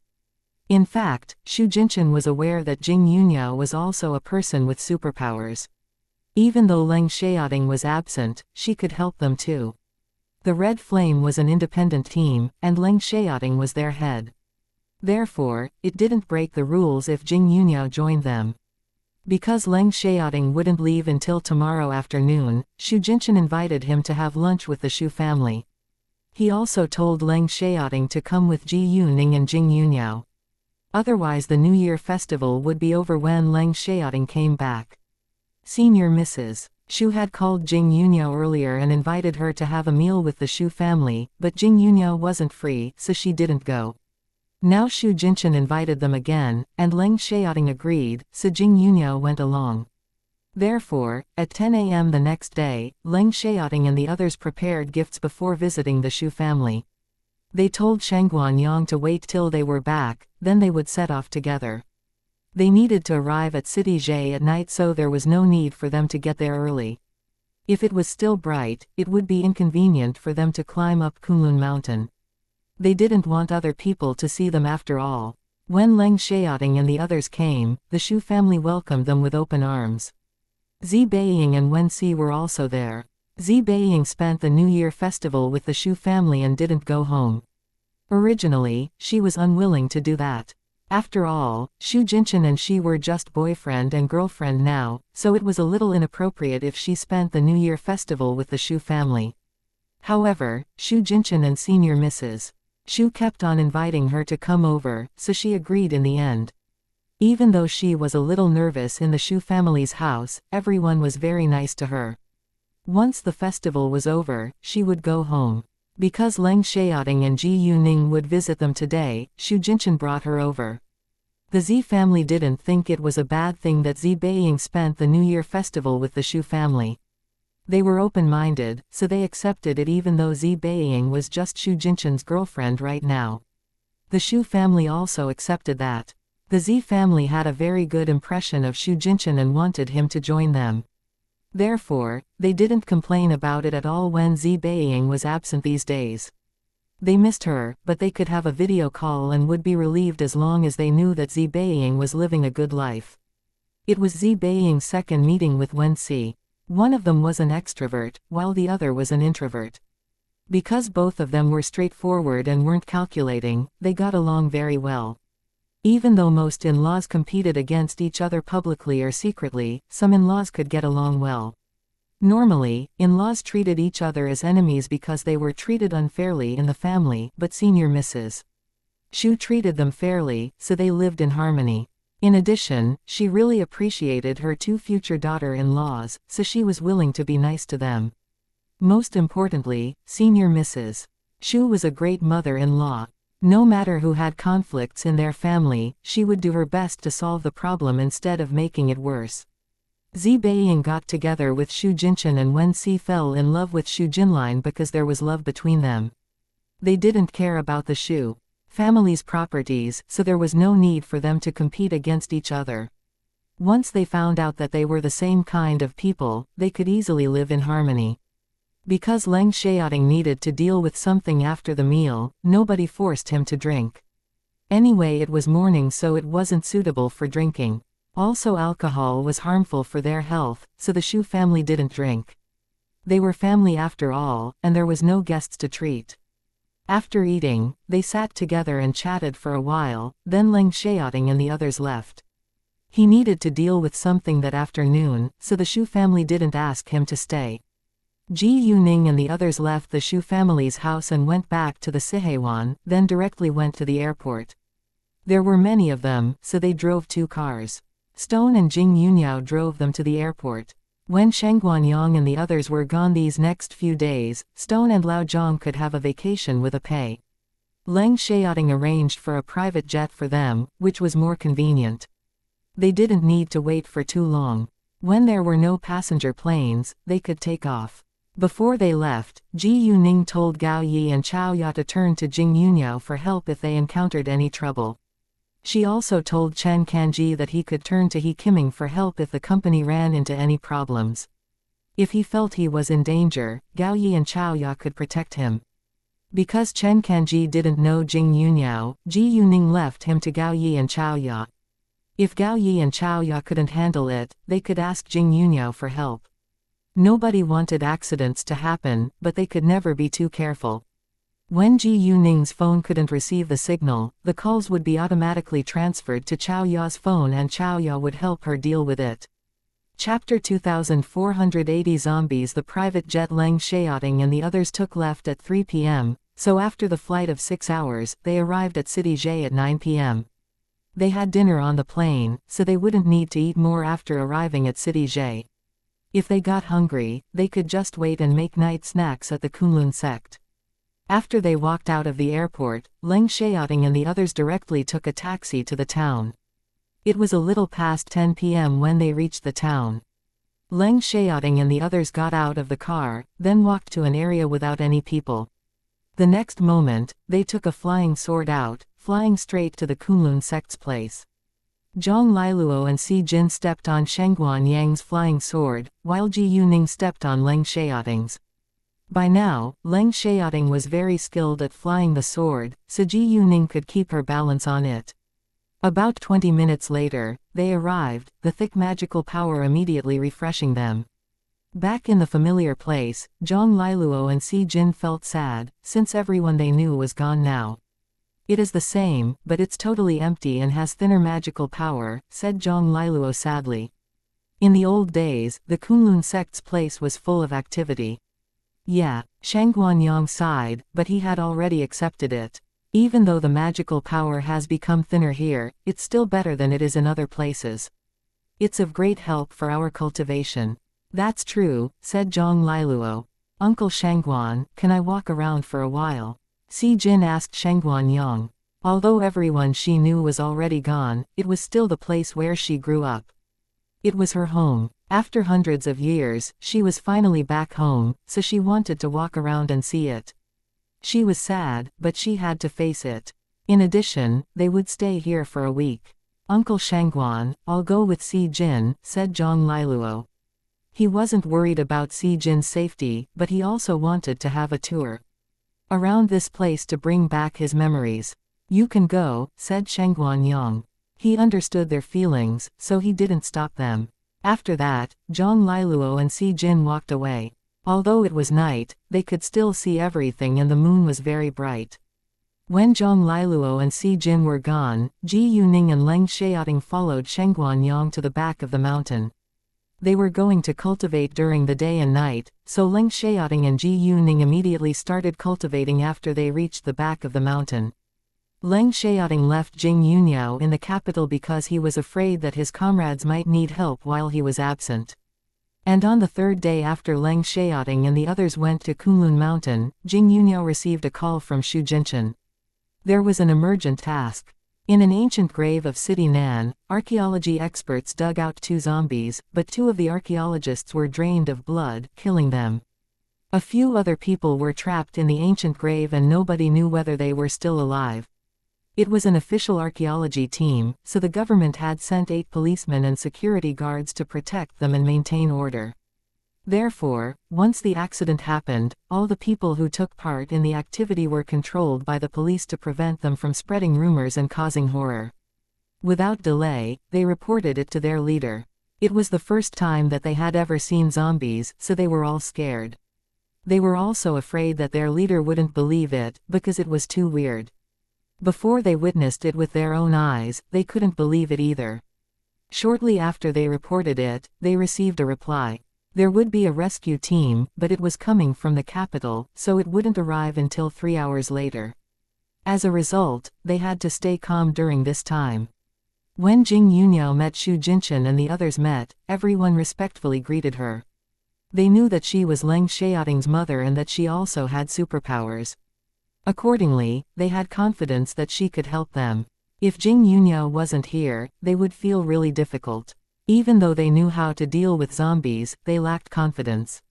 However, they learned about Jing Yuniao's special abilities just then, because they had the right to know when Jing Yuniao came to help them. Actually, when Leng Xiaoting told Xu Jinchen to turn to Jing Yunyo for help if any accidents happened, Xu Jinchen had asked him how to introduce Jing Yunyo to their comrades. Because they were close brothers, Leng Xiaoting trusted them and told Xu Jinchen to be honest. They were aware that Leng Xiaoting's parents had died in a battle 17 years ago, so they were extremely surprised that his mother was still alive. However, after they heard that his mother was a person with superpowers, they quickly accepted it. It wasn't easy for people with superpowers to lose their lives, but Jing Yunyo had been seriously injured. She lost her memories and was recognized by Ji Yuning by chance afterwards. After she regained her memories, she accepted Leng Xiaoting as her son and joined the Leng family again. Knowing that, everyone felt happy for Leng Xiaoting. Jing Yunyo knew that they were Leng Xiaoting's comrades, who had been together through many deathly moments, so she was very nice to them. Jing Yunyo had the same character as Ji Yuning. They normally stayed cold towards strangers and unfamiliar people, but they were very protective of people who they cared about. At the accident site, before Xu Jinchen and his comrades came, the military had sent over a group of special forces. Unfortunately, they came out in embarrassment after an hour. They ran into zombies, but could do nothing about it. The zombies were too strong, and they were almost killed. Now, in order to stop the zombies from coming out, they had to block the entrance. Although there were a few people left in the grave and it was cold-blooded that they abandoned them, they were left with no choice. If they didn't block the entrance, dozens of people could be killed once the zombies were out. Therefore, they had to think about the bigger picture. The crowd that was forbidden to leave now was moved further away. However, they still couldn't leave yet. About 4 hours after Xu Jinchen and the others received the news, they finally arrived. Because Jing Yunyo came to help them, not every member of the Red Flame needed to come. Therefore only 5 of them came, namely Xu Jinchen, Chen Meng, Si Ming, Zhao Leng, and I Weishan. In fact, Jing Yunyo alone was able to handle the zombies. Chapter 2481. Will they succeed? When the soldiers and policemen saw only 6 people coming to help them, they were very disappointed. However, the rescue team was sent over by their leader, so they couldn't complain about it. Xu Jinchen and the others were in camouflage without emblems on their shoulders. They normally wore camouflage when they were training or carrying out tasks, and they didn't put on emblems, since if they did a task with emblems on, other people would know who they were, while only senior officials were allowed to know about it. Jing Yunyo was wearing a casual suit, but because Jing Yunyo was the head of their team, nobody dared to slight her. Besides, the leader of their military region brought them here, and was very polite to them. After they came near, a group of soldiers stepped ahead and gave their leader a respectful salute.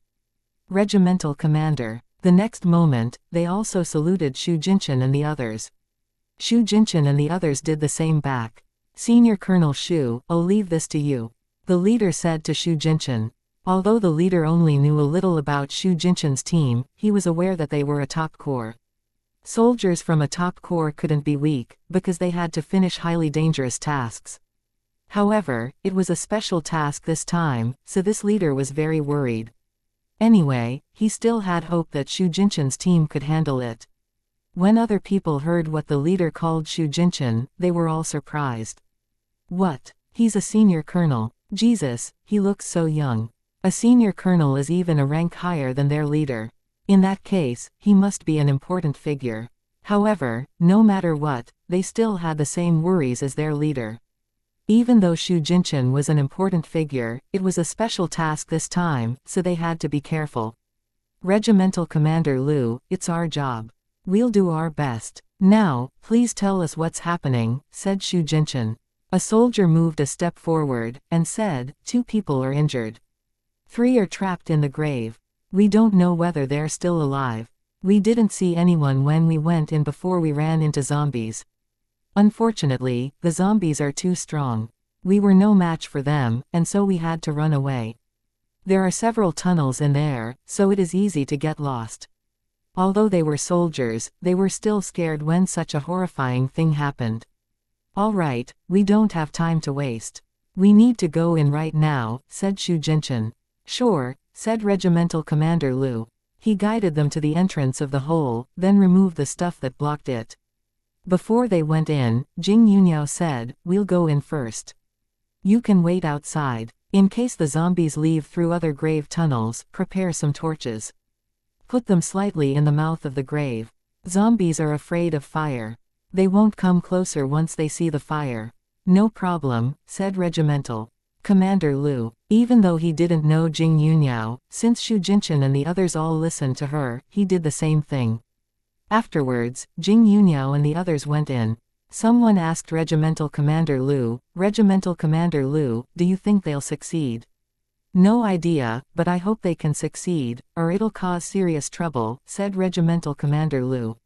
"All right, do what that lady told us to do right now," said Regimental Commander Lu, then they moved at once. Jing Yunyo took Shu Jinshan and the others to the grave simply because she didn't want other people to think that she got rid of the zombies alone. She didn't want to cause any trouble. In fact, she didn't need help from Shu Jinshan or the others. They just went into the grave with her. Jing Yunyo didn't have Ji Yuning's jade eyes, but her senses were very acute and she could sense stuff within 50 meters around her. Therefore, Jing Yunyo could sense whether it was humans or zombies in front of her. After they had walked about a dozen meters, she sensed where the zombies were. This ancient grave wasn't small, and occupied a piece of land within 50 meters. Because there was still a distance between them, zombies couldn't sense their existence. Zombies couldn't see, but they had a very good sense of smell. As long as humans breathed, they could smell them. However, if there were walls and they breathed lightly, the zombies wouldn't be able to smell them. Otherwise, the zombies could notice them 10 meters away. Jing Yunyo and the others didn't bother to hide. Instead, they directly swaggered inside.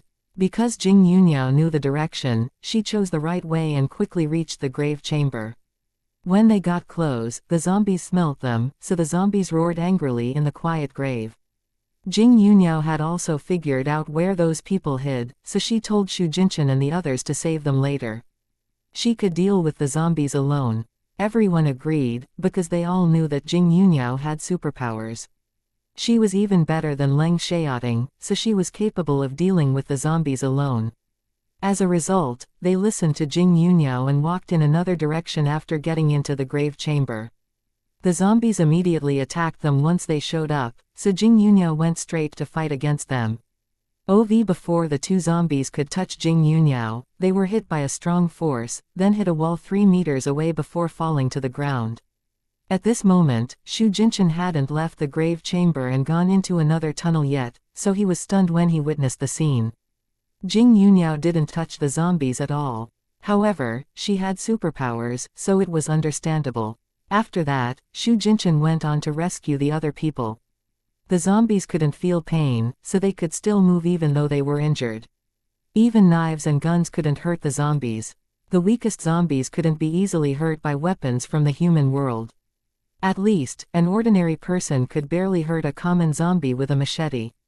The zombies moved very fast. Although they could only jump due to their stiff joints, they jumped fast. Chapter 2482 Where is your last comrade?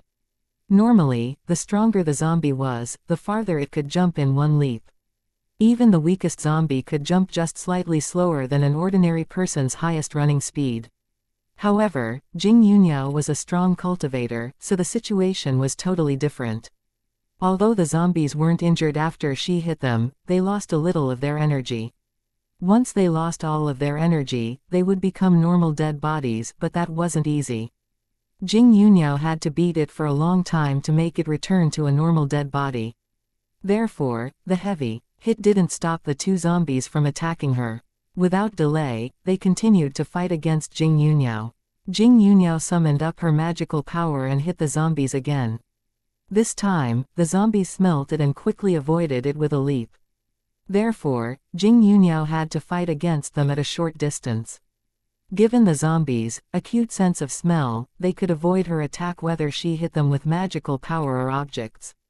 After a few rounds, although Jing Yunyo was at an advantage and the zombie could hardly touch her, she still couldn't get rid of them.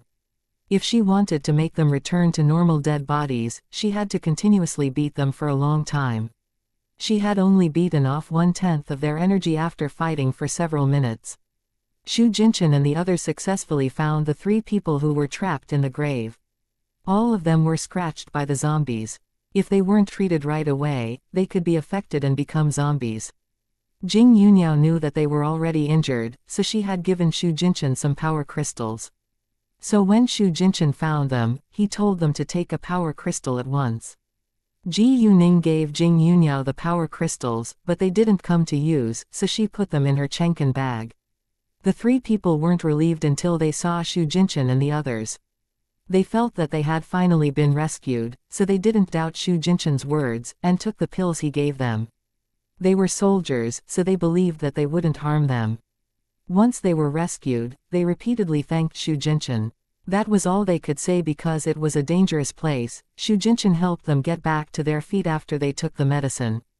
They had to leave as soon as possible. They didn't leave through the passage next to them, because it was unknown, so they returned from the original way. Back in the grave chamber where the zombies were, the 3 people were amazed when they saw that Jing Yuniao was fighting against the 2 zombies alone. They thought that the zombies had already been destroyed, but unexpectedly they were still alive. Moreover, there was only one woman who was dealing with them. Nevertheless, they didn't think it was wrong that Xu Jinchen let a woman do that alone. Since this woman was fighting against the 2 zombies on her own and she was obviously at an advantage, she must have the ability to handle it well. Take them out. I'll burn them then, said Jing Yuniao once she saw them coming out. Sure, but be careful, said Xu Jinchen. Although they felt a little embarrassed that they left Jing Yuniao to deal with the zombies alone, they had to listen to her. Since Leng Xiaoting was absent, Jing Yuniao became their head, and it was her order. After that, Xu Jinchen and the others escorted the 3 injured people out. The 2 zombies wanted to attack them when they smelt more humans, but Jing Yuniao stopped them. It was impossible for them to hurt the other people. As soon as they were gone, Jing Yuniao used her ace in the hole. Before they came here, Jing Yuniao got 2 Taoist magic figures to freeze the zombies, because she couldn't spend hours fighting against the zombies. However, the Taoist magic figure could only stop the zombies from moving around. That was all it could do. If Jing Yuniao wanted to destroy the zombies, she had to use fire, or strong flames to be specific.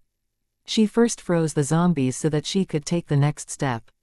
After Xu Jinchen and the others left, Jing Yuniao took out the 2 Taoist magic figures. During the fight, she seized a chance and stuck the Taoist magic figures to the foreheads of the 2 zombies. The 2 zombies immediately stopped moving. Without delay, Jing Yuniao blocked the other passage to the grave chamber to prevent them from running away. Then she took out iron chains from her chenken bag to tie them up. Once she burned them, the Taoist magic figures would be burned to ashes and the zombies would be able to move again. Therefore, she had to tie them up with iron chains, so that they wouldn't be able to move freely. After they were tied up with iron chains, Jing Yuniao took out gas out of her chenken bag, then she poured it onto them before burning them. In an instant, the 2 zombies were engulfed in strong flames. Before long, the Taoist magic figures at their foreheads were burned completely, and they started having reactions. The burning flames consumed their energy, so they screamed in fury. Their sharp screams filled the whole grave. Xu Jinchen and the others were terrified when they heard it. Can she really get rid of the 2 zombies alone? One asked with concern. He didn't want Jing Yuniao to sacrifice herself for them. However, because he was scared by the zombies, both his body and voice were trembling in fear. Of course, said Xu Jinchen determinedly. He believed in Jing Yuniao. The fire would continue to burn for a long time, so Jing Yuniao couldn't leave right now. She stepped back and waited at the entrance of the grave chamber. The 2 zombies struggled badly, but they were tied up tightly with iron chains. They tried to jump towards Jing Yuniao, but Jing Yuniao immediately knocked them back with her magical power. Afterwards, she continued to wait and watch in silence. People outside the grave were very nervous, hoping that they would be fine. They're out. When they saw Xu Jinchen and the others were finally out, they got excited and walked to them at once. However, when they saw Jing Yuniao was absent, they were worried. Senior Colonel Xu, where is your last comrade? Asked Regimental Commander Liu. Chapter 2483. The zombies are destroyed. He didn't ask them about the zombies, but their comrade, because he thought life was more important. Although they were soldiers and their duty was to fight against crimes and overcome crisis, they were ordinary people too. No one was willing to lose his life, and life was precious. "She's dealing with the zombies inside," said Shu Jinshin. "She's alone. How could you leave her alone in there?" Regimental Commander Lu was surprised and mad. He thought it was terribly wrong that they left a woman alone in the grave to deal with the zombies. He didn't slight women, but it wasn't right that they left a comrade alone in the battle. Regimental Commander Lu, "Don't worry, she can handle it alone. Besides, because she needs to burn the zombies, we might cause unnecessary trouble if we stayed inside with her. The zombies can release stinky smells, which is harmful for our bodies. Besides, there are 3 injured people. We had to rescue them first before we could go in again to help her," said Shu Jinshin. He understood that Regimental Commander Lu was a very nice man, and that's why his attitude had been a little rude. Therefore Shu Jinshin didn't feel displeased with him. Shu Jinshin and the others didn't plan to wait outside after rescuing the 3 injured people. Although he knew that Jing Yunyao was able to handle it alone, he thought that they should do it together with her. "Great, they have been rescued now. You should go back in to have a look," said Regimental Commander Lu urgently. He was worried about Jing Yunyao's safety, and was afraid that the zombies couldn't be completely destroyed. He didn't want more problems to be created. When Shu Jinshin and the others took the injured people out, Regimental Commander Lu's men took them over, so Shu Jinshin and the others went back into the grave right away. In the grave, they saw blazing flames, while Jing Yunyao was standing at the entrance of the grave chamber. About 20 minutes later, the zombies were only half burned. They weren't dead yet, and were rolling on the ground, but they were out of strength now. "Why did you come in again?" Jing Yunyao asked them. "Well, I know you can handle it alone, but I thought we should do this together," said Shu Jinshin. Jing Yunyao smiled and said nothing further. After that, they waited till the zombies were completely burned. However, the stinky smell was really unpleasant, so they all covered their noses with clothing. In that way, they wouldn't smell it. Although it was 2 zombies, it was still quite scary when they were burned to death. However, they needed to take a video of it to prove that the zombies were totally destroyed. Whenever they carried out a task, they needed to take back the criminals. This time, the zombies would be burned to ashes, which couldn't prove that they had successfully finished their task. Therefore, they directly took a video of it. About 10 minutes later, the zombies stopped rolling and began to twitch on the ground. They were about to take their last breath.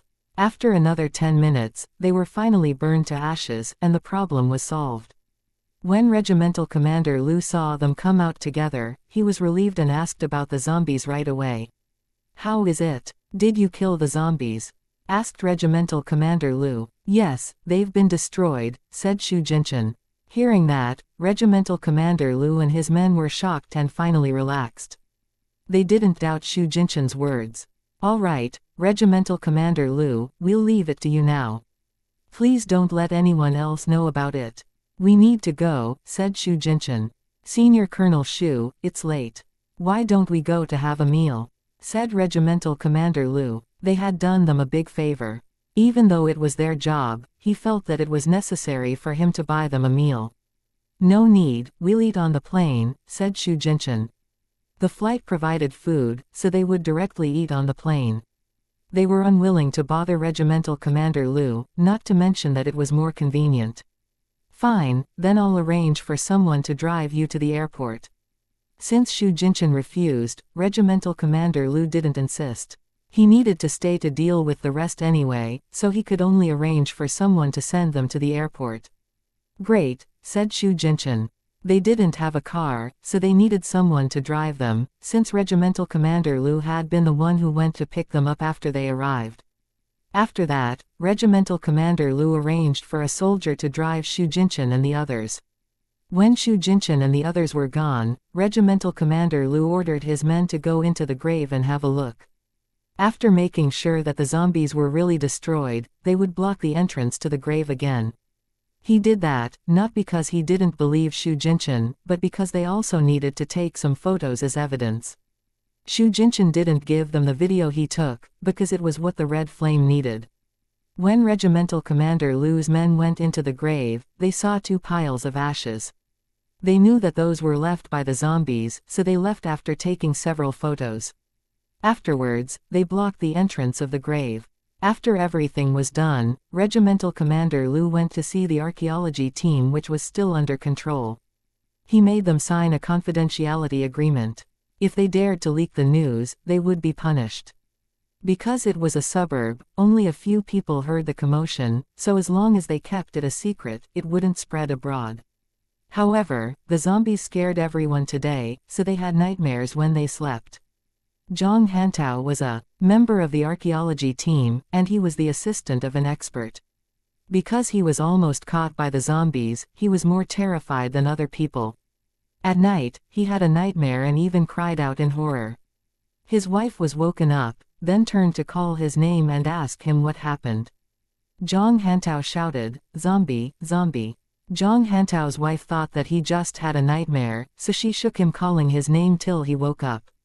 When Zhang Hantao learned that he just had a nightmare and kept on shouting the word zombie, he immediately explained that he watched a zombie film with his colleagues at work today. He was scared by the film, so he had a nightmare. Hearing that, Zhang Hantao's wife believed him. In case he leaked the information accidentally, Zhang Hantao made up an excuse and went to sleep in the study. During the following days, none of them could have a good sleep. Their families noticed that they weren't right, but they said that they were fine, so their families didn't continue to ask about it. Chapter 2484 reported Xu Jinchen and his comrades ran into a minor problem the next day, because they were reported for turning to an outsider for help when they carried out the task. The outsider was Jing Yuniao. The person who reported it only knew that a woman joined Xu Jinchen's team in doing the task, but he didn't know who the woman was. Except for Xu Jinchen and his comrades, nobody knew Jing Yuniao. The person thought that it was a confidential task, so outsiders shouldn't be involved. Even if they needed an outsider's help, they should report it to their leader first. If they didn't have time to do that, they should do it right after they finished the task, otherwise the outsider might leak important information. In fact, it wasn't a big deal. After all, it wasn't related to classified information, and it would be fine as long as the outsider kept it a secret. Wei Lingfeng also gave Leng Xiaoting the right to work independently. The Red Flame didn't need permission from any departments of the government. Even if problems were caused afterwards, Leng Xiaoting would handle it by himself. However, Wei Lingfeng gave Leng Xiaoting the right secretly, and other people were unaware of that. Most people only heard that it was a special corps and there were 12 special forces in the team led by Leng Xiaoting. They didn't know that it was actually the Red Flame. As a result, although Leng Xiaoting's teammates had the right to work independently, they needed to give an explanation if other people found out. It wasn't a serious problem anyway. It was like the existence of illegal gangs. Illegal gangs were allowed to exist, but they couldn't do anything to harm the country's benefits. If they dared to do that, they would be removed. Although Wei Lingfeng was the leader of the Red Flame, he couldn't make all the decisions, especially when the problem wasn't serious. If Leng Xiaoting's team couldn't give an explanation, it could cause a scene and he would be blamed. There were a lot of people who couldn't wait to see him make mistakes. Most importantly, he didn't know that an outsider joined the Red Flame this time, nor who the outsider was.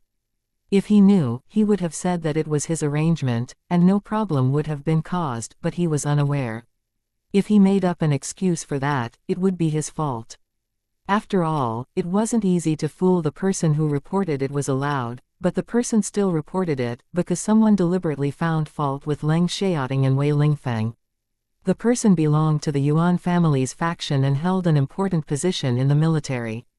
Because Leng Xiaoting was a soldier with a high rank in the military, only people in the military could report his bad behavior to their leader. Therefore, that afternoon, Wei Lingfeng personally called Leng Xiaoting, but he failed to get through to him, so he called Xu Jinchen.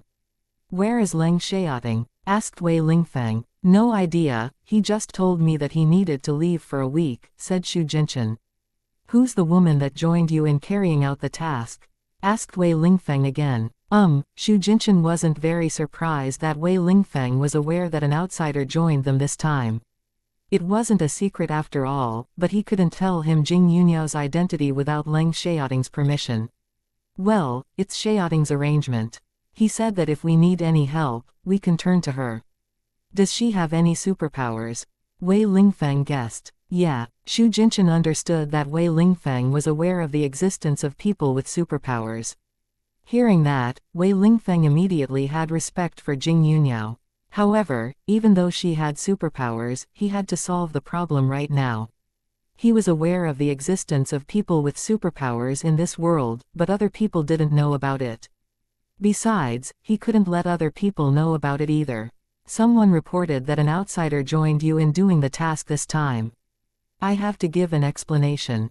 Can you contact her and explain it?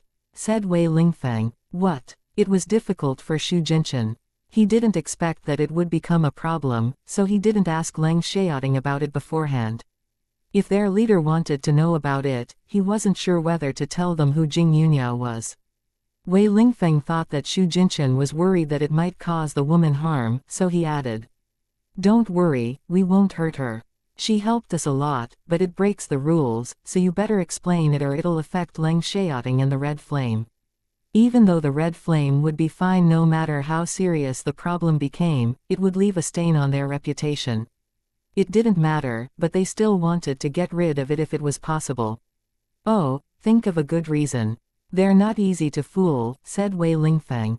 He wouldn't blame them for it, but he needed a reasonable explanation to shut those people's mouths. Knowing that, Xu Jinchen realized that someone was picking on Leng Xiaoting and Wei Lingfeng, but he couldn't ask further about it. It was an order from their leader, so he had to obey it. After that, Xu Jinchen called Jing Yunyao and told her about it. He asked her what they should do. Since their leader was already aware of it and wanted to see her, Jing Yunyao couldn't place Xu Jinchen in a dilemma or cause a stain on Leng Xiaoting's reputation. However, she and Wei Lingfeng had met before and perhaps there were familiar faces among the several senior officers. If she showed up, they would know who she was. Therefore, Jing Yunyao told Master Leng about it. If it was possible, she hoped that Master Leng could go to see them along with her. After Master Leng heard about it, he was furious, but he didn't know who found fault with Leng Xiaoting and Wei Lingfeng. Anyway, since they wanted to see Jing Yunyao, then they would have a meeting. If they didn't do that, there would be more problems. By then, Leng Xiaoting would be punished for dereliction of duty. Chapter 2485. She is my elder son's wife. After that, Master Leng told Jing Yunyao to wait for him in the Siheiwan. He would go to pick her up, then they would visit Wei Lingfeng and the others together. Once Master Leng heard the news, he didn't bother to call Wei Lingfeng first. Instead, he decided to directly take Jing Yunyao to see them. After making sure of it, Xu Jinchen went to wait outside the Zonghai garden. When Master Leng and Jing Yunyao arrived, they went inside together. Because of Master Leng's influence, they easily got in, but Jing Yunyao still needed to leave her name on the guest list. Wei Lingfeng and the other three important figures were waiting to see Jing Yunyao. They had great patience. They were going to make things difficult for them after all, so they had to be patient. It took some time for Jing Yunyao to come over as well. They weren't worried that Jing Yunyao might refuse to come, because there was no good reason for that. They also clearly knew that it wouldn't have a big impact on Leng Xiaoting and Leng Xiaoting would only receive a light punishment or warning. It was impossible for him to be demoted. After all, the task was finished this time, and nothing bad happened. If Leng Xiaoting was punished just because of that, other people would have already been put in jail. None of them hadn't done bad things. They hadn't broken the law. Given their status, if they dared to break the law, they would suffer a very awful result. The higher their positions were, the more serious the consequences would be. Although they didn't belong to the Leng family's faction, they weren't bad people. They just had different stands and only behaved against their opponents. Most officials abused their power to some extent. If it wasn't serious, most people would turn a blind eye on it. No one would be punished unless it became serious. If officials were punished for any faults they made, about 80% of them would be removed. Anyway, even though they were aware that Leng Xiaoting wouldn't be seriously punished, they still picked on him, trying to put a stain on his reputation. Leng Xiaoting became a major general at a very young age, so many people were jealous of him. However, he earned that rank by making great achievements. There was no reason for them to stop him from getting the promotion. In fact, if Leng Xiaoting was several years older, he could get a higher rank than just Major General. By 30 years old, Leng Xiaoting could have another promotion and he could get the highest rank at about 35 years old. Therefore, they never stopped making things difficult for Leng Xiaoting, but they hadn't succeeded even once. After Master Leng and the others came, they were surprised to see him. They thought only the woman would come, but unexpectedly Master Leng also showed up. There was no need to guess, because Master Leng must have come for Leng Xiaoting. Master Leng had retired for years, so they didn't stand in awe of him, but they couldn't forget their manners. They had to stay polite at their meeting. Although Master Leng was retired, the Leng family was still the top family in their country, so they had to be careful. The moment they saw Master Leng, they stood up and greeted him respectfully. However, when they saw Jing Yuniao, Wei Lingfeng and the other important figures in the military were stunned. They had met Jing Yuniao before and they had spent a lot of time together, so they had a deep impression of her. The other two people didn't know Jing Yuniao. Master Leng, this is? Wei Lingfeng asked. He couldn't believe that this woman was Yuniao, because he remembered that Yuniao passed away 17 years ago. However, this woman closely resembled Yuniao. It had been 17 years, but he still had clear memories of Yuniao. Yuniao was too impressive to be ignored. He thought that they might just look familiar, but he was very curious to know whether he was right. If Yuniao was still alive, she should be a middle-aged woman, but this woman in front of his eyes was just in her early 30s. However, women nowadays took very good care of themselves, so it was quite normal that they looked much younger than their real ages. After asking Master Leng that question, Wei Lingfeng had many thoughts in his mind. He had asked Xu Jinchen whether the woman had superpowers, and Xu Jinchen said yes. In that case, this woman who closely resembled Yuniao had superpowers. In other words, Yuniao could have superpowers if this woman was really Yuniao. Wei Lingfeng could accept that, because he was already aware that Leng Xiaoting had superpowers. Yuniao was Leng Xiaoting's mother, so it was reasonable that Yuniao also had superpowers. To be specific, because Yuniao had superpowers, Leng Xiaoting inherited the abilities from his mother. "This is my elder son's wife, Yuniao," said Master Leng. It would become public sooner or later, so he directly said it now. "What? She's really Yuniao?" Hearing that, all of them were shocked. Although the other two important figures didn't know Jing Yuniao, they had heard a lot about Yuniao. It was known to them that Yuniao married the Leng family's elder son. She was Leng Yuanan's wife, Leng Xiaoting's mother, and the youngest female major. Unfortunately, Yuniao was killed on the battlefield 17 years ago. Therefore, both of them were shocked when they heard that this woman was the wife of Master Leng's elder son. Didn't Yuniao already pass away? Why did she suddenly appear? If she was still alive, it meant that she didn't die 17 years ago. In that case, why hadn't she shown up once during the past years? There must be a reason for that, and they were very curious about it. "Right," said Master Leng. Before they asked further, Master Leng let Jing Yuniao make the explanation. "Yuniao, tell them what happened 17 years ago." "Sure." Jing Yuniao opened her mouth and explained. "Back then, Yuanan and I chased the criminal to the door to hell of Kunlun Mountain. The criminal was really strong. Yuanan and I were thrown off the cliff. Yuanan died, and I nearly died." Chapter 2486. You can conduct an investigation. "When I was about to take my last breath, my cousin rushed over. He rescued me and took me away. The body that was disguised for me was left there by my cousin. She actually belonged to the criminals group. After a long emergency operation, my life was finally out of danger, but I lost my memories after I woke up. I lived in a small town at the foot of Kunlun Mountain in City Zhe. One day, Xiaoting and his fiancée traveled to Kunlun Mountain.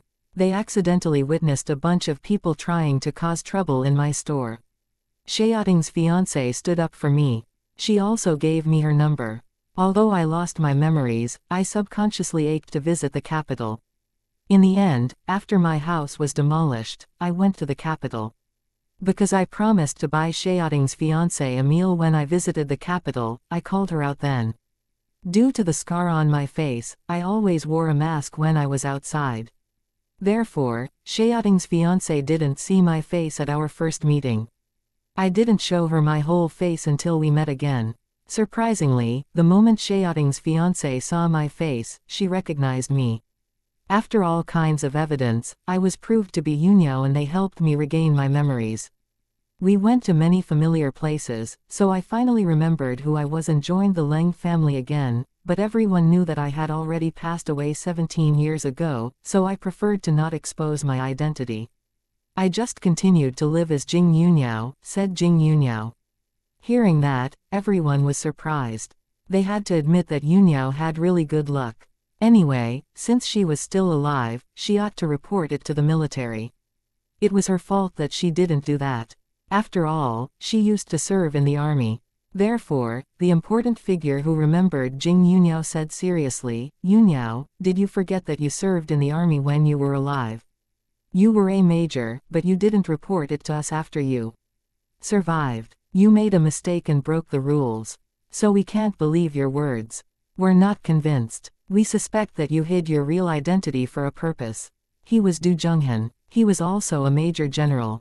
Although Du Zhenghen picked on Jing Yunyao, what he said wasn't wrong. It had happened before. The Leng family had been through it. Chen Jinpeng of the Chen family faked his death when he was a mayor, then joined an illegal gang. Therefore, they suspected that Jing Yunyao might have done the same thing.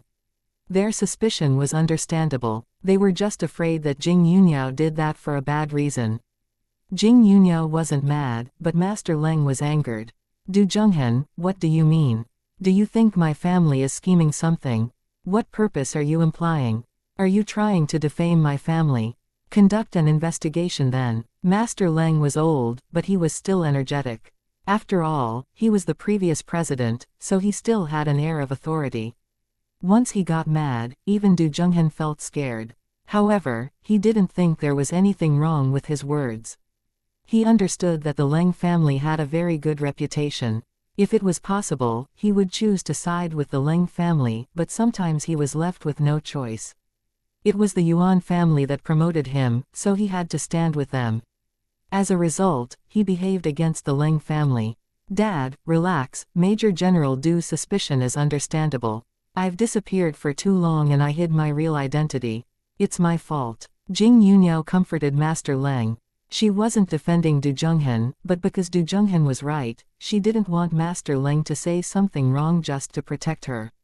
Still, Du Zhenghen was too aggressive, even though he was right. Therefore, Jing Yunyao turned to Du Zhenghen and continued. If you don't believe my words, you can conduct an investigation. I know it's my fault that I didn't report it to the military after I regained my memories, but I've done nothing that hurts society.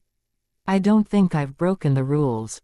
In fact, even if I reported it to the military, what next? Would you allow me to regain my position as a major? Hearing that, Du Zhenghen and the others were displeased. Yunyao was so strong and she also defeated the zombies this time. If she returned to the military, the Leng family would have another important figure in the military. And given Yunyao's abilities, she could quickly get another promotion. By then, the Leng family would become an even greater threat to the other major families.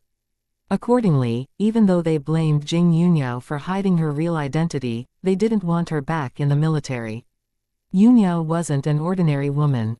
If she used her original identity, she would really get back her position in the military. After all, she had made a lot of great achievements, so their country wouldn't waste such an outstanding soldier. Only if Yunyao was unwilling to serve the army would they give up. All of a sudden, Du Zhenghen didn't know what to say. All right, we'll let it go this time. Whether there was an evil purpose, we'll find out after doing an investigation. Now tell us, how did you get involved in this task? Wei Lingfeng interrupted. It was Jing Yunyao's fault, but he sided with the Leng family, so he needed to defend her. Anyway, Jing Yunyao came to explain how she got involved in this task, so he decided to let her give an explanation first. Xiaoting left to deal with something. So in case there were any unexpected tasks, he asked me to help his comrades if they needed me, said Jing Yunyo. Isn't there another person who can handle it in the red flame? Du Zhenghan questioned, because he thought it was a perfunctory answer. At the same time, he made fun of them. The red flame had accumulated countless achievements since it was built. It had great fame in the military, but its members relied on an outsider to finish the task this time, so he seized the chance and made fun of it. Chapter 2487. Do it in your way. Hearing that, Jing Yunyo turned to look at Du Zhenghan, then coldly said, I know why you want to see me. You just think an outsider shouldn't be involved. It's not allowed according to the rules. You want to punish me and Xiaoting, right? But can't you think about the situation? We had a strong enemy. Shouldn't we focus on defeating it first? It's not important who can solve the problem. It's a special situation, so we had to deal with it differently. We couldn't stick to the rules and not care about the situation. They could easily have been killed without any help. Soldiers need to listen to orders, but they must be smart too. They shouldn't sacrifice in such a stupid way. If the task was delivered to you, would any one of you stand out to deal with it? You should know that the target was zombies, not humans. Before we arrived, special forces were sent in, but they made no progress. I'm not saying that they're useless. After all, it's really hard for ordinary people to deal with zombies. I've been through the same thing before, so I know how to handle it. Nobody's willing to die for nothing. There is nothing wrong with them turning to me for help. Jing Yunyo wasn't polite towards them at all. She wasn't in awe of them just because of their status or because she had the support from the Leng family and Wei Lingfang. It was just her character. Besides, they came for nothing good, so she didn't need to be polite to them. Hearing Jing Yunyo's argument, they had no idea what to say. It was true that the enemy was too strong this time. They had to solve the problem first. As long as the problem could be solved, it didn't matter who did it or whether it broke the rules. The targets were zombies this time. Zombies were incredibly scary. None of them could imagine it and they were scared to death when they had only heard of it, let alone having to deal with it in person. Although they had a high position, not all of them were skilled, because their work was different. Du Zhenghan and the others spent most of their time in the office, and their subordinates would do everything for them. They would only train once in a while. Therefore, they were not very skilled. They might be able to defeat ordinary people, but they would easily be beaten by a normal trained soldier. As a result, it was impossible for them to deal with the zombies. Although they still doubted whether zombies really existed because they had only heard of it, the people who called for help witnessed zombies. Therefore, it was possible that zombies really existed. Wei Lingfang was already aware of the existence of monsters and ghosts, so he wasn't surprised when he heard the news. Leng Xiaoting had solved many problems related to monsters and ghosts before that anyway. Since they were silent, Jing Yunyo said nothing further. Instead, she turned to Wei Lingfang and said, President Wei, I should apologize for keeping it a secret that I'm still alive. It's my fault, but I didn't do it for an evil reason. What I said is also the truth. If you don't believe it, you can conduct an investigation to make it clear. And I think it's very reasonable that I joined the task this time. If I'll be punished because of that, I can accept the punishment. If it happens again, I won't be involved again, but if our country needs me, I still won't hesitate to stand out.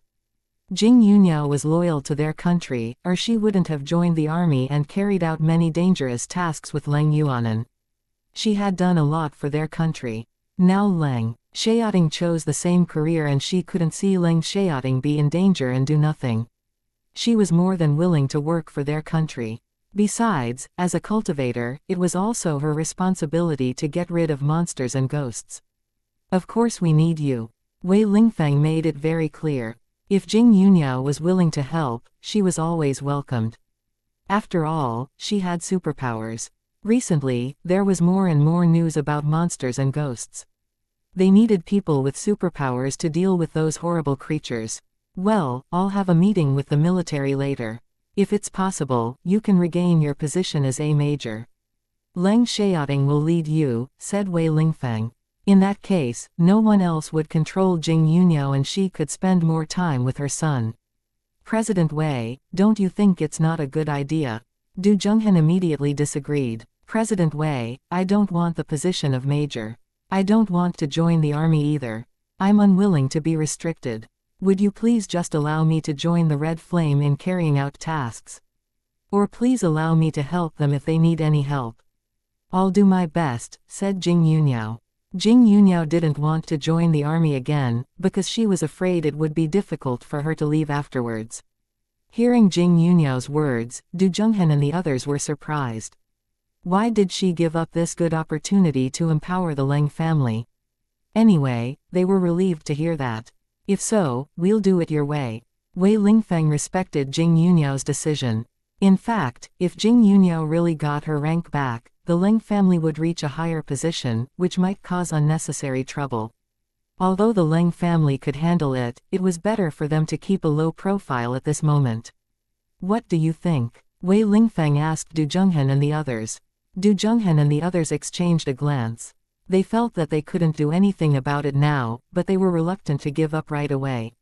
If you don't believe Yuniao, you can conduct an investigation. I won't interfere. If Yuniao did anything unacceptable, she'll be punished. I won't let her get away with it. However, if Yuniao did nothing wrong, no one should bring it up again in the future, said Wei Lingfeng. He said that because he believed that they wouldn't start an investigation. They would choose to trust Jing Yuniao. Chapter 2488 Jing Yuniao chose to be honest. We're willing to trust Yuniao, but I still think it's necessary to do an investigation, said Du Zhenghan. Although he indeed believed that Jing Yuniao had done nothing wrong, he was reluctant to give up without doing anything. Great, then conduct an investigation as you like, but let's be candid here, if you dare to slander Yuniao, you'll be punished, said Wei Lingfeng. He was afraid that they would deliberately drag Jing Yuniao into trouble. Du Zhenghan understood Wei Lingfeng's meaning very well, so he was a little displeased. They weren't so despicable and wouldn't do anything to harm Jing Yuniao on purpose, but he also understood his worries, so he agreed. All right, that's it. You can go now. About the zombies, no one else should know about it. I don't want unnecessary trouble to be caused, said Wei Lingfeng, then he told Du Zhenghan and the others to leave first. Yuniao, stay for a moment. Since you're willing to serve the country, I think it's necessary for me to tell you something right now. Sure, Du Zhenghan and the others replied. After that, Du Zhenghan and the others went out and closed the door. Jing Yuniao, Master Leng, and Xu Jinshan stayed. Once Du Zhenghan and the others were out, Master Leng asked in horror, Yuniao, do zombies really exist? When he heard about the zombies, Master Leng was shocked. He couldn't believe it. To his astonishment, zombies really existed. Right. Jing Yuniao said, there are all kinds of unbelievable things in this big world. Although you might have never seen them, they really exist. Xiaoting and I didn't tell you about it, because we didn't know how to put it. We didn't want to worry you. Master Leng gave a heavy sigh. He could hardly accept that, but he had been through a lot, so he was mentally strong. Therefore, even though it was hard for him to believe it, he accepted it in the end. After all, if monsters and ghosts really existed in this world, he couldn't change it. Was he worried? He was very worried. No matter how strong they were humans. How could they defeat monsters and ghosts? You must have known about it earlier on. Master Leng asked Wei Lingfeng, but in an affirmative tone. Otherwise Wei Lingfeng wouldn't be so calm. It wasn't easy to accept the shocking news after all. Wei Lingfeng panicked a little, then honestly replied. Yes. Then why did you order Xiaoting's team to deal with them? What if they were injured? It's not easy to kill those things. Master Leng slightly lost control of his emotions. At this moment, he didn't care about Wei Lingfeng's position and angrily questioned him. Master Leng loved their country and he was even willing to sacrifice himself for their country, but he couldn't stay calm once he learned that Leng Xiaoting's life could be in danger. He never wanted Leng Xiaoting to join the army, but he couldn't stop Leng Xiaoting either. Ever since Leng Xiaoting started carrying out dangerous tasks, he never slept at ease. Luckily, Leng Xiaoting later proved that he had the ability to protect their country, so Master Leng could relax a little. However, Master Leng still couldn't be relieved until he knew what Leng Xiaoting was doing at work. He was always worried about Leng Xiaoting's safety, and now he was more anxious than ever. In the old days, Leng Xiaoting only needed to fight against humans, but now even zombies had appeared. It wasn't something that humans could handle. Jing Yuniao had told him that Leng Xiaoting left to deal with something. Where did he go? Did it have something to do with monsters and ghosts too? Thinking of that, Master Leng was full of anxiety. He asked Jing Yuniao at once, "Yuniao, where is Xiaoting? Where did he go? Does it also have something to do with monsters and ghosts?" "Dad, calm down. Xiaoting just went with Ningning and their master. It's not about monsters or ghosts." Jing Yuniao immediately comforted Master Leng. Wei Lingfeng wasn't annoyed at all at being questioned by Master Leng. After all, he agreed that it wasn't a smart decision. It seemed that they put Leng Xiaoting's life in danger. He cared about Leng Xiaoting's safety, but only Leng Xiaoting who had superpowers could deal with it now. Anyway, he had promised Leng Xiaoting to keep it a secret, so he didn't tell Master Leng. He planned to not do that right now either. Even if Master Leng needed to know, he would let Yuniao do it. "Given the current situation, I guess I have to be honest with you. Actually, Xiaoting and I aren't ordinary people," said Jing Yuniao. She decided to be honest right now. At least, he wouldn't be worried about their safety afterwards. "What do you mean? I don't understand." Master Leng was nervous. He didn't know why Jing Yuniao said that she wasn't an ordinary person, which filled him with more anxiety. In fact, not only monsters and ghosts, but people with superpowers also exist in this world. When I say superpowers, I mean they can do what mortals can't do. For example, they have magic power, said Jing Yuniao. The next second, she raised her hand and pointed at the coffee table. With the help of her magic power, the teacup flew to her hand. That scene shocked everyone. Even though Wei Lingfeng and Xu Jinchen were aware that Jing Yuniao had superpowers, they had never seen it with their own eyes before. Wow, Master Leng was stunned and couldn't believe his eyes. "Actually, I'm a cultivator. Cultivators gain strong powers by cultivation of Taoist philosophy. If you've watched fantasy dramas, you should know about it to some extent." "It's basically the same," said Jing Yuniao. Hearing that, everyone was surprised. Fantasy dramas weren't strange to them. Although they hadn't seen cultivators in real life before, they had heard of cultivation. However, it was too unbelievable. People in fantasy dramas can fly with swords. Can you do the same thing?" Xu Jinchen asked excitedly. He was really curious to know about it. If it was possible, he wanted to see how she did that. Chapter 2489, What are cultivators? It was beyond Xu Jinchen's imagination that what he had only seen in TV shows actually existed in the real world. And he met cultivators by chance. He was quite lucky. Not every cultivator can do that. Only cultivators at high levels can fly with swords. Because the times have changed, there are only a few cultivators in the world now, said Jing Yuniao. About Xiaoting and me, we can fly with swords. I'm at a relatively high level, while Xiaoting is at a middle level, said Jing Yuniao. Jesus, that's amazing. Xu Jinchen was short of words to describe how amazed he was at this moment. He knew that Leng Xiaoting and Jing Yuniao had superpowers, but unexpectedly they were much stronger than his imagination. They could also fly with swords. Xiaoting is also a cultivator. Master Leng asked. Right, because I'm a cultivator. He was born with the talent of becoming a cultivator. By chance, he succeeded in entering the cultivator's space, then he began to cultivate, said Jing Yuniao. All of a sudden, Master Leng didn't know what to say. Both Jing Yuniao and Leng Xiaoting were cultivators. Master Leng didn't think cultivators were strange creatures. Instead, he was in awe of them, because cultivators were superior to human beings and he was aware of that.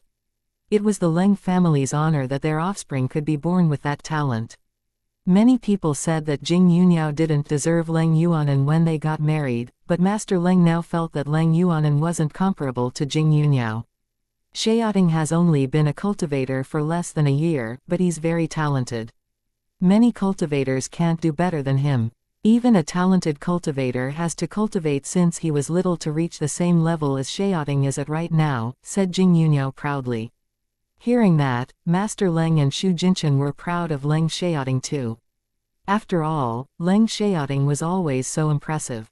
Does it mean Shangguan is also a cultivator? Master Leng suddenly thought of Shangguan Yang. In fact, he was sure that Shangguan Yang was also a cultivator, otherwise Shangguan Yang wouldn't become Leng Xiaoting's master. How many cultivators are there in this world? Asked Wei Lingfeng. Not many, and cultivators usually hide from mortals. We rarely move around outside. And even if we show up, we won't attack ordinary people. There are rules in the cultivation world. If we attack mortals for no reason, we'll be punished, said Jing Yuniao. Can I hire them to serve our country? Well, we can pay them, said Wei Lingfeng. As the president, he must put their country at the top of the list of priorities. If cultivators were willing to help, it would be much easier for him to deal with a lot of things. We refuse to be restricted. We have our own things to do, mainly cultivation. We hardly have time to serve the country. Jing Yuniao said, but if the country is in danger, we won't stand on the sidelines, because this is also our country. Wei Lingfeng was disappointed, but fortunately cultivators would stand out if the country encountered difficulties. He didn't dare to mess with cultivators, so he said nothing further. Anyway, Leng Xiaoting and Jing Yuniao were willing to serve the country, which was good news. Please keep it a secret among us. Don't spread it abroad. Actually, I shouldn't tell you that cultivators really exist according to the rules in the cultivation world, but I was left with no choice today, said Jing Yuniao. Although she could trust them, she still needed to tell them to be careful. She didn't want any accidents to happen. Of course, they agreed. Since Jing Yuniao told them to keep it a secret, they wouldn't tell anyone else. Even Xu Jinchen wouldn't share the news with his comrades either. Although they were already aware that Jing Yuniao and Leng Xiaoting had superpowers, he wouldn't tell them more. Jing Yuniao then turned to look at Master Leng and said, Dad, don't worry, Xiaoting and I will be fine. Master Leng, however, wasn't relieved at all. Instead, he gave a heavier sigh and had mixed emotions. Although Leng Xiaoting and Jing Yuniao had superpowers, there might be monsters and ghosts that were stronger than them. If they ran into comparatively weak monsters and ghosts, it wouldn't be a big deal, but what if they met strong monsters or ghosts? Master Leng just couldn't feel relieved. Wei Lingfeng said nothing, because it was on his order that Leng Xiaoting and Jing Yuniao were sent to deal with monsters and ghosts. However, as the president of this country, it was his responsibility to overcome crises for their country. Therefore, whether it was cruel or not, he had to make the decision. In addition, Leng Xiaoting and Jing Yuniao were willing to do that, since he couldn't force them. Jing Yuniao understood that it was hard for Master Leng to accept that, so she said nothing. It was already over now, and nothing could change the result. Master Leng had to digest the news on his own. After giving an explanation, Jing Yuniao and the others left. However, before they left, Wei Lingfeng asked Jing Yuniao for her phone number. If he couldn't get through to Leng Xiaoting, he would directly call her in case any accidents happened.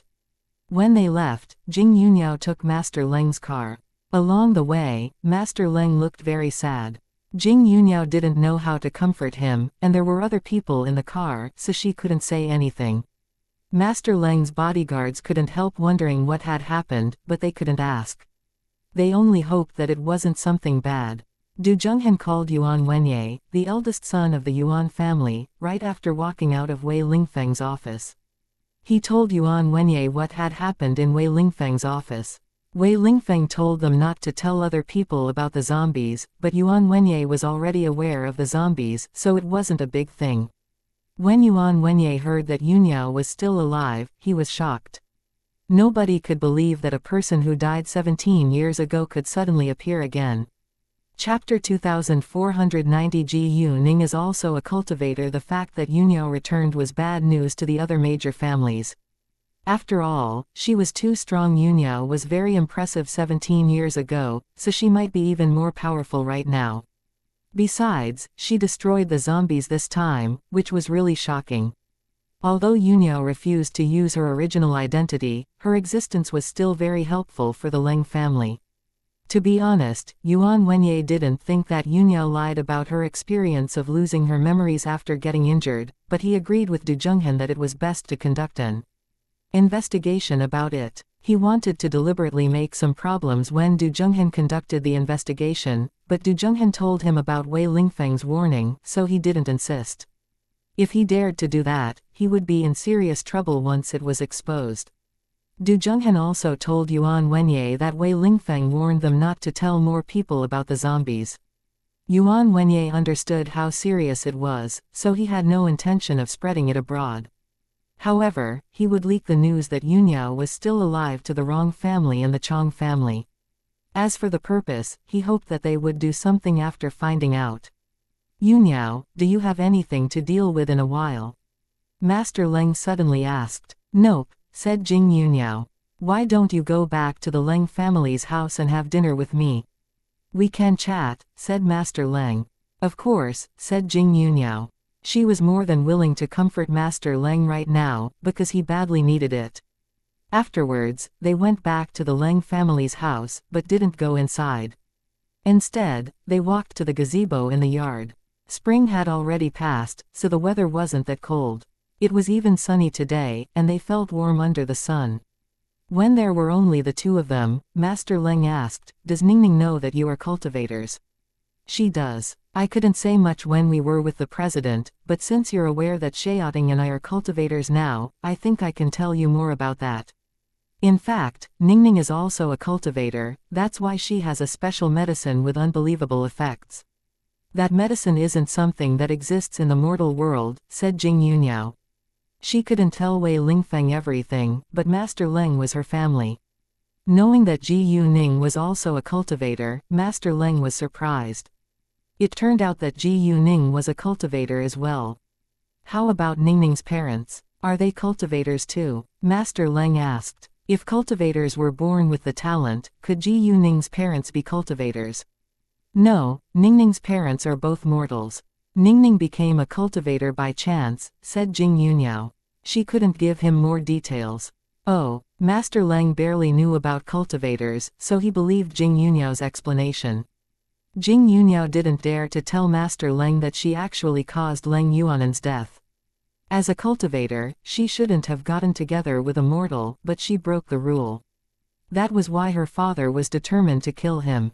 She always felt guilty about it. Especially after she regained her memories, she felt as if it had just happened yesterday.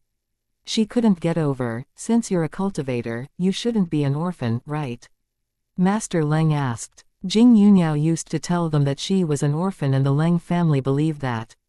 If it wasn't the truth, she must be hiding something from them. Master Leng wanted to know the truth. Speaking of her family, Jing Yunyao looked upset at once. She could control her emotions, but she didn't bother to do that in front of Master Leng. My mother passed away when I was little. I have a father, but he treated me badly. My stepmother and her children bullied me. I wasn't skilled at cultivation back then, so they refused to play with me. I had to work hard on it till I made great progress. After that, my father made full use of me, but I was reluctant to be used, so I ran away.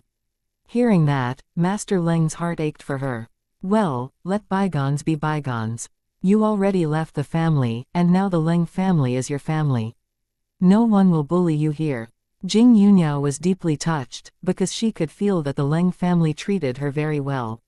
Some members in the Leng family didn't get along with her, but that wasn't important. I can't interfere.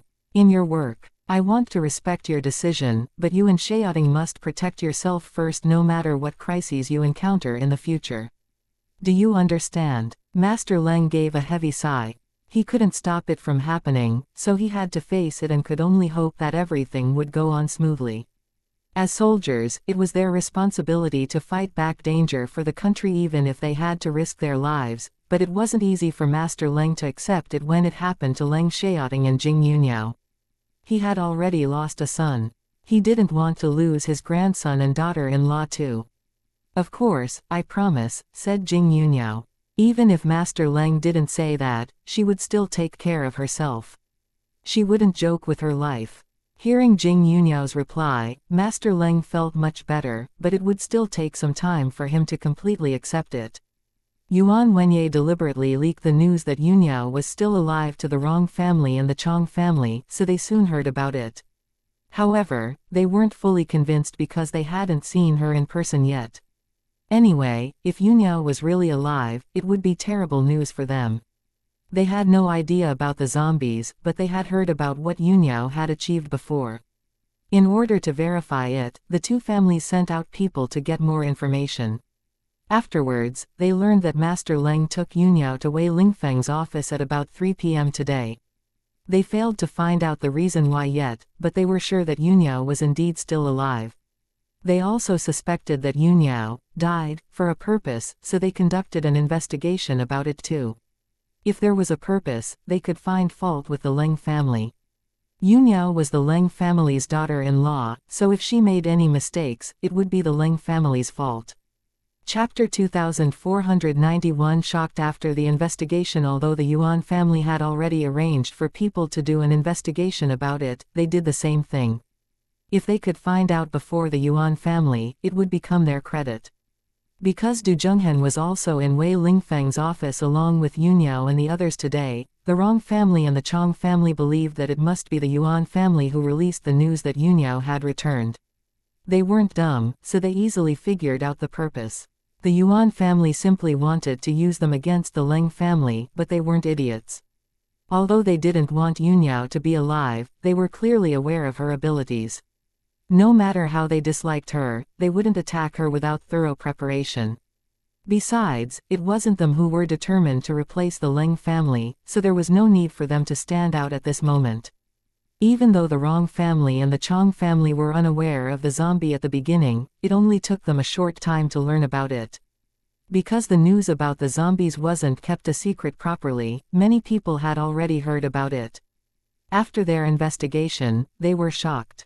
They couldn't believe that zombies really existed. In addition, Yunhao joined the Red Flame in dealing with the zombies this time, and she solved the problem perfectly. Although the task was assigned to the Red Flame, Yunhao played an important role during this task. If they guessed correctly, it was Yunhao who solved the problem this time. Otherwise, the Red Flame wouldn't turn to an outsider for help. Besides, it wasn't allowed according to the rules. However, if they had their leader's permission, it would be fine. Therefore, since Yunhao had already met Wei Lingfeng must be aware of it. In other words, Wei Lingfeng allowed Yunhao to join the Red Flame for the task. As a result, they didn't think it was a problem that she joined the Red Flame this time. And they had no intention of picking on her. Du Zhenghen was also in the office. He was sent over by the Yuan family, but Yunhao wasn't punished in the end. In that case, there was no need for them to seek unnecessary trouble. They were aware of the zombies right now, but they also knew that it was highly confidential. They didn't dare to spread it abroad, or they would need to take responsibility for it. Therefore, only the senior members of the Rong family and the Chong family were aware of the news.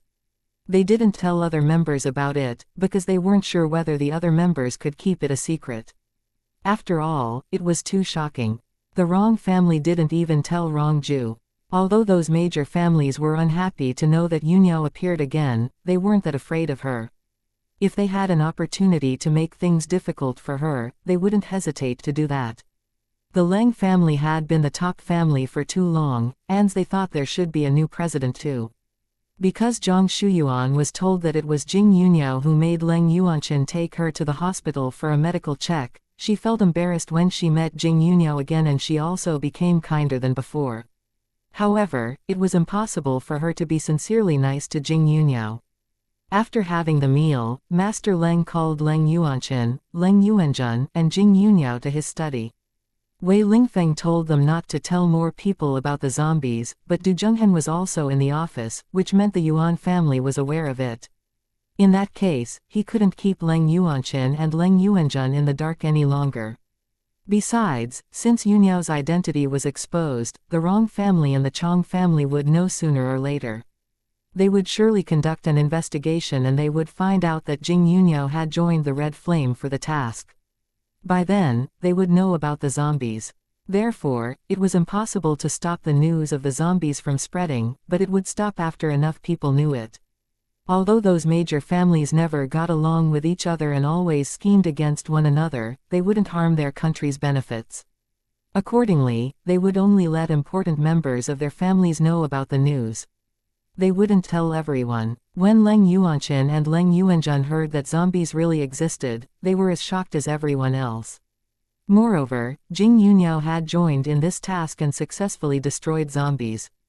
Because they were too shocked, it took them a long while to come back to their senses. Master Leng told them about the zombies, but didn't tell them that Jing Yuniao was a cultivator. It had to be kept a secret. Keep it among us. Don't tell other people. And don't cause unnecessary trouble, said Master Leng seriously. Sure, said Leng Yuanqin and Leng Yuanzhen. Even if Master Leng didn't say that, they still knew that it was highly confidential. It was very strange and it would certainly cause chaos if it went public. After that, Jing Yuniao left. The Leng family wanted her to stay, because it was late, but Jing Yuniao didn't want to leave Miao Jingjing alone in the house, so she insisted on going back. Therefore, the Leng family didn't insist and let the chauffeur send her back. They knew that Miao Jingjing was Jing Yuniao's friend and business partner. They also lived together, which was a good thing. When Jing Yuniao was gone, Leng Yuanqin and Leng Yuanzhen went to their studies as well. They needed a quiet place to digest the shocking news. Right after Leng Yuanqin got back to his study, Zhang Shuyuan followed him inside. She looked displeased and asked, "What were you talking about in your father's study earlier? Why could Jing Yuniao go with you, but I can't?" Because the Leng family learned that Yuniao's surname was actually Jing, they started to call her Jing Yuniao. Zhang Shuyuan's hatred towards Jing Yuniao went away a lot, but she was still jealous of her. Chapter 2492 could be the Jing family. They were both women, but she was not allowed to join their conversation. It was hard for her not to be jealous of Jing Yuniao. She felt that she wasn't comparable to Jing Yuniao.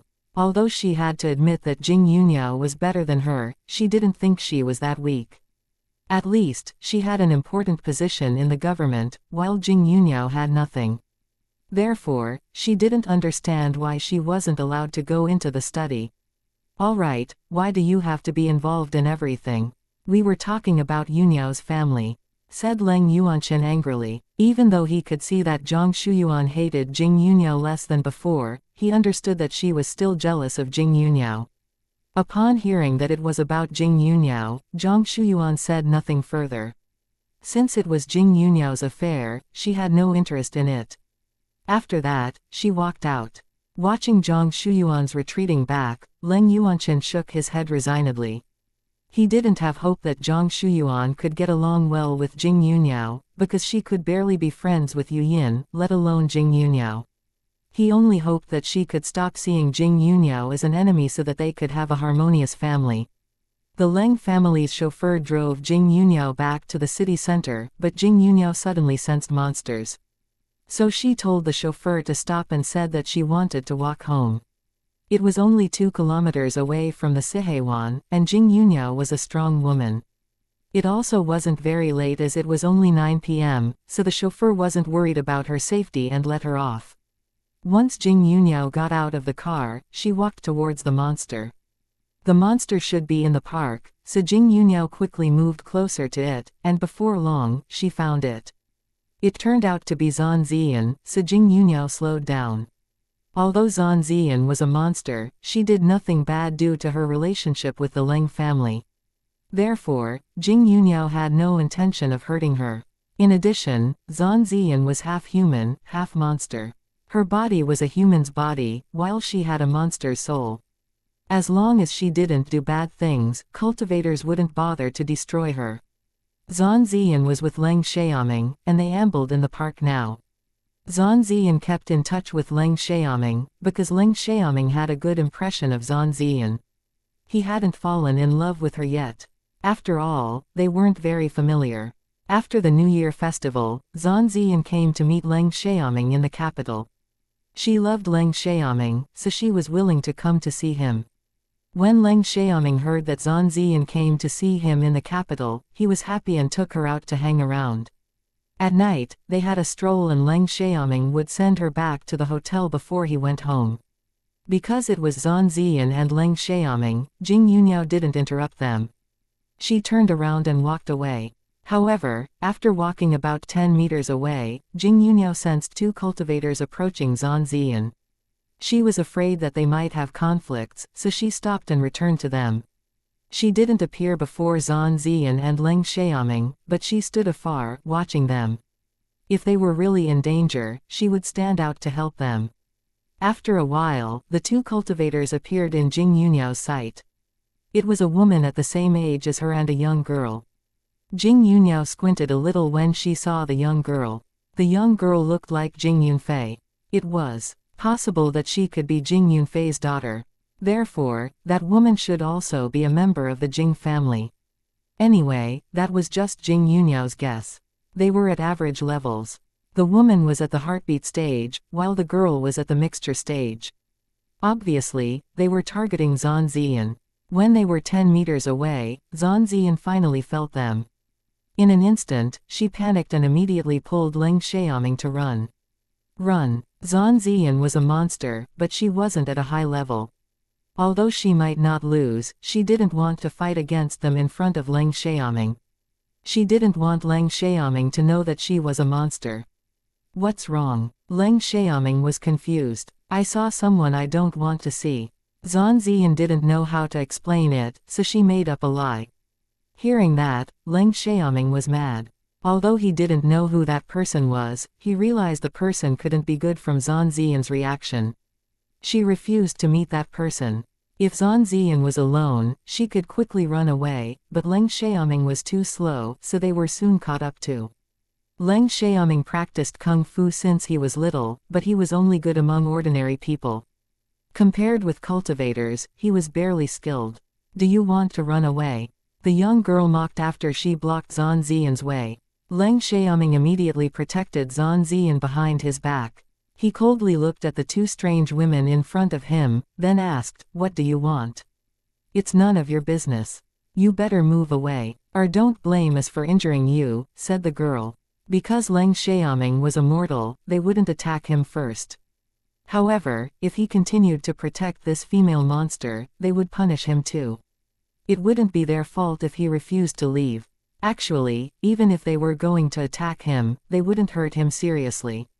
They simply aimed to get rid of him. "I won't let you hurt her," said Leng Xiaoming coldly. He didn't know who they were, but he could see that they were pretty strong, so he had to be careful. Zan Ziyan felt touched being protected by Leng Xiaoming. "Let's see what you can do." The moment the young girl finished speaking, she directly rushed forward. Zan Ziyan understood that Leng Xiaoming was no match for them, so she pulled him backwards and faced them alone. Surprisingly, before the young girl came closer, they sensed a strong cultivator rushing over. The next second, they saw Jing Yunyao. At that moment, the young girl's palm towards Leng Xiaoming was only a fist away from Jing Yunyao. Chapter 2493. They are indeed members of the Jing family. Right at this moment, Jing Yunyao released some magical power and knocked the young girl meters away. Seeing that, the woman immediately went to support the young girl, in case she fell to the ground. However, the young girl was still slightly injured inside. Perhaps because this young girl resembled Jing Yunfei, Jing Yunyao, who could do nothing, chose to stand out. After all, it was not wrong that they wanted to deal with monsters. If they were other cultivators, Jing Yunyao would only stop them and explain it to them, but she couldn't help doing more when she saw a familiar face.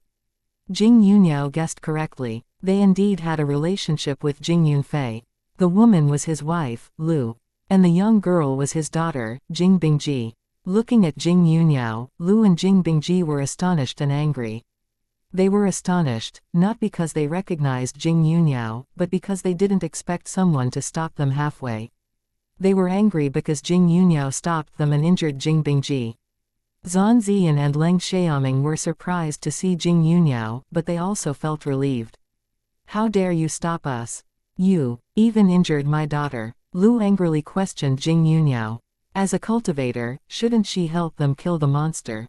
However, on the contrary, she stopped them. Jing Yunyao said nothing. She walked towards them in silence. Subconsciously, Lu and Jing Bingji backed in fear, staying alert. "What do you want?" asked Lu. Although she believed that Jing Yunyo wouldn't attack them because Jing Yunyo would be punished by Tiandaozong if she dared to do so, she was still worried after Jing Yunyo injured Jing Bingji. "Nothing, I just want to have a talk with you," said Jing Yunyo with a vague smile. "About what? You stopped us for the female monster. Aren't you afraid you'll be punished?" Lu asked and threatened. She thought that Jing Yunyo also belonged to the cultivation world. Jing Yunyo used to be one of them, but now she wasn't. "I'm not from the cultivation world. There is nothing for me to be afraid of, but I know this girl. I won't let you hurt her." Jing Yunyo snorted. She didn't let Lang Xiaoming hear her, because he couldn't know it.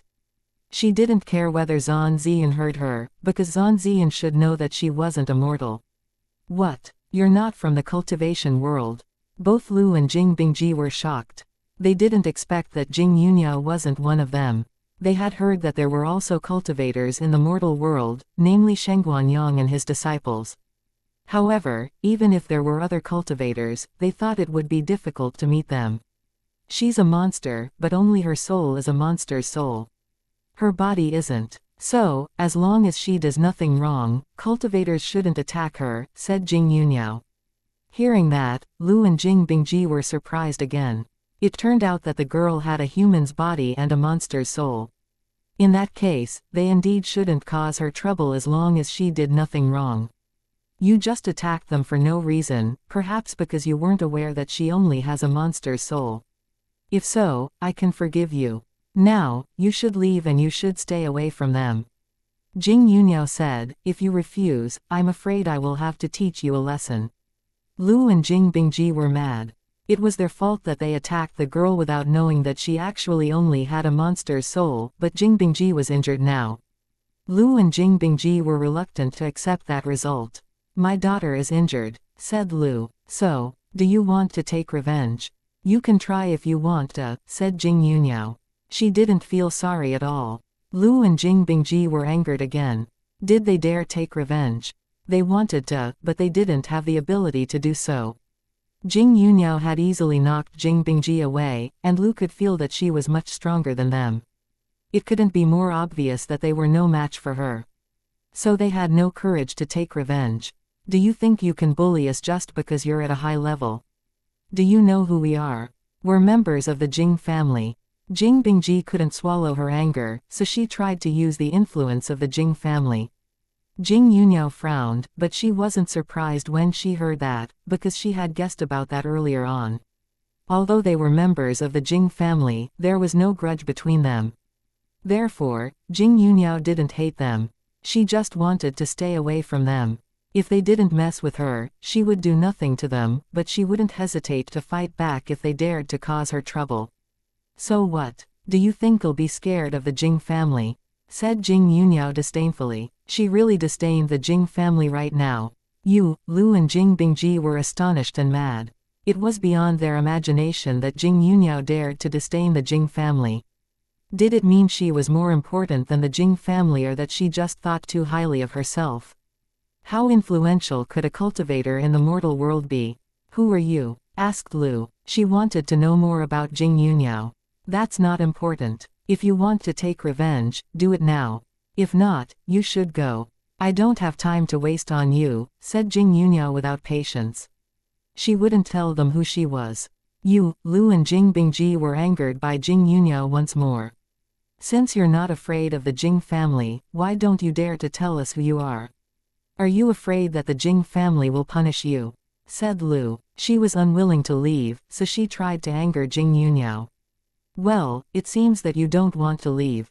If so, let me help you," said Jing Yunyo, sounding dangerous. After that, she walked towards them, as if she was going to beat them.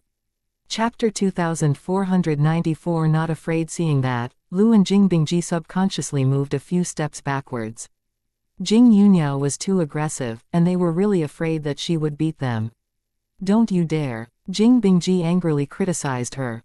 "It's my fault that I attacked her, but it's not wrong. And you injured me. Can you hurt other people randomly just because you're at a high level?" So, Jing Yunyo didn't feel guilty at all, even though what Jing Bingji said was true. Jing Yunyo had emotions, and she wasn't always reasonable. If they had been other cultivators, she wouldn't have injured them. Instead, she would only stop them. Glaring at Jing Yunyao, Lu and Jing Bingji were speechless. It was so annoying when they could do nothing to someone they hated. Jing Yunyao was too arrogant, but they still wanted to know more about her. Both Zan Ziyan and Leng Xiaoming could see that Jing Yunyao held hostility towards the two women, so she deliberately made things difficult for them. Zan Ziyan had that feeling, though not because she knew that Jing Yunyao held a long-standing grudge against the Jing family. She didn't know that Jing Yunyao's surname was Jing, because Jing Yunyao always used the name Yunyao. So everyone thought that her surname was Yun. However, when they talked about the Jing family, Zan Ziyan could feel that Jing Yunyao hated the Jing family. Because Yunyao appeared mad once they brought up the Jing family and even showed disdain for the Jing family, it couldn't be more obvious that they had a terrible relationship. Leng Xiaoming didn't hear anything about the cultivation world or cultivators, but he heard the Jing family name. Therefore, he believed that they must have a relationship with Jing Yunyao. And given Jing Yunyao's attitude, they couldn't have a good relationship. There must be unknown grudges between Jing Yunyao and the Jing family. Whether or not there was a grudge between Jing Yunyao and the Jing family, they didn't think it was wrong that Jing Yunyao made things difficult for Lu and Jing Bingji. They weren't sanctimonious, and the two women wanted to hurt Zan Ziyan first. If it hadn't been for Jing Yunyao, they might have been injured. As a result, even though Jing Yunyao was very aggressive to the two women, they didn't think it was wrong. "You're not afraid of the Jing family, but how about the cultivation world?" uttered Lu in anger. "I'm not afraid," said Jing Yunyao determinedly. Lu and Jing Bingji had no idea what they should or could say right now, because Jing Yunyao seemed afraid of nothing. "I'll count down from 3. If you still refuse to leave, don't blame me for injuring you again." "I'm serious." Jing Yunyao lost her patience and threatened them. If it were Jing Yunshan who stood before her today, she wouldn't even bother to waste time on arguing. She would directly start a fight. Lu and Jing Bingji stared at Jing Yunyao in shock.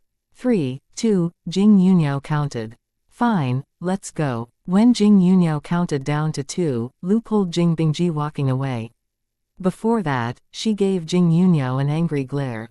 If she could kill with her eyes, Jing Yunyao would have already been dead. They realized that they could do nothing to Jing Yunyao and that if they refused to leave, Jing Yunyao would really injure them again. They weren't dumb, so they chose to leave. If there was another chance, they would come back then. After Lu and Jing Bingji walked away, Leng Xiaoming thanked Jing Yunyao at once. "Thank you so much, Aunt Yunyao." Facing Jing Yunyao, Leng Xiaoming was a little guilty.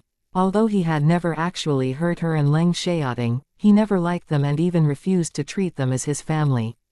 Therefore, he felt guilty for the thoughts he used to have about them. Leng Xiaoting and Jing Yunyao were aware that he didn't like them, but they still stood out for him when he was in danger. It only filled Leng Xiaoming with more guilt. "Aunt Yunyao, thank you for your help." Zan Ziyan thanked Jing Yunyao as well. If it hadn't been for Jing Yunyao, she could have been killed. She didn't have much confidence in herself, and she might have lost. It was very dangerous. "All right, you should go home now," said Jing Yunyao. She didn't care whether they thanked her or not. They were family after all. At least, she treated them as her family. Even though Leng Xiaoming never got along with her and Leng Xiaoting, all of them were members of the Leng family. And as a senior, she didn't think she should care much about Leng Xiaoming's negative feelings for her. "Sure," said Zan Ziyan and Leng Xiaoming. After what had just happened, they lost interest in walking around. "See you again," said Zan Ziyan and Leng Xiaoming. Jing Yunyao nodded, then they left. Jing Yunyao was still slightly worried about their safety, so she followed them for a distance. When she was sure that the two cultivators wouldn't appear again, she turned to walk back to the Sihewan. Neither Zan Ziyan nor Leng Xiaoming talked about what just happened. Although Leng Xiaoming was very curious to know why the two women wanted to hurt Zan Ziyan, it was her personal affair. However, if he said nothing, it would seem that he didn't care about her. Therefore, Leng Xiaoming reminded Zan Ziyan to be more careful. If the two women cause her trouble again, she could call him. Feeling Leng Xiaoming's concern, Zan Ziyan was touched. She also understood that Leng Xiaoming respected her and so didn't ask about the two women. In fact, even if Leng Xiaoming asked about them, she wouldn't tell him the truth. She could only lie to him, so she hoped that he wouldn't ask. After running into Lu and Jing Bingji, Jing Yunyo was in a bad mood. When she saw them, she remembered the Jing family and her mood was affected. Anyway, she thought of Leng Xiaoting then and stopped focusing on the Jing family. She wondered what Leng Xiaoting was doing now, whether he had successfully broken into the next level, was he in danger? With Shangguan Yang's help, Leng Xiaoting should be safe, but she was his mother. It was hard for her not to worry about his safety. Chapter 2495. So, unfortunately, there wasn't any signal, so she couldn't get through to them. She could only hope that they would come back safely. In the beginning, she felt disappointed that she couldn't go with them, but now she changed her mind. It was the right decision that Leng Xiaoting told her to stay in the capital. If she hadn't stayed, Xu Jinchen and his comrades might have been injured by the zombies and Zan Ziyan and Leng Xiaoming could have been hurt today. Xu Jinchen and the others were Leng Xiaoting's best brothers. If they were injured, Leng Xiaoting would surely be sad. And as his mother, she would feel upset too. Lu and Jing Bingji gave up following Zan Ziyan after they left. They were scared by Jing Yunyao, and they also learned that Zan Ziyan had a human's body and a monster's soul, which meant that Zan Ziyan was a normal human most of the time, so they had no reason to hurt her. If they hurt her, only her body would be damaged, not her soul. They had been eager to kill the monster, so they didn't notice that Zan Ziyan actually had a human's body. If they had known that earlier, they wouldn't have taken action without preparation. Luckily, Jing Bingji was only slightly injured, and she would make a full recovery after a few days. However, she was really mad after being injured. Therefore, she complained about it to her mother. "Mother, I'm so mad," Jing Bingji said, full of hatred. In the cultivation world, cultivators kept the traditional manners, so Jing Bingji called Lu mother respectfully. People in the mortals' world might be surprised by their formal way of calling each other. So, what can you do about it? Her level is higher than ours. She isn't afraid of the Jing family and the cultivation world. I wonder who she is. How could she be so arrogant? Lu was annoyed too. Why don't we let my uncle teach her a lesson? My uncle's level is also high. He should be able to defeat that woman, said Jing Bingji. Her uncle was Jing Yunyan. Let's talk about that after we go back tomorrow, said Lu. She agreed to take revenge, but they needed someone who was at a high level to help them. Lu and Jing Bingji didn't see Jing Yunyao's exact level, but they didn't think she could be better than Jing Yunyan. Therefore, if Jing Yunyan was willing to help, he should be able to teach Jing Yunyao a lesson. Lu agreed with Jing Bingji, but they could only talk about that after they returned to the cultivation world. They didn't go outside this time for something serious. They just hadn't visited the mortal world for a long time and they wanted to buy some clothing and makeup products. Every cultivator used modern products in the cultivation world. However, they could live without phones and the internet, because they spent most of their time on cultivation. After all, if they had phones and the internet, it might delay their cultivation.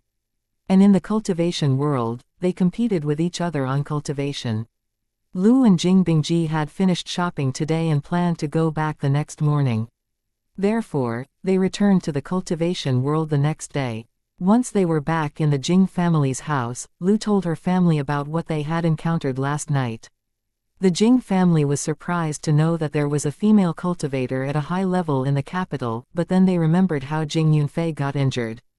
As the one who injured Yunfei last time, Jing Yarong guessed. He thought it was highly possible. Although it was normal that there were strong cultivators in the mortal world after Shengguan Yang and his disciples appeared, it wasn't easy to meet a cultivator at a high level. Moreover, it was a woman and she should be at the same age according to Lu's description. Jing Yunfei failed to see the woman's face last time, but he could feel her age. I think the woman should be junior to Shengguan Yang. She also lives in the capital, so it's possible that they could meet, said Jing Yunyan. Jing Yunyan told the Jing family right after he met Shengguan Yang and Jing Yunyao on the plane last time. Do you mean, the woman who injured Yunfei, the woman who's junior to Shengguan Yang? and the woman Lu encountered last night are the same person. An idea dawned on Jing Yarong. What? Everyone was surprised, but thought it was possible. If so, I think it's the answer, said Jing Yunyan seriously. So, we can do nothing about it. Since she can easily injure Yunfei, she's much stronger than him. Also, Tiandaozong told us to stay away from her, said Jing Yarong. He had no intention of messing with the woman, especially after he learned that she was junior to Shengguan Yang. Jing Yunfei said, "It was my fault last time, so we have to let it go, but what happened last night is her fault. She could have just stopped Bingji instead of injuring her, but she didn't. She even refused to apologize. It was a humiliation to their family." Jing Yunfei couldn't swallow the anger, because his daughter was also injured by the same woman this time. She disdains the Jing family and has broken the rules of the cultivation world. She's too arrogant. Jing Yunfei continued after a pause. Jing Yarong was displeased too, but he still felt that they could do nothing about it. So, if she's really junior to Shengguan Yang, she has the ability to care very little about the Jing family and the rules of the cultivation world. Even though Lu and Bingji didn't see that the girl only has a monster's soul, they did attack her. So it's not wrong that the woman stood out. We don't have a good reason to punish the woman. Jing Yarong was also mad, but anger couldn't solve anything. Besides, even if they wanted to seek justice, they might fail. The woman injured Jing Yunfei first, then Jing Bingji. Jing Yarong felt humiliated, but they didn't have a good reason to punish the woman. Chapter 2496. The woman is Jing Yunyao. Is that the final result? Lu couldn't accept it, even though she understood the Jing family couldn't really do anything about it. What do you expect me to do? Does the whole Jing family have to go out to pay her back for you? Even if we do that, we might be in trouble instead, said Jing Yarong angrily. Hearing that, Lu shut her mouth. We're not sure they're the same person, but it's highly possible. When I met her, her face was covered by a mask. I couldn't see it. If you saw her face this time, Bingji can draw a painting of her. Bingji's good at painting after all, said Jing Yunyan. He was curious to know what the woman looked like. Upon thinking of Jing Yunyao's appearance, Lu seemed more displeased. When she told the Jing family what she had encountered, she was full of anger and didn't have other thoughts, but now she got jealous once she thought of Jing Yunyao's outstanding beauty. Well, that bitch is pretty, said Lu in a low voice and sounded obviously jealous. Hearing that, the others only frowned and said nothing. Bingji, draw the woman, Jing Yarong said to Jing Bingji. He also wanted to see the woman's look. After knowing what she looked like, he could recognize her when they met the next time. After a night and half a day, Jing Bingji recovered a lot, so she could draw. No problem, I'll draw her right now, she said right away. Cultivators had a very good memory, so it wasn't difficult for Jing Bingji to remember Jing Yunyao's appearance clearly. Because they were in a study, there was everything needed for a drawing, so Jing Bingji walked over and started drawing. Jing Bingji was capable of drawing, but wasn't that skilled, so the person on the paper only slightly resembled Jing Yunyao. However, Jing Yarong and Jing Yunfei still found the woman looked very familiar.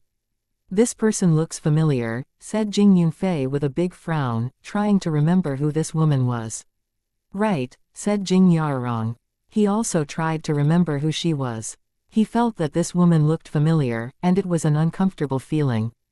Do you know her? Jing Yunyan was surprised, but he was actually more curious about it. How come his father and older brother were familiar with this woman?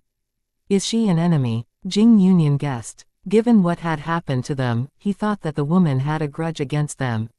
My drawing is only slightly like her. If I was better at it, you should be able to recognize her. I'm sorry, my ability is limited. This is the best I can do, said Jing Bingji, feeling a little annoyed at herself.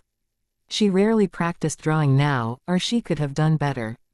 We don't blame you, said Jing Yunfei.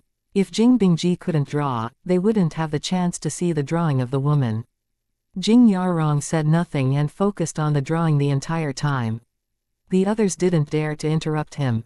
A few minutes later, Jing Yarong raised his head in horror. No, it can't be her. Jing Yarong couldn't accept it, but she was the only person he could think of right now. Who? Everyone asked Jing Yarong once he recognized the woman, but it seemed it was difficult for Jing Yarong to say the name. Jing Yunyao, uttered Jing Yarong. Her name was a humiliation to him. He thought she was a humiliation to the Jing family, so he ordered her killed. She should be dead already. How come she was still alive? Jing Yarong had a strong feeling that the woman was Jing Yunyao, but how was it possible? Wasn't Jing Yunyao dead after being knocked off the cliff? However, that was the only possibility. He was too confident back then and believed that Jing Yunyao was sure to be dead, so he didn't check whether she was completely dead before he left. As a result, if the woman was really Jing Yunyao, he would be full of regrets. He should have made sure that she was totally dead before he left. What? Jing Yunyao? Everyone was shocked. Wasn't Jing Yunyao dead already? How could it be her? Jing Yunyan, Lu, and Jing Bingji hadn't met Jing Yunyao before, but they had heard about her briefly. They were aware that Jing Yarong had something to do with her death, but none of them dared to ask about it. Even if Jing Yarong killed Jing Yunyao, he wouldn't admit it. Anyway, it wasn't a secret that Jing Yunyao was already dead, so it was shocking when they found out that she actually was still alive. Jing Yunfei suddenly realized that the woman on the paper was indeed Jing Yunyao. No wonder he thought she looked familiar. If the woman was really Jing Yunyao, she must have injured him and Jing Bingji on purpose. As for the reason, she hated the Jing family to death. All of a sudden, Jing Yunfei panicked, because Jing Yunyao would surely pay the Jing family back. And given her level right now, it was a serious problem. If she was alone, the Jing family might be able to handle it, but if she teamed up with Sheng Guanyang, it would become really serious. Thinking of that, Jing Yarong frowned. "Father, are you sure that woman is Jing Yunyao?" asked Jing Yunfei. Although he thought it was highly possible, he still hoped to hear a different answer. "I have a strong feeling that she's Jing Yunyao," said Jing Yarong seriously. He didn't want the woman to be Jing Yunyao, but it was the truth and he couldn't deny it. Knowing that, Jing Yunfei got even more nervous. If so, she must have deliberately injured Yunfei and Bingji. Jing Yunyan had a premonition. Chapter 2497. Will she pay us back? Will she pay us back? Jing Yunyan asked again. He knew more about Jing Yunyao's story than Lu and Jing Bingji. He understood that his older brother and sister had bullied Jing Yunyao a lot when they were little. Because of his mother, Jing Yunyao's mother died. Now Jing Yunyao reached a high level and joined Shengguanyang. If she wanted to pay them back, the Jing family would be in a serious crisis. Who does she think she is? The Jing family raised her. She should be grateful. How could she break the rules of the cultivation world? She should be punished. Since she had good luck and survived, she should have learned to behave herself. She shouldn't step into the cultivation world again. If she dares to do so, she'll break the rules once more. Even if we don't punish her, Tiandaozong will, said Jing Yarong angrily. That was his own values. He believed that the Jing family raised Jing Yunyao, so she should be grateful to them. Anyway, she ought to be killed after she went against the rules in the cultivation world. Therefore, he didn't think Jing Yunyao dared to pay the Jing family back. Jing Yarong didn't feel guilty at all about Jing Yunyao's death. He blamed Jing Yunyao for everything. However, he actually wasn't as confident as he seemed on the surface. It wasn't a problem if he only punished Jing Yunyao, but he had attacked Jing Yunyao's husband too. Jing Yunyao's husband was immortal. Therefore, if it went public, justice wouldn't stand with him. Jing Yunfei, however, felt a little embarrassed, because he remembered how they bullied Jing Yunyao when they were little. To be honest, if he were Jing Yunyao, he would also harbor a grudge and be determined to take revenge. Now, he figured out why Jing Yunyao deliberately trapped him and made him lose 3 fingers. Jing Yunfei wondered whether it was just the beginning or if it was already over. But, Jing Yunyan didn't think Jing Yarong was wrong, but he felt it wasn't an easy problem. Alright, that's it. We don't need to be afraid of Jing Yunyao. Jing Yarong disliked them being cowards, so he refused to continue to talk about that. The next moment, he strode outside. When Jing Yarong was gone, Jing Yunyan asked Jing Yunfei, do you think it's possible? In fact, he wasn't too scared, but he was afraid that the Jing family would get in trouble. The Jing family was already left behind by the other major families. So if any accidents happened, they would lose their position. Jing Yunyan was the heir of the Jing family, so he definitely didn't want the Jing family to end up in trouble. No idea, but I just feel Jing Yunyao won't let it go. She'll pay us back sooner or later, said Jing Yunfei. What should we do? Lu asked anxiously. Although she had never seen Jing Yunyao before, as a member of the Jing family, she might not be able to get away. Don't be too worried. It might not really happen. Although Jing Yunyao has Shangguan Yang's support and Shangguan Yang is a distinguished guest of Tiandaozong, Tiandaozong won't allow them to just do anything they want in the cultivation world, said Jing Yunfei. Although he thought that Jing Yunyao would certainly pay them back, she might not be able to really hurt them. Hearing that, they were slightly relieved. After that, they walked out, leaving Jing Yunfei alone in the study. He needed some private time. When they were gone, Jing Yunfei raised his right hand. Looking at the 3 fingers he lost, he was really mad. He remembered that he had almost broken Jing Yunyao's fingers once when they were little. If Jing Jinning hadn't shown up at that time, he could have really broken Jing Yunyao's fingers. He also remembered that it took a long time for Jing Yunyao's fingers to recover. All of a sudden, Jing Yunfei thought of an important problem. Jing Jinning had a very close relationship with Jing Yunyao, and he also knew Shangguan Yang. In that case, Jing Jinning should also be aware that Jing Yunyao wasn't dead. Thinking of that, Jing Yunfei went to see Jing Yarong at once. Jing Yarong was in a bad mood because of Jing Yunyao's sudden appearance, so he didn't go back to his room after leaving Jing Yunfei's study. Instead, he went to his study. He needed some private time. 2 minutes later, Jing Yunfei came. Father, I just thought of one thing. Jing Jinning has a very close relationship with Jing Yunyao, and he also knows Shangguan Yang. In that case, has Jing Jinning always been aware that Jing Yunyao isn't dead? Jing Yunfei said. Hearing that, Jing Yarong rounded his eyes in shock and suddenly realized it was true. Jing Jinning must be aware that Jing Yunyao is still alive. Jing Yarong was very sure of it. In an instant, he was filled with anger and started blaming Jing Jinning for it. Jing Jinning clearly knew that Jing Yunyao wasn't dead, but he didn't tell them, which meant he deliberately placed them in trouble. Jing Jinning had a close relationship with Jing Yunyao, but he was a member of the Jing family. How could he betray the Jing family for a traitor? However, from Jing Jinning's perspective, he didn't think it was necessary for him to tell the Jing family about it. He could make the decision about whom he should tell. Nobody could interfere in that. I wonder whether Uncle knows too. Jing Yunfei said. He didn't think it was likely, but it could be possible, so he felt they should make certain. I don't think your uncle is aware of that. Anyway, we need to ask him about it. If he doesn't know about it, it won't be a big deal. If he knows, said Jing Yarong. If Jing Yanhua acted against him, there had to be a purpose. In that case, he wouldn't allow Jing Yanhua to live a good life in the Jing family. He never paid special attention to Jing Yanhua because he didn't think Jing Yanhua could make any achievements. Jing Yanhua didn't seem ambitious either. Therefore, he thought that Jing Yanhua did not have the ambition to take over the Jing family. However, he needed to think twice now. Jing Yanhua might not be able to make a great achievement, but Jing Jinning could be a threat. Chapter 2498 Feel out Jing Yanhua. Jing Jinning was at a high level, and now he formed a relationship with Shangguan Yang. Relying on Shangguan Yang, he left a good impression on Tiandaozong. Therefore, Jing Jinning had enough support to replace him. If Jing Jinning wanted to be the new patriarch of the Jing family, he would be able to make it happen. Upon thinking of that, Jing Yarong couldn't stay calm, so he immediately went to see Jing Yanhua. Although they all lived in the Jing family's large house and didn't move away, they lived their own lives separately.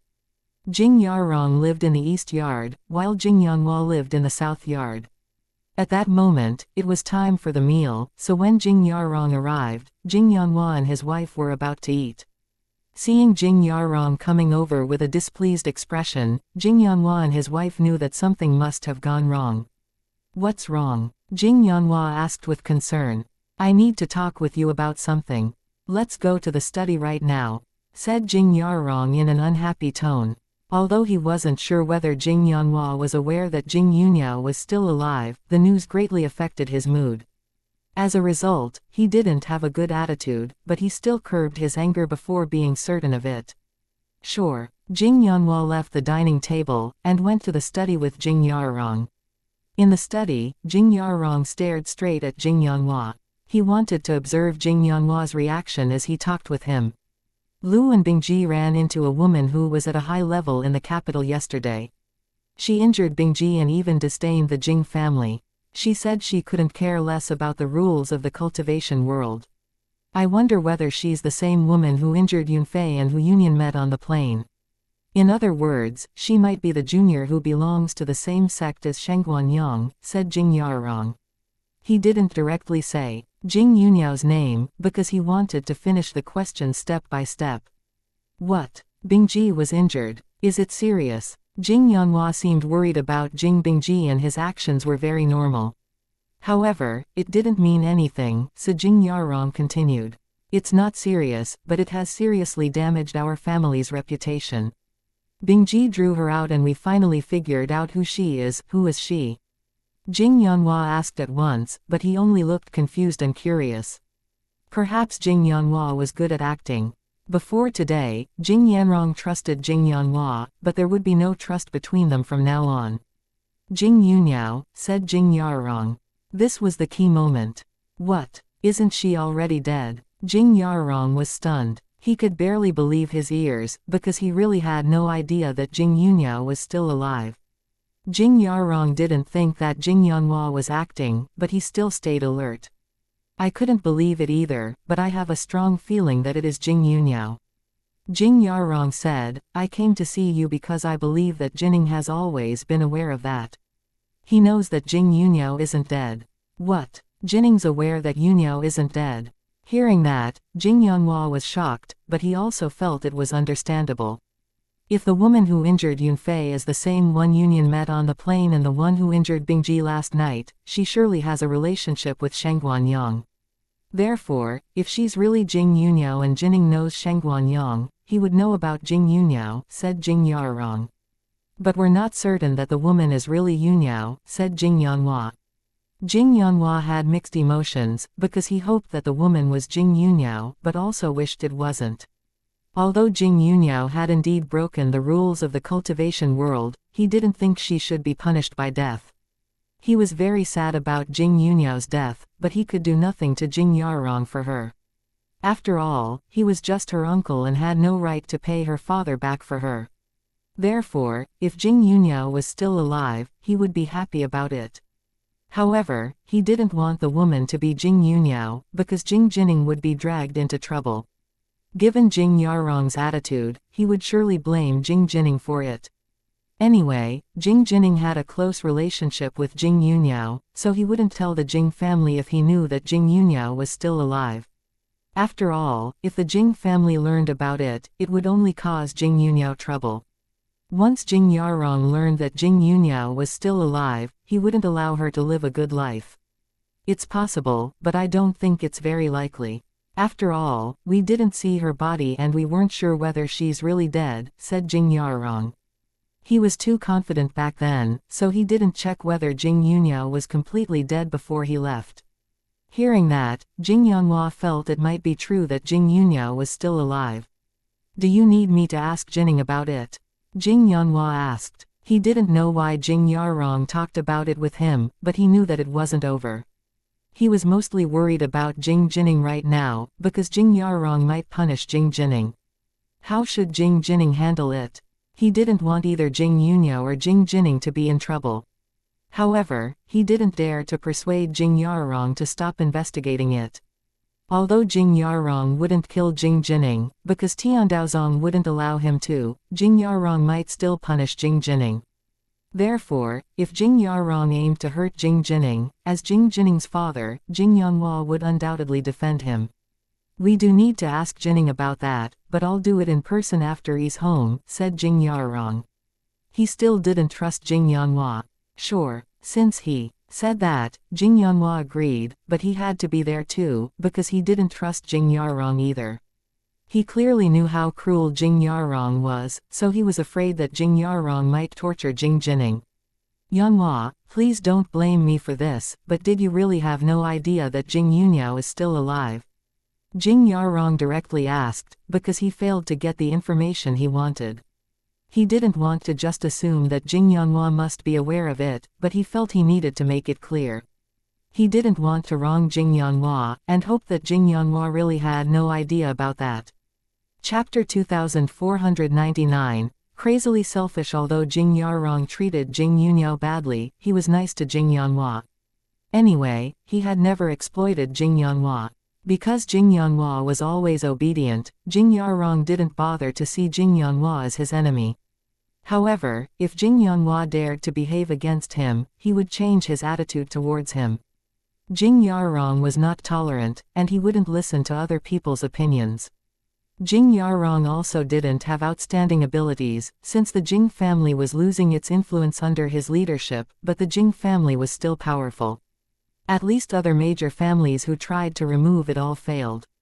Till now, the Jing family was still one of the 4 major families, although it was the least influential. There weren't many cultivators in the cultivation world, but there were about 7 influential families. Among them, 2 families were comparable to the 4 major families, and had the ambition to become new major families. After hearing Jing Yarong's words, Jing Yanhua was struck dumb for a second. He wasn't displeased because Jing Yarong was suspicious of him. After all, Jing Jining was his son, and was aware that Jing Yuniao was still alive, so it was understandable that Jing Yarong was suspicious of him. However, he honestly had no idea that Jing Yuniao wasn't dead, so he sincerely said, "Yarong, I swear I don't know that Yuniao is still alive. I was also shocked when you told me that. You should know that Jining had a very good relationship with Yuniao.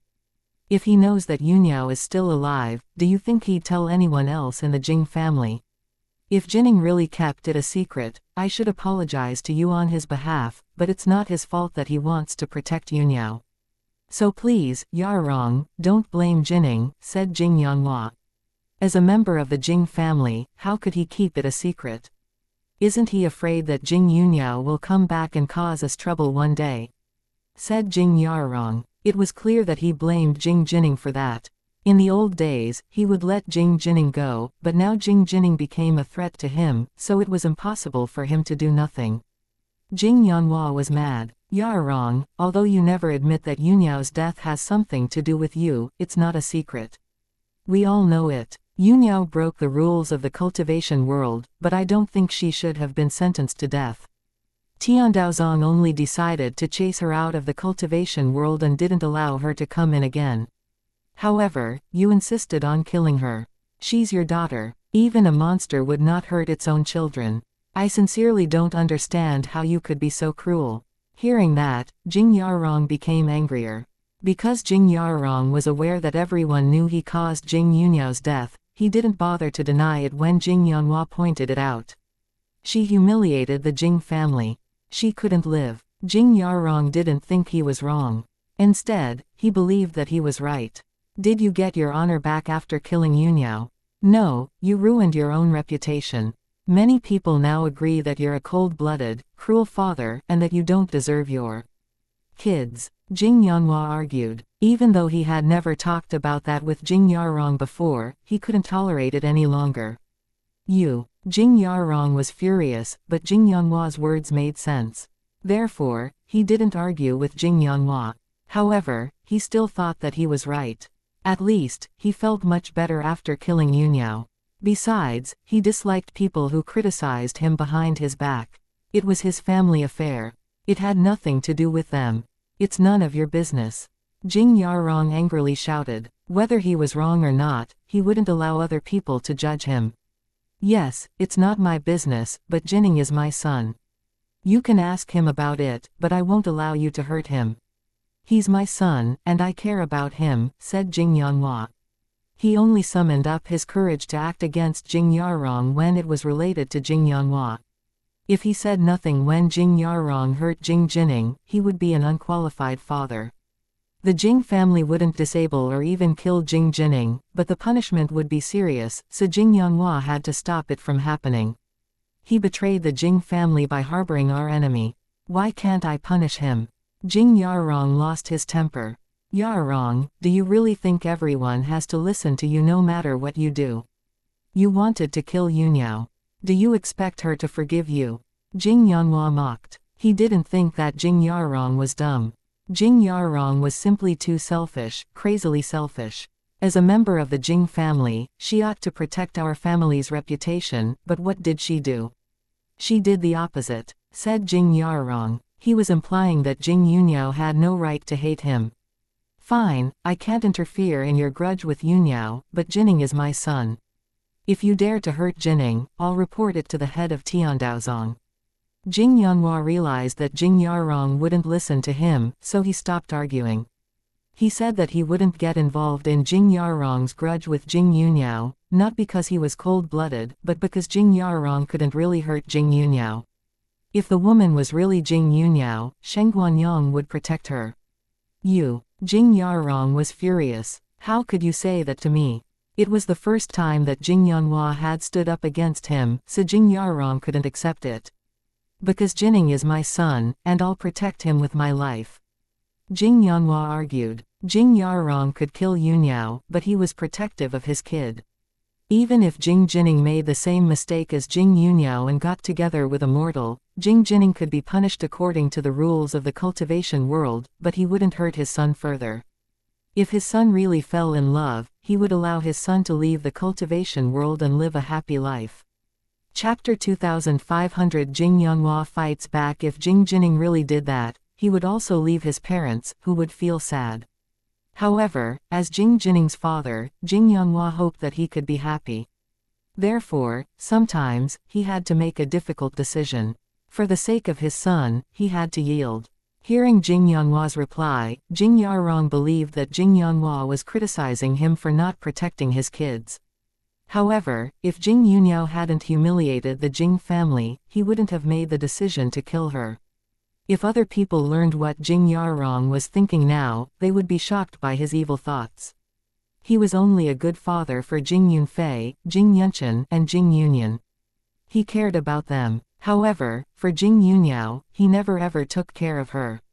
From the very beginning, he ignored it when Jing Yunfei and Jing Yunchen bullied Jing Yunyao. If he had protected Jing Yunyao even once, Jing Yunfei and Jing Yunchen would have stopped bullying her. Unfortunately, he never did. He only told them not to cause serious trouble. In other words, he allowed them to bully Jing Yunyao, but not to death. That wasn't something a father should do. Because Jing Yunyao couldn't tolerate the bullying, she worked really hard on cultivation. Due to her great talent, she became a top cultivator, then defeated Jing Yunfei and Jing Yunchen. Only then could she protect herself from being bullied. After Jing Yunyao became a top cultivator, Jing Yarong attached importance to her. He forbade Jing Yunfei and Jing Yunchen from bullying Jing Yunyao again. To be frank, he wanted to use Jing Yunyao for his own benefits. He never liked this daughter, and there was no affection between them. Actually, if Jing Yunchen broke the rules of the cultivation world, Jing Yarong wouldn't have been so cruel. He only dared to bully the weak. Jing Yarong hated Jing Yunyao so much mainly because he disliked her mother. He was forced to marry Jing Yunyao's mother under the pressure of the elders. Because the father of Jing Yunyao's mother had done Jing Yarong's father a favor, Jing Yarong's father ordered him to marry Jing Yunyao's mother to return the favor. However, Jing Yarong returned kindness with ingratitude. Unfortunately, both Jing Yunyao's grandfather and mother had already passed away. They couldn't take revenge. Luckily, Jing Yunyao was still alive today, so she had the chance to take revenge. Anyway, because Jing Yarong disliked Jing Yunyao's mother, he hated Jing Yunyao too. As a result, he allowed Jing Yunfei and other kids to bully her. For the same reason, he didn't bother to punish them after knowing that Jing Yunfei's mother caused Jing Yunyao's mother's death. Jing Yunfei's mother was the one Jing Yarong really loved, so he spoiled them. Fine. Jing Yarong stopped arguing with Jing Yanhua. He was slightly scared of Jing Yanghua's threat, so he snorted and left. He still needed to ask Jing Jining about Jing Yunyao, but he had to think about the punishment twice. Given Jing Yanghua's attitude, Jing Yarong understood that he was serious. After the argument, Jing Yanghua lost his appetite. Seeing that Jing Yarong walked away angrily while Jing Yanghua was still not out, Junior Mrs. Jing was worried and immediately walked to the study. In the study, Junior Mrs. Jing was looking at the sad Jing Yanghua and asked, "Yanghua, what happened?" "Something is wrong," said Jing Yanghua. Then he told his wife everything. He knew his wife very well, and knew that his wife would keep it a secret. However, the news would go abroad sooner or later, so it wasn't really a secret. Knowing that Jing Yunyao was still alive, Junior Mrs. Jing was shocked. She was happy to know that, but they weren't completely sure that the woman was Jing Yunyao yet. She always had sympathy for Jing Yunyao, and did her best to look after Jing Yunyao, but her abilities were limited. Jing Yunyao was still often bullied by her half-siblings. When she heard that Jing Yunyao was dead, she had been sad for a long time and harbored a grudge against Jing Yarong. However, she could do nothing about it. She had to survive in the Jing family, so she dared not say anything even though she hated Jing Yarong's actions. Besides, they were Jing Yunyao's uncle and aunt. They had no position to interfere. Only Jing Jining cut off his relationship with Jing Yarong and left the cultivation world for years. Well, I've never seen a crueler man than Jing Yarong before. He's so cruel that he even ordered the death of his own daughter. What's worse, he wants to do it again after finding out that his daughter survived. He also vents his anger on Jining. Jining has done nothing wrong. Although I have never dared to behave against them, I always tell myself to tolerate it. However, if they dare to hurt our son, I'll do everything to fight against them. I don't think Jining is wrong.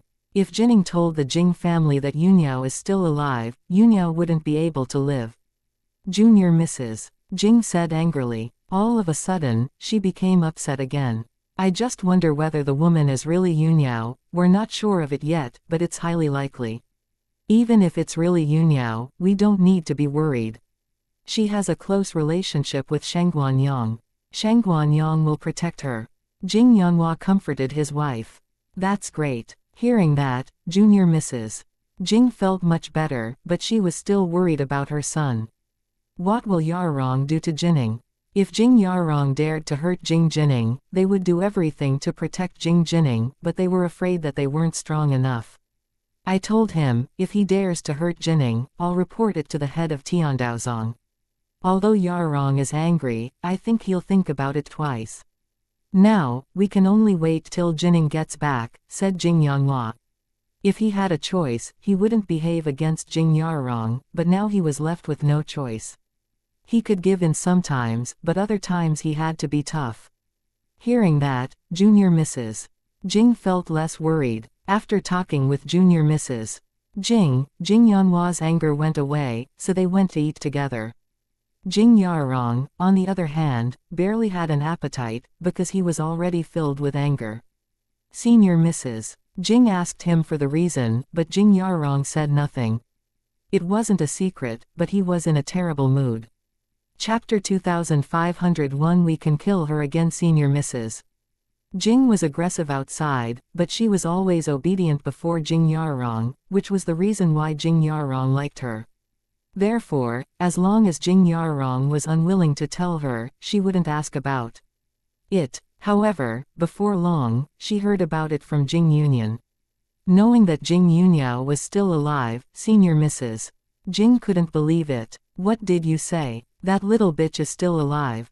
Are you sure she's Jing Yunyao? Senior Mrs. Jing asked. She refused to believe that Jing Yunyao was still alive. Senior Mrs. Jing hated Jing Yunyao more than anyone else. If it hadn't been for Jing Yunyao's mother, she would have become Jing Yarong's first wife. Because cultivators kept some traditional customs, they carried out polygamy. Therefore, because of Jing Yunyao's mother, she had to be a concubine. She didn't become Jing Yarong's official wife until after Jing Yunyao's mother was dead. Even though Jing Yunyao's mother's death had something to do with her, she didn't hate Jing Yunyao less just because of that. Instead, she vented her hatred towards Jing Yunyao's mother on Jing Yunyao. By all means, she never stopped torturing Jing Yunyao. However, she only dared to do that in their house, and would act nice to Jing Yunyao outside. No matter how she bullied Jing Yunyao, she wouldn't damage the Jing family's reputation. Jing Yarong liked her, but wouldn't allow her to damage the Jing family's reputation. Her hatred towards Jing Yunyao and Jing Yunyao's mother didn't go away until Jing Yunyao was also dead. However, now she was told that Jing Yunyao was still alive. Jing Yunyao even injured her son and granddaughter. "We're not sure, but I think it's highly likely," said Jing Yunyan. Even though he wasn't sure of it, he was almost certain that the woman was Jing Yunyao. Damn that little bitch. If she's really not dead, she's too lucky. Senior Mrs. Jing couldn't believe that Jing Yunyao could have survived. "So what? We can kill her again." Senior Mrs. Jing added, looking scary. "I bet it'll be hard to kill Jing Yunyao again this time," said Jing Yunyan. He wasn't saying that he was worse than his enemy, but Sheng Guanyang was indeed a strong competitor. "What do you mean?" Senior Mrs. Jing asked in an upset tone. She didn't know that Jing Yunyao had a good relationship with Sheng Guanyang. "Because that woman has a close relationship with Sheng Guanyang. When I met her last time, Sheng Guanyang's disciple told me she's junior to Sheng Guanyang. If the woman is really Jing Yunyao, it'll be very difficult to get back at her. And she's at a high level right now. She easily injured my older brother, so she's a formidable enemy," said Jing Yunyan. Although he was unwilling to admit it, it was the truth. "What? She's junior to Sheng Guanyang?" Senior Mrs. Jing was shocked and disappointed. In that case, it would really be difficult for them to kill Jing Yunyao again. "Isn't there another way?" Senior Mrs. Jing was reluctant to give up. If Jing Yunyao was still alive, she wouldn't be able to sleep in peace even though it had been years. She couldn't understand how Jing Yunyao could be so lucky. Jing Yunyao survived and even reached a higher level, and now had Sheng Guanyang's protection. "No idea, we can only see what father will do," said Jing Yunyan. He could do nothing about it, because he was no match for Jing Yunyao, let alone Sheng Guanyang. He could only wait till Jing Yarong made a decision. Jing Yarong, however, didn't have the patience to wait till Jing Jining was home. Jing Jining rarely came back home, and only showed up once every few months. Last time Jing Jining came back was the day Sheng Guanyang built his house. So, knowing that Jing Jining rarely came home, Jing Yarong couldn't wait a moment longer. Therefore, before Jing Jining came back, Jing Yarong sent people to the capital to look for the woman who closely resembled Jing Yunyao. He wanted to know whether the woman was Jing Yunyao. What would he do after making sure? Jing Yarong had no idea for the time being, because he stood in awe of Sheng Guanyang. As a result, he could only think about it when the result was out. Anyway, he wouldn't give Jing Yunyao any chances to pay the Jing family back. She was at a very high level now and also had Sheng Guanyang's support. In that case, even Tiandaozong might not be able to stop her from harming the Jing family. Accordingly, the Jing family would suffer a great loss. It also wasn't appropriate for him to turn to Tiandaozong for help before Jing Yunyao really took action to harm the Jing family, so he had to wait. Before damage was caused, Tiandaozong wouldn't interfere, because Tiandaozong wouldn't criticize Sheng Guanyang just because of his words. If Sheng Guanyang denied it, Tiandaozong would be embarrassed.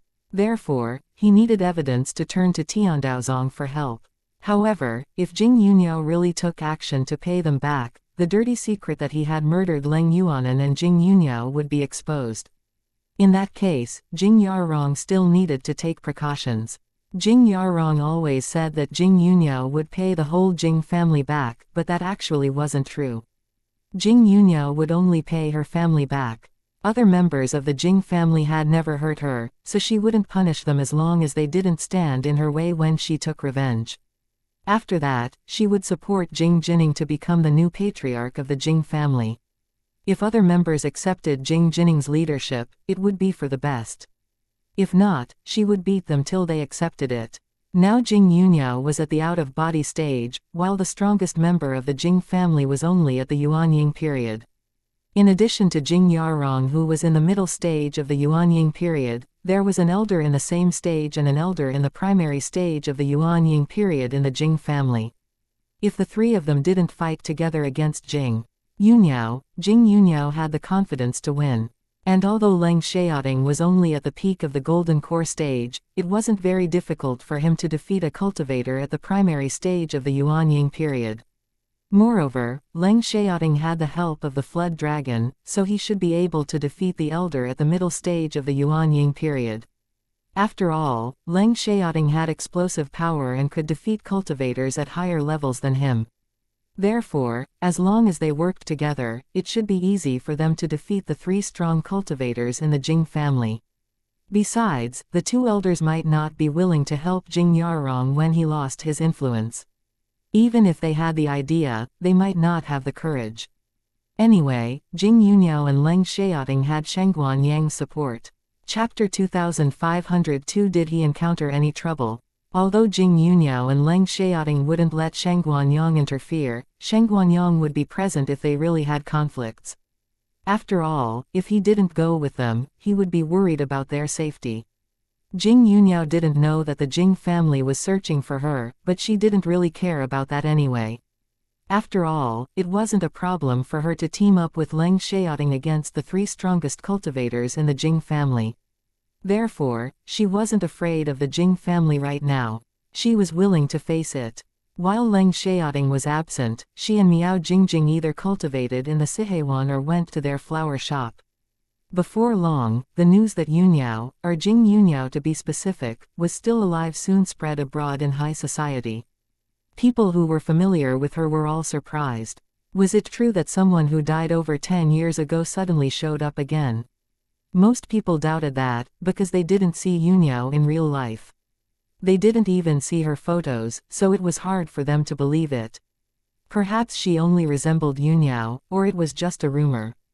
However, people who had a good relationship with the Leng family immediately called them. Since the news was already abroad and everyone was aware of that, the Leng family directly admitted it. After that, everyone congratulated them, but nobody asked why Yuniao wasn't dead. Although the news about Jing Yuniao was everywhere, no more people heard news about the zombies. After it went abroad, Senior Mrs. Shu called Jing Yuniao right away and asked her whether she was all right. She didn't know how the news went abroad, whether Jing Yuniao spread it herself or whether someone else did it maliciously. If Jing Yuniao did it on her own, it would be fine, but it would be really evil if someone else did it purposefully. Jing Yuniao had told Senior Mrs. Shu that she was unwilling to make her identity public, since once it went public, it would cause unnecessary trouble. Jing Yuniao replied to Senior Mrs. Shu that someone deliberately did it, but that she didn't care. Wei Lingfeng was already aware of it, so she wouldn't be in trouble. Hearing that, Senior Mrs. Shu was relieved. After that, she asked Jing Yuniao whether she was free in the afternoon. If she had time, they could meet up. Jing Yuniao had a lot of free time, so she accepted Senior Mrs. Shu's invitation. Because Jing Yuniao had taken Miao Jingjing to meet Senior Mrs. Shu several times before, Miao Jingjing was already familiar with them. Therefore, Senior Mrs. Shu told Jing Yuniao to bring Miao Jingjing too. If Jing Yarong's people heard Yuniao's name, they would have surely connected it with Jing Yuniao and sought more information about it, but only the Leng family and other people in the same circle were aware of it, so Jing Yarong's people failed to get any useful information. The capital was a very large city, so it wasn't easy to find a certain person. At the Kunlun Mountain, Ji Yuning and the others had stayed at Kunlun Mountain for 5 days. After 5 days of cultivation, she became stabler at her level, but Leng Xiaoting hadn't broken through to the next level yet. It wasn't easy to break through to the next level, so they didn't rush. Anyway, Leng Xiaoting showed signs of breaking through to the next level this time, so he had to finish it here before going back. Because if he went home right now, he might have to do it in the city. It wasn't suitable for him to break through to the next level in a city. Although there wouldn't be heavenly thunder when he entered the Yuanying period, it would cause strong explosions, and people could easily notice that. Ji Yuning and the others brought enough food with them. They could stay there for nearly half a year, let alone a few days or half a month. Moreover, they kept the food in the telepathic eye space, so the food would stay as fresh as always. After arriving at the Kunlun mountain, Ji Yuning let the monster fox and tree vine out for cultivation. As soon as the tree vine felt the magical power at the Kunlun mountain, it was excited, because there was indeed thicker magical power. At dinner time, Si Jin and Ji Yuning were ready to cook together. Zhang Liluo didn't sit there and do nothing. He went out, trying to catch some wild animals, since they always saw wild rabbits at the Kunlun mountain, especially in winter. Right now the Kunlun mountain was covered by snow, so there might be wild rabbits. Ji Yuning and the others set up a shed outside the tower to cook. And at night, they would cultivate in the tower instead of sleeping. The next day, they would all be refreshed. 40 minutes later, Ji Yuning and Si Jin finished cooking, but Zhang Liluo wasn't back yet, which filled Si Jin with anxiety. Ji Yuning also felt it was strange, because Zhang Liluo told Ji Yuning that he would come back if he failed to find wild rabbits in half an hour. The girls could finish the meal within half an hour, and they didn't lack food. Zhang Liluo only went to catch wild rabbits to add a new dish. Therefore, if he couldn't find any, he would come back and go out another day. However, 40 minutes were gone, but Zhang Liluo was still absent. Therefore, it was hard for them not to be anxious. Most importantly, Zhang Liluo was always punctual. Did he encounter any trouble? Si Jin guessed worriedly. It was the Kunlun sect's place and where they were most familiar with, so it was impossible that Zhang Liluo would get lost. However, because of the thick magical power, there might be evil cultivators and monsters. As a result, Si Jin was afraid that Zhang Liluo might have run into those things and been stopped on the road. Even though average evil cultivators and monsters were no match for Zhang Liluo, there could be stronger evil cultivators and monsters. Si Jin wasn't just overthinking, she indeed had a premonition, so she was really worried that Zhang Liluo was in danger. "Let's go out and find him," said Ji Yuning. She was worried too, so she thought that they better go out and look for him. "No problem," said Si Jin as she immediately put down the plates in her hands, and stood up.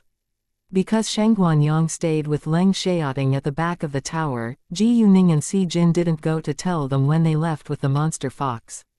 During this time, Ji Yuning made great progress in Qinggong, so she could fly over the cliff with some difficulties. However, no matter how difficult it was, she needed to do it by herself so that she could continue to make more progress. They searched around at the back of the mountain as they shouted. Unfortunately, there was no one within 20 meters in radius, so they had to go deeper and deeper.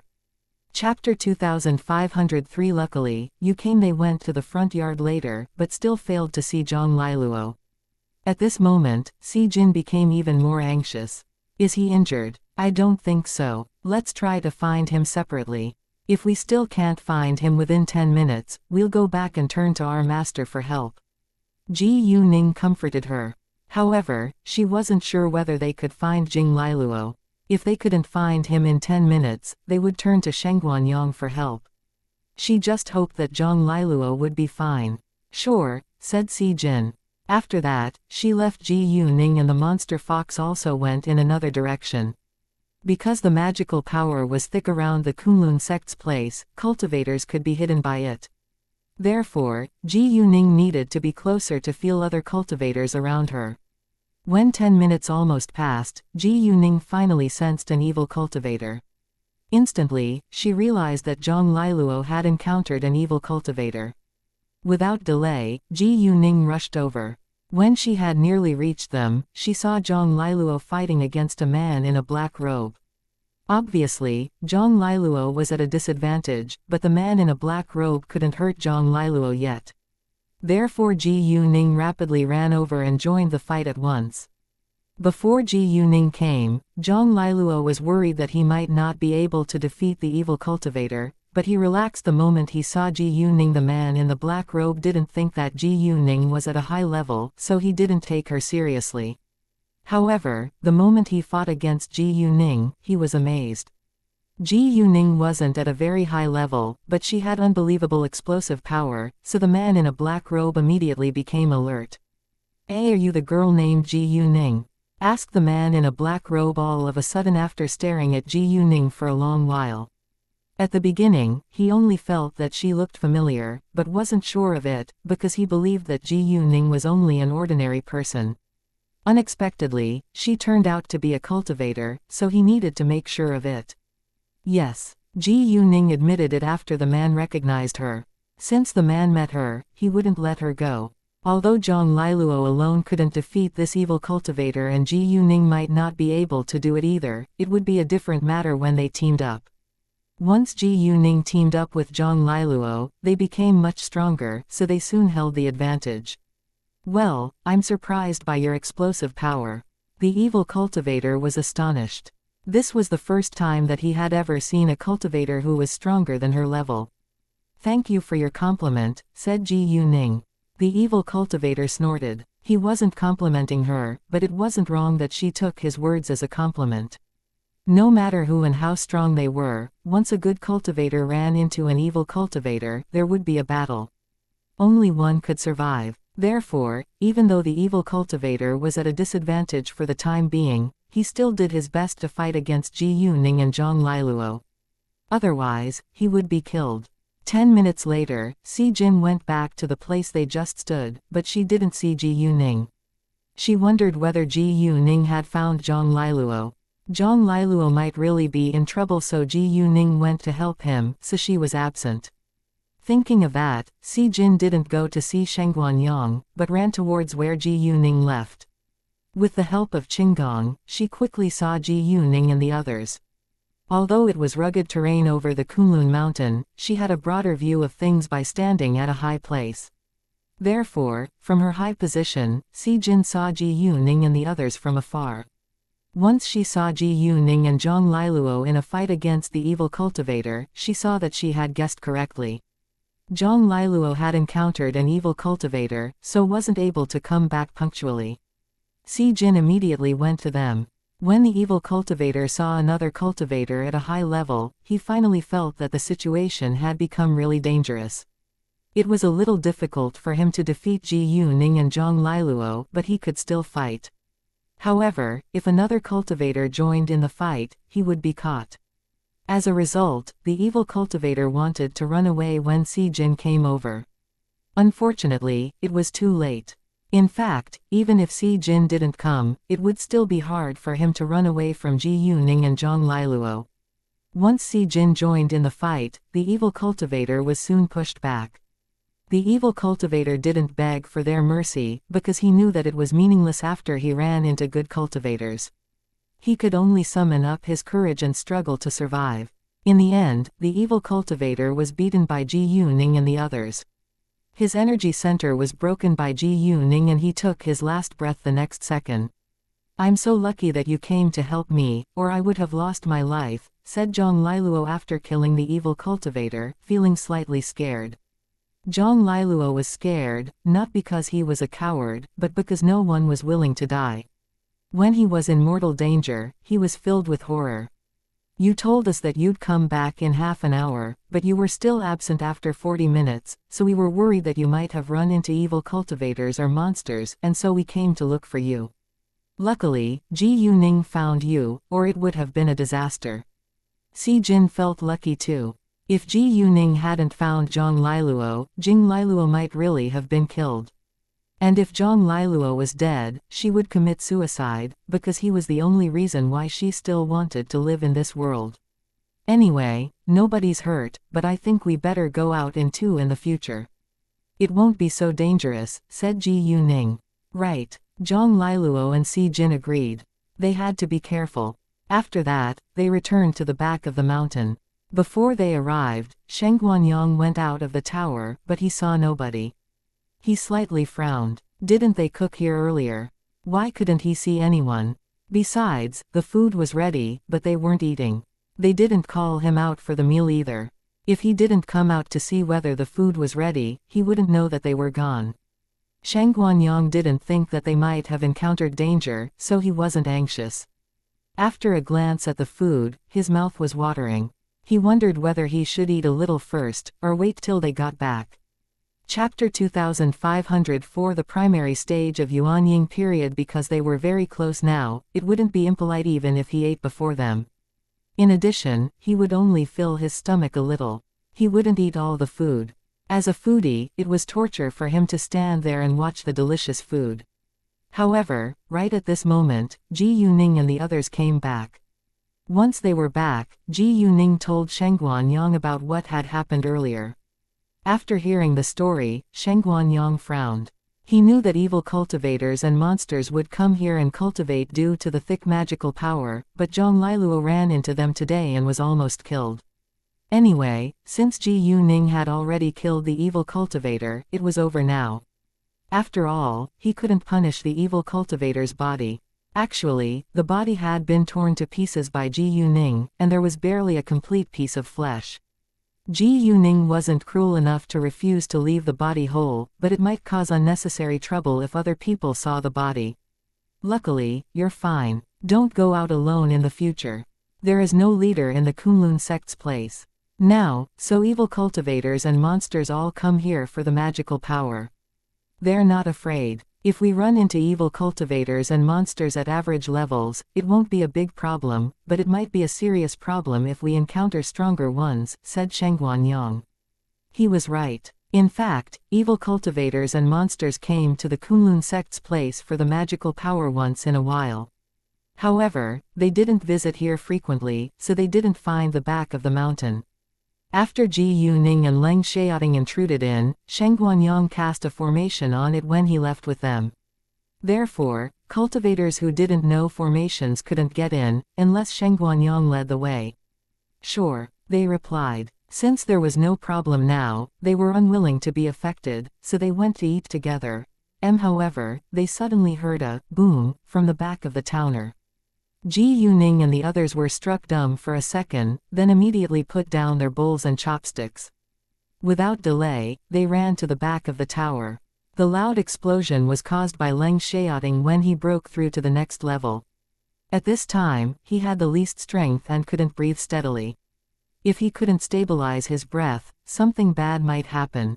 For example, he could hurt himself. When Ji Yuning and the others arrived at the back of the tower, they saw Leng Xiaoting weakly sitting on the ground cross-legged. However, he could hardly sit stably and leaned a little forward. He did his best, trying to stabilize his body and breath. Only by doing that could he fill himself with strength again. It was very difficult, but it was possible. It just completely depended on his determination. Precisely because it required one's determination instead of strength, Shengguanyang and the others did nothing after they came. They decided to let Leng Xiaoting handle it on his own. If he failed, they would help him then. Ji Yuning understood it too, so she did nothing as well. Although her heart ached for Leng Xiaoting, she controlled herself. They were cultivators, and it was something they had to suffer. Besides, there were more difficulties for them to deal with in the future. As long as they could handle it by themselves, they should rely on themselves. If other people helped them with it, what should they do the next time if no one could help them then? If they got into the habit of relying on other people's help and lost their own abilities, they could easily lose their lives. Leng Xiaoting had entered the primary stage of the Yuanying period. This time, he didn't make progress over several levels, because it was becoming more and more difficult. Anyway, it was already considered amazing that Leng Xiaoting could break into the primary stage of the Yuanying period within such a short time. Although it was hard to stabilize his breath right now, Leng Xiaoting soon overcame the difficulty. Gradually, his breathing steadied and he regained his strength. After regaining his strength, Leng Xiaoting only felt more energetic, but he still needed to practice his skills in the Yuanying period. When Leng Xiaoting was done, Ji Yuning and the others walked towards him. Ha ha, good for you. Shengguanyang smiled proudly. He was happy for Leng Xiaoting's talent and the fact that Leng Xiaoting was his disciple. Junior Leng is the most talented cultivator I've ever seen. Junior Ji Yu is also very talented, said Zhang Liluo. He didn't know which one between Leng Xiaoting and Ji Yuning was better, because he thought that they were both outstanding. Anyway, they were indeed the most talented cultivators he had ever seen. Within only a year, Leng Xiaoting had reached the Yuanying period from being just a mortal, which had never happened before. Ji Yuning was also about to reach the heartbeat stage, and could break through to the golden core stage after a year or so. It was unbelievably rapid progress, but Jing Liluo wasn't jealous of them, since they belonged to the same sect. He would only feel happy for them that they were talented. Other cultivators might get jealous, but it was meaningless. In fact, compared with Ji Yuning, Leng Xiaoting was more talented. He didn't have magical tools to help him make progress. He only had the blood and talent for cultivation. Ji Yuning, on the other hand, had super powerful tools, but her level was still lower than Leng Xiaoting's. In that case, Leng Xiaoting was more talented than her. Ji Yuning didn't care about that. Leng Xiaoting was the man she loved, so no matter how much stronger Leng Xiaoting was than her, she wouldn't be jealous of him. She would just do her best to catch up with Leng Xiaoting. Even if she couldn't be at as high a level as him, she wouldn't be much worse than him. She wanted to be together with him forever, and they would age at the same speed. After all, they could prolong their lives by cultivating. There are two exceptions. You two are also impressive. There aren't many cultivators who can reach the golden core stage in their early 20s. Even back in our era, you were talented, said Shengguan Yang. He understood that Zhang Liluo and Si Jin wouldn't get jealous, but they were indeed amazing too. He was just being honest, but he also said it to comfort them. Although he knew that they wouldn't think much about it, he felt he should pay special attention to their feelings. Chapter 2505, Please let us walk through. It was great news that Leng Xiaoting broke through to the next level, but they hadn't eaten yet, so they went back to eat. After they finished, they needed to climb down the mountain and rush back to the capital overnight. Leng Xiaoting and Ji Yuning were worried that something might happen while they were gone. Although Jing Yunyao could help and all the problems would be solved, they still felt it was their duty to protect their country. Shengguan Yang complained that they could never have a real break, and that was true. They always had work to do and got involved in other people's business. They didn't even have time to cultivate. Luckily, they were talented, so they still made fast progress even though they only spent very little time on cultivation. Average cultivators might not be able to make any progress within just a year. Although I'm busy, I need to make money. I didn't have money to pay my medical fees in the past, but now the only thing I don't lack is money, said Ji Yuning. All right, you win. Money is indeed a good thing. You can buy a lot of delicious food with money, said Shengguan Yang. He was mostly interested in food. Master, your disciple, me, has a lot of money. You can eat whatever you want and as much as you like, said Ji Yuning in a very generous tone.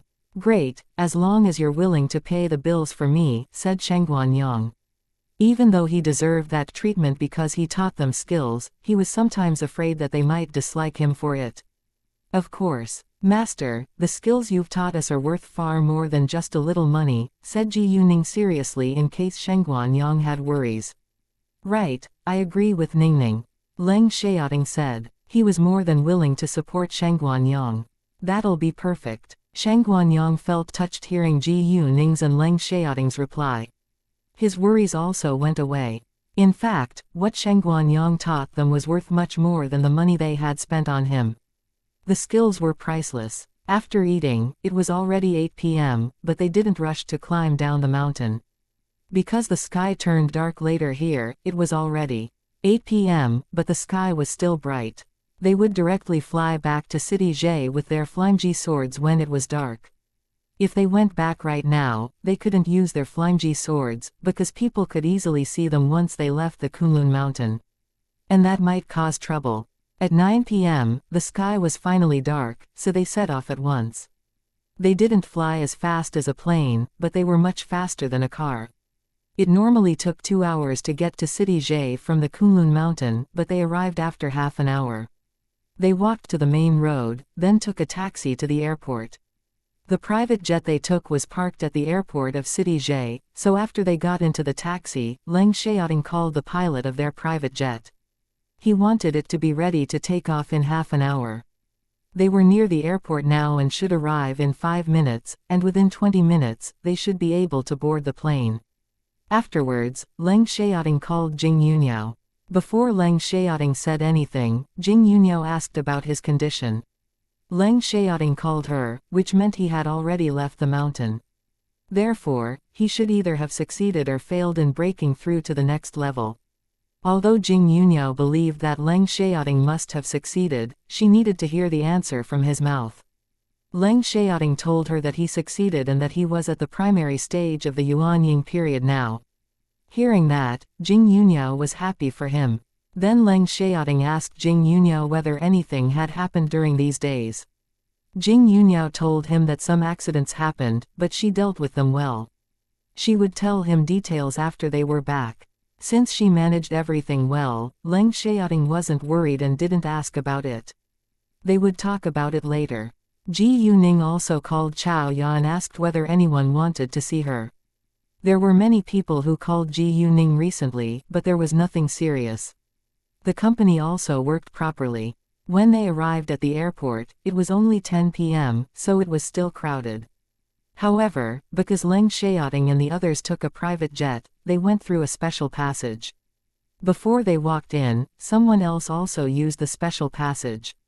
At the entrance, a bunch of young boys and girls were shouting the same name and, "I love you," over and over. At a glance, Ji Yuning figured out what was happening. A group of young fans surrounded their idol. It was Kui Enyi, a mixed-blooded female star. It was said that she was very arrogant and always traveled in a private jet.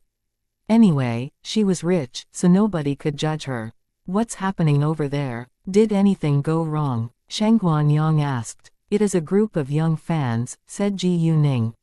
Oh, hearing that, Shangguan Yang nodded. He knew that young people nowadays all had their idols. There were also crazy fans, but this was the first time that he had ever seen such a scene, so he didn't know what was happening. Ji Yuning couldn't care less about Kui Enyi, and their private jet was going to take off in 20 minutes.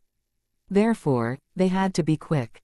Whether Kui Enyi was busy posing for her fans to take photos of her, Ji Yuning and the others needed to go through.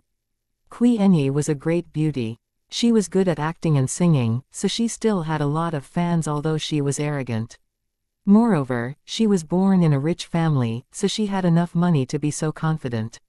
"Let us walk through, please," shouted Ji Yuning at the front. Because these fans were too crazy, they barely heard Ji Yuning at the beginning. Ji Yuning slightly frowned and raised her voice. "Please, everyone, let us pass. We're running out of time." This time, most people heard her and turned around to look at Ji Yuning. The next moment, they were stunned. Ji Yuning and Leng Xiaoting were too attractive to be ignored. Although Ji Yuning wasn't that much prettier than Kui Enyi, she was undoubtedly more beautiful than her. More and more people focused on Ji Yuning and the voices shouting Kui Enyi's name became lower and lower. Chapter 2506, Stir Things Up. Kui Enyi, her agent and assistant also noticed what was happening. They turned to look at Ji Yuning, but there were too many people in between them, so they couldn't see Ji Yuning clearly. "What's going on over there?" Kui Enyi frowned unhappily. "Let me see," her assistant said and immediately walked over. "I'm sorry, we're late. Please let us pass, thanks," Ji Yuning said again while everyone was stunned. She wasn't mad at all. Hearing that, the crowd subconsciously split and a passage appeared before Kui Enyi came over. The next moment, Kui Enyi saw Leng Xiaoting and the others. She ignored the others and directly focused on Leng Xiaoting. She could barely take her eyes off him. Kui Enyi never had much interest in handsome men, because rarely could men attract her attention, but she was attracted to Leng Xiaoting at this moment. In addition, her heart pounded fast. This man was extraordinarily handsome. When the crowd split, Ji Yuning and the others walked over. They didn't bother to give Kui Enyi a glance, because she was just a stranger and wasn't important at all. Kui Enyi, however, stared straight at Leng Xiaoting, but he paid no attention to her. Instead, he didn't hesitate to walk away from her, which annoyed Kui Enyi. She was always confident in her appearance, because even those men she was interested in couldn't ignore her. Unfortunately, they only held her interest, but couldn't win her heart. On the other hand, this man in front of her made her heart skip a beat. However, Leng Xiaoting didn't bother to give her a glance, and she felt insulted. Anyway, they were strangers, so she couldn't say anything, but she was reluctant to miss such an extraordinarily handsome man. Therefore, Qianyi left her fans aside and said that she had to go too. At this time, everyone focused on Leng Xiaoting and Ji Yuning, so they cared little about Qianyi now. Even though she was leaving, not many people felt upset. The girls were all staring straight at Leng Xiaoting's back, seizing every second to appreciate him. He was too handsome to be ignored. They wondered whether the man was a star. If he wasn't a star, he had to be a rich heir, or he wouldn't be able to use the exclusive passage. Only people with power and wealth could use this passage, because they were going to take a private jet. Whether he was a star or a rich heir, the girls started dreaming about him. They were curious to know who the girl next to him was. Was she his younger sister or girlfriend? Either way, they all wished that they could be the girl and walk together with him. Seeing that most people began to focus on Leng Xiaoting and ignored her, Qianyi frowned with displeasure. However, it was the man who she was interested in that stole her limelight, so she wasn't too angry. Qianyi immediately caught up with Leng Xiaoting and the others. She already left her fans, who had to stand outside. They couldn't get in. "Sir, have we met before? You look familiar." Qianyi tried to strike up a conversation with Leng Xiaoting. She used the old-fashioned way, because she couldn't think of a better way at this moment. Leng Xiaoting paid no attention to her, but Ji Yuning said, "Miss, that's too old-fashioned, and he's my fiancé. I don't think it's polite for you to try to strike up a conversation with my fiancé." Ji Yuning said this in a flat tone, but she wasn't mad, because it happened very often. She didn't think it was a big deal and she wouldn't get mad just because some girl wanted to strike up a conversation with Leng Xiaoting. She wasn't that petty. If the girl had manners and stopped, Ji Yuning wouldn't bother to argue with them, but if the girl refused to leave, Ji Yuning would change her attitude. Upon hearing that Ji Yuning was the man's fiancé, Qianyi was extremely disappointed. To her surprise, this man was already engaged. At the same time, because Ji Yuning spoke, Qianyi noticed her. She felt even more sour, because Ji Yuning was stunning. Although Qianyi believed that she was a great beauty and not many girls were comparable to her, she was still willing to admit that some girls were prettier than her. As a result, Qianyi got jealous, but she didn't show it on the surface. Qianyi felt jealous, but she still composed herself, then she smiled at Ji Yuning. "Miss, please don't get me wrong. I just felt that this gentleman looks familiar. I thought we'd met before, so I came up to say hi."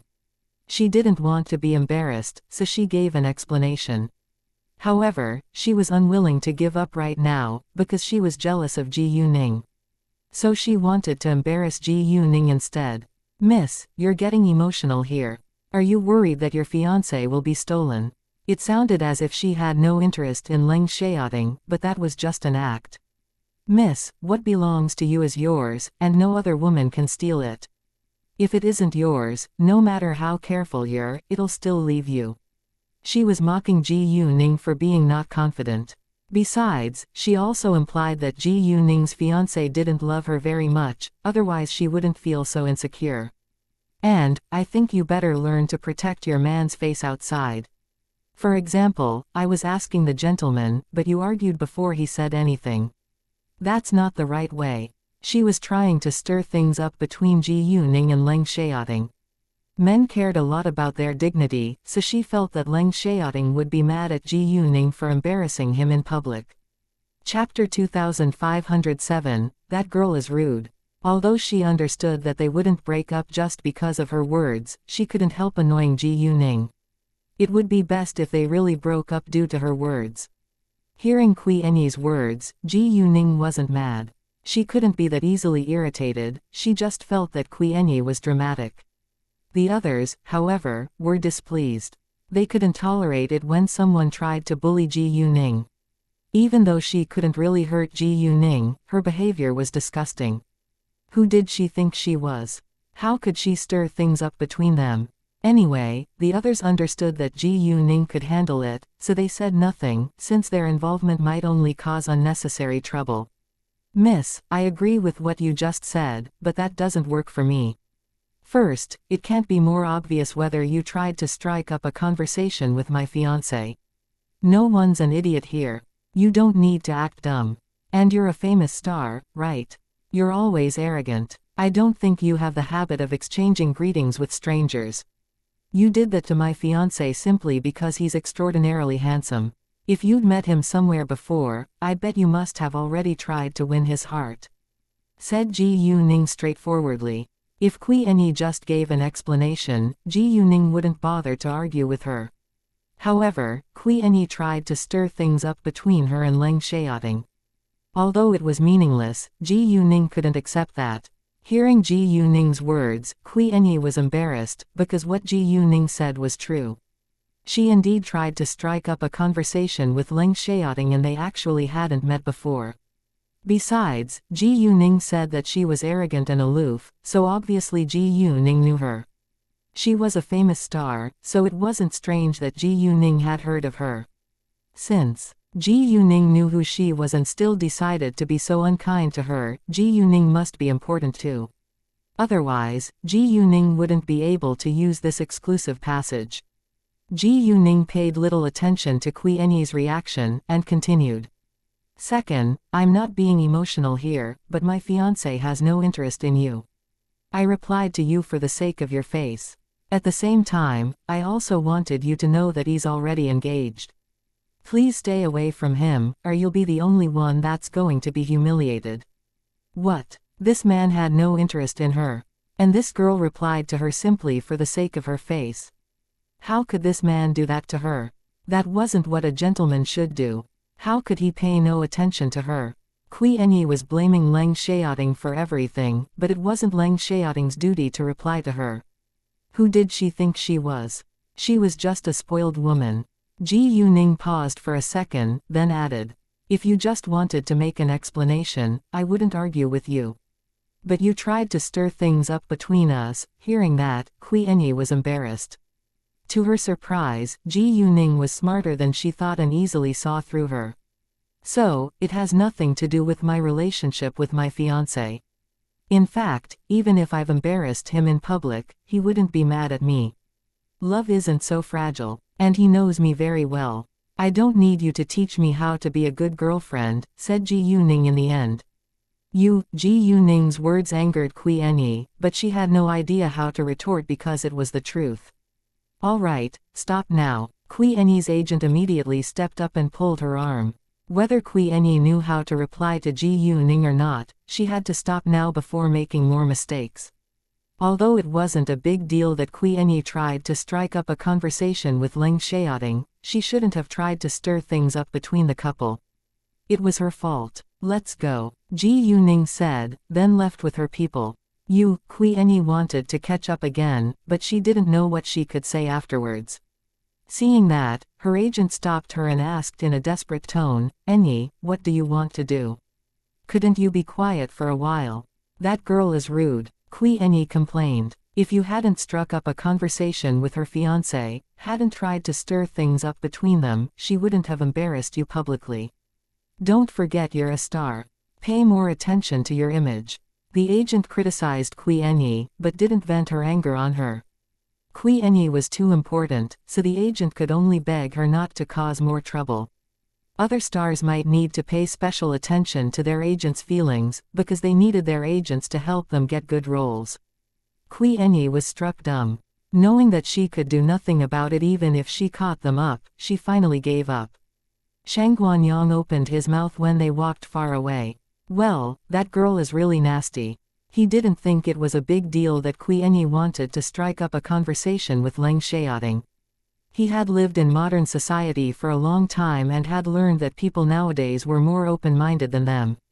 Therefore, he didn't think Kui Enyi's behavior was wrong.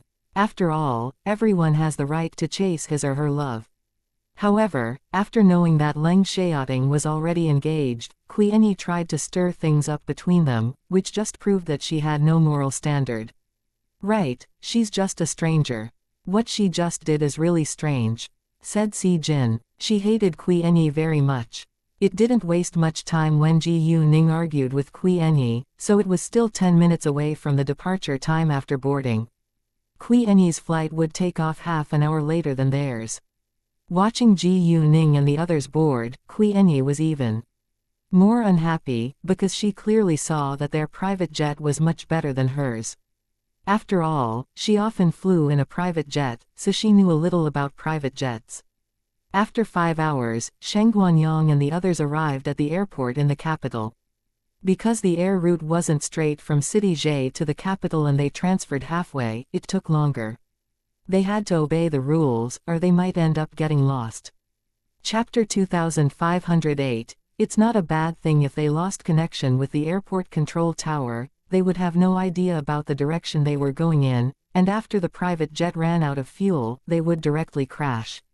Their private jet took off at 10:20 p.m., so after 5 hours, it landed at the airport of the capital at 3:30 a.m. Before they came back, Leng Xiaoting told Jing Yuniao and Stone their arrival time, so they were already waiting for them when they arrived. Because Leng Xiaoting and the others came out of the exclusive passage, Jing Yuniao and Stone waited for them there. When they came out, Sheng Guanyang, Zhang Liluo, and Si Jin shared the car with Stone, while Leng Xiaoting and Ji Yuning sat in Jing Yuniao's car, but Leng Xiaoting was the driver. Leng Xiaoting was a grown man, so he told Jing Yuniao and Ji Yuning to be the passengers and said that he would be the driver. Was it dangerous when you broke into the next level? Asked Jing Yuniao. Although Leng Xiaoting was safe and sound in front of her right now and had already survived no matter how dangerous the situation was, as a mother, she still wanted to know more. Not really. Everything went well, said Leng Xiaoting. It was true that he smoothly broke into the next level. After all, there was no heavenly thunder. Oh, what happened during the past few days? Asked Leng Xiaoting. Although the problem was solved, he felt it was necessary for him to know everything. The third day after you left, Jinchen called me. He said that an archaeology team discovered zombies in City Nan, so I immediately went there with him. After we solved the problem, the Yuan family heard that an outsider joined the Red Flame in the task. They sent Du Zhenghen and 2 senior officers to report it to the president. The president called you first, but your phone was turned off. So he called Jinchen, who asked me how to handle it. Since the Yuan family reported it to the president, I had to show up. So I talked about it with your grandfather and we went to see the president together. It didn't get serious, and there was no reason for them to continue to make things difficult for us. But I'm afraid I can't keep my real identity a secret any longer, said Jing Yuniao, but she didn't really care about that. Hearing that, Leng Xiaoting was mad, but it had already happened, so he could only accept the result. It was meaningless for him to think about it, but the Yuan family was really hateful. He thought that he should teach them a lesson. Leng Xiaoting saw the missed calls from Wei Lingfeng, but he hadn't called him back. Now after hearing Jing Yuniao's reply, Leng Xiaoting realized why Wei Lingfeng called him. He decided to call Wei Lingfeng back later. Did the news about the zombies spread? Ji Yuning asked. She cared more about that. If the news spread abroad, it could cause serious trouble. No, only a few people are aware of that. We didn't let the news spread, said Jing Yuniao. Hearing that, Leng Xiaoting and Ji Yuning were relieved. Oh, the president wanted to place me back in the same position in the military, but I declined. I don't want to be busy with work now, but I promised to help the government if anything special happens again, said Jing Yuniao. Whether we agree to help or not, we have to deal with it if such a thing happens, so it's not a bad thing that we are doing the president a big favor. We can also put pressure on other major families by doing so, said Leng Xiaoting. Whether they promised Wei Lingfeng to help the government or not, Jing Yuniao and Leng Xiaoting would stand against monsters and ghosts. Therefore, since they agreed to help the government, they were doing Wei Lingfeng a big favor. That was they could also stop other major families from making things difficult for Jing Yuniao. If Jing Yuniao didn't help, no one would dare to deal with those monsters and ghosts. As a result, other major families were happy to know that Jing Yuniao was willing to handle the problem. Therefore they would stop deliberately picking on her. However, it didn't mean that they no longer saw Jing Yuniao as an enemy. If there was a chance, they would still make things difficult for her. Because of Jing Yuniao, the Leng family became more influential and it was a big threat to them. Accordingly, they could only surpass the Leng family by removing its helpers. Your grandfather nearly had an argument with the president, so I told your grandfather that we're all cultivators in order to set his mind at ease. Otherwise, he'd be worried about our safety when we deal with monsters and ghosts, said Jing Yuniao. All right, at least he'll be less worried, said Leng Xiaoting. If it was possible, he wished that Master Leng could have been unaware of it, but it was better for him to know in the current situation. Jing Yuniao didn't tell him that she ran into members of the Jing family because she thought it was unimportant. In addition, she didn't know that the Jing family was searching for her after the meeting. Right now, Leng Xiaoting had become a senior cultivator at the primary stage of the Yuanying period, so there was no need for them to be afraid even if the Jing family found her. By the time they were back in the Sihewan, it was nearly 4:30 a.m. and the sky was almost bright. However, they still needed to sleep for a while, so they washed up and went to bed without delay. Because they went to sleep late, they didn't get up till 7 a.m. the next day. It wasn't late for ordinary people, but for Ji Yuning and the other early birds, it was late. Anyway, they had nothing to deal with in the morning, so it didn't matter that they got up late. After they got up, Leng Xiaoting called Master Leng first and said that he was back home safely. During these days, Master Leng was always worried about Leng Xiaoting, even though he believed that Leng Xiaoting would be fine. So after receiving Leng Xiaoting's call, Master Leng was relieved. He had gradually accepted the fact that Jing Yuniao, Leng Xiaoting, and Ji Yuning were all cultivators. Actually, he was left with no choice. He had to accept it, since he would only make himself sad if he thought about it too much. Master Leng reminded Leng Xiaoting to be careful. No matter what danger he encountered, he should protect himself first. After speaking with Master Leng, Leng Xiaoting called Wei Lingfeng back.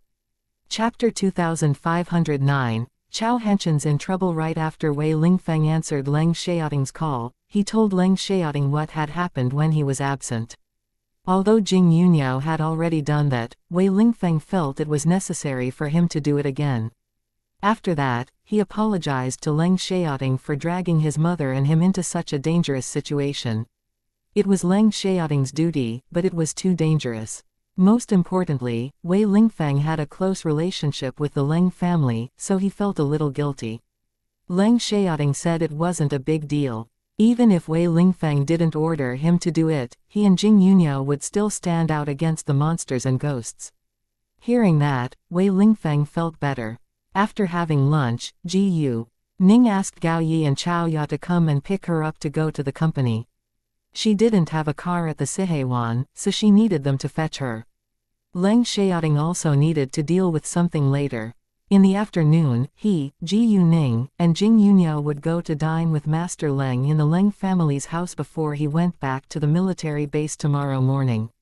It had been a long time, but the Qin family in City Yuan still hadn't done anything yet. Ji Yuning thought that perhaps they had given up, but she still stayed alert. After all, in addition to the Qin family, she had many other enemies. In fact, some people never stopped defaming and slandering Ji Yuning's companies, but over 90% of the consumers approved of her products. Therefore, there was no serious damage. Instead, more and more people learned about the products made by Ji Yuning's companies. There were fake products, but that wasn't uncommon once a brand became popular. Honestly, there were all kinds of fake versions of famous clothing, bags, and makeup products. Only medicines were comparatively safe. Anyway, Ji Yuning never tolerated those fake versions, so she did her best to stop them from being available on the open market. It was impossible for her to get all the fake products out of the market, but she would do her best if she found any. Her companies were working properly, but Chao Henshin was in trouble. Chao Henshin had an interview last week and the show was aired on TV last night. He talked about the scheme against him and how he got back to work in the show. Although everyone was aware that Chao Henshin was set up, no one knew who did it. There were suspects, but there was no result due to the lack of evidence. The several suspects were people who were present when Chao Henshin was set up, so he kept a distance from them afterwards. At the beginning, those people's careers were slightly affected, but they still made a lot of money as usual when the public gradually forgot it. Some internet users brought it up once in a while, but it didn't cause a sensation. However, after xianxia talked about it again in the show, the drama became the hottest news. Although xianxia didn't say who set him up and also made it clear that he was reluctant to bring it up again, it went viral on the internet. Many internet users had mentioned the several suspects on Weibo and questioned them whether they had trapped xianxia. Because there was no solid proof, xianxia failed to punish the person who set him up, although he was clearly aware who did it to him. If he mentioned names without evidence, he might be sued for slander. As a result, he could only prove that he was set up. Unfortunately, his career was greatly affected by the drama.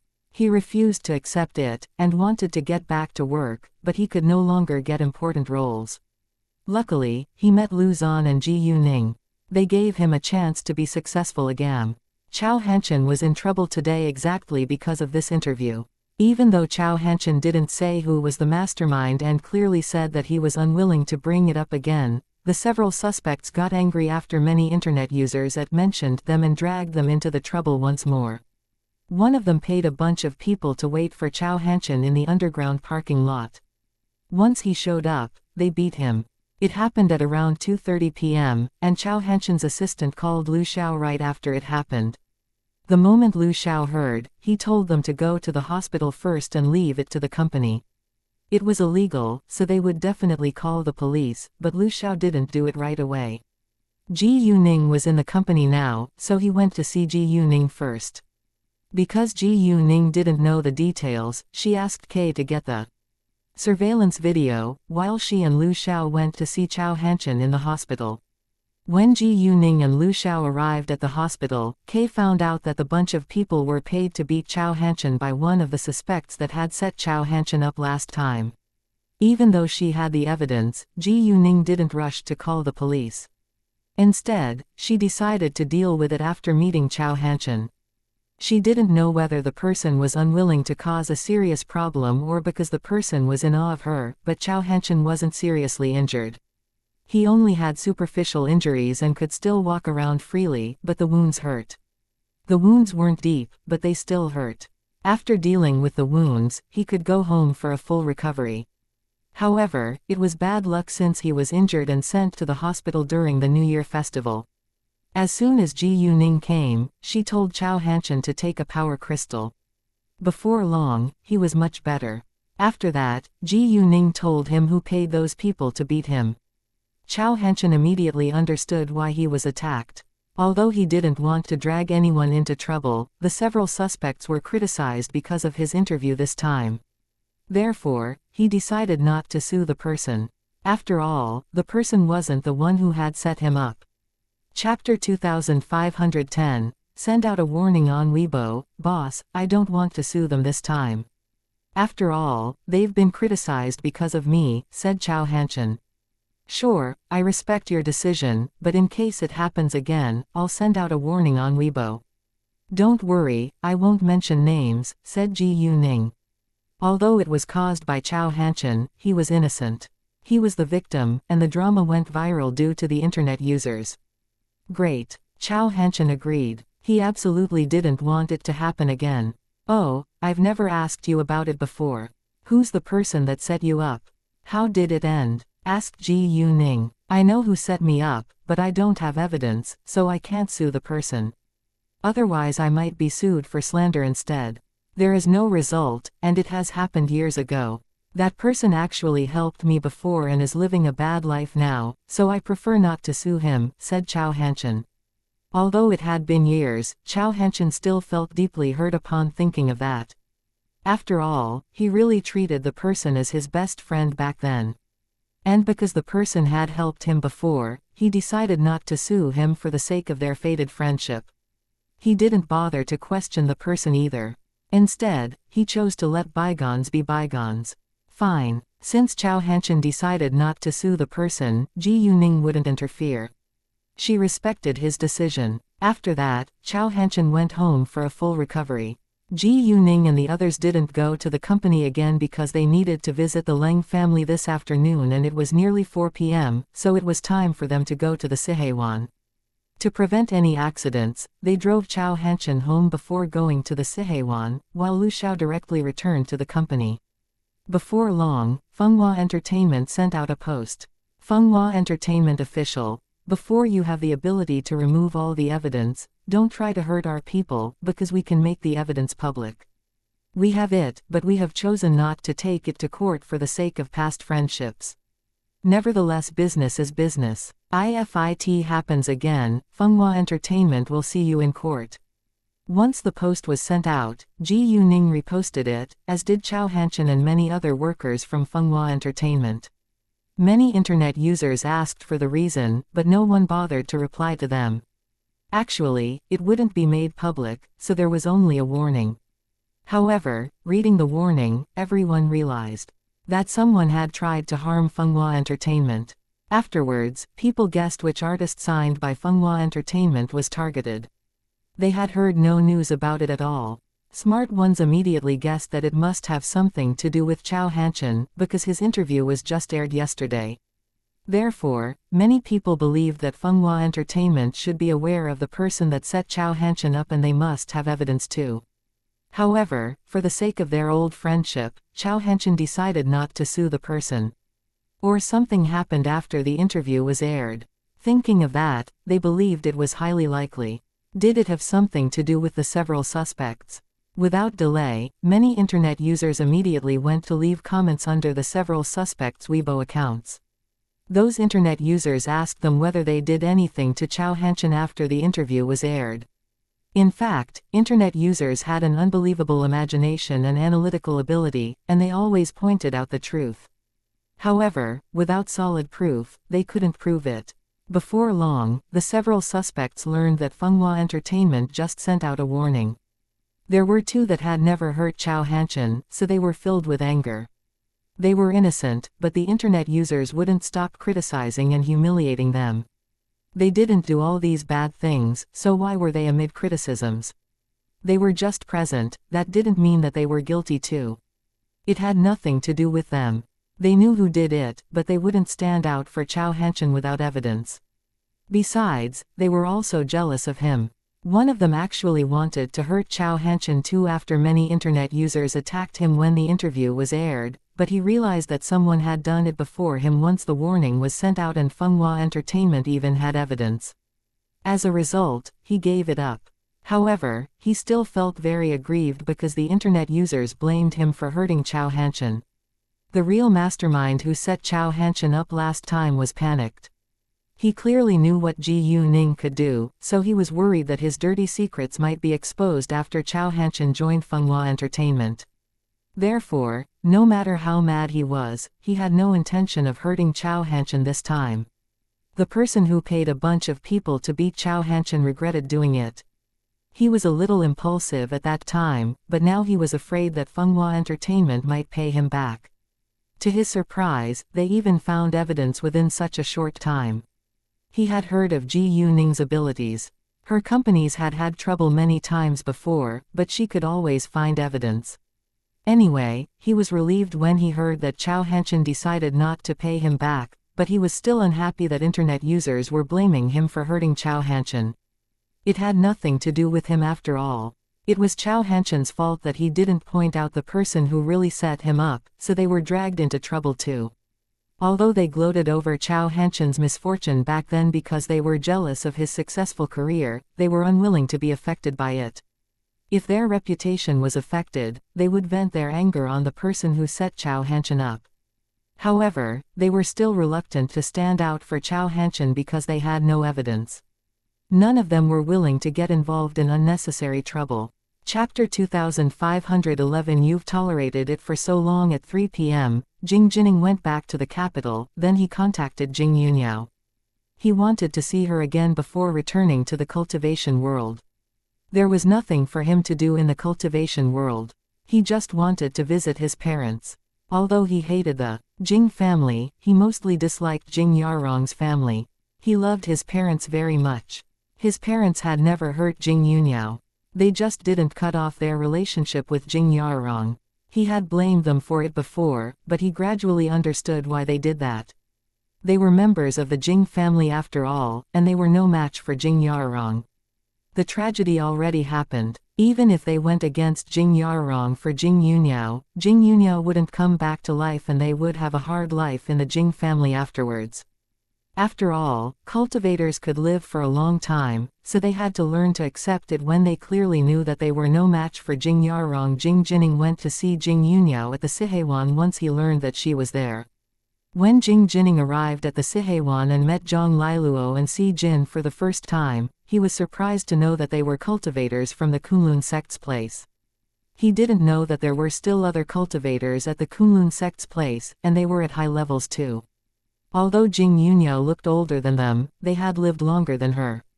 Therefore, Jing Jining was actually junior to Zhang Liluo and Si Jin. From Leng Xiaoting's perspective, Zhang Liluo and Si Jin were the same generation as him, while Jing Jining was his uncle. Accordingly, Zhang Liluo and Si Jin called Jing Jining Uncle Jing, just like they called Jing Yuniao Aunt Jing. Jing Jining directly called their names. After that, Jing Yuniao asked Jing Jining to have a walk together with her in the yard. She wanted to have a private talk with him. Jing Yuniao told Jing Jining that she had encountered Lu and Jing Bingji. In fact, she didn't know their names, but Jing Jining immediately figured it out after hearing Jing Yuniao's description. "They're Jing Yunfei's wife, Lu, and daughter, Jing Bingji," said Jing Jining.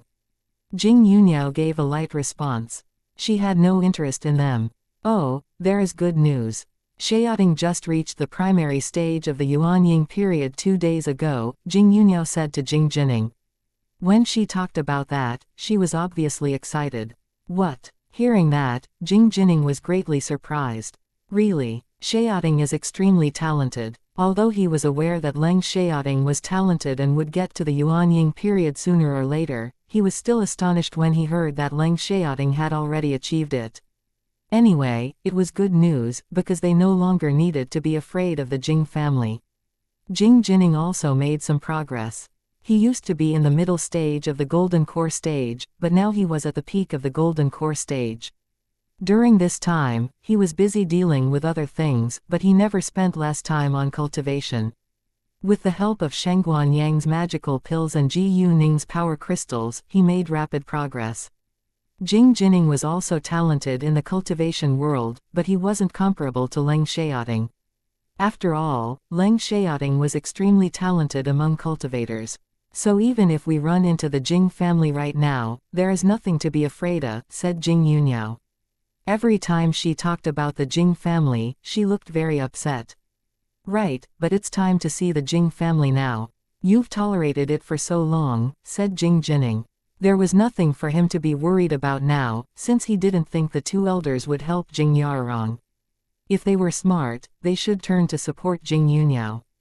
Jing Yuniao wasn't only the greatest cultivator in the Jing family, she also had Leng Xiaoting and Shengguan Yang's help. Thinking of that, Jing Jining was full of excitement. He really wanted to see Jing Yarong's reaction when he learned that Jing Yuniao wasn't dead and that she had even gotten much stronger. Jing Yarong would also see his grandson, Leng Xiaoting. It was going to be super exciting. "We won't wait too long. After the New Year festival, Xiaoting will have enough time, so we'll visit the cultivation world together," said Jing Yuniao. She couldn't wait for it either. "All right, I'll go back to the cultivation world first. See you later," said Jing Jining. He didn't know that Jing Yuniao was going to visit the Leng family, but he thought that he should go back earlier since he had decided to return to the cultivation world today. "Sure." Jing Yuniao nodded. Because she needed to visit the Leng family, she didn't tell Jing Jining to stay. Instead, she watched him leave. Jing Yarong's people failed to find Jing Yuniao, but they saw Jing Jining when he showed up at Qinling Mountain. However, they didn't have time to report it to Jing Yarong, because Jing Jining directly returned to the cultivation world after getting out of a car at Qinling Mountain. Therefore, Jing Yarong's people just followed Jing Jining to the cultivation world. In case Jing Jining found out something was wrong, that person pretended that he ran into Jing Jining by accident. Because cultivators from the cultivation world often visited Qinling Mountain, Jing Jining wasn't surprised to see the person. Jing Yanhua didn't arrange for anyone to wait for Jing Jining at Qinling Mountain, because Jing Yarong would notice his behavior and he didn't want the situation to be even more complicated. Jing Yarong arranged for people to watch Jing Yanhua closely to see whether Jing Yanhua would send people to tell Jing Jining that they had already found out that Jing Yunhao wasn't dead. If Jing Yanhua did that, Jing Yarong would suspect that he had been aware that Jing Yunhao was still alive. Jing Yarong trusted Jing Yanhua for the time being, but he was always suspicious of other people. Therefore, if Jing Yanhua's behavior wasn't right, he would no longer trust him. When Ji Yuning was back at the Sihewan, it was almost 5 p.m. About 10 minutes later, Leng Xiaoting got back. Because it wasn't early, they didn't stay in the Sihewan for long. Instead, without delay, they went to the Leng family's house. It was nearly 6 p.m., so they would eat right away. They should have come earlier, but Leng Xiaoting was busy, so they could only rush to have dinner. Anyway, they would stay in the Leng family's house tonight, so it was fine even though they were a little late. Seeing that Jing Yunhao had come, Leng Xiaoming called her Aunt Yunhao sincerely.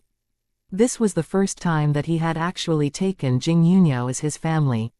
Thank you for listening and supporting the Cultivation audiobook channel. If you'd like to support us, 1 cup of coffee can make a big difference. Please check the PayPal link in the YouTube description.